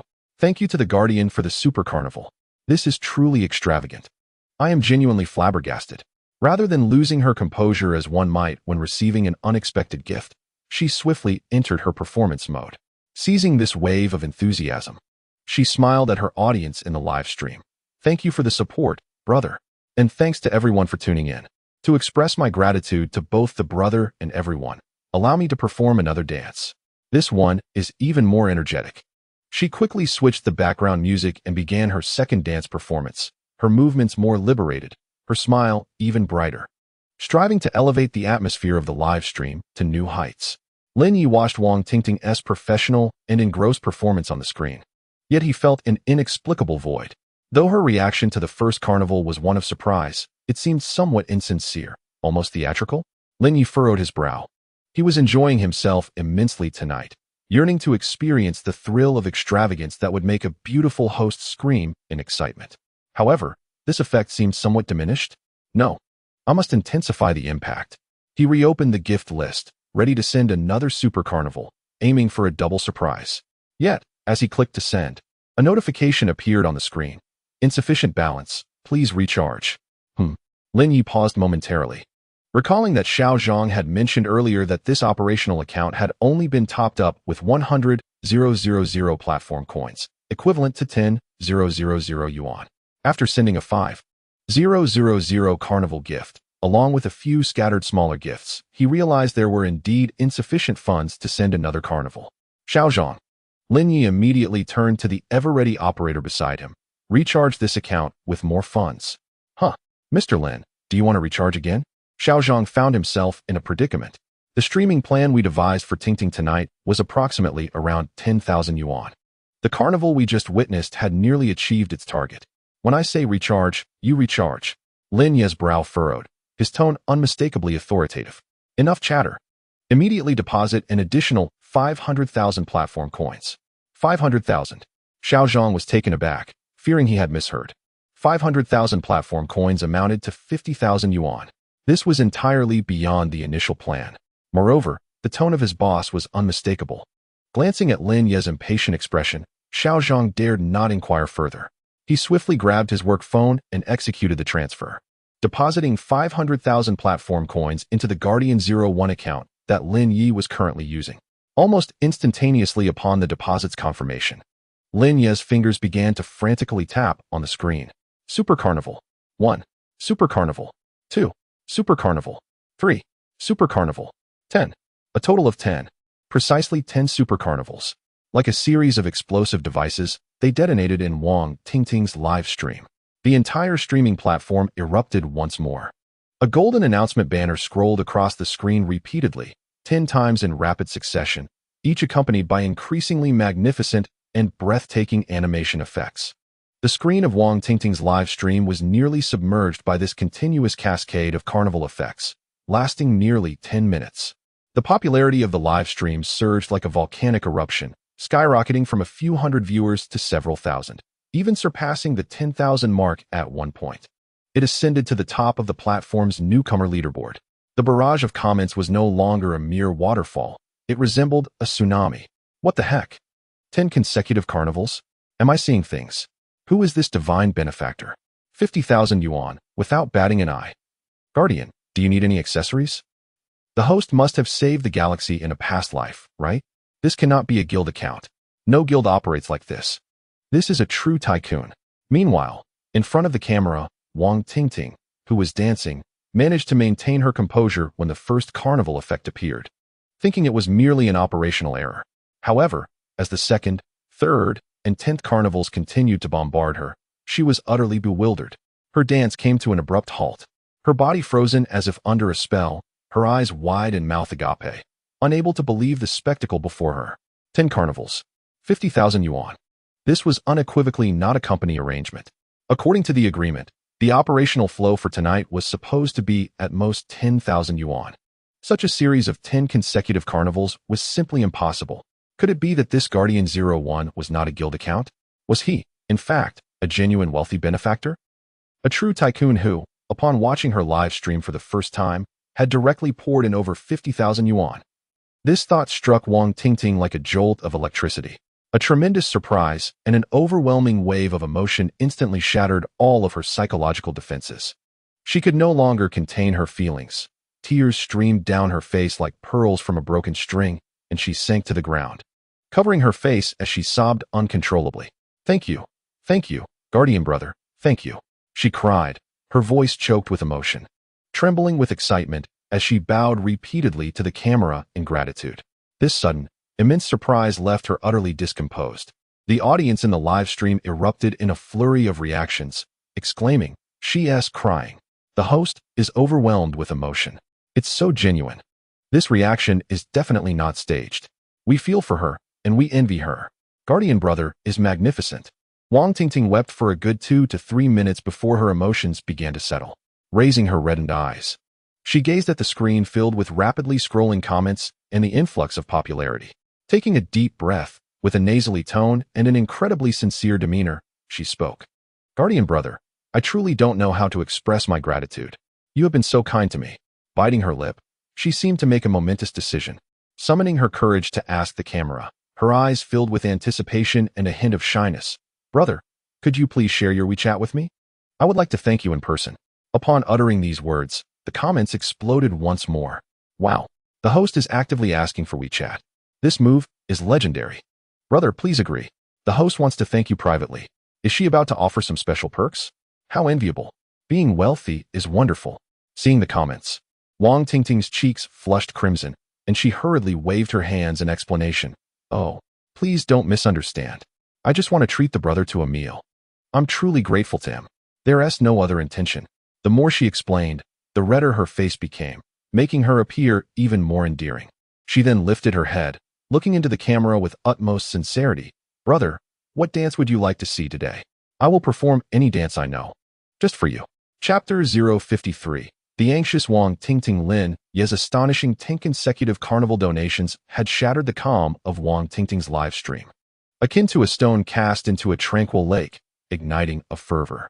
Under the influence of the enigmatic benefactor known as Guardian 01, the previously passive audience members seemed to be swept up in the atmosphere of lavish generosity, gradually sending various gifts of all sizes. Although there were no further substantial donations akin to the carnival, medium-sized gifts such as sports cars, rockets, and planes continued to flood the screen, while an array of smaller gifts never ceased. The gifting atmosphere in the entire live stream was extraordinarily vibrant, with viewership maintaining a high level of thousands. Lin Yi was immensely satisfied with this outcome. He ceased his generous contributions and leaned back in his executive chair, savoring the sight of Wang Tingting energetically performing various dances for the enigmatic guardian. He observed the incessantly scrolling gifts and comments in the live stream, reveling in the sensation of having everything under his control. Meanwhile, the diligent operator, Xiao Zhang, anxiously monitored the back-end data, occasionally stepping in for Lin Yi to comment and maintain the guardian's presence. That evening, Wang Tingting's inaugural broadcast was undoubtedly a resounding success. Her popularity, gift earnings, and trending topics far exceeded the company's initial expectations, even surpassing the combined metrics of several other novice streamers broadcasting simultaneously. By the end of the live stream, Wang Tingting was thoroughly exhausted, her brow glistening with perspiration and her voice slightly hoarse. Yet her face radiated an unmistakable excitement and exhilaration. Immediately after the broadcast, she yearned to privately message the mysterious guardian to express her gratitude once more, even mustering the courage to request his contact information. However, her messages vanished into the void, receiving no response from the guardian. Just as she began to feel a sense of disappointment and confusion, Xiao Zhang approached her, saying, Tingting, you did a fantastic job tonight. Lin has asked you to come to his office. He needs to speak with you. Lin wants to see me? Wang Tingting was momentarily taken aback, her heart racing with apprehension. What could the boss want at such a late hour? She dared not dwell on it, hastily tidying her slightly disheveled attire and hair.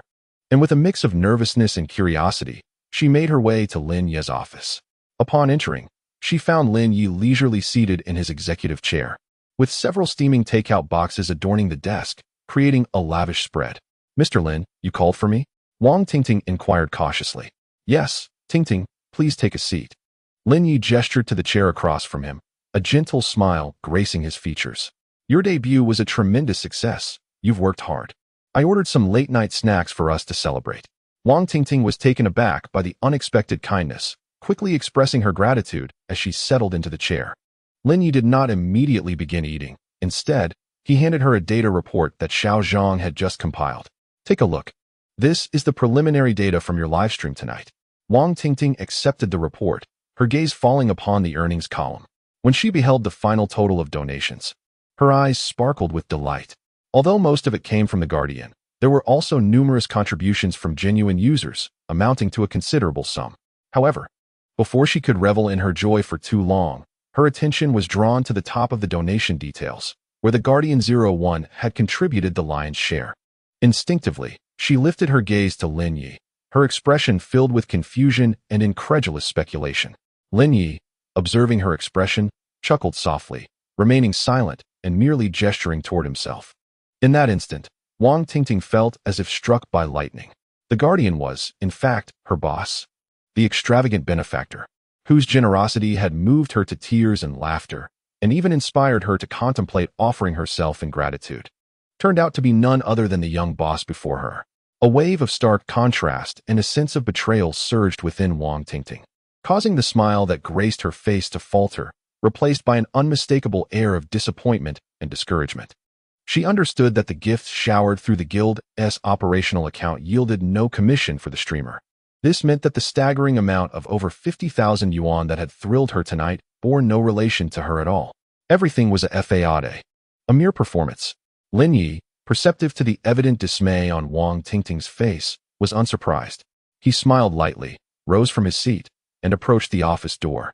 Clicking it shut and locking it with a definitive snap, he then strolled to the window, drawing the blinds with a swift motion, effectively severing any outside gaze that might intrude. Wang Tingting was startled by this series of unusual actions. What was he planning? Locking the door? Pulling down the curtains? A wave of intense unease and fear gripped her.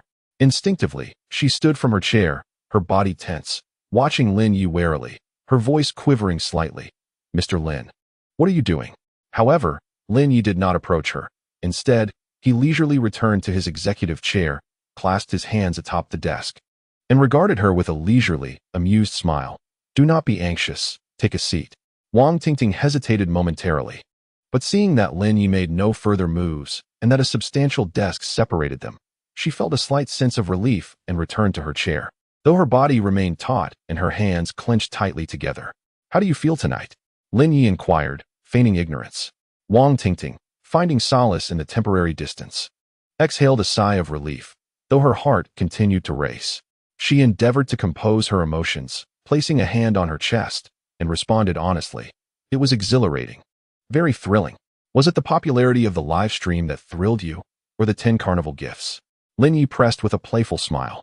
Wang Tingting's face flushed instantly, and she lowered her gaze, mumbling softly, "Both, I suppose." With a light chuckle, Lin Yi leaned slightly forward, his gaze fixed intently upon her, finally posing the pivotal question: "Would you wish for such a true benefactor to support you in the future? For instance, the over 50,000 yuan that the Guardian donated tonight, which you could receive in full as your commission." Lin Yi's implication was unmistakable. He hinted that if she were willing to invest herself, those figures, initially mere data, could transform into tangible earnings. With a 50% commission rate on the 50,000 yuan, that amounted to over 25,000 yuan. This sum, for a student like her, was undeniably a fortune. Wang Tingting's heart raced once more with fervor. Chapter 054. The way I adore watching you dance, gazing into Wang Tingting's eyes, which shimmered with an inner turmoil, and observing her biting her lower lip while nervously twisting the hem of her garment. Lin Yi recognized that the moment had come to intensify his approach and dismantle her defenses completely.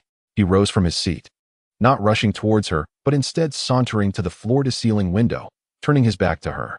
With a hint of subtle appreciation in his tone, he remarked, "Tingting, do you know? I find immense pleasure in watching you dance. Your talent is remarkable. Each time I see you perform, it feels like a true delight. There are many promising young women in the company, yet few possess your spirit and dedication." Turning to face her, his gaze scrutinized her with both expectation and warmth. "I have long pondered the need for a true figurehead within the company, someone capable of shouldering the banner. You possess this potential, but it requires a unique impetus." His eyes seemed to carry a warmth as they lingered on Wang Tingting's flushed cheeks, igniting a warmth within her. Figurehead? Her heart raced at the thought. Lin Yi noticed a glimmer of yearning in her eyes and gradually approached her, halting at a respectful distance, refraining from imposing any physical pressure. His voice was gentle, yet imbued with undeniable authority. "I recognize your hard work, but in this industry, mere effort is insufficient. You require resources, visibility, and someone behind you, tirelessly advocating for your ascent." He leaned in slightly, his gaze deepening with intensity. "I can provide you with that opportunity. All of the company's resources and the finest promotional channels could be directed towards you." Wang Tingting's breath quickened as she envisioned the scene, a dream she had longed for. Yet, she understood that nothing comes without a price. "What must I offer in return?" she asked hesitantly. Lin Yi smiled, his expression warm yet tinged with a commanding confidence. "I require your uniqueness, Your talent should not be confined to the anonymity of a screen. Leaning closer, he whispered in a tone that only they could hear. Rich with temptation, I particularly enjoy watching you dance solely from my eyes. His warm breath brushed against her ear, sending a shiver through her body. A tingling sensation radiating from the base of her neck. Instinctively, she wanted to retreat, only to find herself blocked by her desk, observing her slightly trembling eyelashes. A result of shyness and nervousness, Lin Yi continued in his alluring voice, presenting her with an irresistible proposition, as long as you are willing. Grand events like tonight will occur weekly, personally arranged by me. Moreover, you will receive all commissions. Once a week. Grand events like tonight. This implied a minimum influx of 50,000 each week. With a 50% commission, she could secure a stable income of 25,000 every week. After a month, merely from this exclusive reward, she could effortlessly earn 100,000. Moreover, this is just the bare minimum. If she performs exceptionally well, making her boss even happier, might there not be even more? The immense temptation surged like a tidal wave, instantly drowning the last remnants of Wang Tingting's modesty and hesitation. What dignity? What boundaries? In the face of a stable income of tens of thousands each week and a monthly earning of 100,000 or more in solid gold, such concerns seemed to lose their significance. She abruptly lifted her head, gazing at Lin Yi, who was within arm's reach. Her eyes filled with intense struggle and a resolute determination to throw caution to the wind. She understood that a nod would signify something profound. Yet, she found herself unable to refuse. Lin Yi observed the desire and surrender crystallizing in her gaze, recognizing that she had been thoroughly swayed. He ceased speaking, merely extending his hand to gently lift her chin, his gaze blazing as he awaited her final response. The office was enveloped in an unusual silence, punctuated only by the slightly hurried breaths of the two. Time seemed to freeze in that moment. At last, Wang Tingting closed her eyes, her long lashes trembling. She extended her slightly trembling hand, grasping Lin Ye's hand resting on her shoulder, her voice as faint as a whisper, yet imbued with a sense of irrevocable commitment. Boss. I am willing. That quavering admission, as delicate as a whisper yet crystal clear, acted as a key, instantly unlocking the long-suppressed dam within Lin Ye's heart. He could no longer restrain the surging flames of desire and overwhelming possessiveness within him. In the next moment, Lin Yi abruptly lowered his head, fervently capturing Wang Tingting's soft, cool lips with his own. Wang Tingting let out a brief gasp, her body instantly stiffening, her eyes widening in shock and a hint of panic. She had not anticipated Lin Ye's sudden and direct approach. His kiss bore an undeniable assertiveness and aggression, almost rendering her breathless. The lingering scent of takeout in the office was replaced by a more primal, searing atmosphere. Wang Tingting's mind blanked, all her struggles and rationality crumbling in the wake of this unexpected kiss. She could distinctly feel the heat radiating from Lin Ye's body, his potent masculine presence, and the irresistible power he wielded. Her body began to weaken uncontrollably, her hands instinctively clutching at the fabric of Lin Ye's shirt, seeking some semblance of support. Lin Ye's kiss deepened, growing increasingly fervent, his hands no longer content to merely rest on her shoulders, but beginning to roam along the curves of her exquisite form, exploring. And no, not here. Wang Tingting finally regained a shred of her composure, interjecting in a breathless, almost tearful whisper, "Someone will hear us, boss. This is the office." Although the door was locked and the curtains drawn, there might still be colleagues working late outside. What if someone hears her? How could she possibly continue working in the company? However, Wang Tingting's plea, imbued with shame and fear, only served to intensify Lin Ye's innate desire for conquest. What is there to fear? He chuckled softly, his voice husky and magnetic, while his hands moved without hesitation, growing bolder still. This is my office. Who dares to gossip? He leaned closer, his warm breath cascading over Wang Tingting's sensitive earlobe, whispering in a voice almost devilish, "Be quiet, and no one will know." Wang Tingting felt as though she were on the brink of madness. Shame, fear, and excitement intertwined within her heart, causing her entire being to tremble. She longed to resist, to push him away, yet her body felt as soft as a puddle of mud, utterly devoid of strength. Moreover, she was acutely aware that she had already acquiesced to him, leaving no room for retreat. Ultimately, she could only bite her lip tightly, striving to stifle the sounds threatening to escape her throat as she allowed Lin Yi to lift her. Chapter 055.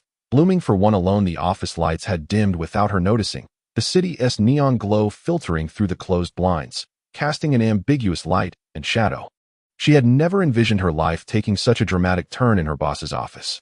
"He's gone," Lin Yi spoke, his tone laced with a hint of post-encounter languor, yet undeniably assertive. Wang Tingting's body still felt somewhat weak. When he pulled her to her feet, she stumbled slightly, nearly falling. Her cheeks flushed crimson, and she dared not meet Lin Ye's gaze, silently adjusting her clothes and hair in an attempt to conceal the traces of what had just transpired. Observing her flustered demeanor, Lin Yi felt a twinge of compassion, but more prominently, a sense of satisfaction stemming from his conquest. He reached out, wrapping his arm around Wang Tingting's delicate waist, guiding her toward the office door. "No, don't," Wang Tingting gasped, attempting to break free, fearing they might be seen. "And if they do? Who would dare to speak?" Lin Yi replied dismissively with a chuckle. "Besides, it's late, and everyone has gone home." He unlocked the office door, confidently striding out while still holding Wang Tingting close. It was indeed late, and the surrounding workstations were deserted. However, by unfortunate coincidence, Xiao Zhang from operations emerged from the pantry, clutching a stack of documents, and collided head-on with Lin Yi, who was exiting the office with Wang Tingting in tow. Xiao Zhang's eyes widened in shock, and his steps faltered upon witnessing the scene. The boss embracing the new anchor who had just completed her interview and had been showered with gifts during the live broadcast. Wang Tingting's face flushed as if it were bleeding, her hair slightly disheveled. Countless indecorous images flashed through Xiao Zhang's mind, leaving him with the sensation that he had stumbled upon an extraordinary secret. Wang Tingting, meanwhile, felt an overwhelming surge of shame and fury. Wishing desperately for a fissure in the ground to swallow her whole, she instinctively desired to push Lin Yi away, burying her face in his embrace, too afraid to meet Xiao Zhang's astonished and gossiping gaze. Yet, Lin Yi remained composed, even maintaining his hold on Wang Tingting without a hint of hesitation. He merely cast a calm glance at Xiao Zhang, his eyes tranquil yet imbued with an unspoken pressure and warning. Xiao Zhang, astute as ever, promptly grasped the message conveyed in his boss's look. He hastily averted his gaze, pretending to be oblivious, clutching his documents as he swiftly retreated to the break room. Once Lin Yi and Wang Tingting's figures vanished at the elevator, Xiao Zhang exhaled a long sigh of relief, raising a hand to wipe away the non-existent cold sweat from his forehead, internally cursing, "Damn it. You monopolize all the good fortune. You take the woman. I'll take the overtime. Such is life." Lin Yi, with Wang Tingting nearly burying her face in his chest, exited the Science and Technology Innovation Building. The evening breeze was cool, brushing against Wang Tingting's flushed cheeks, bringing her a modicum of clarity. "Where to?" she asked weakly, tinged with anxiety. "Somewhere else. Let us continue," Lin Yi replied, summoning a taxi and announcing the name of another five-star hotel, Shangri-La. Inside the taxi, Wang Tingting kept her head down, enveloped in silence. Her thoughts were a tumultuous mix of shame, regret, and confusion. She was uncertain about the righteousness of her actions and what the future held. Lin Yi, too, refrained from speaking much, simply holding her close and allowing her to lean against him. Before long, the taxi arrived at the Shangri-La Hotel. Lin Yi, familiar with the surroundings, effortlessly secured an executive suite. Upon entering the room, he did not exhibit the same eagerness as before. Instead, he released Wang Tingting and moved to the wine cabinet, pouring 2 glasses of red wine. He handed one to Wang Tingting, while he took the other and wandered to the floor-to-ceiling window, gazing at the dazzling nightscape outside. "Come here," he beckoned to Wang Tingting, who stood uncertainly in place. After a moment's hesitation, she approached him, still holding her glass. "Still thinking about what happened in the office?" Lin Yi inquired, a smile gracing his lips. Wang Tingting's face flushed, and she lowered her head, responding softly with a sound of agreement. "It's nothing to worry about," Lin Yi said casually. "You'll get used to it." He paused, observing the night outside, before suddenly adding, "Your dance earlier, it wasn't quite good enough." Wang Tingting, taken aback by his words, felt a surge of defiance. She knew her performance paled in comparison to that of professionals, yet she had put in considerable effort. "I know." Lin Yi seemed to read her thoughts as he turned to face her, his gaze scrutinizing yet gentle. "But I believe you can dance even better, with a charm that captivates." He set down his wine glass and moved to the center of the spacious room, gesturing for Wang Tingting to join him. "Come now. Dance again, just for me, in the way you believe will touch my heart the most." Wang Tingting looked into Lin Ye's commanding and expectant eyes, recalling his previous promise of a grand performance every week, and gritted her teeth. She set down her glass, inhaled deeply, and approached Lin Yi. The room was devoid of music, illuminated solely by the city's neon lights outside and the soft glow within. Wang Tingting closed her eyes, adjusting her breath. When she opened them once more, her gaze had transformed. The innocence and shyness had faded, replaced by a deliberately crafted allure and seduction.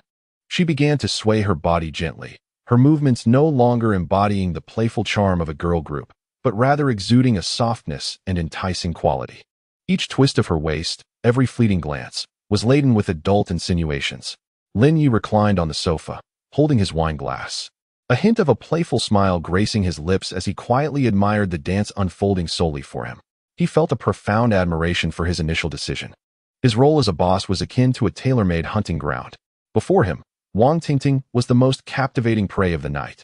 As the night deepened, the atmosphere in the executive suite of the Shangri-La Hotel grew increasingly charged with intimacy. Wang Tingting's movements became bolder and more liberated. She seemed to have completely shed her previous modesty, unveiling all her charm and the skills she had acquired before Lin Yi without reservation. Each seductive glance, each approach of her body, was imbued with clear intention and temptation. Lin Yi, leaning against the sofa, gently swirled the red wine in his glass, the crimson liquid shimmering alluringly under the light. He savored Wang Tingting's fervent performance as one would admire a meticulously crafted work of art, his gaze filled with the playful scrutiny of a master. As the final provocative pose lingered in the air, Wang Tingting breathed softly. Her eyes glazed as she looked at Lin Yi, eagerly awaiting his response. Without uttering a word, he beckoned her closer. Instantly understanding, she approached him like a docile kitten, her steps slightly unsteady, kneeling at his feet, tilting her flushed face, tinged with the effects of desire and alcohol, upward in a nearly submissive manner. Lin Yi reached out, gently lifting her chin, his fingertips caressing her smooth, delicate skin, feeling her slight tremor. While danced, he finally spoke, his voice husky, markedly improved from their earlier encounter in the livestream. A glimmer of joy flickered in Wang Tingting's eyes at his praise, yet it was overshadowed by her nervous anticipation. She understood that the true test, or rather the reward, was just beginning. Lin Yi wasted no time, directly bringing the wine glass to her lips. "Drink this." Wang Tingting hesitated briefly, yet ultimately acquiesced, parting her lips as Lin Yi slowly poured the crimson liquid into her mouth. The spicy, fruit-infused liquid slid down her throat, prompting a couple of gentle coughs and rendering her cheeks even more flushed. Observing her obedient demeanor, Lin Yi felt the flames of desire rekindled within him. He discarded the wine glass and, bending down, lifted Wang Tingting, who was kneeling on the carpet, into his arms, striding purposefully towards the expansive and plush bed. Outside, the neon lights flickered, casting reflections of entwined figures and intermittent breaths within the room. This night was destined to be another one of sleeplessness. The following day, Saturday, Lin Yi awoke feeling refreshed, with Wang Tingting still nestled in his embrace, soundly asleep. After a night of relentless passion that spanned from the office to the hotel, she had exhausted all her energy and now slept like an infant, her face bearing a hint of satisfaction born from fatigue. Lin Yi rose quietly and entered the bathroom for a shower. He checked the system. The weekly tasks were complete, and new ones would not refresh until midnight next Monday. The monthly tasks were also fulfilled, with new ones awaiting the first of the next month. Daily earnings remained stable at 30,000 yuan. Luya, Su Ran, Wang Tingting. Everything was proceeding in an orderly fashion. He approached the window, drawing back the heavy curtains, and warm sunlight immediately flooded the room. Wang Tingting, still asleep on the bed, seemed disturbed by the light, letting out a soft murmur as she turned over, pulling the blanket over her head to continue her slumber. Lin Yi chuckled softly and picked up the hotel menu, preparing to order breakfast. At that moment, his phone rang. It was a call from Fong Qing. Lin Yi answered. "Hello? Miss Fong, have you got news?" "Mr. Lin. Good morning."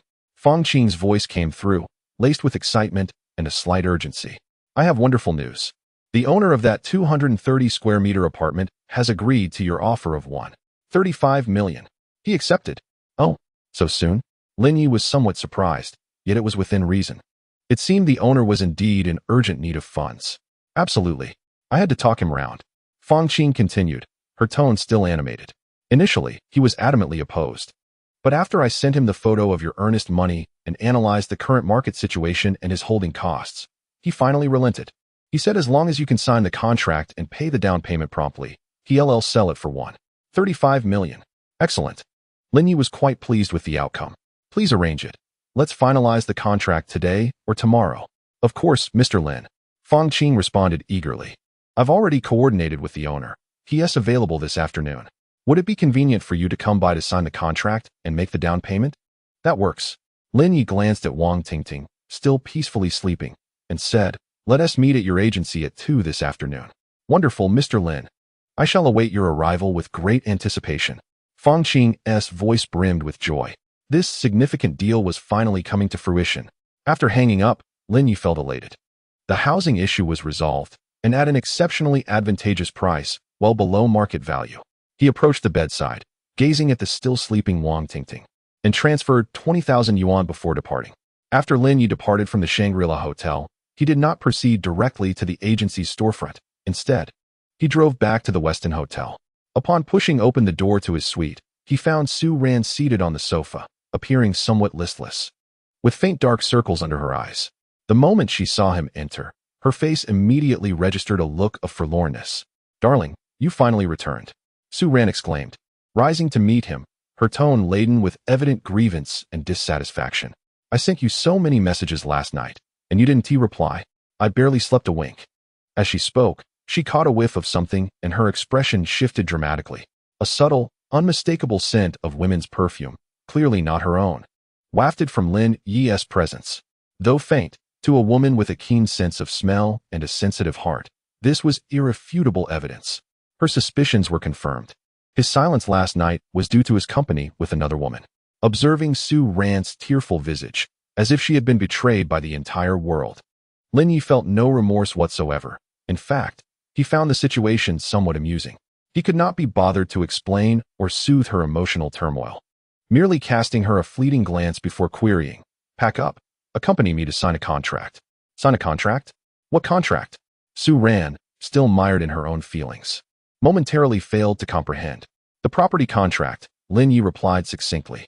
The owner agreed to sell the second-hand house we viewed yesterday for $1.35 million. We are signing the contract and paying the down payment this afternoon.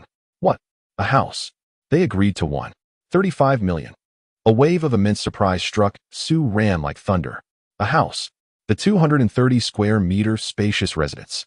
They were truly purchasing it, and at such an unbelievably low price. Lin Yi nodded and suggested, shall we put it in your name? In an instant, all thoughts of perfume, other women, and grievances were cast aside.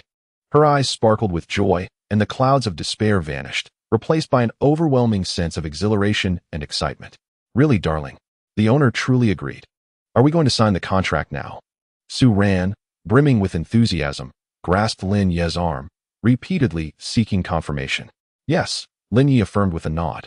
Observing her swift transformation from a wronged partner to an eager admirer, inwardly marveling at the truth that no emotional turmoil could withstand the allure of a property.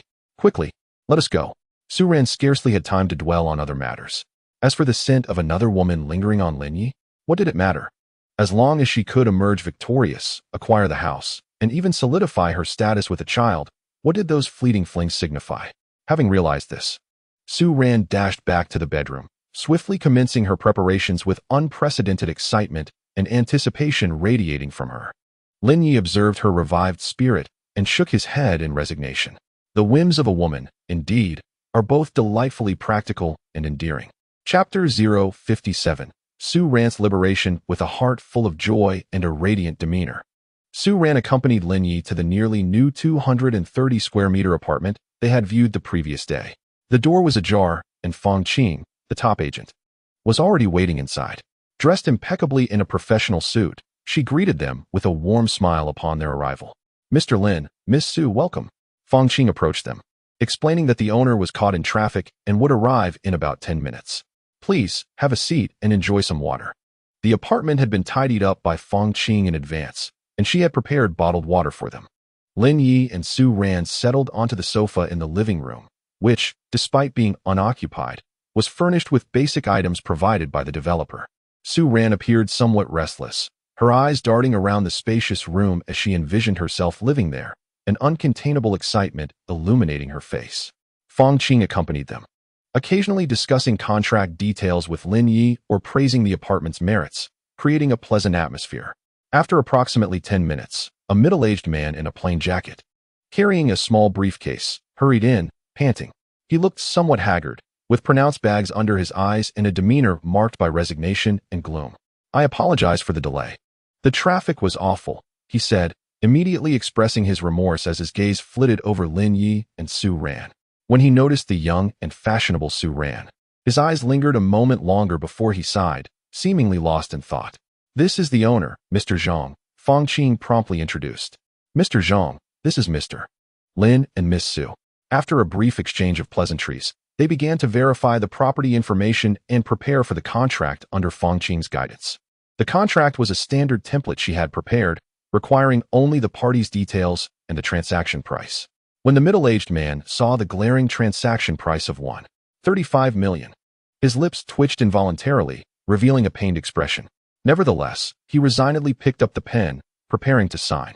At that moment, Fong Qing took Lin Yi and Su Ran's identification cards to verify the information. When she saw Su Ran's name listed as the buyer, she froze in shock. "Isn't Mr. Lin the buyer? But it is this Miss Su?" Fong Qing instinctively lifted her gaze, her expression transforming into a complex mixture of envy, jealousy, and disbelief. How could a man so effortlessly spend over $1 million on such a spacious apartment for her? And judging by Mr. Lin's nonchalant demeanor, it seemed as though this sum held no weight for him at all. What extraordinary luck was this?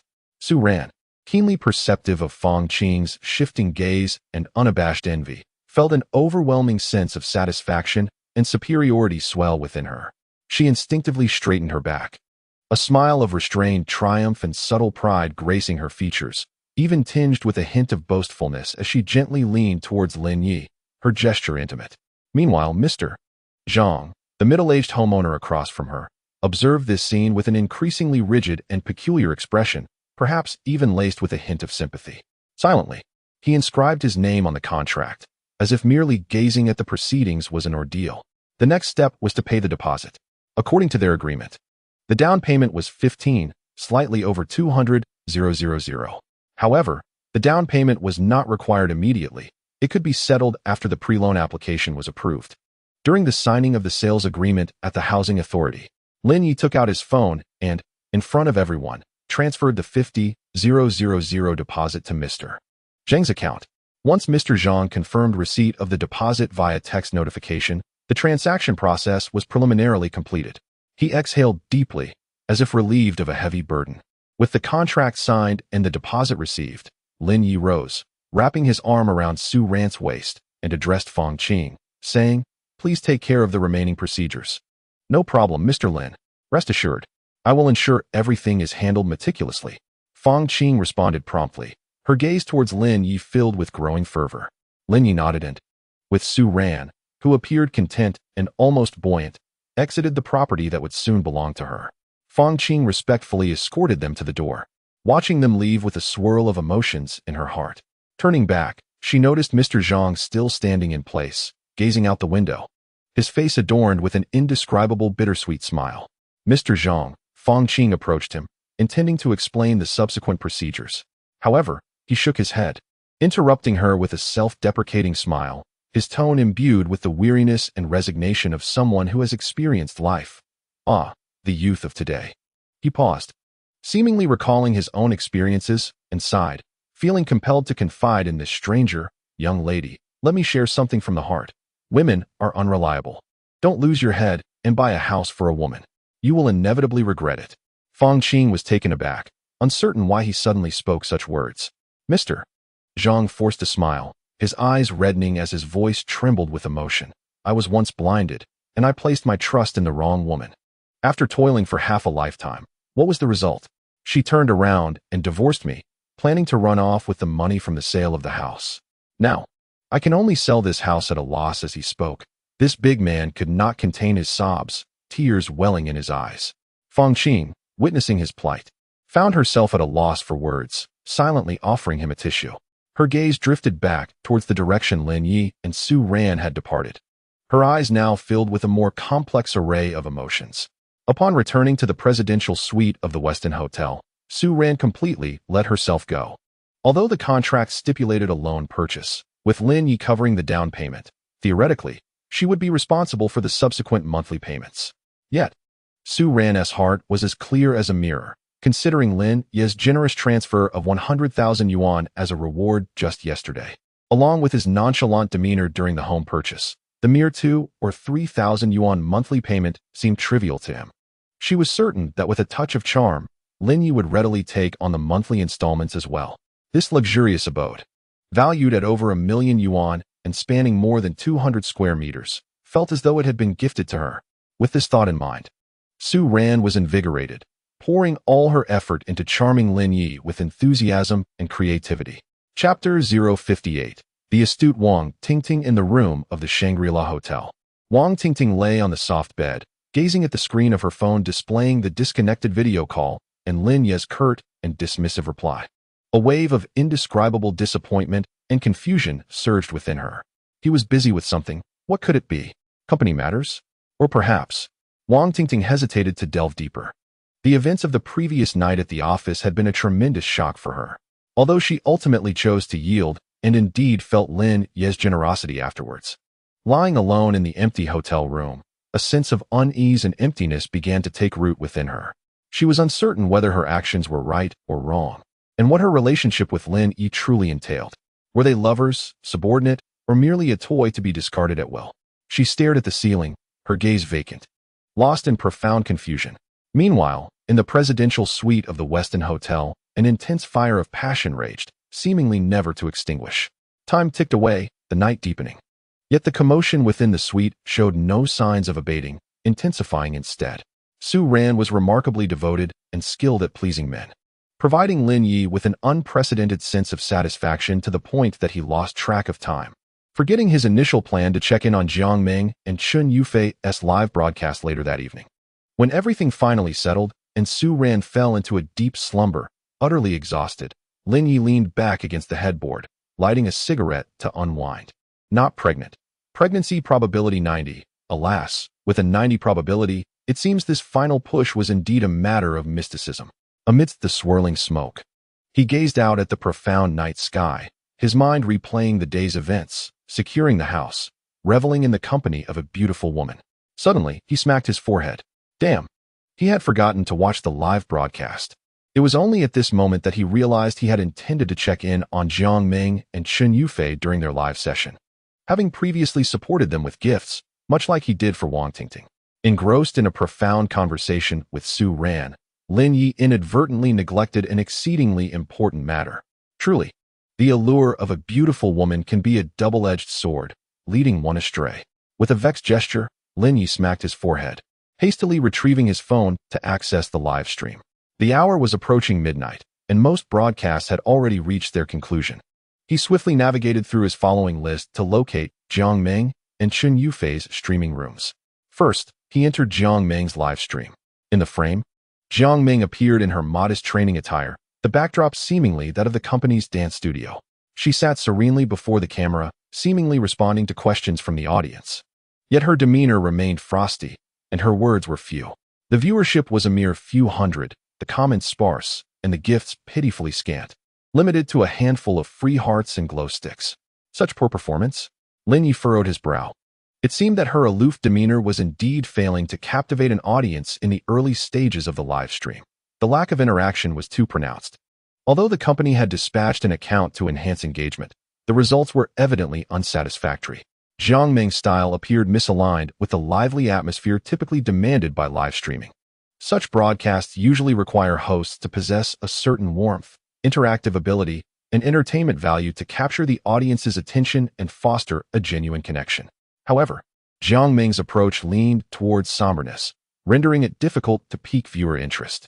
Most of those who entered her room were likely drawn by her beauty, yet after a while, they might find the experience tedious and choose to depart. He then switched to Chun Yufei's stream. Her performance was evidently more commendable.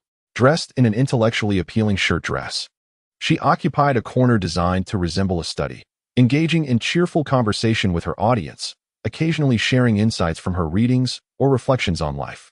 Her eloquence was indeed refined, and her voice pleasing. The viewership hovered around a stable 1,000, and the interaction in the comments was relatively lively, with occasional small gifts worth several dollars floating by. Ah, Chen Yufei is doing quite well, exhibiting potential. Lin Yi nodded to himself. Although her intellectual style lacked explosive appeal, it excelled in stability, making it easier to cultivate a devoted fan base. Finally, Lin Yi entered Wang Tingting's live stream. Upon entry, he was momentarily taken aback. The Wang Tingting on screen was a stark contrast to the inexperienced and nervous newcomer from the previous night. Today, she donned a subtly alluring black camisole dress, her makeup more vibrant than the day before.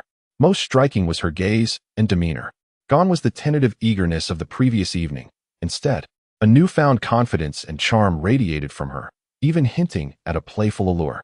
She engaged with the audience with a flirtatious charm, effortlessly interacting with the comments, occasionally adopting adorable expressions or provocative gestures, eliciting waves of astonished reactions in the chat.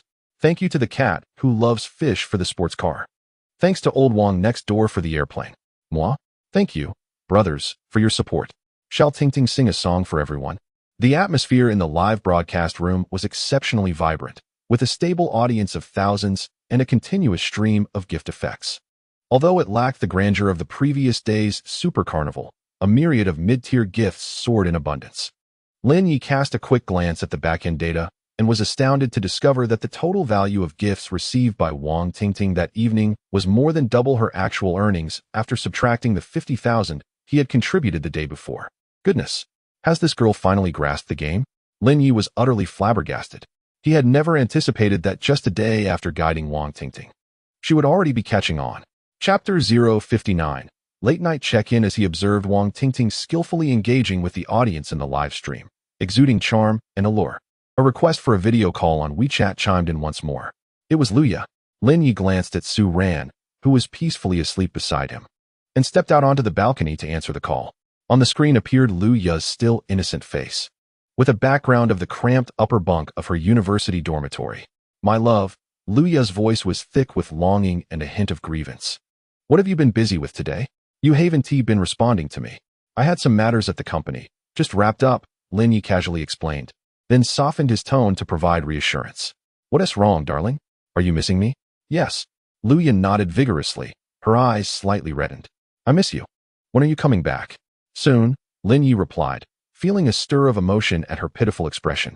After all, she was his first love, and there was a possibility she was carrying his first child. Next week, Lin Yi decided after a moment's contemplation. I'll return to Shanghai City. While Luya's inquiry brimmed with longing and dependence stirred something within Lin Yi, he remained predominantly pragmatic. Returning to Shanghai City now? No, it was too early. Wang Tingting had just begun to find her footing. This was the opportune moment to deepen their connection. He had sensed her remarkable transformation and potential the previous night.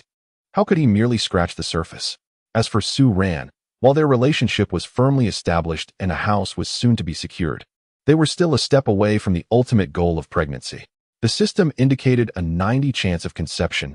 With a little more effort, they might achieve it by next week. He couldn't afford to falter now. Luya certainly required some comfort, given she was his first love and possibly carrying his first child. Yet, the journey towards pregnancy was just beginning, and there was no need to rush. Although the system had hinted at a pregnancy, it would take at least 2 weeks in reality to be confirmed through medical means. Returning next week seemed perfectly timed. It would allow for confirmation of the pregnancy status and provide her with a delightful surprise. More crucially, Lin Yi was acutely aware that his future path could not be confined to a single woman. Luya, Su Ran, Wang Tingting, and even Zhang Meng and Chen Yufei were merely the beginning. He needed them to acclimate to his busyness from the outset, to understand that he could not always be by their side. He required their independence and maturity, ensuring they did not develop an illusion of exclusivity. Otherwise, as more women emerge, jealousy and rivalry will ensue, leading to an incessant array of troubles. How can one then embrace the blessings of progeny? A fire in the backyard is indeed a grave taboo.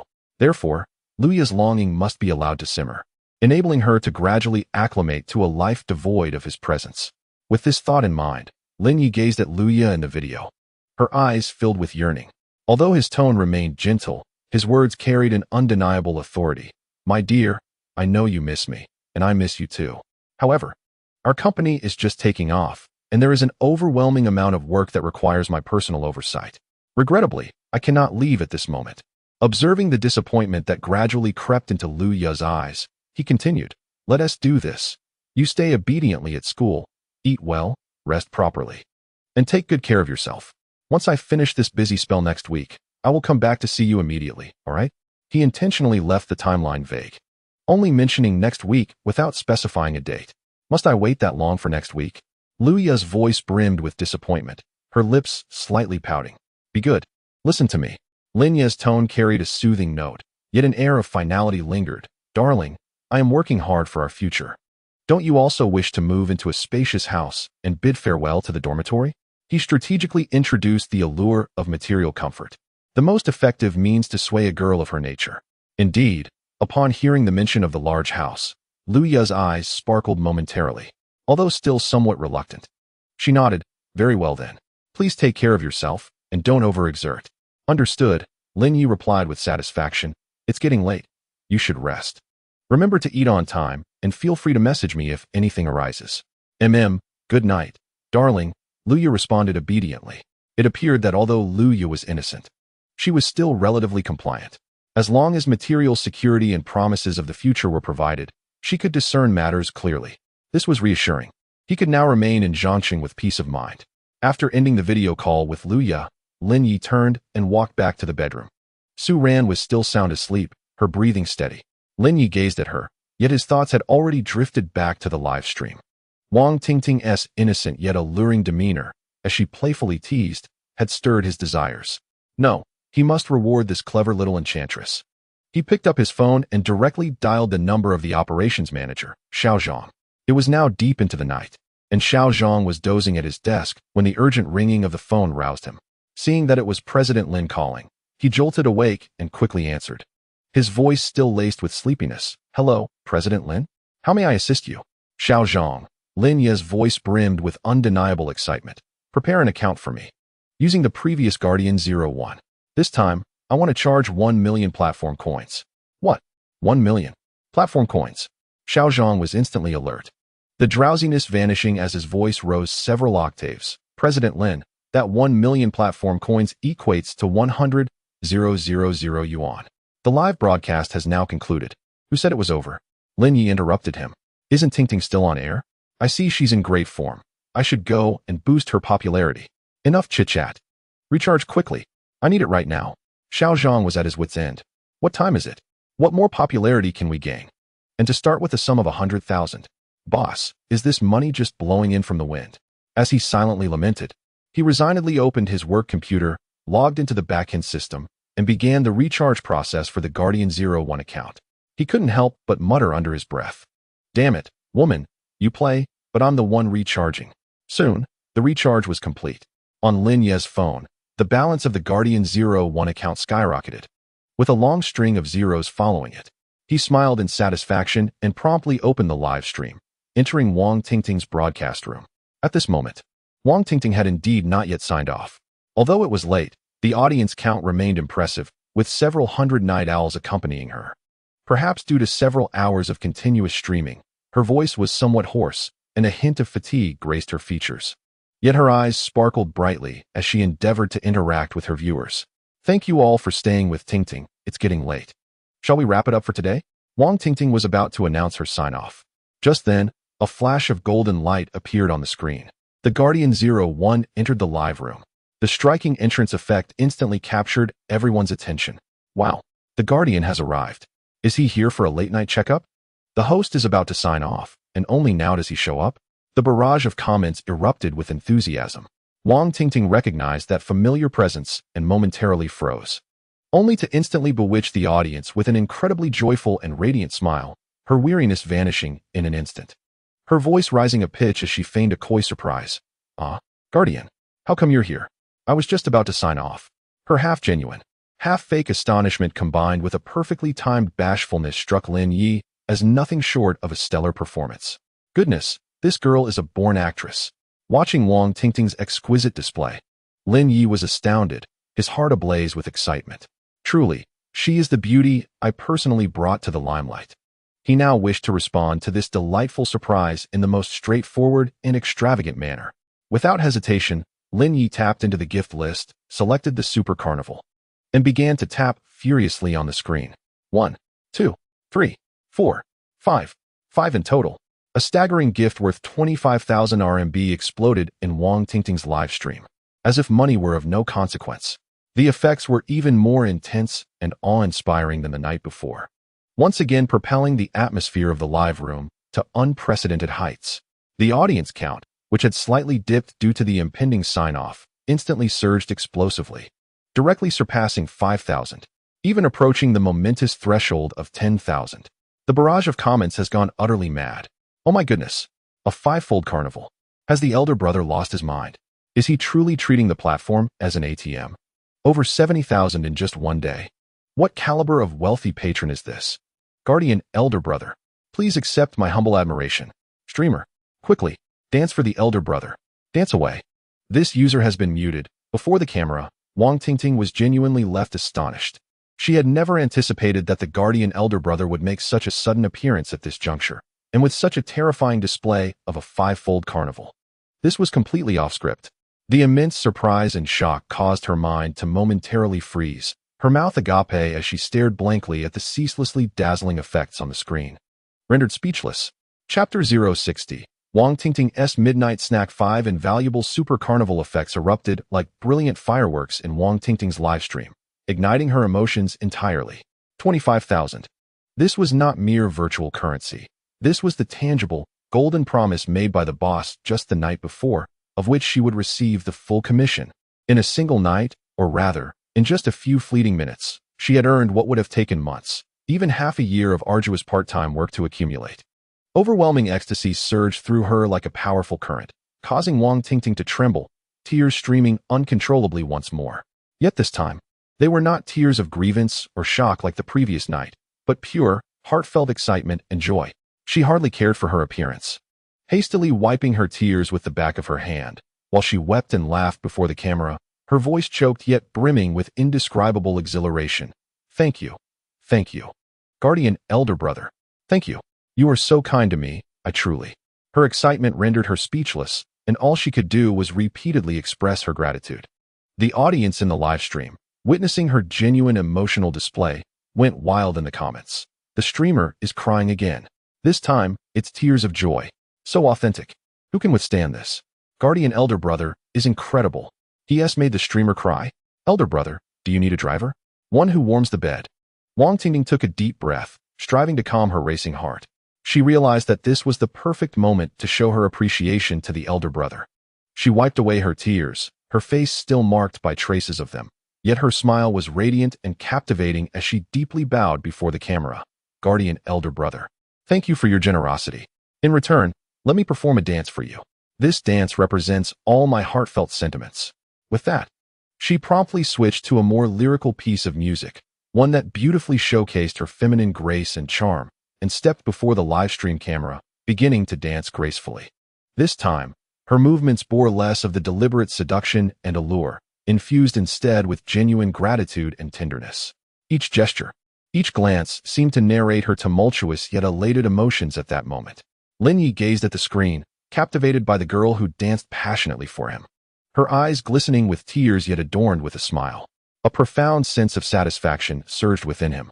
The exquisite pleasure derived from effortlessly manipulating another's emotions through monetary means, and consequently earning their heartfelt gratitude and reciprocation, was truly enchanting. As the dance concluded, Wang Tingting bowed deeply to the camera, elevating the atmosphere in the live stream to a euphoric crescendo. All right, dear friends, the hour is quite late, she said, her face illuminated by an apologetic smile. Today has brought me immense joy, yet I find myself utterly exhausted. I shall take my leave now to rest. I look forward to seeing you all here tomorrow night at the same time. A heartfelt thank you to our esteemed guardian. And to all my companions, good night. With a final wave to the camera, she concluded the broadcast. As the screen dimmed, Wang Tingting slumped in her chair, seemingly drained, gasping for breath, yet unable to suppress the excitement and blush that adorned her cheeks. She swiftly grabbed her phone, unlocked the screen, and opened WeChat. Without a moment's hesitation, she sent a message to the contact labeled Lin Zong, her tone laced with a hint of playful inquiry and unabashed eagerness. "Where is my esteemed guardian? Shai Tingting just finished her broadcast and is feeling a bit hungry. Might I have the honor of inviting our most dashing guardian for a late-night snack? I eagerly await your reply." Lin Ye's lips curled into a knowing smile as he read the suggestive and inviting message from Wang Tingting. This girl, indeed, knew the game well. He chose not to respond immediately, instead directing his gaze to Su Ran, who lay beside him, seemingly in a deep slumber. He gently tapped her shoulder. Su Ran murmured, her voice thick with sleep as she opened her eyes, still shrouded in drowsiness. "What is the matter, darling? Wake up." Lin Yi replied calmly. "I have something to attend to. You should continue to rest." "What? You're going out at this hour?" Su Ran instantly became alert, her sleepiness evaporating. Instinctively, she yearned to plead with him to stay. "Where are you going? Can I come with you?" Lin Yi shook his head, his tone firm and unwavering. "No need. You're tired. Get some good rest. I'll be back shortly." With that, he rose and began dressing with swift, decisive movements, showing no signs of hesitation. Su Ran, observing Lin Ye's resolute demeanor, recognized that she could not sway him. A wave of unease and disappointment washed over her. Where could he be going at such a late hour? To meet the woman who had just messaged him? Her heart brimmed with suspicion and jealousy, yet she dared not voice her concerns. She understood that excessive probing would only deepen his aversion. Mustering her strength, she forced a compliant smile and softly said, "Very well. Darling, please return soon and take care." Lin Yi acknowledged her, fully dressed, and with his phone and wallet in hand. He exited the hotel suite without a backward glance. As the door closed behind her, Su Ran's smile faded instantly, her eyes dimming as she silently lay back on her bed, pulling the covers over her head. Lin Yi had just arrived at the door of Wang Tingting's room when it was swiftly opened. Standing at the threshold was Wang Tingting, evidently having awaited his arrival. Having meticulously prepared for this moment, she had bathed and donned a seductive black lace camisole nightgown, loosely draped with a silk robe.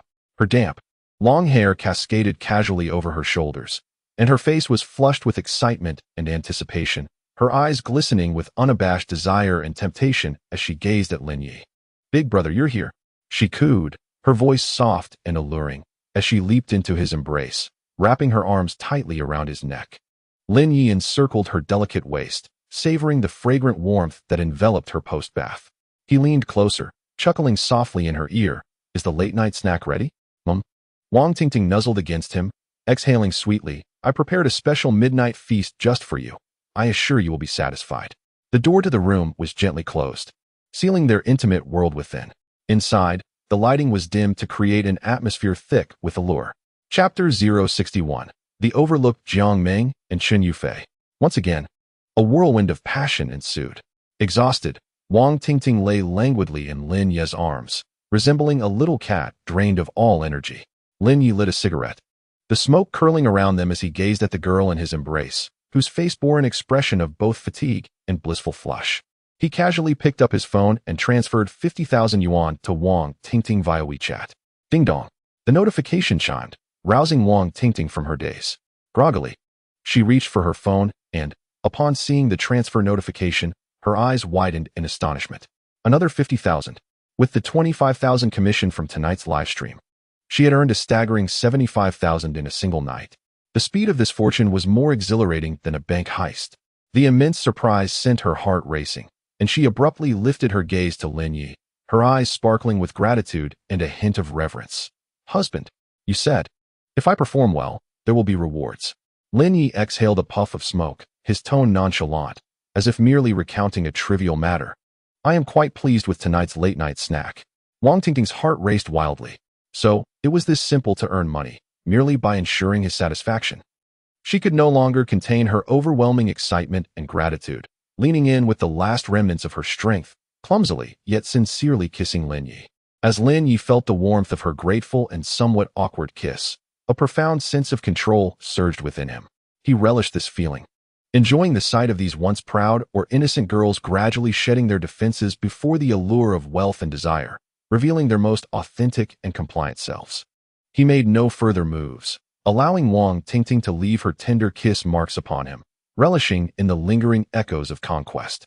When Wang Tingting finally succumbed to exhaustion and drifted into a deep slumber, Lin Yi gently shifted her aside. Rising from his repose, he donned a bathrobe and approached the window.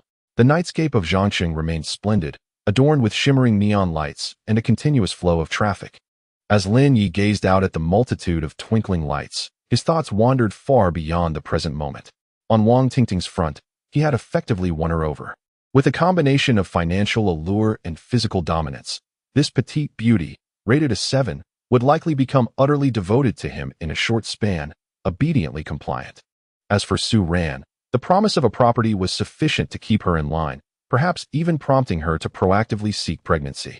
With Luya, although they were temporarily apart, the monthly support of 100,000 and the enticing prospect of a grand residence, coupled with the child already growing within her, would stabilize her heart. In less than 2 weeks, he had successfully captivated 3 7-point beauties, all willingly accepting his rules. The foundations of his company were also being laid, with the core team assembled and recruitment for streamers underway. In the stock market, as long as Fengfang Company surged again next Monday, he could smoothly cash out, securing nearly 2 million in profits.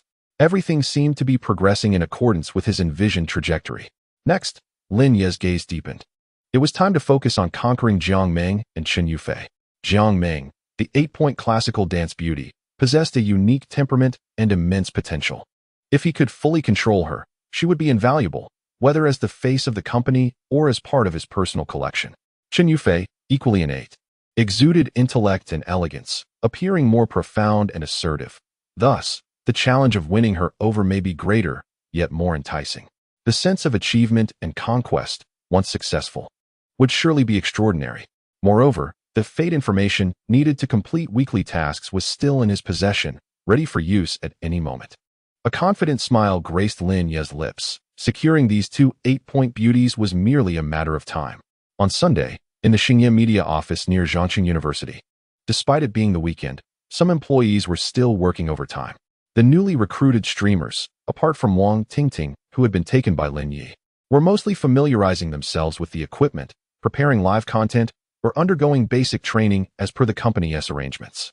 Chen Yufei sat at the temporary workstation assigned to her in the operations department, ostensibly browsing information about the streaming industry, yet her mind was far removed from it. She opened an internal brief circulating within the company, which detailed the debut data of several new streamers from the previous night. Upon seeing the astonishing figures following Wang Tingting's name, peak popularity exceeding 10,000 and gift earnings in the tens of thousands, albeit largely from operational rewards, her brows instinctively furrowed.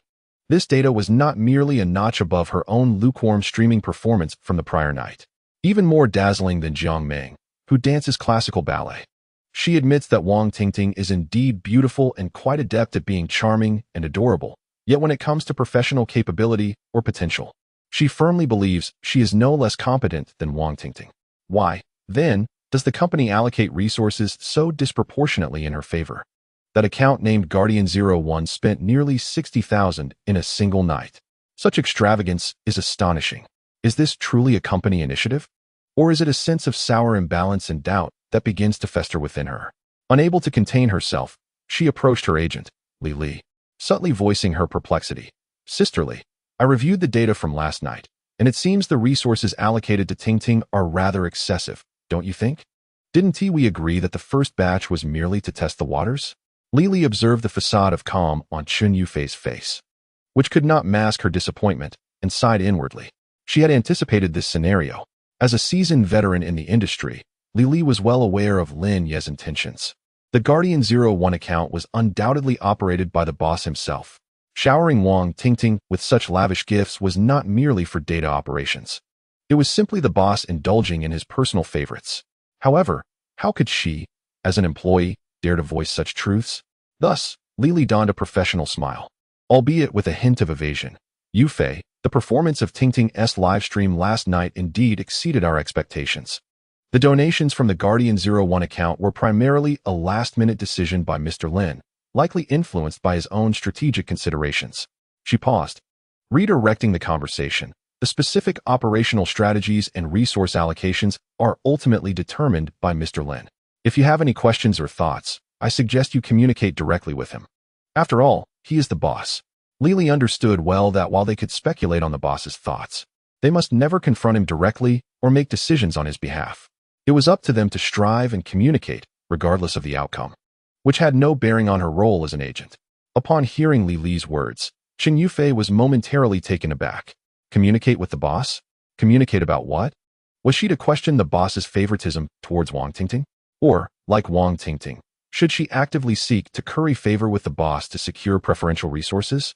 She looked at Li Li's impassive, businesslike demeanor and suddenly understood. Some matters need not be questioned. The answers were glaringly obvious. A profound sense of humiliation surged within her. Despite her need for this lucrative job, she possessed her own principles and dignity. To be reduced to flattering the boss, potentially at the cost of her integrity, merely to acquire those illusory resources, she could not do it.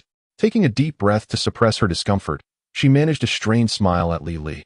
All right, Sister Li. I understand. Thank you. With that, she turned and exited Li Li's office, uttering not another word.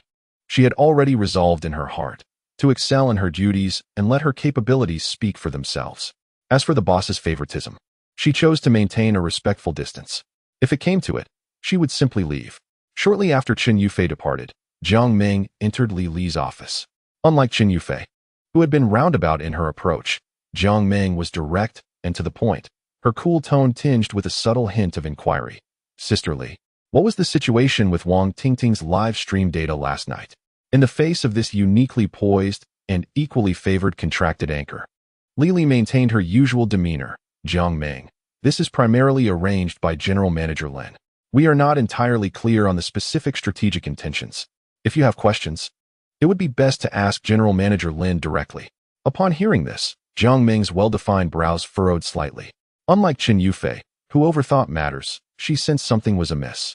She stood silently, her cool eyes glimmering as if deep in contemplation. After a moment, she nodded succinctly. All right, I understand.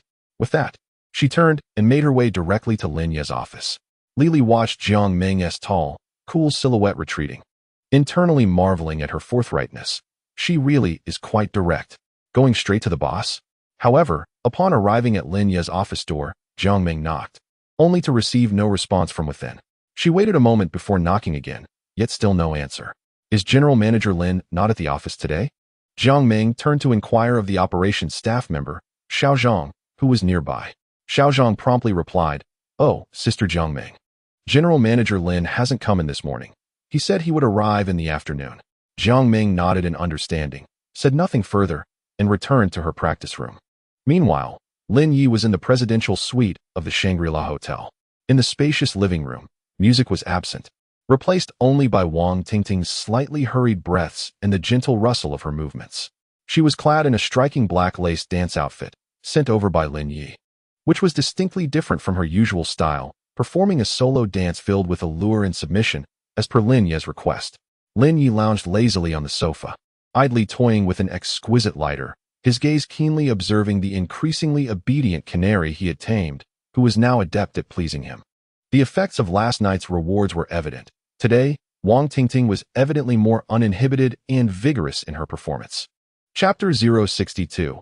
An intriguing Chen Yufei. The afternoon sunlight streamed through the floor-to-ceiling windows, casting mottled shadows on the carpet. Wang Tingting's dance became increasingly engrossing. Every glance, every sway of her waist, precisely hit Lin Ye's aesthetic preferences, replete with deliberate flattery and seduction. Sweat trickled down her smooth forehead, dampening her temples and lending her an alluring yet fragile beauty. Lin Yi reclined on the sofa, calmly enjoying the spectacle, as if watching a meticulously choreographed performance.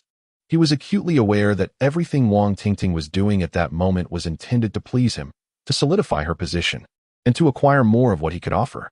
He, in turn, relished the sensation of being needed and admired. As the dance concluded, Wang Tingting paused, slightly out of breath, and gracefully approached Lin Yi, carefully kneeling on the carpet. She lifted her damp yet enchanting face, her eyes shimmering with anticipation and a hint of unease, tentatively inquiring, Darling, did I dance well? Lin Yi did not respond immediately. Instead, he extended his hand, gently wiping the beads of sweat from her forehead before sliding down to grasp her delicate chin.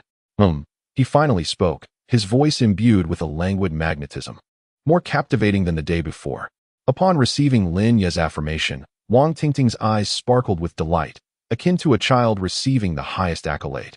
With newfound courage, she asked, her tone laced with a playful charm, "Will you visit my livestream tonight? Will you support me as you did yesterday?" This was the matter of true concern for her. The substantial reward that had descended upon her the previous night had provided an unprecedented thrill and satisfaction, igniting a fervent desire for this swift path to wealth. Lin Yi, observing the unmasked expectation in her gaze, smiled. "Let us see how you perform." He released her chin and gently patted her cheek, his tone teasing, "If you do well, your guardian will surely appear." Wang Tingting nodded vigorously, her eyes brimming with determination. "Rest assured, darling, I will certainly give my best performance. I won't let you down." She had fully grasped the rules of the game. As long as she could satisfy the man before her, wealth, resources, and even more would be within her reach.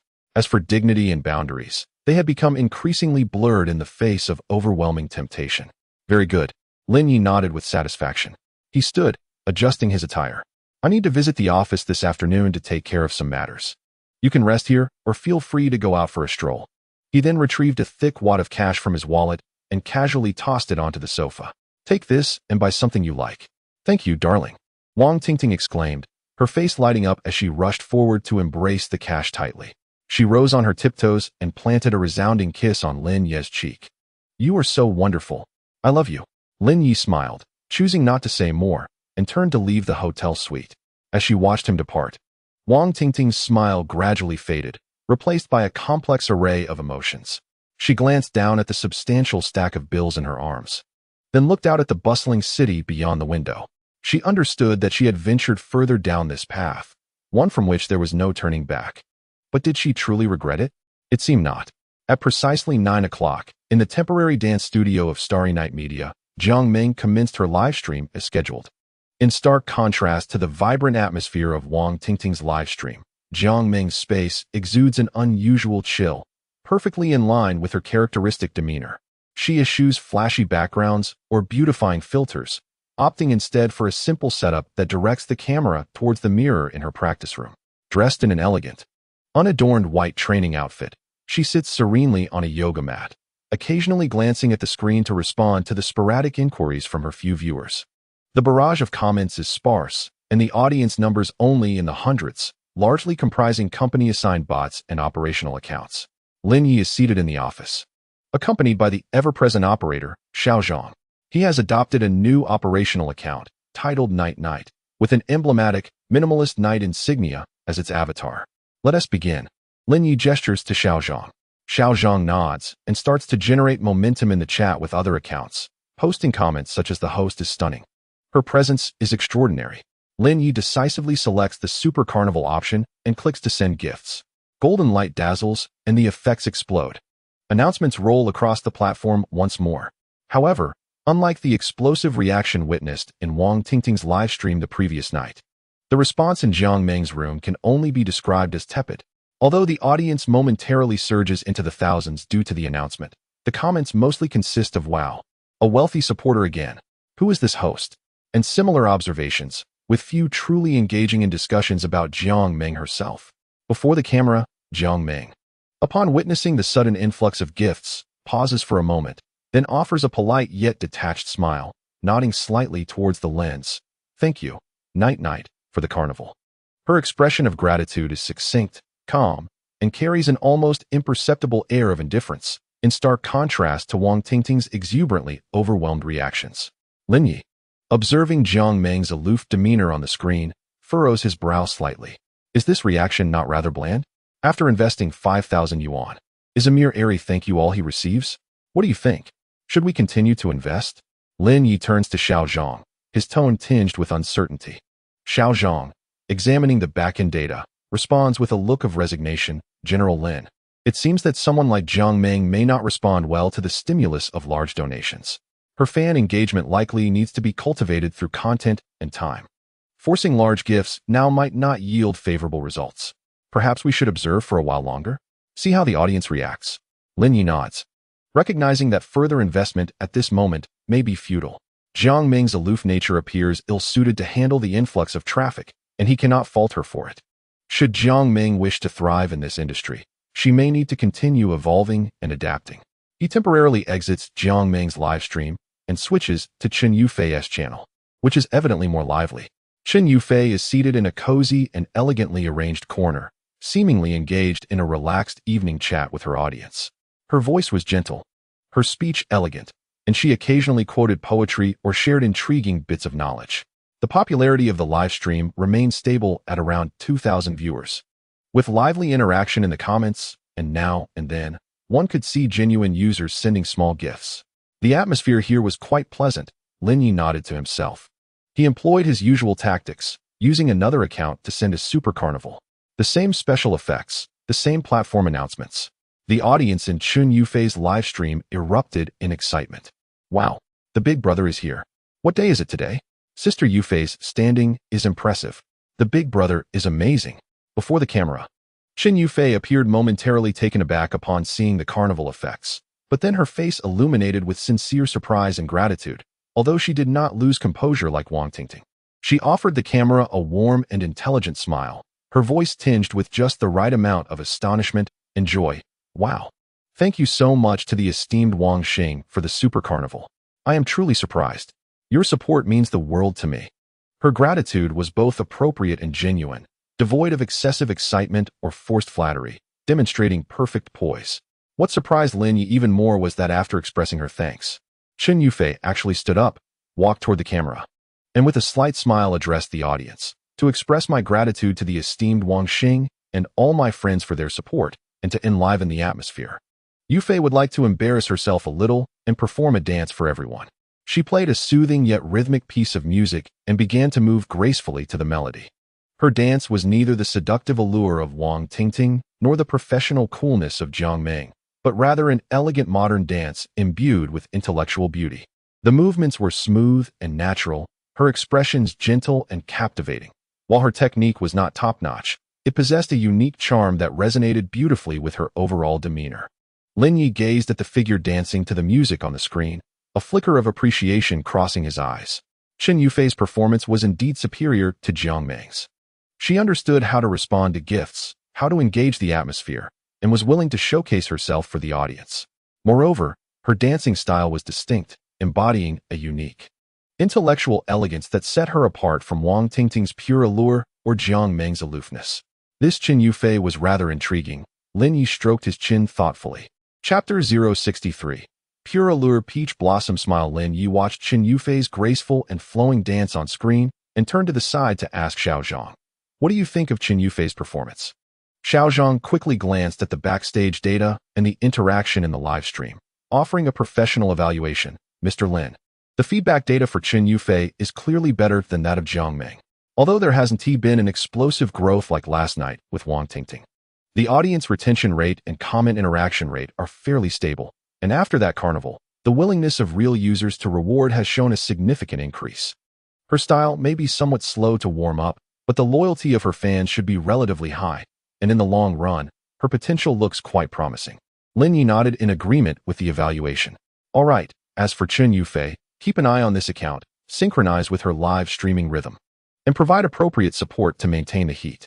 After speaking, Lin Yi handed the recently activated Carnival Star account phone to Xiao Zhang. While he picked up the phone with the nickname Guardian01, which had been recharged with 500,000 platform coins, and effortlessly entered Wang Tingting's live streaming room. At this moment, Wang Tingting's live stream was still bustling with energy. Though it was late at night, the viewer count remained in the thousands. With a continuous stream of comments and gifts, she was seated in front of the camera, engaging in interactive games with her audience, occasionally emitting charming giggles or pulling cute faces, igniting the atmosphere of the live stream to a fever pitch. Suddenly, a golden light flashed at the top of the screen. Guardian01 has entered the live room. That familiar presence, radiating unmatched glory, reappeared. The chat room erupted in excitement. "Big brother, he's back. The Guardian has finally arrived.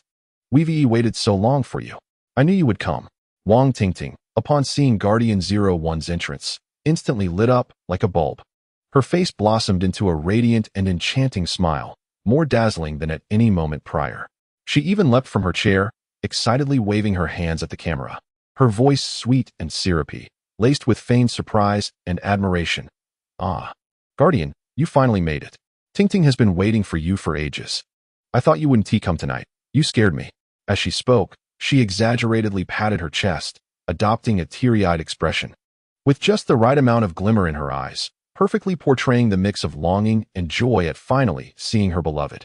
Lin Yi watched Wang Tingting's performance, which could only be described as Oscar-worthy, and couldn't help but chuckle softly. Wow, this girl is getting better and better. He was all too familiar with Wang Tingting's antics. She could cry multiple times in a single evening. Lin Yi relished her expressions. The feeling of being adored by a 7 out of 10 beauty, who exerted all her efforts to please him, was immensely satisfying. He wanted her to realize that her joys and sorrows, her wealth and honor, all rested solely in his hands. Don't cry, Lin Yi typed in a comment through the Guardian01 account, his tone affectionate. Isn't Big Brother here now? Upon seeing this tender response from Guardian, Wang Tingting immediately broke into a smile, her face blossoming like the sun emerging after a rainstorm. She spoke to the camera, her voice soft and sweet, laced with a hint of playfulness. It's good that Big Brother is here. Tingting won't cry anymore. With you here, I feel at ease. Her words sent the viewers in the live stream into a frenzy. I'm dying from the sweetness. I'm devouring this dog food. The elder brother is excessively doting. The streamer's sweet words are indeed captivating. No wonder the elder brother is infatuated. Alas, I have completely succumbed. Lin Yi gazed at the screen, where Wang Tingting effortlessly transitioned through emotions, portraying the gentle nuances of Xiao Yi with exquisite finesse. He relished the feeling of being needed and admired. What would you like to see? Lin Yi inquired using the account of Guardian01, akin to a benevolent sovereign addressing his cherished consort. Upon seeing this message, Wang Tingting's eyes sparkled with excitement, and without a moment's hesitation, she exclaimed, "Whatever the elder brother wishes to see, Tingting will perform, as long as the elder brother is pleased." Her demeanor was exceedingly humble, radiating a willingness to be at his beck and call. The atmosphere in the live stream reignited with fervor. Goodness, the streamer has truly let go. The elder brother can request anything? Is that for real? Elder brother, quickly, choose that one. You know which. Those upstairs, be gone. Lin Yi observed the uproar in the comments and the glimmer of anticipation and compliance in Wang Tingting's eyes, and his playful spirit surged. Watching the screen, where Wang Tingting appeared enchanting and alluring, he felt the flames within him reignite. This little enchantress is becoming increasingly adept. Lin Yi understood that certain matters were best kept private. On a public platform, he should still afford Wang Tingting some dignity, whilst averting unnecessary complications. As he pondered what to request, something that would satisfy his desires yet remain suitable for the live broadcast, a sudden spark of inspiration struck him. He recalled the monthly sensation, the Peach Blossom Smile dance. Thus, Lin Yi sent a message through the Guardian01 account. Let's perform that Peach Blossom Smile. Peach Blossom Smile? Wang Tingting paused momentarily upon seeing the title, before swiftly realizing. Wasn't this the dance that the company had abruptly mandated all streamers to learn and record just a few days ago? Initially perplexed, she wondered why they suddenly needed to learn a dance that had little traction online. Who would have thought it was for the elder brother's viewing pleasure? Did this dance possess some unique allure? Or perhaps the boss had discovered it himself, intending to promote it significantly? Wang Tingting's mind instantly sparked with potential. Peach Blossom Smile? She feigned surprise, simultaneously presenting a rehearsal video she had recorded a few days prior in her streaming space, showcasing her performance. Elder brother, is this the dance you mean? In the video, she donned a lovely pink hanfu, performing the Peach Blossom Smile in her practice room. Indeed, Lin Yi replied. I stumbled upon your video the other day and found your dancing quite adorable. He paused, then sent another message with a clear request. Yet, mere cuteness is insufficient. Perform it once more, this time with a pure and alluring vibe. Pure and alluring. Wang Tingting's cheeks flushed instantly upon seeing those three characters.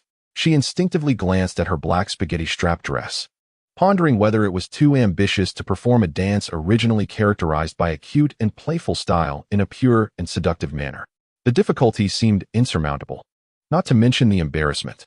The viewers in the live stream erupted upon reading the comment, exclaiming in disbelief. What? A pure and seductive version of Peach Blossom Smile.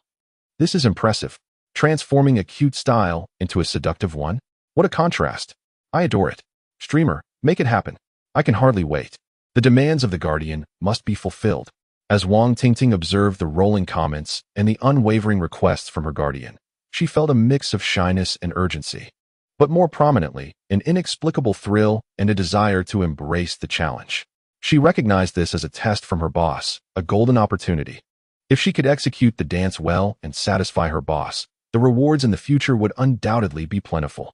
With this thought, she took a deep breath, suppressing her shyness, and forced a smile that was both innocent and laced with a hint of allure as she spoke in a softer tone. All right then. Since my guardian wishes to see, I shall give it a try. She replayed the background music for Peach Blossom's smile and slowly stood up, moving into the camera's view. This time, her gaze transformed. No longer sweet and cute, it was now shrouded in a misty allure, imbued with a touch of shyness and just the right amount of temptation. Her movements deliberately slowed. The once playful steps became gentle and swaying, and the previously vibrant turns were now filled with a captivating grace. Every subtle expression and each fleeting glance were meticulously balanced between innocence and desire, elevating an otherwise ordinary dance into a captivating display of charm that was simply irresistible. Lin Yi watched as Wang Tingting, who had seemingly transformed into a different person, embodied the essence of purity and desire flawlessly, involuntarily swallowing hard. This girl was indeed a natural seductress. Chapter 064. The quintuplet of unparalleled beauty. Wang Tingting's intentionally crafted atmosphere of purity and desire ignited the entire live stream, like a spark thrown into boiling oil. The viewers, who had been lurking in the shadows, could no longer contain their excitement, fervently flooding the comments with enthusiasm. Oh my goodness, who can withstand this?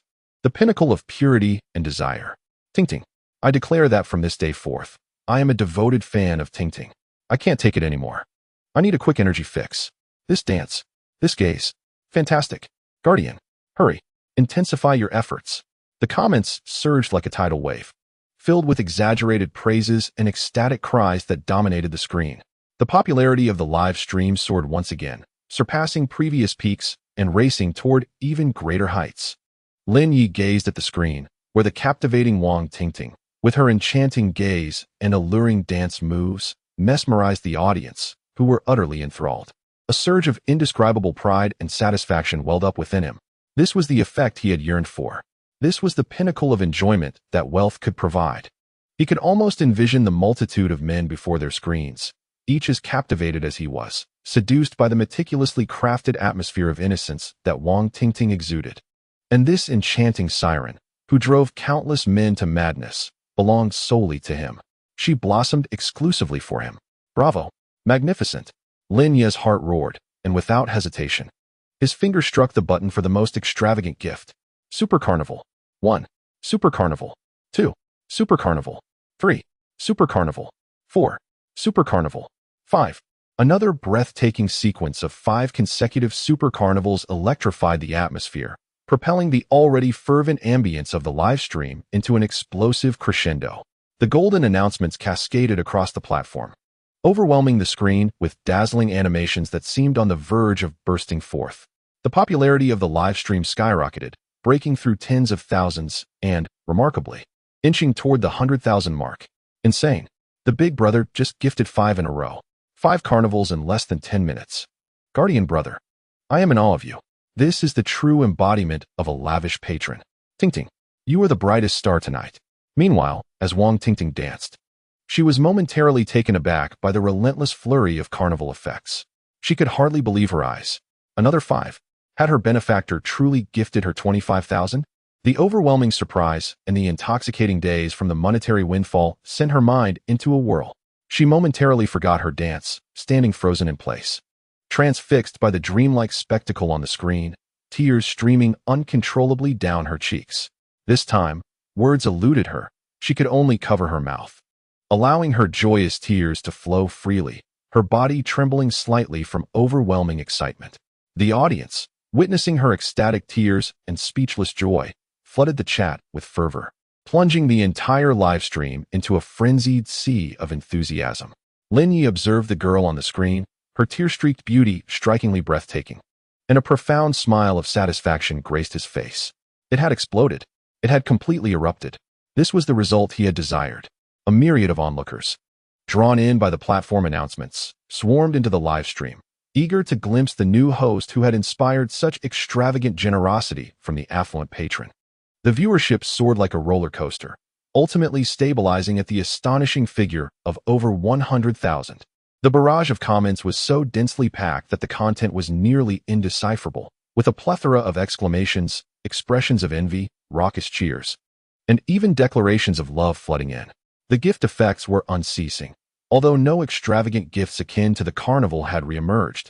A torrential downpour of various smaller tokens continued unabated, with many captivated by the atmosphere generously opening their wallets. At the epicenter of this storm, Wang Tingting, initially rendered speechless by the excitement, gradually found some semblance of calm. She wiped away her tears, gazing at the overwhelming popularity and the incessantly scrolling comments on the screen, her heart brimming with an unprecedented sense of fulfillment and a vanity born from being the center of attention. She realized that she had once again ignited the spotlight tonight. Though this fame was purchased by her employer's wealth, what did it matter? The outcome was splendid, and that sufficed. With a face adorned with a smile that evoked a sense of survival after disaster, mingled with gratitude and allure, her voice, still slightly trembling with excitement, resonated with confidence. Thank you, dear guardian. I am immensely grateful to all my supporters. She refrained from continuing her dance and instead engaged with the influx of viewers in the live stream. Her eloquence and composure had evidently grown more natural and audacious, even mastering the art of teasing the comments, occasionally throwing out ambiguous flirtations that incited a cacophony of howls from the audience. Lin Yi chose not to continue showering her with gifts, instead occasionally sending comments through his guardian account to maintain his presence as the top supporter, completely relinquishing the stage to Wang Tingting. That night, unable to contain her excitement, Wang Tingting concluded her broadcast before midnight. The first thing she did post-broadcast was to send a WeChat message to Lin Yi. Wang Tingting, darling, I miss you. Lin Yi, upon reading the message, smiled and replied, MHM. Wang Tingting, where are you now? I crave a midnight snack, she cheekily added. It was yet another exhilarating night. Wang Tingting, as if all her energy had been drained, fell into a deep slumber, the corners of her mouth curving into a satisfied smile. Clearly, Lin Yi's generosity and the rewards from the evening had ensnared her completely, leading her to willingly offer everything of herself. Meanwhile, Lin Yi remained invigorated. He stepped into the bathroom, turned on the shower, allowing the warm water to wash over his body, cleansing away the fatigue from the earlier exertions. He closed his eyes, his consciousness delving into the system. Indeed, time had surpassed Sunday and ushered in a new week, marking the onset of June. On the system panel, the modules for weekly tasks and monthly tasks shimmered with fresh luminescence, signaling the commencement of new challenges. Lin Yi took a deep breath and clicked on the task details. Weekly task, June 2nd to June 8th, 2025. Task name, 24-hour exclusive mark. Task description, demonstrate your absolute control over the members of the harem and your dominion over time. During this week, select a woman who scores 7 or above and spend over 24 consecutive hours in her company. During this period, she must not be out of your sight, defined as being more than 10 meters away or obstructed, for more than a cumulative total of 15 minutes. You are required to lead the activities throughout these 24 hours, fully demonstrating your will and deepening your personal imprint on her. Task rewards, based on the quality of completion, including but not limited to duration of solitude, depth of interaction, and the subject's compliance. A reward of a week's worth of star information will be assessed. Task penalty, a random deduction of cash, ranging from 100,000 to 500,000, will be imposed, along with a decrease in the host's personal charm value. 24 hours of solitude, cumulative sight distance of no more than 15 minutes. Lin Yi glanced at the task description, his brows slightly raised. This task seemed intriguing. Moreover, the rewards were quite enticing. A week of star information. The prospect of winning the lottery felt almost within his grasp. For Lin Yi, this task posed no challenge. So, who would he choose to fulfill this 24-hour exclusive imprint? Several names quickly flashed through his mind. Luya? She was still studying in Shanghai City and had just become pregnant, needing emotional and physical stability, thus unsuitable for such an intense solitude. Su Ran. She was quite proactive and accommodating, and with her impending pregnancy, this 24-hour period could serve as an ideal opportunity. It's you then. As for Wang Tingting, it would be a bit of a pity for her. Next, he opened the newly refreshed monthly tasks. New month, monthly tasks, June 2025. Task name, 5 consecutive masterpieces. Task reward, obtain major intelligence for the month. Chapter 065, Su Ran's admiration. Lin Yi regarded this task. At first glance, it seemed somewhat challenging, yet upon further reflection, it appeared that he had already accomplished a substantial part of it. Whether it was Su Ran, Wang Tingting, or Lu Ye, who awaited his return day and night in Shanghai, all were easily manageable. Thus, 3 individuals had already been secured. Within this month, if he could successfully engage 2 more, the objective would be met. This difficulty was only slightly greater than last month's task of having 1 person become pregnant. Jiang Ming and Chen Yufei, both scoring 8, and Wang Tingting and Su Xiaoxiao, scoring 7, had already joined. Recruitment was ongoing, and there might be new surprises awaiting. As long as he maneuvered appropriately, leveraging his identity and resources as a boss, the likelihood of achieving the goal of 5 consecutive masterpieces within this month remained quite high. With this thought, Lin Ye's heart rekindled with fervor. The challenge was monumental, yet the rewards were equally alluring. Monthly major intelligence. Blessings of good fortune. These were crucial tools that could exponentially enhance his capabilities. Regardless, the goal for this month must be accomplished. The following morning, under the bright sunshine, Lin Yi departed from the Shangri-La Hotel, amidst Wang Tingting's reluctant gaze. Before departing, he transferred 10,000 yuan to Wang Tingting's WeChat account once more, leaving a message, "Rest well, await my instructions." As Wang Tingting gazed at the transfer and the message on her phone, an overwhelming sense of satisfaction and happiness illuminated her face, and the fleeting pangs of parting dissipated in an instant. Meanwhile, Lin Yi hailed a cab straight to the Westin Hotel, where Su Ran was staying. He had previously messaged her, instructing her to wait for him at the hotel. Upon pushing open the door to the presidential suite, Su Ran was indeed waiting, having anticipated his arrival for quite some time. Adorned in a cozy velvet loungewear set, her expression instantly morphed into one of sulky discontent as she spotted Lin Yi. "You finally returned," she exclaimed, approaching him with a tone that unmistakably conveyed her dissatisfaction. "You didn't come home last night, nor did you reply to my messages.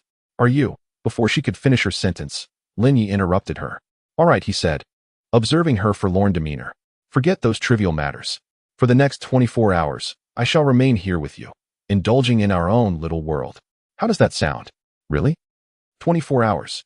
Su Ran's eyes widened in disbelief, her prior discontent and sulkiness evaporating, replaced by a rush of incredulous joy. "Just the 2 of us? You truly want to leave?" She could hardly believe her ears, prompting a follow-up question. "Yes, truly," Lin Yi affirmed with a nod. "From this moment on, the next 24 hours belong solely to you." "Wonderful, my husband," Su Ran exclaimed, nearly leaping with excitement. She immediately enveloped Lin Yi in a tight embrace, her face radiating pure bliss. "I knew you cared for me the most." She rose on her toes, ready to bestow a tender kiss, eager to make up for the absence of the previous night. However, Lin Yi gently pushed her away, gesturing toward the sofa. "Wait, let me finish my important tasks first." "Huh, there are still important tasks to attend to?" Su Ran felt a twinge of disappointment but obediently nodded, watching as Lin Yi settled himself beside the sofa. He retrieved his phone, unlocked the screen, and deftly opened a vibrant interface of fluctuating lines and colors. It was a stock trading application. Curiously, Su Ran leaned closer, sitting beside him, her eyes scanning the incomprehensible graphs and numbers on the screen. "Husband, are you trading stocks?" "Yes," Lin Yi replied, his gaze fixed intently on the screen as his fingers flew across it. The stock price of Fengfang Company was just one last surge away from reaching the system's predicted target price of 14 yuan. It was time to place a sell order. Without hesitation, Lin Yi swiftly entered the sell command, selling all 300,000 shares of Fengfang Company at a price of 13.98 yuan, slightly below the predicted target, to ensure a successful transaction. Once the sell order was placed, he exhaled a sigh of relief, setting his phone aside as he awaited the stock price's final ascent. "Husband, did you purchase a significant amount?" Su Ran observed Lin Ye's earlier anxious maneuvers and couldn't help but curiously inquire.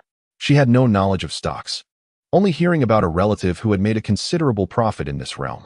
Lin Yi chuckled softly, retrieved his phone, and opened the portfolio interface, presenting the screen to Su Ran. As she leaned in closer, her eyes widened in disbelief upon seeing the staggering figure of 300,000 shares behind Fengfang Company, along with the astonishing market value of nearly 4 million, fluctuating in real time with the stock price. 300,000 shares. How much money does that represent? She calculated with her fingers, realizing that at nearly 13 yuan per share, it must be around 390,000. Approaching 4 million, her voice rose in shock, brimming with incredulity. Yes, Lin Yi replied nonchalantly, I purchased this last week. I was fortunate enough to identify a promising stock, nearly doubling my investment. Double. That implies he invested nearly 2 million. And only within a week. Su Ran was utterly astounded by Lin Yi's extraordinary earning capability and substantial capital, although she was aware of his wealth and his willingness to spend on her. Witnessing the swift movements of millions in his stock account and the astonishing speed of his profits was an entirely different experience.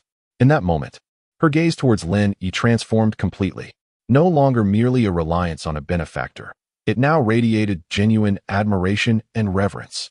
She suddenly found the man before her, intently focused on the phone screen and maneuvering vast sums of money in the capital market, irresistibly charming. This was the true essence of strength and capability in a man. Su Ran felt her heart race anew, her eyes on Lin Yi filled with unreserved affection and fervor. Chapter 066. A boost to the mood. Just as Su Ran was still captivated by the astonishing figures in Lin Yi's account, the stock price of Fengfang Company on the phone screen suddenly began to fluctuate violently. The previously steady ascent came to an abrupt halt, and the intraday chart displayed a glaring green downward curve, with the stock price swiftly retracting from the near-limit rise of 12.98 yuan, 12.90, 12.85, 12.78. Within mere minutes, the stock price plummeted to around 12.70 yuan. The total account value correspondingly diminished rapidly. Ah, darling, why has it dropped so much? Su Ran, though unversed in stocks, understood the numerical shifts, and upon noticing a sudden decrease of over 100,000 in account value, she gasped in distress, anxiously clutching Lin Yi's arm. Was this the beginning of a loss? Lin Yi, observing the stock price's nosedive, remained unperturbed, his expression calm. Yes, he acknowledged softly, on paper, this represents a floating loss of several tens of thousands. Then, does that mean we won't be able to sell at 13.98? Su Ran felt increasingly anxious, her voice trembling slightly, although the money was not hers. Witnessing the sudden evaporation of those gleaming bills caused her to feel a pang of empathy and worry for Lin Yi. Observing her flustered and distressed demeanor, yet unable to express her frustration, Lin Yi felt an inexplicable surge of anger rise within him. He had initially intended to savor the intimacy of their 24 hours together after the stock transaction, but now he yearned to immediately and directly discipline this oblivious young woman. Without a moment's hesitation, Lin Yi tossed his phone aside and swept the still-dazed Su Ran off the sofa, disregarding her soft gasps of surprise and protest as he strode decisively toward the bedroom. Here, a multitude of words is omitted. She shot Lin Yi a resentful glare, her voice hoarse and tinged with grievance. It's all your fault. What does the stock's decline have to do with me? Why take it out on me? At that moment, however, Lin Yi felt invigorated. The anger that had consumed him moments prior had dissipated entirely. He picked up his phone once more and reopened the stock market app. To his astonishment, the price of Fengfang Company had miraculously turned upward while he had been preoccupied, advancing with unstoppable momentum. 1,250, 1,265, 1,280, 1,290, 1,295. Lin Yi chuckled triumphantly. Look, who said it has nothing to do with you? It's climbing back up, isn't it? Could it perhaps be your influence? Su Ran's cheeks flushed crimson in an instant. Though she found the notion utterly absurd, she couldn't help but ponder if there was even a sliver of truth to it. Moreover, witnessing Lin Yi's smug expression made her heart race once more. Suddenly, she felt that the earlier punishment might not have been entirely negative. With that thought, Su Ran, whose body had initially felt weak, sensed a resurgence of strength. She bit her red lip, her eyes glistening with allure as she playfully draped her arms around Lin Yi's neck, her voice laced with deliberate charm. Well, if it truly is related to me, then I'll keep supporting you, my dear husband. Here, a multitude of words is omitted, just as the two became lost in their moment. The phone that Lin Yi had carelessly tossed onto the bedside table suddenly lit up with a call from Zhou Min. Lin Yi furrowed his brow, but answered the call nonetheless. Zhou Min's voice came through immediately. Good morning, Mr. Lin. Hello? Supervisor Zhou, what can I do for you? Lin Yi's voice held a barely perceptible huskiness, a remnant of his earlier excitement. On the other end, Zhou Min's respectful tone continued. Is this a convenient time for you? I have compiled the live broadcast data and revenue details from last week and would like to report them to you. Oh, the data. Lin Yi recalled the matter but found himself disinterested in any report at that moment. Yet, he maintained a composed facade, quickly responding, "Oh, yes, of course. Please, carry on with your work. I wouldn't want to disturb you. The data can wait until you're available. Well, let's talk about it tomorrow." Lin Yi nonchalantly remarked before hastily ending the call. Listening to the busy tone on the line, Zhou Min in the office shook her head helplessly, a blend of amusement and exasperation gracing her features. This boss truly was unconcerned with trivialities. However, upon reflection, what did her boss's private life have to do with her as an employee? As long as he was generous with compensation, disbursing salaries and bonuses punctually, the rest was of no consequence to her. Recalling Lin Ye's previous prompt transfers and the promised generous treatment, Zhou Min's momentary embarrassment and perplexity dissipated instantly. She picked up the internal phone to notify the department heads. Mr. Lin has urgent matters to attend to this morning. Thus, the weekly data reporting meeting is postponed temporarily, with a specific time to be announced later. After hanging up, Zhou Min glanced at the freshly printed live report, which contained Wang Tingting's astonishing data, a knowing smile curling at the corners of her mouth. It seemed that to win the boss's favor and resources in this company, mere hard work might not suffice. In the hotel room, the atmosphere of intimacy thickened once more. He immediately grasped the young woman's sentiments. That previous call had undoubtedly reignited her sense of rivalry with other women. With a low chuckle, Lin Yi felt a flicker of amusement in his eyes. If she wished to play, then he would indulge her until the end. Soon, Su Ran realized her misjudgment entirely. Leaning against the headboard, he lit a cigarette. Observing Su Ran curled up beside him like a weary puppy, her breath tinged with fatigue. A victorious smile adorned his face. Amidst the swirling smoke, Lin Yi finally found the opportunity to reflect on Zhou Min's earlier call. Ah yes, the weekly data report. He suddenly recalled that according to their prior agreement, every Monday morning, Zhou Min was to update him on the company's business progress from the previous week, particularly concerning the streamer's data and revenue. Today being Monday, he had been so engrossed in completing the 24-hour exclusive task and spending time with Su Ran in the hotel that he had entirely forgotten this routine work report.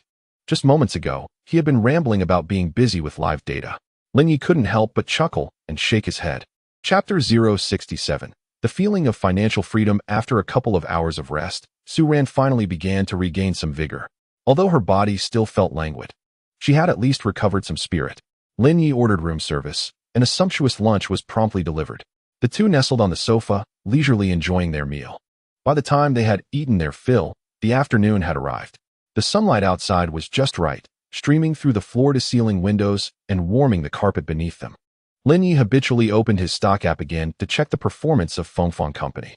At that moment, the stock price fluctuated around 136 yuan, tantalizingly close to his sell order of 139.8 yuan, yet it seemed to lack the impetus to surge higher. Su Ran approached to take a look.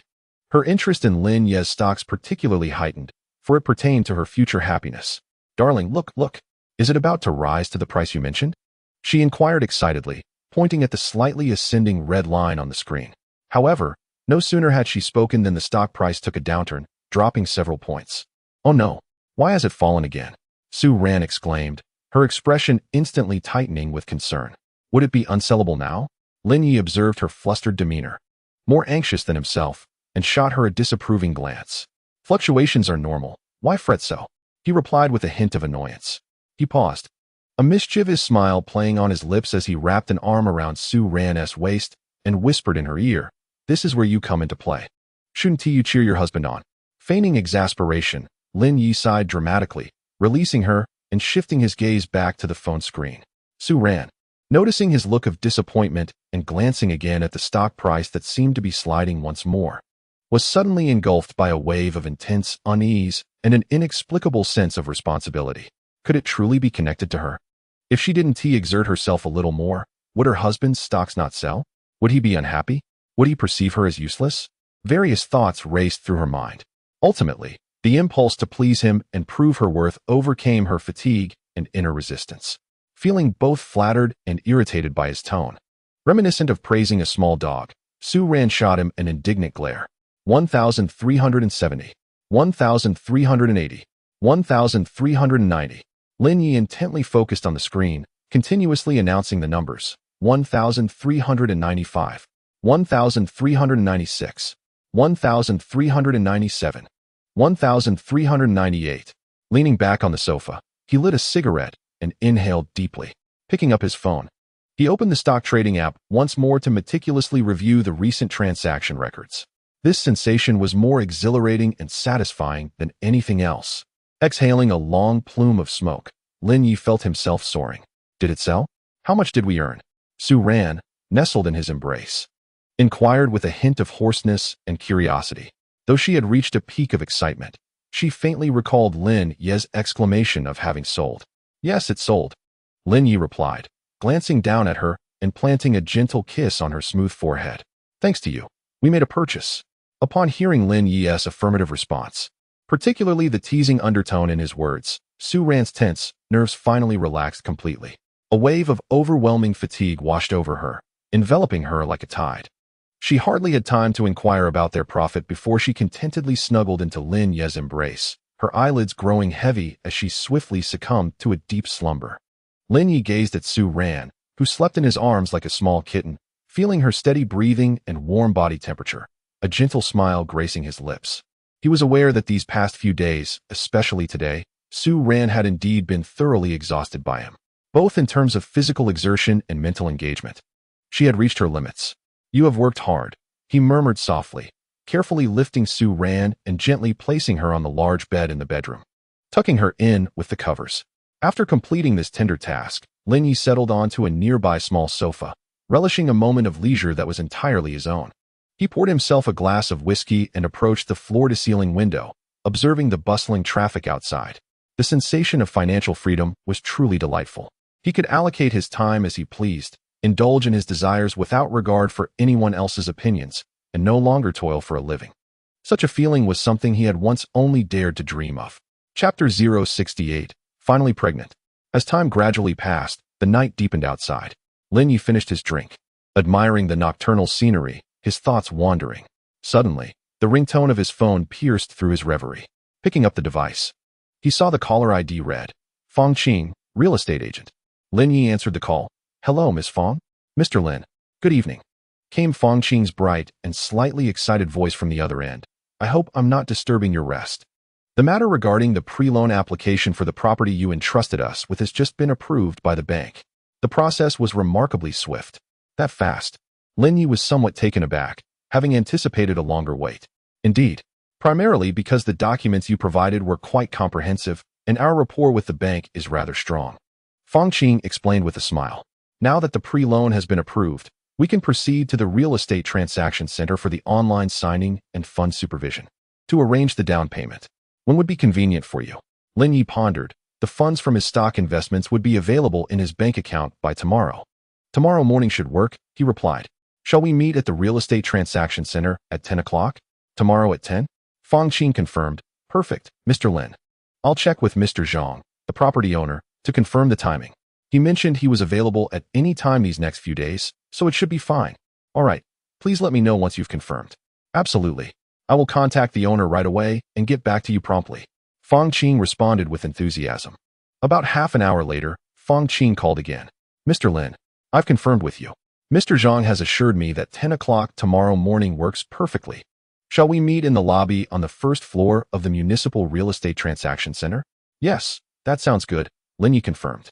Then, Lin Yi instinctively glanced towards the bedroom, where Su Ran remained deeply asleep, showing no signs of waking, not even a slight movement. She truly slept soundly. Lin Yi shook his head, feeling a twinge of helplessness. It seemed that she had indeed exhausted herself today.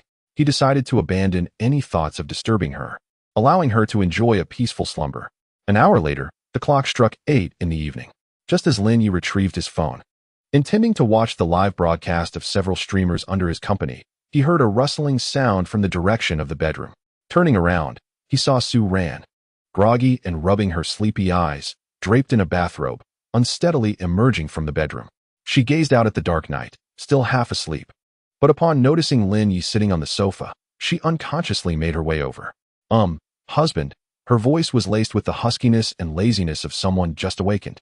Is it already dark? How long did I sleep? Lin Yi chuckled at her adorably dazed expression, replying, "You've been asleep all afternoon." "Huh? That long?" Su Ran appeared surprised.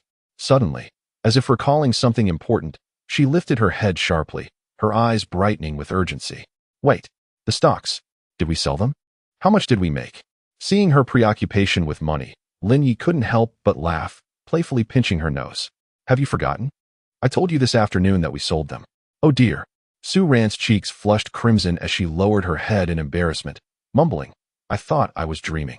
After all, the exhilarating roller coaster of emotions and the astonishing figures of wealth indeed felt surreal to her.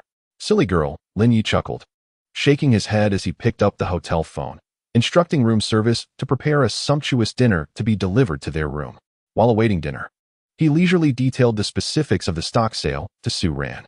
"So, we bought in last Friday, and today is Monday. We invested a total of $2.19 million, and ultimately sold for nearly $4.2 million. After deducting fees, we netted around $2 million, Lin Yi recounted in a calm tone, as if discussing the most mundane of matters. In just a week, it doubled, a net profit of $2 million.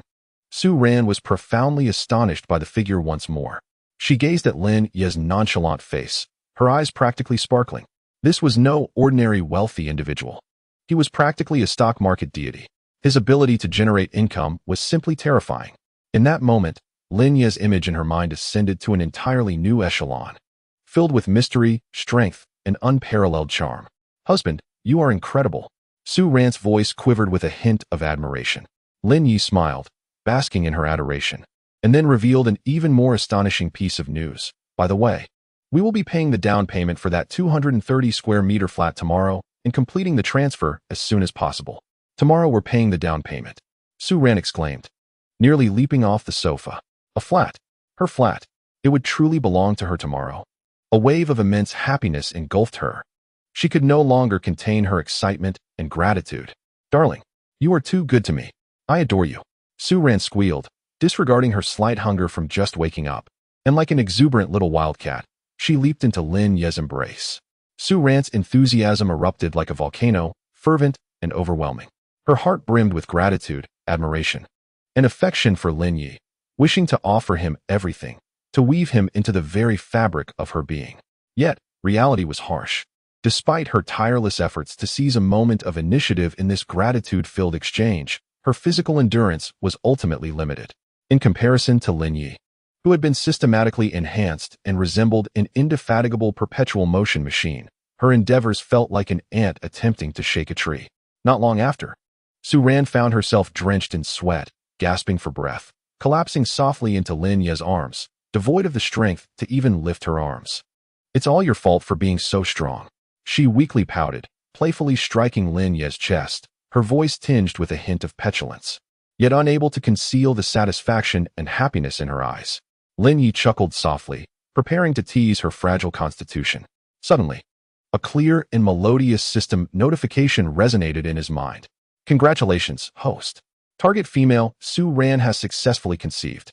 System notification, Su Ran has entered a state of pregnancy. Subsequent rewards can now be activated. Finally, she is pregnant. With a 90% chance of conception, today it has succeeded. Following Luya, Su Ran has also successfully conceived. Stocks have earned a profit of $2 million, and he has successfully made a 7-point beauty pregnant." Su Ran was slightly bewildered by his sudden outburst of excitement, feeling both surprised and flattered. She could sense Lin Yi's genuine joy at that moment, although she was unaware of what precisely had made him so elated. Seeing him happy filled her heart with sweetness. "What has gotten into you, darling? What has made you so cheerful?" she inquired, her voice soft and sweet as she tilted her face up curiously. Chapter 069. Su Ran's reaction, nothing much, just suddenly thought of something joyful. Lin Yi suppressed the overwhelming joy within, yet his face could not hide the genuine delight. He gazed down at the curious Su Ran in his arms, his eyes softening with tenderness. Gently, he caressed her flat abdomen. Although no changes were yet visible, Lin Yi knew that a new life was blossoming there. A child that belonged to him. Ran, he softly spoke, addressing her with an intimacy he had never displayed before. "You must take good care of yourself and rest well during this time. Do you understand?" Su Ran looked at him with a hint of confusion. "Why, my husband? I'm in good health. I see you have been exhausted lately. You truly need to rest." If you remain so weak, you won't be able to attend to me properly. Su Ran's cheeks immediately flushed. Lin Yi refrained from directly mentioning the pregnancy, as revealing it at this moment felt rather surreal. In half a month, a hospital visit would reveal the truth. Since she was already successfully pregnant, it was imperative to ensure that she was not subjected to the same exhausting activities as in the past few days. For the sake of the child, she must be allowed to recuperate. Although Su Ran felt a surge of confusion, the warmth and slight mystery in Lin Yi's gaze made her instinctively guess part of the truth, causing her cheeks to redden as she obediently nodded. All right. I will listen to my husband. Lin Yi smiled in satisfaction and planted a gentle kiss on her forehead. The couple lingered in their tenderness for a while until room service arrived with a sumptuous dinner. At the dining table, Lin Yi engaged Su Ran in conversation while simultaneously picking up his phone to check the live stream. It was prime time in the evening, the most bustling moment for live broadcasts. He was curious to see how the streamers from his company were performing tonight, particularly Jiang Meng and Chen Yufei, and whether they had changed in any way. As the screen lit up, the first thing to catch his eye was the platform's recommended popular live rooms, showcasing a variety of streamers vying for attention. Lin Yi immediately navigated to his list of followed channels. Wang Tingting's stream remained as lively as ever. She was adorning an adorable maid outfit, engaging with her audience through interactive games, while the comments and gifts flooded in. Su Ran, noticing Lin Yi watching the live broadcast, leaned in curiously, resting her head on his shoulder as she peered at the phone screen. Are these streamers from your company? She asked, her tone tinged with curiosity. Yes. Lin Yi nodded. Wow, she is so beautiful, Su Ran remarked, her heart stirring with a twinge of jealousy and unease as she gazed at the youthful and radiant face of Wang Tingting on the screen. Yet, she quickly adjusted her mindset. Suddenly, a thought flickered in her mind. He recalled the seemingly impossible yearly task, harmony and prosperity at home. Task description. Within this year, at least 3 women scoring 7 points or above must be aware of each other's existence and coexist peacefully, collectively maintaining a harmonious stability centered around the host. Task reward. Unlock the Family Fortune module, beginner level, and acquire the special title of Harmonious Home. Effect. Slightly enhances the host's charm and slightly reduces the probability of disputes among associated women. Failure penalty. Unrest in the household. Effect. Significantly increases the probability of disputes among associated women and amplifies the host's misfortunes. The requirement for 3 women to be aware of each other and coexist peacefully was, indeed, a task contrary to human nature. Since ancient times, the intrigues of the imperial harem have been fraught with bloodshed and strife. To expect 3 women to coexist harmoniously while sharing the affections of a single man is nothing short of a fanciful dream. Yet now, observing Su Ran, who willingly leans against him, watches the live stream of her rival, and even dares to offer her critiques, Lin Yi finds a peculiar thought blossoming in his heart. Su Ran is a woman of remarkable intelligence, grounded realism, and a keen sense of timing. She is acutely aware of her desires and the sacrifices required to attain them. Though she may harbor feelings of resentment, upon learning that a house is soon to be hers, she promptly adjusts her mindset, becoming even more proactive and engaged. As she watches Wang Tingting's live stream, despite the discomfort simmering within, she maintains an outward calm, even managing to commentate. A level of cunning and restraint not commonly found in ordinary women. Might such a disposition make her more amenable to the presence of other women? If he can provide her with ample benefits and a sense of security, convincing her that coexistence is a more stable avenue than rivalry, could she truly embrace this peace? If Su Ran becomes the cornerstone of this harmonious harem, Lin Yi increasingly believes it to be a possibility. Su Ran's maturity, her pragmatic nature, and her yearning for financial security might very well serve as the pivotal breakthrough necessary to accomplish this seemingly unattainable annual task. She may feel jealousy and discontent. Yet if the rewards are substantial enough, she might choose to endure, even actively uphold this harmonious situation as it aligns with her core interests. Contemplating this, Lin Yi is suddenly overcome with an impulse to reveal Wang Tingting's situation to Su Ran. He gazes at her, sensing something in her eyes. Husband? Su Ran's inquisitive and curious expression prompts him to ultimately shake his head, suppressing that audacious thought for the time being. It's nothing, he smiles, concealing his true feelings. Now is not the moment. Although he perceives potential in Su Ran to become a member of the harmonious harem, this remains merely his speculation. To rashly disclose his relationship with Wang Tingting could easily be misconstrued as boasting, provocation, or even a test of boundaries. Such an approach might not foster peace, but rather exacerbate tensions, intensifying Su Ran's feelings of rebellion and insecurity.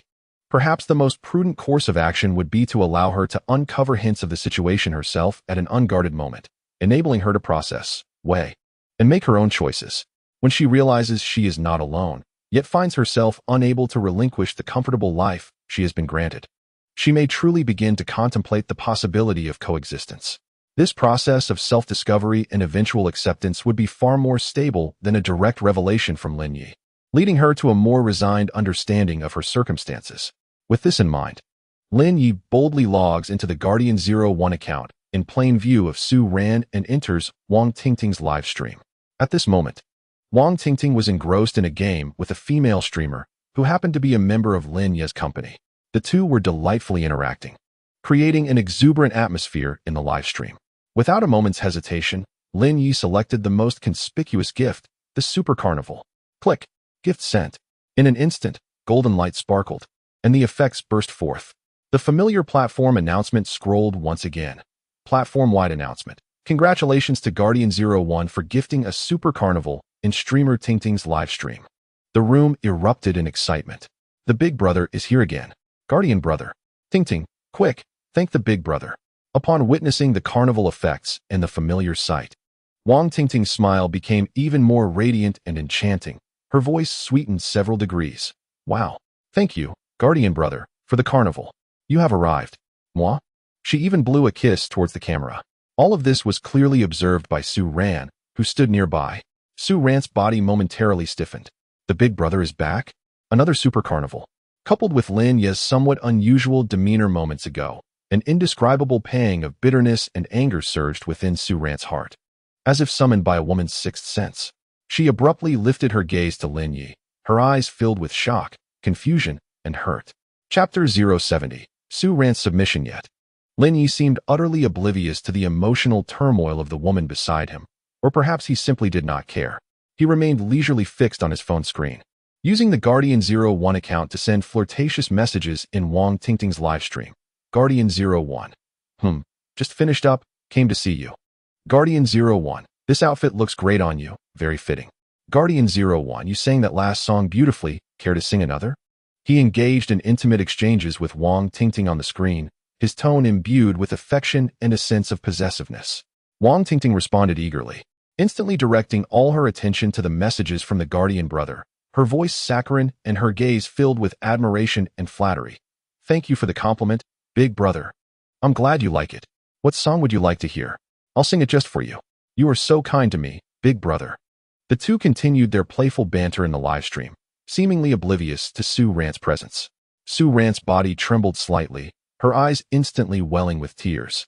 She bit down hard on her lip, her nails digging deep into her palms, attempting to suppress the emotions threatening to erupt.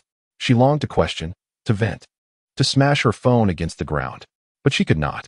She recalled the imminent acquisition of that house, the promise of 100,000 each month, and Lin Yi's unequivocal gaze. She understood that once she raised a commotion, what she stood to lose would be everything she currently possessed. Reason, akin to a frigid chain, firmly shackled her impending fury. Su Ran took a deep breath, then slowly exhaled, forcing herself to regain her composure. She recognized that from the moment she chose to accept that sum of money and stepped into this hotel room, she had already forfeited her right to engage in an equal dialogue with Lin Yi. All that remained for her now was to endure. To endure and wait for an opportunity. To await her pregnancy. To await the moment she could truly possess the capital of maternal privilege. With this understanding, the tears in Su Ran's eyes gradually receded, replaced by a more complex and profound emotion, one of restraint, resentment, and an almost twisted determination. She lifted her head once more, managing to force a semblance of a smile, albeit one that appeared somewhat strained and stiff. She even leaned her body closer to Lin Yi, resting her chin gently on his shoulder, as if nothing had transpired moments before, her voice laced with a feigned lightness as she pointed to her phone screen and said, Darling, this Tingting is indeed quite adept at live streaming. No wonder you support her so much. Lin Yi sensed Su Ran's proximity and the affected ease in her tone, realizing that this astute woman had made her choice. Yes, she does have some potential, Lin Yi replied nonchalantly, neither denying nor elaborating further. As though merely appraising an ordinary employee, he then swiped his finger, exiting Wang Tingting's bustling live stream, and entered Jiang Meng's channel instead. In stark contrast to the raucous atmosphere of Wang Tingting's stream, Jiang Meng's live broadcast retained a uniquely serene ambience. Dressed in an ethereal white classical dance costume, she sat quietly before the camera, seemingly adjusting some equipment, occasionally glancing at the comments and responding with only a few understated words. The viewer count had seen a slight increase from the previous night, yet still hovered just above 1,000. Primarily driven by lingering curiosity from the Knight Rider Carnival and interest in this aloof beauty. The comments were sparse, mostly consisting of meaningless praises such as "the host is beautiful, a fairy descended, and do a dance for us." The gifts were pitifully scarce. As Su Ran gazed at the screen, at the woman exuding a cool, ice-like beauty, her heart tightened once more. This woman's looks and demeanor seemed to surpass even Wang Tingting's. Moreover, would her frosty allure evoke a stronger desire for conquest in men? Su Ran's sense of urgency surged anew. However, to Su Ran's surprise, Lin Ye's reaction upon entering Jiang Meng's live stream starkly contrasted with his previous lavish spending in Wang Tingting's room. He did not immediately use the Night account to send striking gifts, nor did he dispatch any flirtatious or suggestive comments. Instead, he quietly observed the screen, his fingers occasionally gliding, seemingly browsing through the comments or surveying the overall atmosphere of the livestream. This tranquility rendered Su Ran, who had been on edge, bracing for another wave of criticism, somewhat disoriented and even perplexed. She could distinctly sense that Lin Ye's current demeanor was entirely different from the playful excitement and sense of control he exhibited earlier in Wang Tingting's livestream. His attitude towards Jiang Meng seemed more akin to that of an observer. Su Ran's curiosity deepened, yet after the earlier events, she dared not inquire freely, suppressing her questions and silently accompanying Lin Yi in watching. After a while, perhaps having adjusted her equipment or feeling the atmosphere was too subdued, Jiang Meng finally rose and made her way to the center of the practice room. She nodded slightly at the camera, her cool voice resonating. "Let me perform a segment of Kai Wei for you all." The music began, a melodious and graceful classical piece. Jiang Meng danced gracefully to the music, her movements light and expansive. Each turn and leap was imbued with classical charm and professional finesse.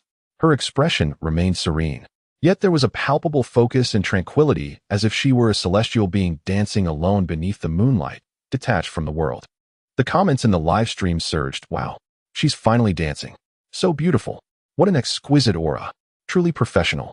Such skill. A fairy's dance is unlike any other."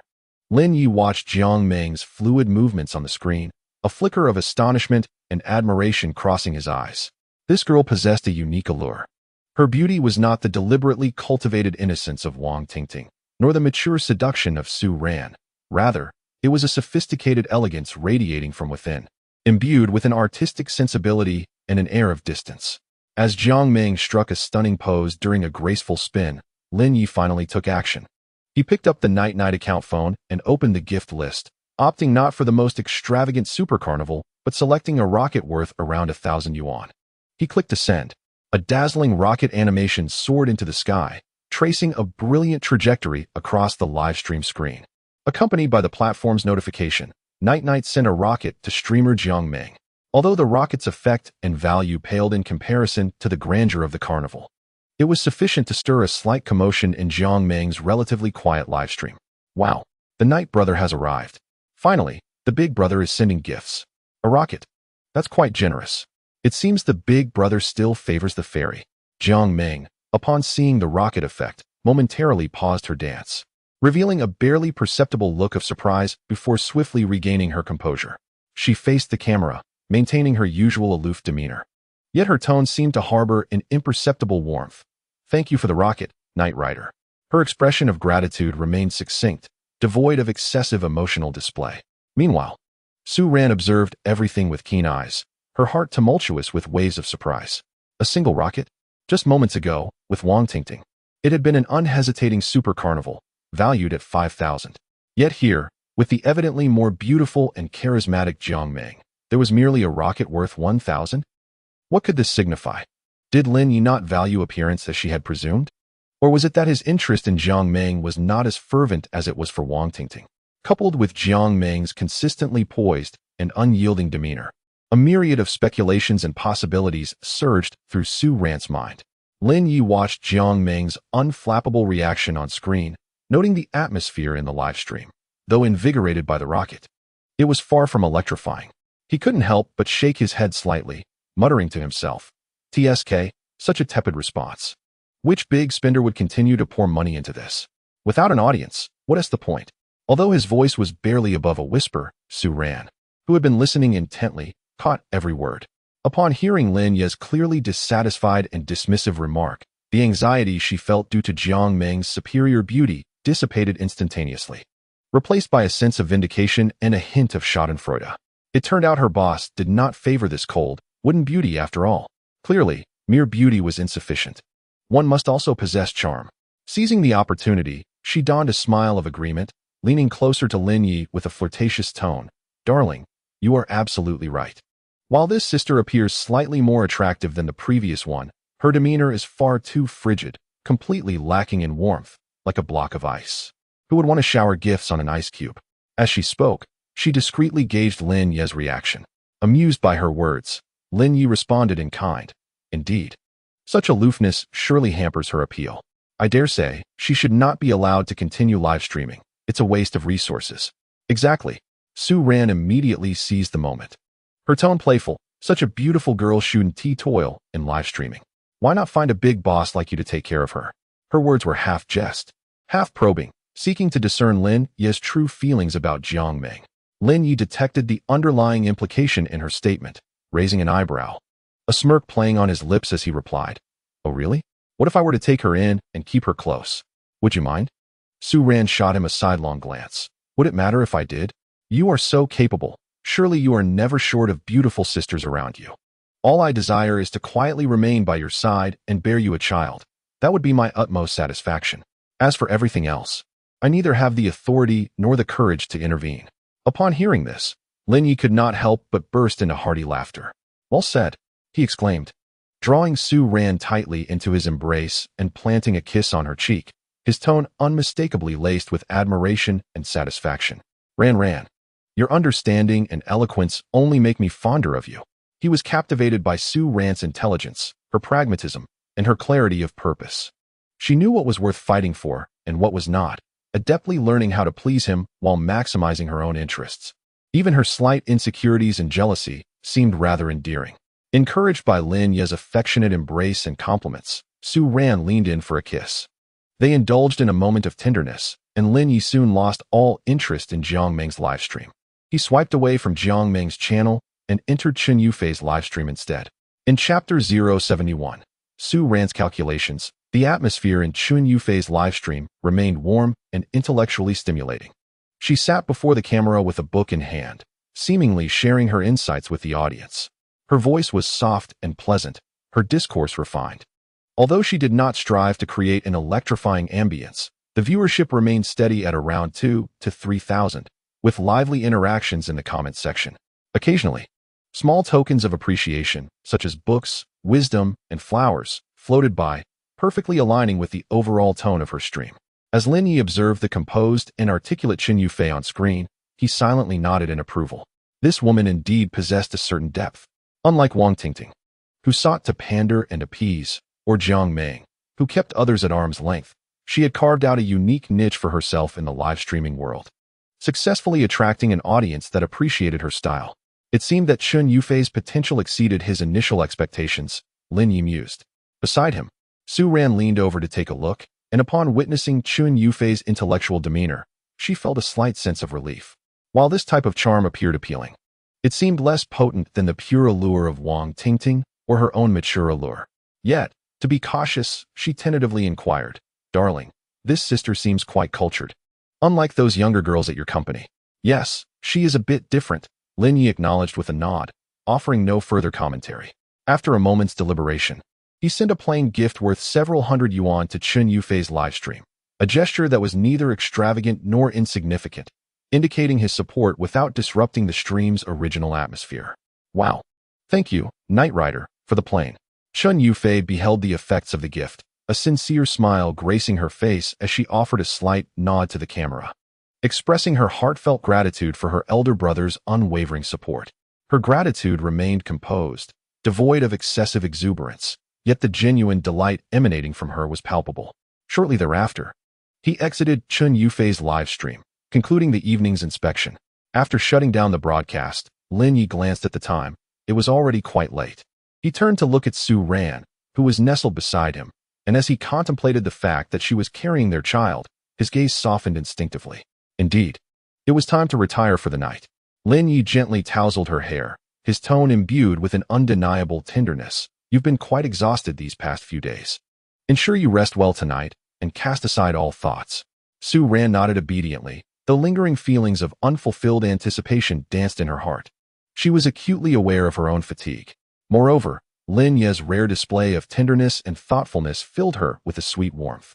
The two embraced as they lay upon the soft bed. Lin Yi was indeed intent on allowing Su Ran a peaceful rest, especially given the early stages of her pregnancy, which necessitated caution. Thus, he planned to simply hold her throughout the night. However, nestled in Lin Ye's warm and sturdy embrace, surrounded by his potent masculine aura, Su Ran found herself growing restless. A flurry of thoughts raced through her mind. Her boss had just watched numerous beautiful female streamers, particularly the alluring Wang Tingting, whose charms were undeniable. What if her boss was still thinking of them? She resolved to employ every ounce of her being to satiate him completely, ensuring he would think of no other woman. Furthermore, he had previously mentioned that good performance would yield rewards. The intention to let her rest was swiftly overshadowed by this unexpected surge of determination. The following morning dawned bright and radiant. Lin Yi had yet to return to the office. Instead, he accompanied the invigorated and radiant Su Ran to the City South Real Estate Transaction Center. They arrived precisely at 10 o'clock. The top-selling agent, Fong Qing, along with the slightly weary middle-aged homeowner, Mr. Zhang, were indeed waiting in the lobby. Mr. Lin, Miss Su, good morning.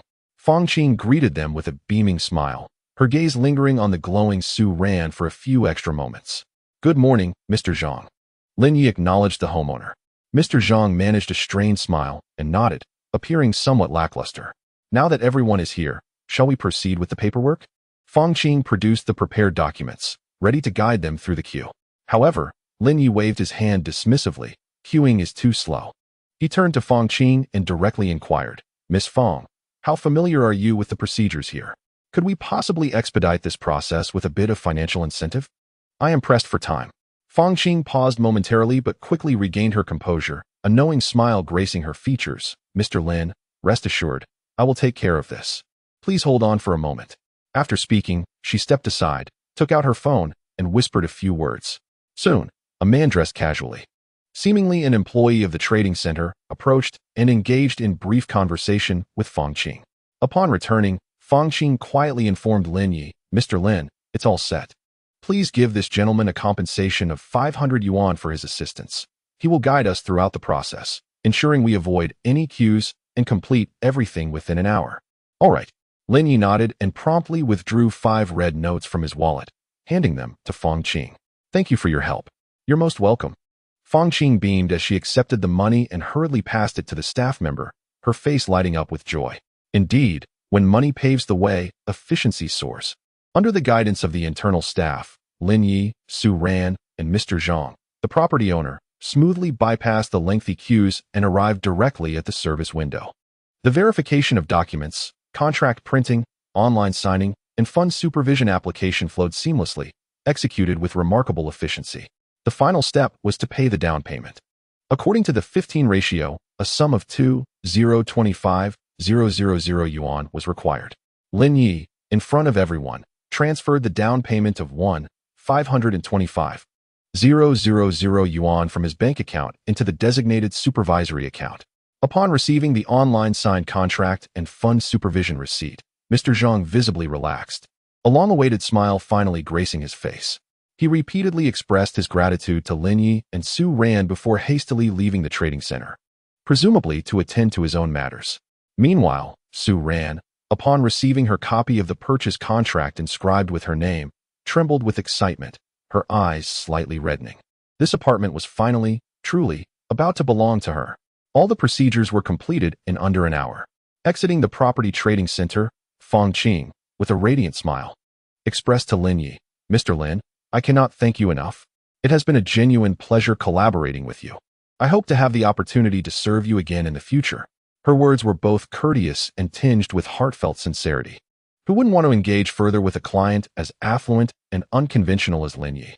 Lin Yi regarded the bright, shrewd, and capable beauty of a 7-point rated intermediary before him, smiling knowingly as he replied, "There will be opportunities." Upon hearing this, Fong Qing's heart stirred, and her smile grew even brighter. After bidding farewell to the beaming Fong Qing, Lin Yi embraced the still elated Su Ran, who seemed to float with joy, and they hailed a taxi directly to the Imperial View community. Standing once more in that expansive 230 square meter flat, Su Ran's emotions contrasted starkly with those of the previous day. Yesterday, she was merely a spectator. Today, she was on the verge of becoming a proud owner. She excitedly dashed around the empty rooms, touching this and inspecting that, envisioning how she would arrange this space into her dream home, her face aglow with happiness. Lin Yi gazed at her exuberant demeanor and smiled, choosing not to disturb her. Once Su Ran had calmed down somewhat, Lin Yi spoke up, saying, "Although the house is practically new, it has been unoccupied for several years and requires thorough upkeep. Please find a reputable housekeeping company online to arrange for a deep cleaning to ensure every nook and cranny is meticulously attended to." Then, as Su Ran turned to him, he added, "As for the furniture, appliances, curtains, and various household items, I entrust that responsibility to you. Choose the style you prefer and purchase accordingly. Money is not an issue. What matters most is that you feel comfortable living here." As he spoke, Lin Yi transferred an additional 200,000 yuan to Su Ran. "This 100,000 is your allowance for this month, so feel free to indulge in some bags, clothing, cosmetics, and the like." Observing the surprise in Su Ran's eyes, he continued, "The other 100,000 is for furnishing this home. Select the furniture, appliances, and decor as you see fit, and let me know if you need more." He provided her with an allowance first, followed by a significant sum for establishing their home. Su Ran's heart was once again overwhelmed by immense happiness and Lin Yi's generosity. Feeling as though she were in a dream, this man not only gifted her a luxurious apartment worth millions, but also casually provided her with 200,000 yuan to decorate their new abode, along with an extra 100,000 for personal spending. What an extraordinary display of affection and trust. Tears welled up in Su Ran's eyes as she felt a surge of emotion. Unable to contain her feelings any longer, she leaped forward, embracing Lin Yi tightly, standing on her tiptoes to deliver a passionate and fervent kiss. After a long while, their lips parted. Su Ran, breathless and with flushed cheeks, gazed at Lin Yi with an expression filled with profound love and dependence. Just at that tender moment, a crisp system notification sounded in Lin Yi's mind. Ding! Detected that the host has been alone with the target female Su Ran for over 24 consecutive hours, with a cumulative absence from sight not exceeding 15 minutes, during which the host maintained a dominant position and personal imprint has deepened. Congratulations, host, on completing the weekly task. 24-hour exclusive imprint. Task completion quality assessment. Good, high cooperation from the target, deep interaction, but emotional communication slightly lacking. Congratulations, host, on receiving the weekly task reward, a week of 7-star intelligence. It has been added to the system backpack. Please check. The task was accomplished. Lin Yi's heart soared with joy. The 24-hour exclusive imprint task had been unwittingly fulfilled during his deep interactions with Su Ran. He immediately focused his thoughts, opened the system backpack, and found the document radiating a faint golden glow titled "A Week of 7 Stars." A week of 7 stars intelligence, upon use. It will reveal 5 consecutive numbers from the winning combination of the upcoming Sunday evening's lottery draw. The intelligence contained within is unique, and each combination of numbers may only be wagered once to avoid unnecessary attention and risk. Exceeding this limit incurs personal responsibility. A sequence of 5 consecutive numbers. Lin Yi's heart skipped a beat. Does that not equate to a guaranteed win? He quickly consulted the rules of the Qixi lottery. If he could adeptly leverage these 5 consecutive digits through permutations, he could purchase a ticket for every possible winning combination. Lin Yi's breath quickened with excitement. The Qixi lottery allows for the selection of a 7-digit number ranging from 000, 0000 to 999, 9999. The system has provided 5 consecutive digits, implying that the remaining 2 are unknown. Thus, how many possibilities exist in total? If the format is 1-2, with each digit having 10 possibilities, there are a total of 10 by 10 100 combinations. Similarly, for the format 1-2, the combinations remain at 100. In total, this results in 300 combinations. Each lottery ticket costs 2 yuan. So acquiring all 300 combinations would require an investment of merely 600 yuan. This is it. This time, it truly feels like a windfall. Lin Yi was overwhelmed with joy. This investment of 600 yuan could yield a first prize of 5 million and 10 second prizes, potentially hundreds of thousands, even millions, in winnings. The second prize varies, sometimes reaching substantial heights. These returns surpass the total of his previous stock market ventures. Elated, Lin Yi embraced Su Ran tightly, gently patting her back and saying softly, "I must return to the company to attend to some matters. Please take care of our new home. Feel free to call me if you need anything." Su Ran nodded vigorously, as obedient as a kitten. "You can trust me to handle things at home." Lin Yi smiled, planting a kiss on her forehead before turning to leave. As he took a taxi back to Xingye Media, Lin Yi sat in the back seat, gazing out at the rapidly passing scenery, yet his mind was occupied with another matter. The necessity of taking a taxi each time was undeniably inconvenient. He furrowed his brow, especially now that he had purchased a house in John City. He would undoubtedly be visiting frequently. Moreover, with the company located here, he would inevitably need to transport hosts and conduct business.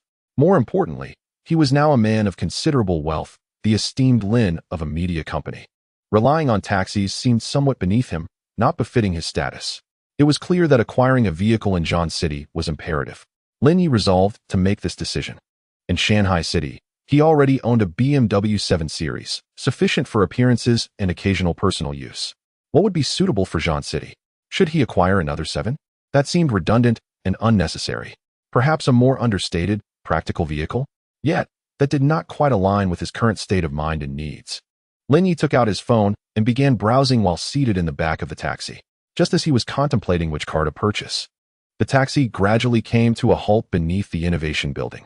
After paying, he opened the door to exit, but out of the corner of his eye, he noticed another person stepping out of a nearby taxi. Instinctively, he turned to look, and his gaze was instantly captivated. Stepping out from that taxi was none other than the enchanting beauty, Jiang Meng, whom he had long been longing for. Today, she donned a simplistic yet exquisitely designed white dress that accentuated her tall and slender figure. Her long hair cascaded casually over her shoulders, and although her expression remained cool and distant, the sunlight illuminated her skin to an almost translucent glow, radiating an ethereal aura that seemed untouched by the mundane world. As she elegantly stood there after alighting from the taxi, she instantly became the focal point at the entrance of the office building. Whether it was the busy white-collar workers or the security guards stationed at the entrance, nearly everyone's attention was drawn to her, with many halting their steps, their eyes filled with astonishment and admiration. Jiang Meng, seemingly accustomed to the attention surrounding her, maintained her expressionless demeanor and walked straight towards the entrance of the building. Coincidentally, she also spotted Lin Yi, who had just exited another taxi. Their eyes met. Jiang Meng's pace slightly faltered, a flicker of subtle surprise passing through her cool gaze, as if she hadn't anticipated encountering her superior at that moment. After a brief moment of hesitation, instead of merely nodding in acknowledgement as she did in the office or practice room, she took a few steps toward Lin Yi, inclined her head slightly, and with her voice still cool, but now tinged with a hint of initiative, said, "Director Lin." Those simple 2 words, devoid of unnecessary pleasantries, marked a shift in her attitude. Lin Yi observed this proactive approach from Jiang Meng, who, while still maintaining her aloofness, was evidently no longer as distant as before. A playful smile crept onto his lips. It seemed the recent environment at the company, along with the success story from Wang Tingting, had influenced her in some way. Even the most ethereal of beings must eventually engage with the world. Lin Yi nodded in acknowledgement of her greeting. His gaze lingered on her exquisitely beautiful face for a few seconds, and he casually remarked, "What a coincidence." A faint blush unexpectedly graced Jiang Meng's cool cheeks, and she quickly lowered her head, her voice carrying a hint of explanation. "I apologize, Director Lin. I was live streaming quite late last night, so I arrived a bit later today." Although her live stream had not achieved remarkable results, she had adhered to the scheduled time and practiced dancing a bit longer afterward, resulting in a late night. "It's nothing," Lin Yi replied with a nod, not particularly concerned about her tardiness. What intrigued him more was her willingness to offer an explanation, a departure from her previously aloof demeanor. It seems that the harsh realities of life can indeed transform a person. The two walked side by side toward the elevator lobby, where the midday break was approaching and a considerable number of individuals awaited the elevator. As the doors opened, a few people were already inside. Lin Yi and Jiang Meng stepped in, followed by several others who squeezed in, rendering the elevator somewhat cramped. Jiang Meng was pressed against the corner, seemingly uncomfortable with the physical proximity of strangers, her delicate brows slightly furrowed. Lin Yi noticed this and subtly shifted his position, naturally shielding Jiang Meng in the corner behind him, using his presence to create a barrier between her and the crowd pressing in from behind. This action was not overtly deliberate, but effectively insulated Jiang Meng from the discomfort of the crowd. She felt the faint scent of tobacco emanating from Lin Yi, along with his quiet yet protective stance, causing her body to stiffen slightly, the flush on her cheeks deepening, and her ears growing warm. Instinctively, she lifted her gaze and caught a glimpse of Lin Yi's profile in the bright confines of the elevator, a visage that may not have been classically handsome, yet radiated an air of steadfast reliability. A peculiar and unfamiliar sensation began to blossom within her heart.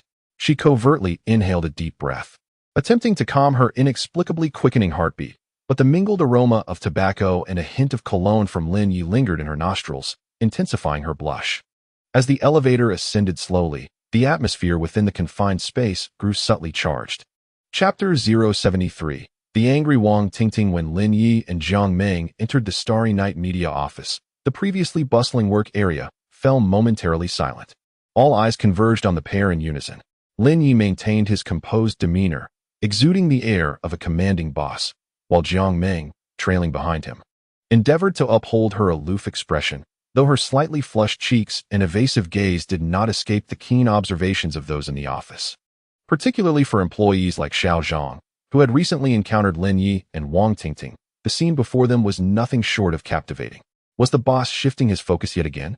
And to the company's most renowned ice queen and beauty, Jiang Meng? How could such a transformation occur in such a brief span? Xiao Zhang lamented inwardly, cursing the privileges of the affluent. Why were these stunning women so readily gravitating toward their boss? Was there no justice left in the world? Meanwhile, the female streamers who had been idly chatting erupted in a flurry of gossip at the sight of Lin Yi and Jiang Meng's conspicuously unusual entrance. Did you see that? The boss came in with Jiang Meng. Her face is still flushed. There must be something going on. I told you. Pretending to be high and mighty. But isn't she just climbing into the boss's bed? TSK, and here I thought she was truly a fairy. Turns out she's just another one in the game. What is so impressive about that? It's just a pretty face. A seductress. Women often harbor an instinctive animosity and envy towards their more beautiful counterparts, who seem to capture the attention of men effortlessly. This sentiment is especially magnified in the competitive realm of live streaming, where beauty and popularity vie for resources. Sour comments and disdainful glances swiftly permeate the small social circles. Inevitably, this news reached Wang Tingting at lightning speed. A female streamer, who shared a somewhat amicable relationship with Wang Tingting yet harbored ulterior motives, quickly sent her a WeChat message, embellishing the details of Lin Yi and Jiang Meng's ambiguous encounter at the company. Upon reading the message, a wave of panic surged through Wang Tingting's heart. Jiang Meng, the boss, and Jiang Meng, that cold, distant woman. The overwhelming sense of crisis and insecurity engulfed her. She recognized that Jiang Meng was more beautiful and possessed a unique charisma. If the boss were truly seduced by her, what would that make Wang Tingting? No, absolutely not. Unable to remain seated any longer, she sprang into action. At that moment, Lin Yi had just entered his office, barely settling into his chair when the door swung open with a resounding bang, revealing a furious Wang Tingting. Her charming face was clouded with frost, her eyes slightly reddened. As she stormed in, "Husband." Wang Tingting's voice trembled with suppressed anger and grievance, her eyes fixed intently on Lin Yi. "Were you just with Jiang Meng?"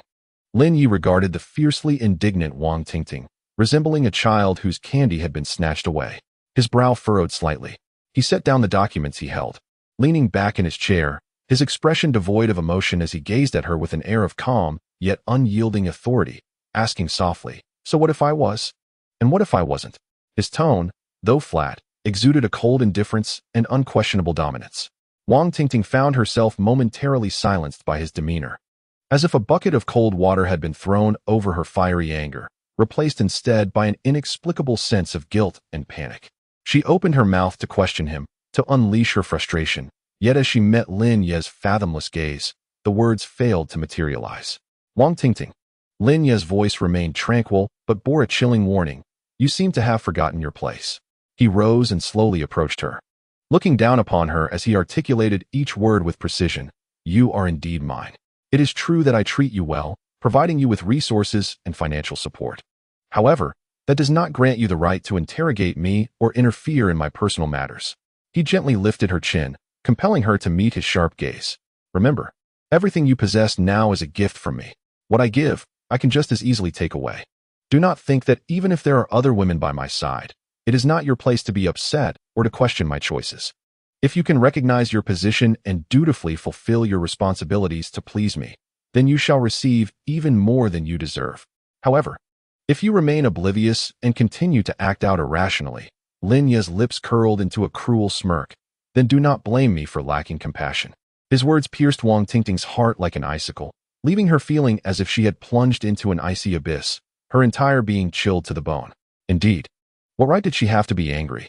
What right did she have to question? She was merely a plaything purchased by Lin Yi with his wealth. Everything she possessed was a mere gift from him. If she displeased him, he could easily cast her aside in favor of younger, more beautiful, and obedient women. A profound sense of dread seized her instantly. She realized how foolish her previous actions had been. Tears streamed uncontrollably down her face once more, but this time, they were not born of indignation or rage, but rather filled with fear and regret. I'm sorry, my husband, I was wrong, she choked out, longing to apologize and make amends. Just then, a soft knock echoed at the office door. Mr. Lin, are you there? Regarding the interview arrangements for this afternoon, came Zhou Min's voice from outside. Lin Yi cast a glance at the still sobbing Wang Tingting and coldly commanded, wipe your tears and leave. Think carefully about your actions, and come back only when you have clarity. With that, he turned away, returning to his desk and calling out to the door, come in. Upon hearing Lin Ye's frigid and heartless words, Wang Tingting's heart plummeted. She understood that she had genuinely angered him this time, not daring to utter another word. She hastily wiped her tear-streaked face, summoning all her strength to steady her still trembling body, and vacantly opened the office door. Outside, Zhou Min was poised to enter, but upon seeing Wang Tingting emerge with red-rimmed eyes and a dejected expression, she was momentarily taken aback, creating an awkward silence. Zhou Min quickly realized that she had unwittingly stumbled upon a scene that was not meant for her eyes. Meanwhile, Wang Tingting, noticing Zhou Min's astonished and inquisitive gaze, felt a surge of humiliation and fury, wishing she could vanish instantly. Not daring to linger, she lowered her head and scurried away like a stray dog. Zhou Min watched as Wang Tingting fled in a disheveled state, then glanced back at Lin Yi, who sat expressionless in his executive chair, her mind reeling at the sight. Reminiscent of something from a dramatic series about high society. Standing at the doorway, she adjusted her expression slightly before stepping into Lin Ye's office, followed by Xiao Zhang from operations, carrying reports, along with several other relevant department heads. Mr. Lin, Zhou Min respectfully greeted, making a concerted effort to feign ignorance of the earlier scene and redirecting her focus to business matters. Xiao Zhang and several other employees greeted Lin Yi, their eyes betraying a hint of curiosity and gossip, as they had evidently witnessed the scene of Wang Tingting rushing out in tears. Lin Yi appeared unfazed, his expression devoid of any superfluous emotion, merely nodding lightly and saying, please take your seats. Let us commence the report. Understood, General Manager Lin. Zhou Min immediately transitioned into work mode, opening the document in her hands to begin reporting on the overall operational status of the company for the previous week. Lin Yi listened intently, his fingers lightly tapping on the tabletop, deep in thought. Wang Tingting's performance was commendable, a result of his substantial investment, which was to be expected. Chen Yufei's performance was stable, meeting expectations. However, Jiang Ming's demeanor was decidedly too frigid. It seemed that mere beauty and talent were insufficient. In the realm of live streaming, interaction and emotional intelligence were equally vital. Chapter 074. I am hungry. As Lin Yi shifted the topic to last week's revenue, his gaze swept over the assembled individuals, ultimately resting on Zhou Min and Li Li. In a tone that was unassuming yet decisive, he made an unexpected announcement. Regarding the tips from the Guardian01 account associated with Wang Tingting, they would settle her commission at the highest rate stipulated in her contract. A generous 50%. What? The office fell into an abrupt silence, eyes widening in disbelief as they turned to Lin Yi, Zhou Min, Li Li, and Xiao Zhang, who had a modicum of understanding of industry norms, were particularly taken aback, their jaws nearly dropping. It was an unspoken rule within the industry that streamers did not partake in revenue generated by operational accounts, a stipulation often explicitly outlined in contract addendums. Yet here was their boss, proposing to allocate half of the nearly 100,000 yuan in operational tips to Wang Tingting, a staggering sum of almost 50,000 yuan. This was utterly at odds with commercial logic. Everyone's thoughts immediately drifted back to the distraught Wang Tingting, who had just fled in tears, and then to their boss's seemingly casual decision. In an instant, realization dawned upon them all. This was not a mere operational strategy. It was evidently an attempt by the boss to placate his beloved, a slap followed by a sweet date. He sought to compensate her for her earlier distress with financial recompense, simultaneously underscoring her significance in his eyes through this preferential treatment. Such actions indicated that he was not running a business, but rather using the company as a means to indulge his romantic pursuits. The atmosphere in the office became palpably delicate. Each person exchanged glances, their expressions reflecting a complex web of thoughts and calculations. As the supervisor, Zhou Min was also responsible for some financial matters, and she was the first to grasp the implications of this decision regarding costs. After a moment's hesitation, she mustered the courage to remind him, General Manager Lin, if we proceed this way, our operational costs will significantly escalate. Just Wang Tingting's commission alone will amount to nearly 50,000 yuan. Moreover, should we set this precedent, it is likely that other streamers may follow suit. Although she did not finish her sentence, her meaning was abundantly clear. This would not only intensify the financial strain on the company, but could also incite discontent and a sense of rivalry among other streamers, jeopardizing the stability of the team. Lin Yi was well aware of their concerns regarding finances. You need not worry about the money, he interjected, his tone imbued with an undeniable confidence. This week, I shall inject another 1 million into the company account as subsequent operational and promotional expenses. Another million? The audience was once again astonished by Lin Yi's lavishness. Within a week, he had already infused 1.5 million into this newly established shell company, and judging by his demeanor, this seemed merely a prelude. Truly, he was the scion of a wealthy family, spending without a second thought, 1 million at a whim. After the initial shock, the atmosphere in the office shifted dramatically. The employees, who had previously harbored doubts and concerns, now regarded Lin Yi with eyes filled solely with reverence and fervor. The boss was affluent. He was willing to invest. That was what truly mattered. As for the boss's personal indulgences or his favoritism, what did it matter? As long as the company had ample funds, their salaries, bonuses, and commissions would be secure. Perhaps they might even rise alongside him in prosperity. Mr. Lin is astute. Mr. Lin is generous. We shall all exert ourselves to expand and strengthen the company. In an instant, the office resonated with enthusiastic applause and various expressions of loyalty. Lin Yi, observing the fervent applause and cheers, whether genuine or feigned, felt a cold smirk creep across his face. He was acutely aware that his recent announcement regarding the commission settlement for Wang Tingting would inevitably stir a considerable uproar within the company, particularly among the other girls who had also signed contracts as streamers. Discontent, rivalry, this was precisely the outcome he sought, especially concerning his targets, Chen Yufei and Jiang Ming, both rated at 8 points. He intended to provoke them with such overt favoritism and preferential treatment. He wanted them to see that if they could win the boss's favor, if they could become part of his inner circle, they would reap rewards far beyond the ordinary. Wealth, resources, and status would all be within their grasp.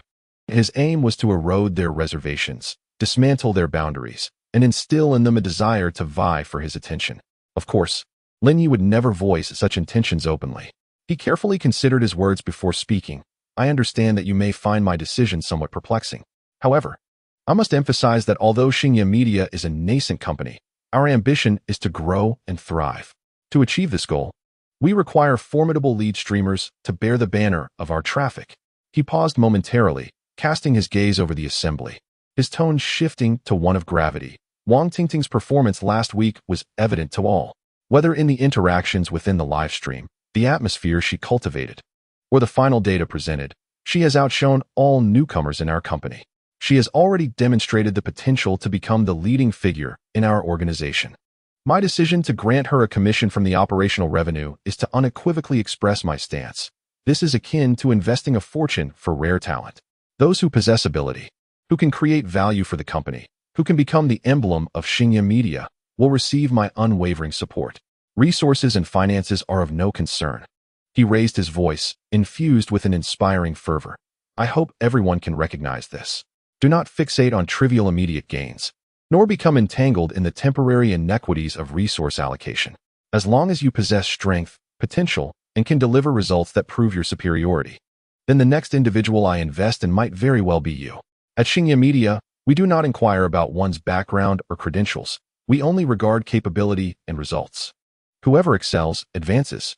It is that simple. His words were delivered with fervor and grandeur. Upon hearing this, no one in the office dared to utter a word of dissent. Each face illuminated with realization, their spirits lifted, gazing at Lin Yi with newfound respect. The boss is wise. Mr. Lin articulated that beautifully. We shall strive to cultivate the next Wang Tingting. Applause erupted once more, even more fervent than before. The meeting concluded swiftly, and Zhou Min led the others out in succession, leaving Lin Yi alone in the office. He leaned back in his executive chair, fingers gently tapping the desk, his mind wandering back to the ethereal beauty of Jiang Meng and her subtle proximity in the elevator, her cheeks tinged with a delicate flush. Lin Yi felt a familiar urge to conquer stirring within him once more. Earlier, he had elevated Wang Tingting to the status of the leading lady, both to appease her and to provoke the others. Now, it was time to engage this aloof beauty in a more personal manner. He picked up the intercom. Dialing his manager, Li, "Manager Li, please send Jiang Meng to my office." Lin Ye's tone was calm, yet carried an undeniable authority. "Understood, Mr. Lin. I will arrange it immediately," Li responded without delay. A few minutes later, there was a knock on the office door. "Come in." Jiang Meng entered. Seemingly having composed herself, her countenance once again exuding an air of cold indifference, though a hint of complexity lingered in her gaze. "Mr. Lin, you summoned me?" She approached the desk, her voice still frosty. "Yes, have a seat." Lin Yi gestured toward the chair across from him. Jiang Meng complied, sitting upright, her hands resting on her knees, embodying an attitude of awaiting instruction. Observing her distant demeanor only heightened Lin Ye's intrigue. He chose not to beat around the bush and addressed her directly. "Jiang Meng, you must have heard the content of the meeting just now?" Jiang Meng nodded slightly. "Indeed.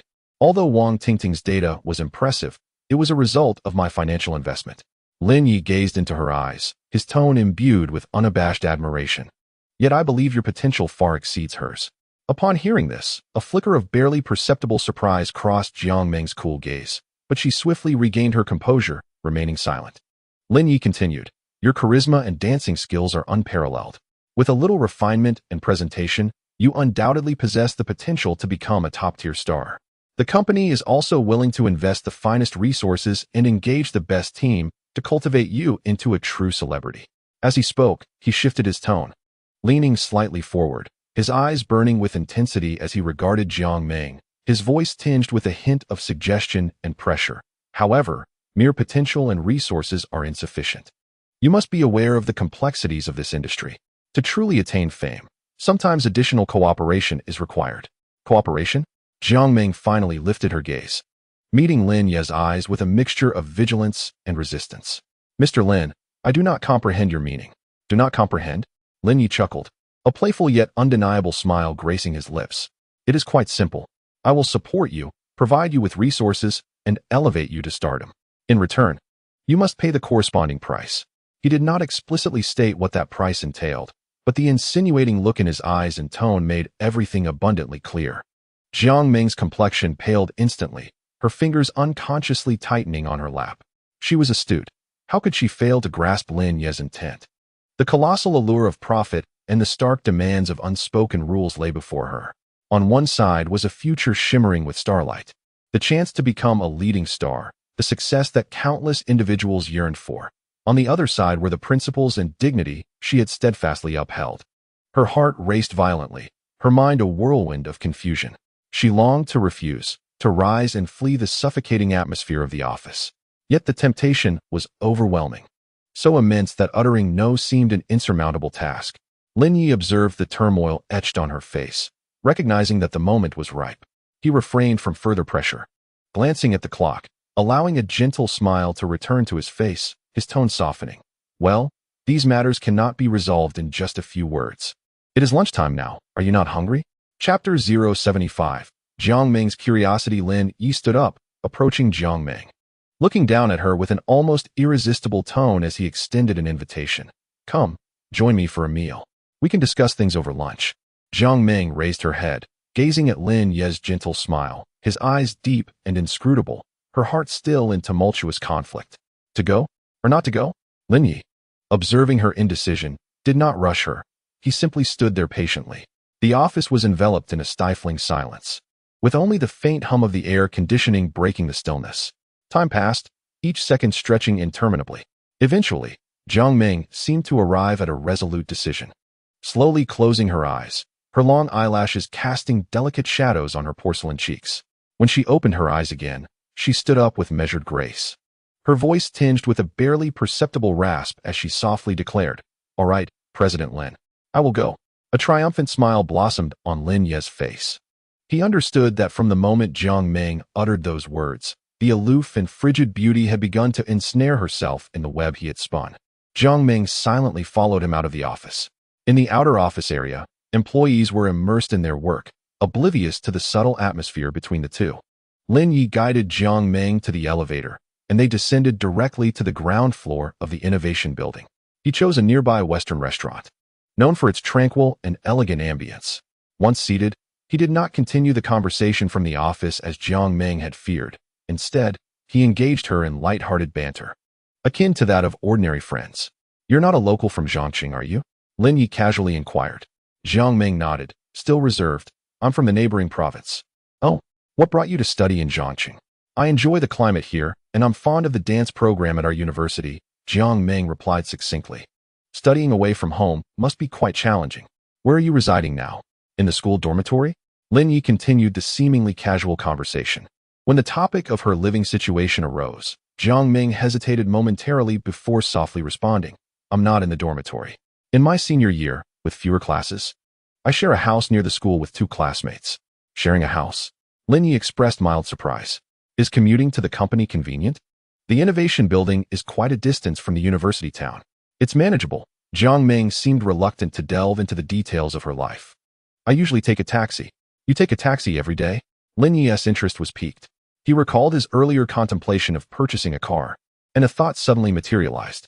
"That must be inconvenient, and the cost can add up. You know, I recently moved to Zhongqing and lack a means of transportation myself. Each outing requires a taxi, which is indeed quite troublesome. I was considering looking at cars this afternoon. Would you accompany me? Perhaps offer your opinion?" Accompany you to view cars?"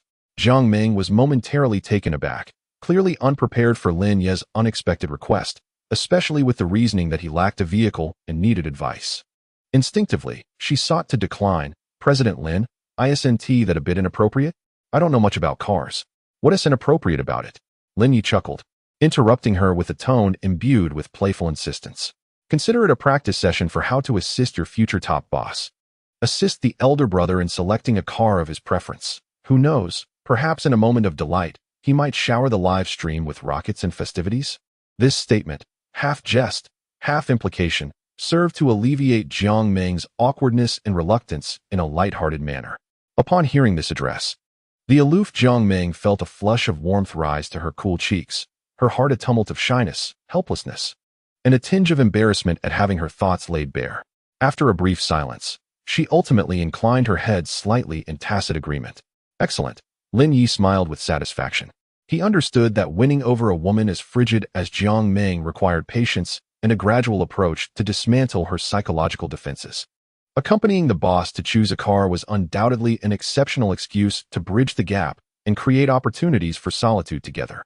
Following their lunch, Lin Yi hailed a taxi, taking Jiang Ming to the largest auto city in Zhan City, which boasted nearly all mainstream automobile brands in its impressive array of showrooms.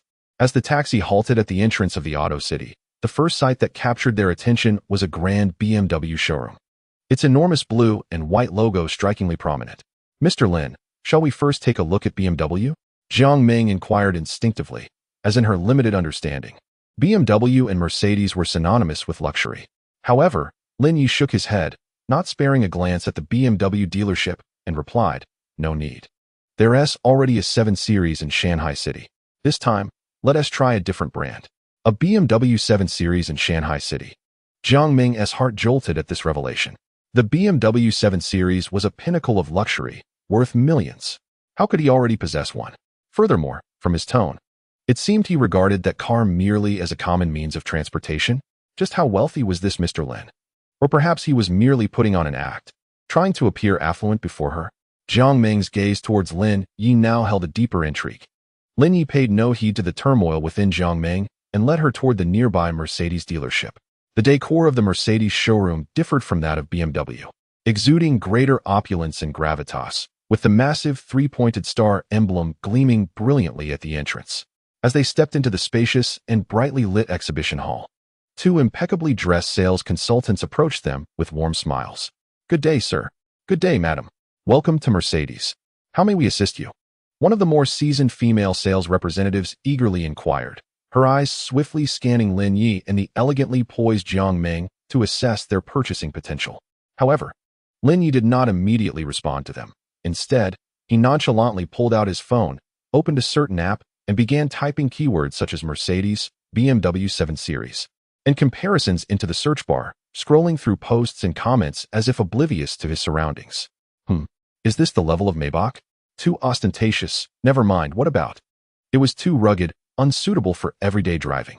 As he scrolled through, murmuring softly to himself with a slight furrow in his brow, he seemed entirely absorbed in his own world, as if the 2 enthusiastic sales representatives and the somewhat awkward Jiang Ming beside him were non-existent. This demeanor struck Jiang Ming with a profound impact. Is it truly possible to purchase a car in such a manner? Much like perusing a local market, consulting a guidebook on the spot to compare prices? This stood in stark contrast to his earlier casual mention of already owning a luxury vehicle worth 7 figures, exuding a nonchalant grandeur. Though Jiang Ming had limited knowledge of automobiles, she understood that cars in the Mercedes-Benz or BMW class typically cost hundreds of thousands to millions, far beyond the reach of the average person.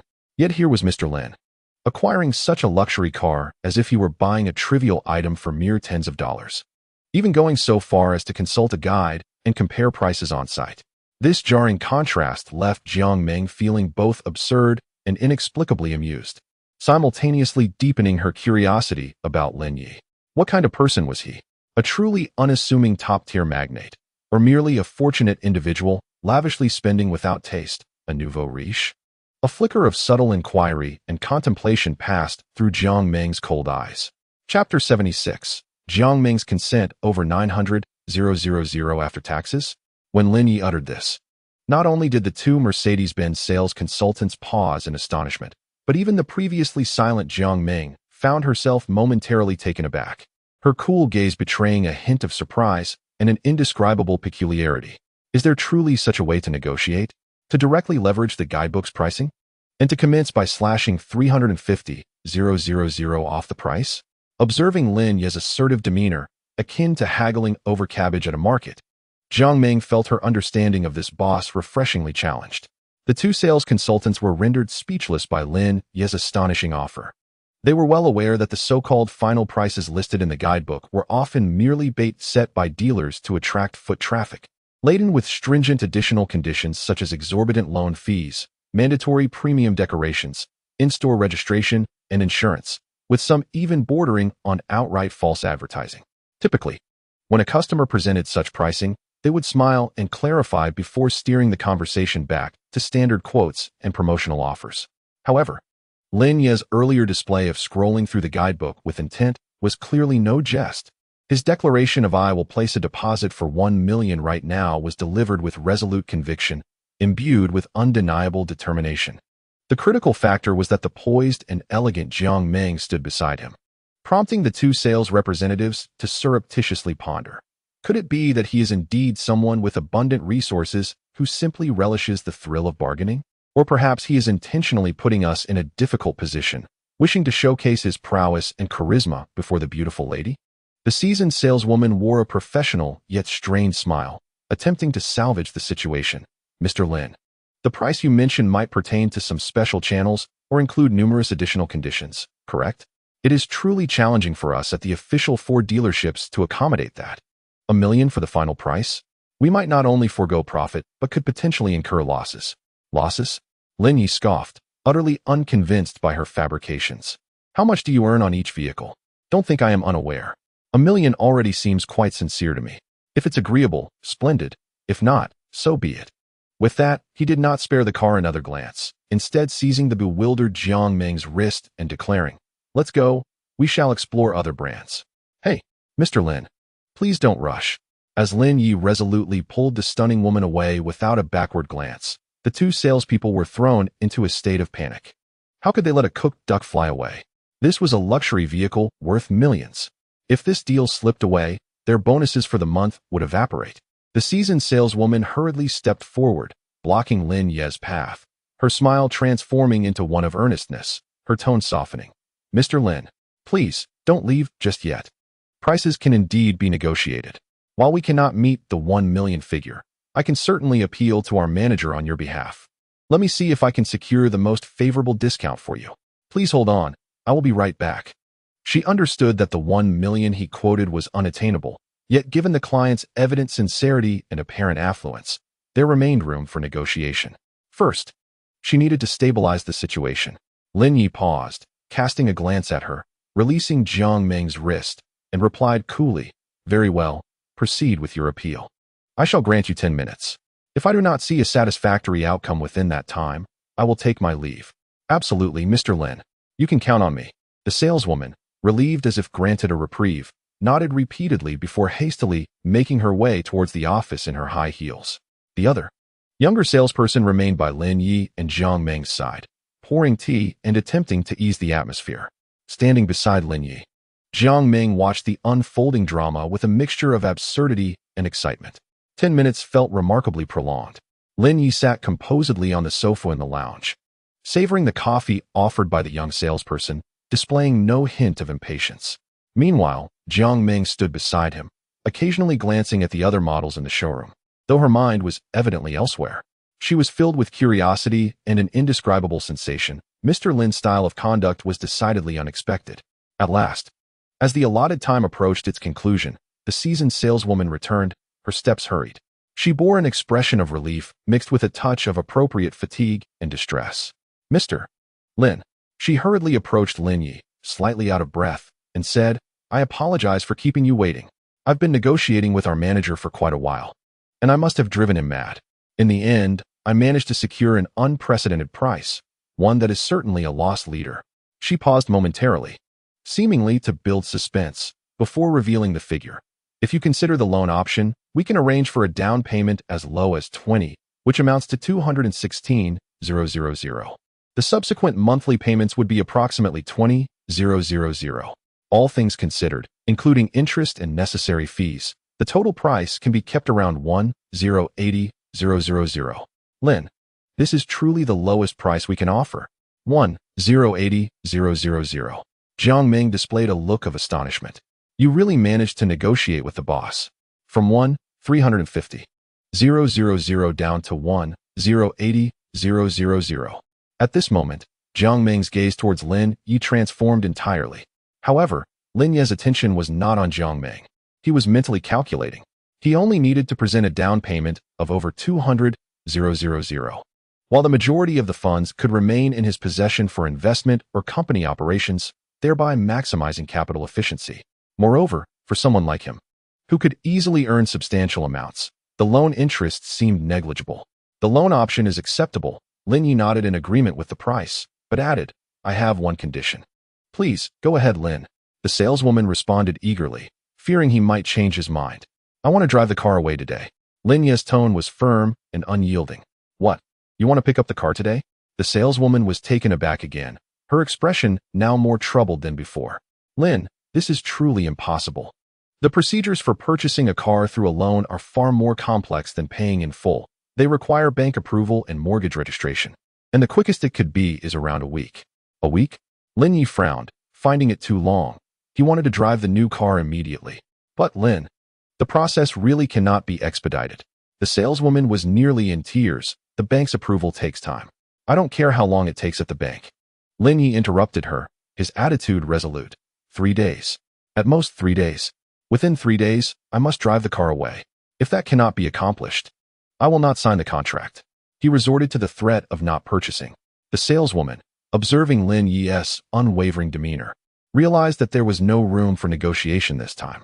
She bit her lip, quickly weighing her options. Although 3 days was indeed tight, it was not entirely impossible.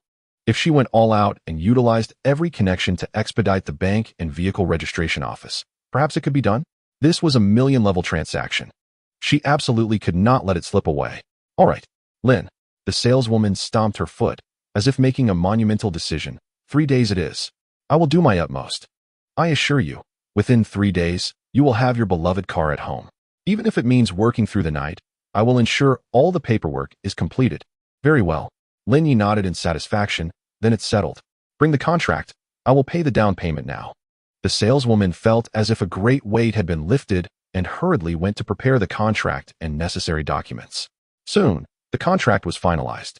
Lin Yi took out his bank card and effortlessly swiped a down payment of 216,000.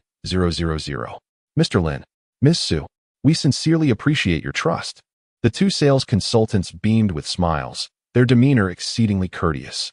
Rest assured, we will expedite the process and ensure you can pick up your vehicle within 3 days. Lin Yi nodded, feeling reasonably satisfied with the outcome. Although he could not collect the car on the same day, a 3-day wait was acceptable to him. Having settled the purchase contract and the down payment, Lin Yi glanced at the time. It was already past 3 in the afternoon. The sun outside remained intensely scorching, and the air was thick with heat. He turned to the side to observe Jiang Meng, who had been silently standing there, seemingly still in a daze from the earlier haggling and extravagant spending. A gentle smile crossed his face as he spoke with a tone imbued with a natural familiarity. After a busy afternoon, and with the sun blazing outside, you must be feeling a bit weary? Jiang Meng instinctively nodded. She indeed felt somewhat parched, and standing for so long in high heels had left her feet aching. Let us go, Lin Yi said casually. We should find a place to rest, have a drink, and chat a bit. I know of a hotel nearby that offers delightful afternoon tea and has a tranquil ambience.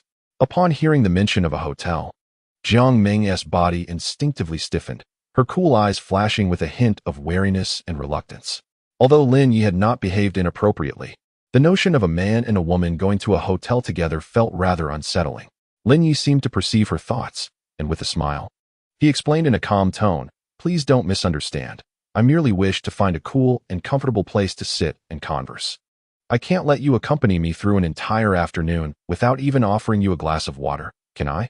Besides, having just purchased such an expensive car, I'm in high spirits. Consider it a pre-celebration." His reasoning sounded reasonable, and his tone was relaxed and natural, suggesting that he genuinely sought merely a place to rest and chat. Jiang Meng looked into his candid eyes and recalled how, despite his assertiveness in the dealership, he had been measured and had not overstepped any boundaries. Her internal caution eased slightly. Moreover, it seemed impolite to refuse. Given that he was the boss and had just acquired a luxury car worth millions, would it not appear excessively ungracious if she denied him this small favor? After a moment's hesitation, Jiang Meng ultimately nodded gently, signaling her acquiescence. All right then, she replied softly. Let us go. Lin Yi's face broke into a satisfied smile as he naturally reached out to lightly touch her arm, guiding her out of the Mercedes-Benz dealership. Instead of opting for a CAF or a tea house, he hailed a taxi and took Jiang Meng to the nearby 5-star Hilton Hotel, just a short distance from the automotive city. Upon entering the opulent hotel lobby, replete with cool air, Jiang Meng felt as though she had stepped into an entirely different realm. The environment was indeed far more comfortable than the sweltering heat outside. Lin Yi did not proceed directly to the lobby bar or CAF. Instead, he made his way straight to the front desk. I would like to book an executive suite, he stated to the receptionist while presenting his identification. An executive suite? Jiang Meng, who followed closely behind, felt her heart leap at the mention. Were they not just discussing afternoon tea? How had it transformed into booking a suite? Instinctively, she considered turning to leave, but Lin Yi seemed to possess an uncanny awareness, turning to her just as she lifted her foot, offering a reassuring smile and maintaining a light-hearted tone. The suite is quiet, making conversation easier. Don't worry, it's just for a chat. If you feel tired, you can rest on the sofa.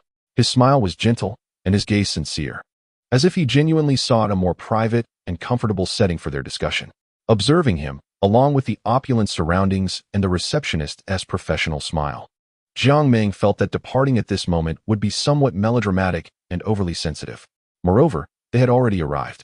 Ultimately, she remained still. Lin Yi swiftly completed the check-in process, retrieved the room card, and beckoned to Jiang Ming. "Let us go." Taking a deep breath, she seemed to resolve herself to a decision, silently following Lin Yi into the elevator. As the doors closed, they were completely separated from the outside world. Jiang Ming's heart began to race. She was uncertain of what would transpire next, but it seemed she had no way back. The elevator ascended smoothly, enveloped in a subtle silence. Jiang Ming lowered her head, fixating on her polished shoe tips, her fingers nervously twisting the hem of her skirt. Distinctly aware of her accelerated heartbeat, Lin Yi leaned against the elevator wall, hands tucked into his trousers pockets, his gaze calmly observing the slightly tense reflection of Jiang Ming in the elevator doors, a barely perceptible smile gracing his lips. With a ding, the elevator reached the designated floor. The doors opened slowly to reveal a corridor carpeted thickly, so quiet that one could hear their own breathing. Lin Yi stepped out first, locating the room number and swiping his card to unlock the door. As he pushed open the heavy door, a spacious, brightly lit, and luxuriously decorated executive suite unfolded before them.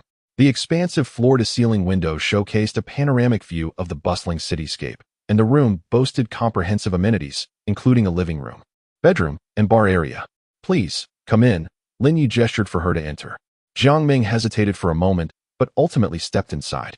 Lin Yi closed the door behind them, inserting the card into the power slot.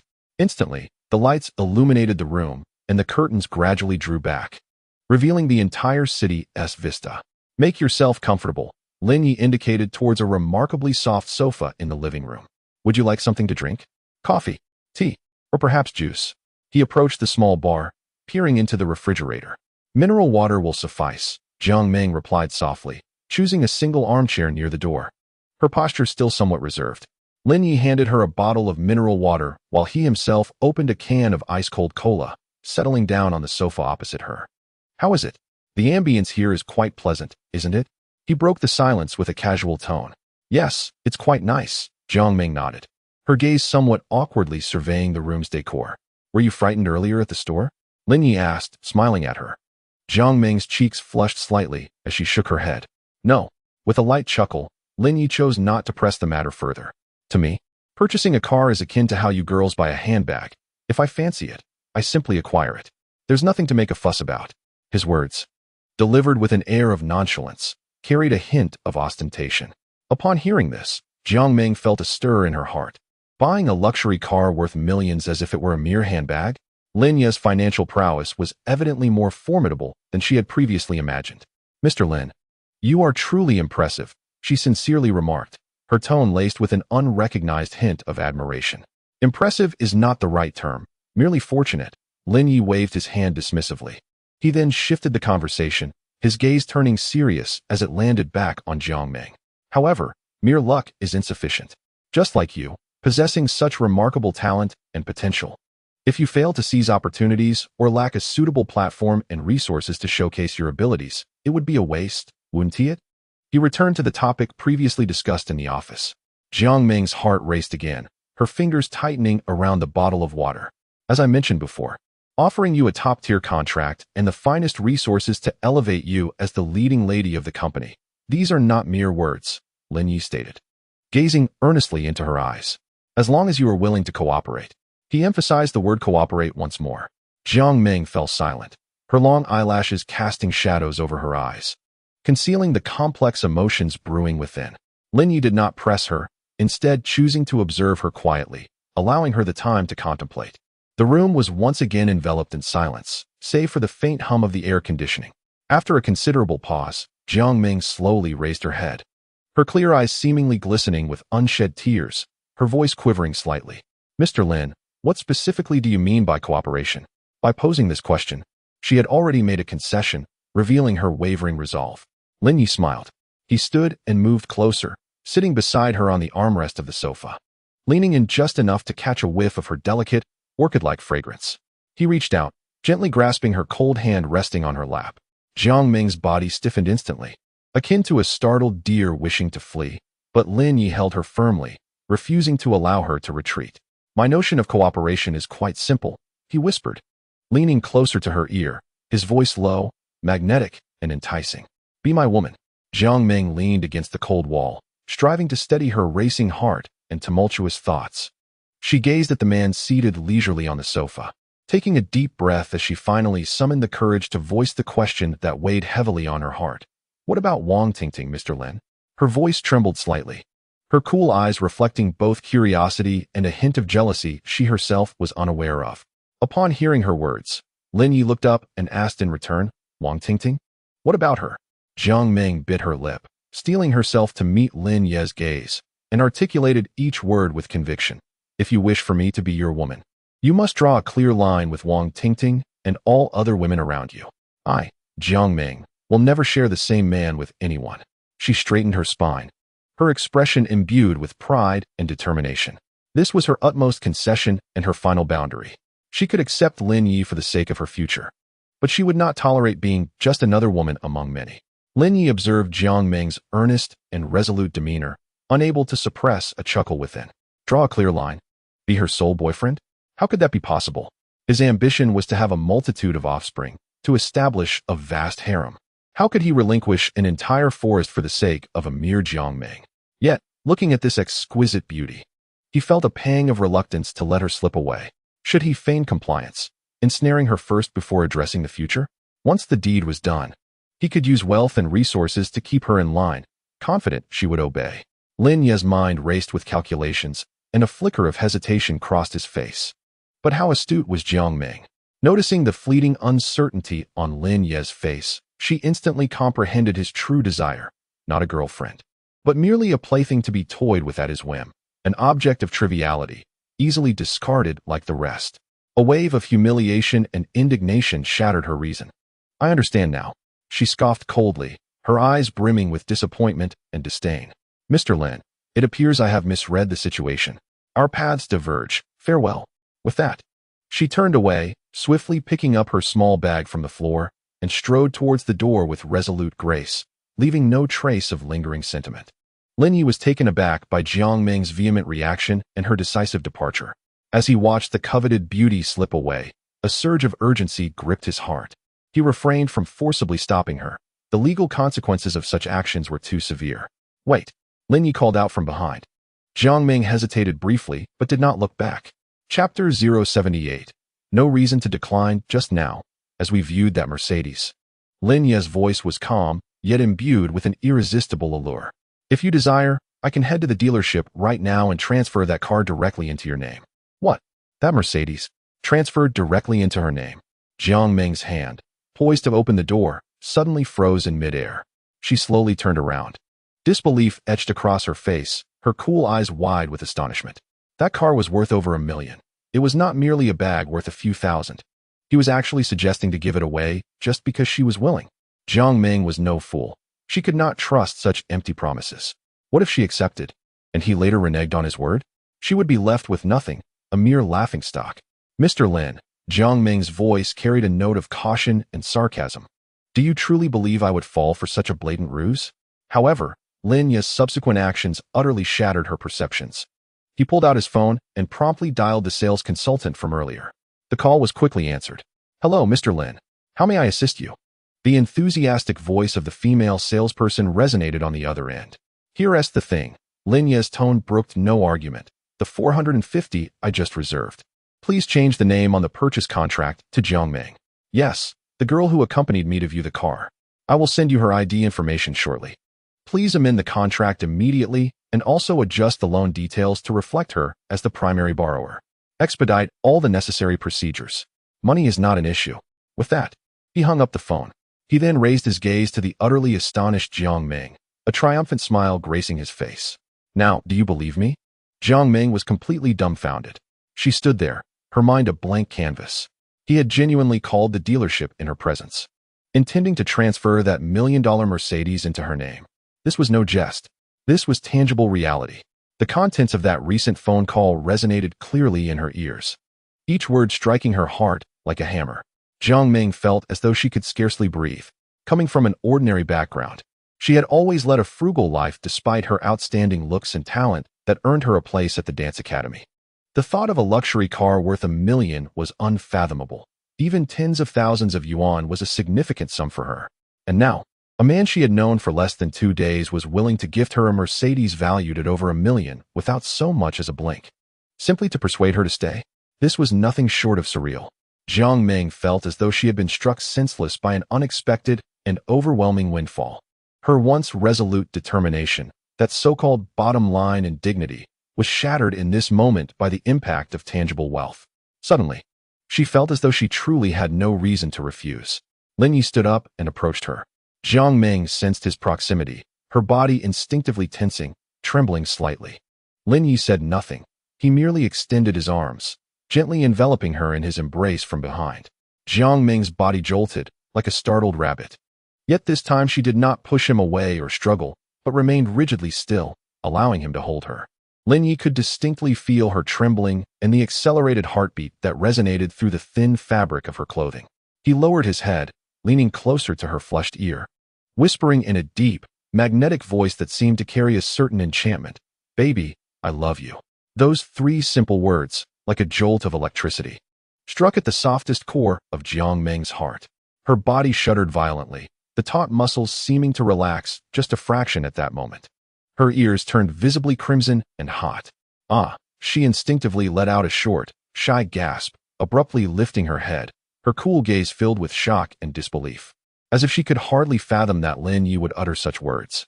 However, before she could fully comprehend the situation, Lin Yi had already lowered his head, sealing her slightly parted, eager lips with a fierce, possessive kiss that brooked no dissent.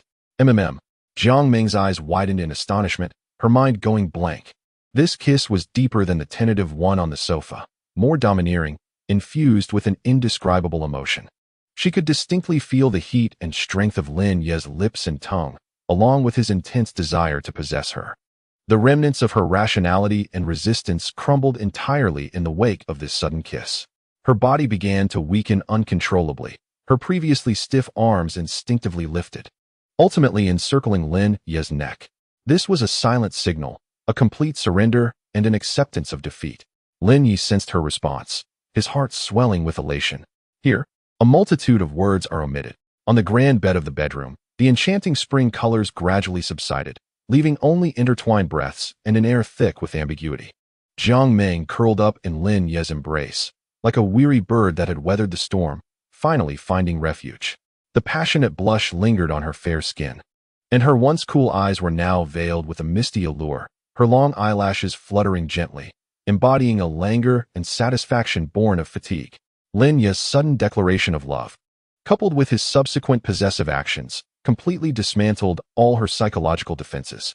Though she was aware that those words might merely be a tactic this man employed to conquer women, she could not dismiss their significance.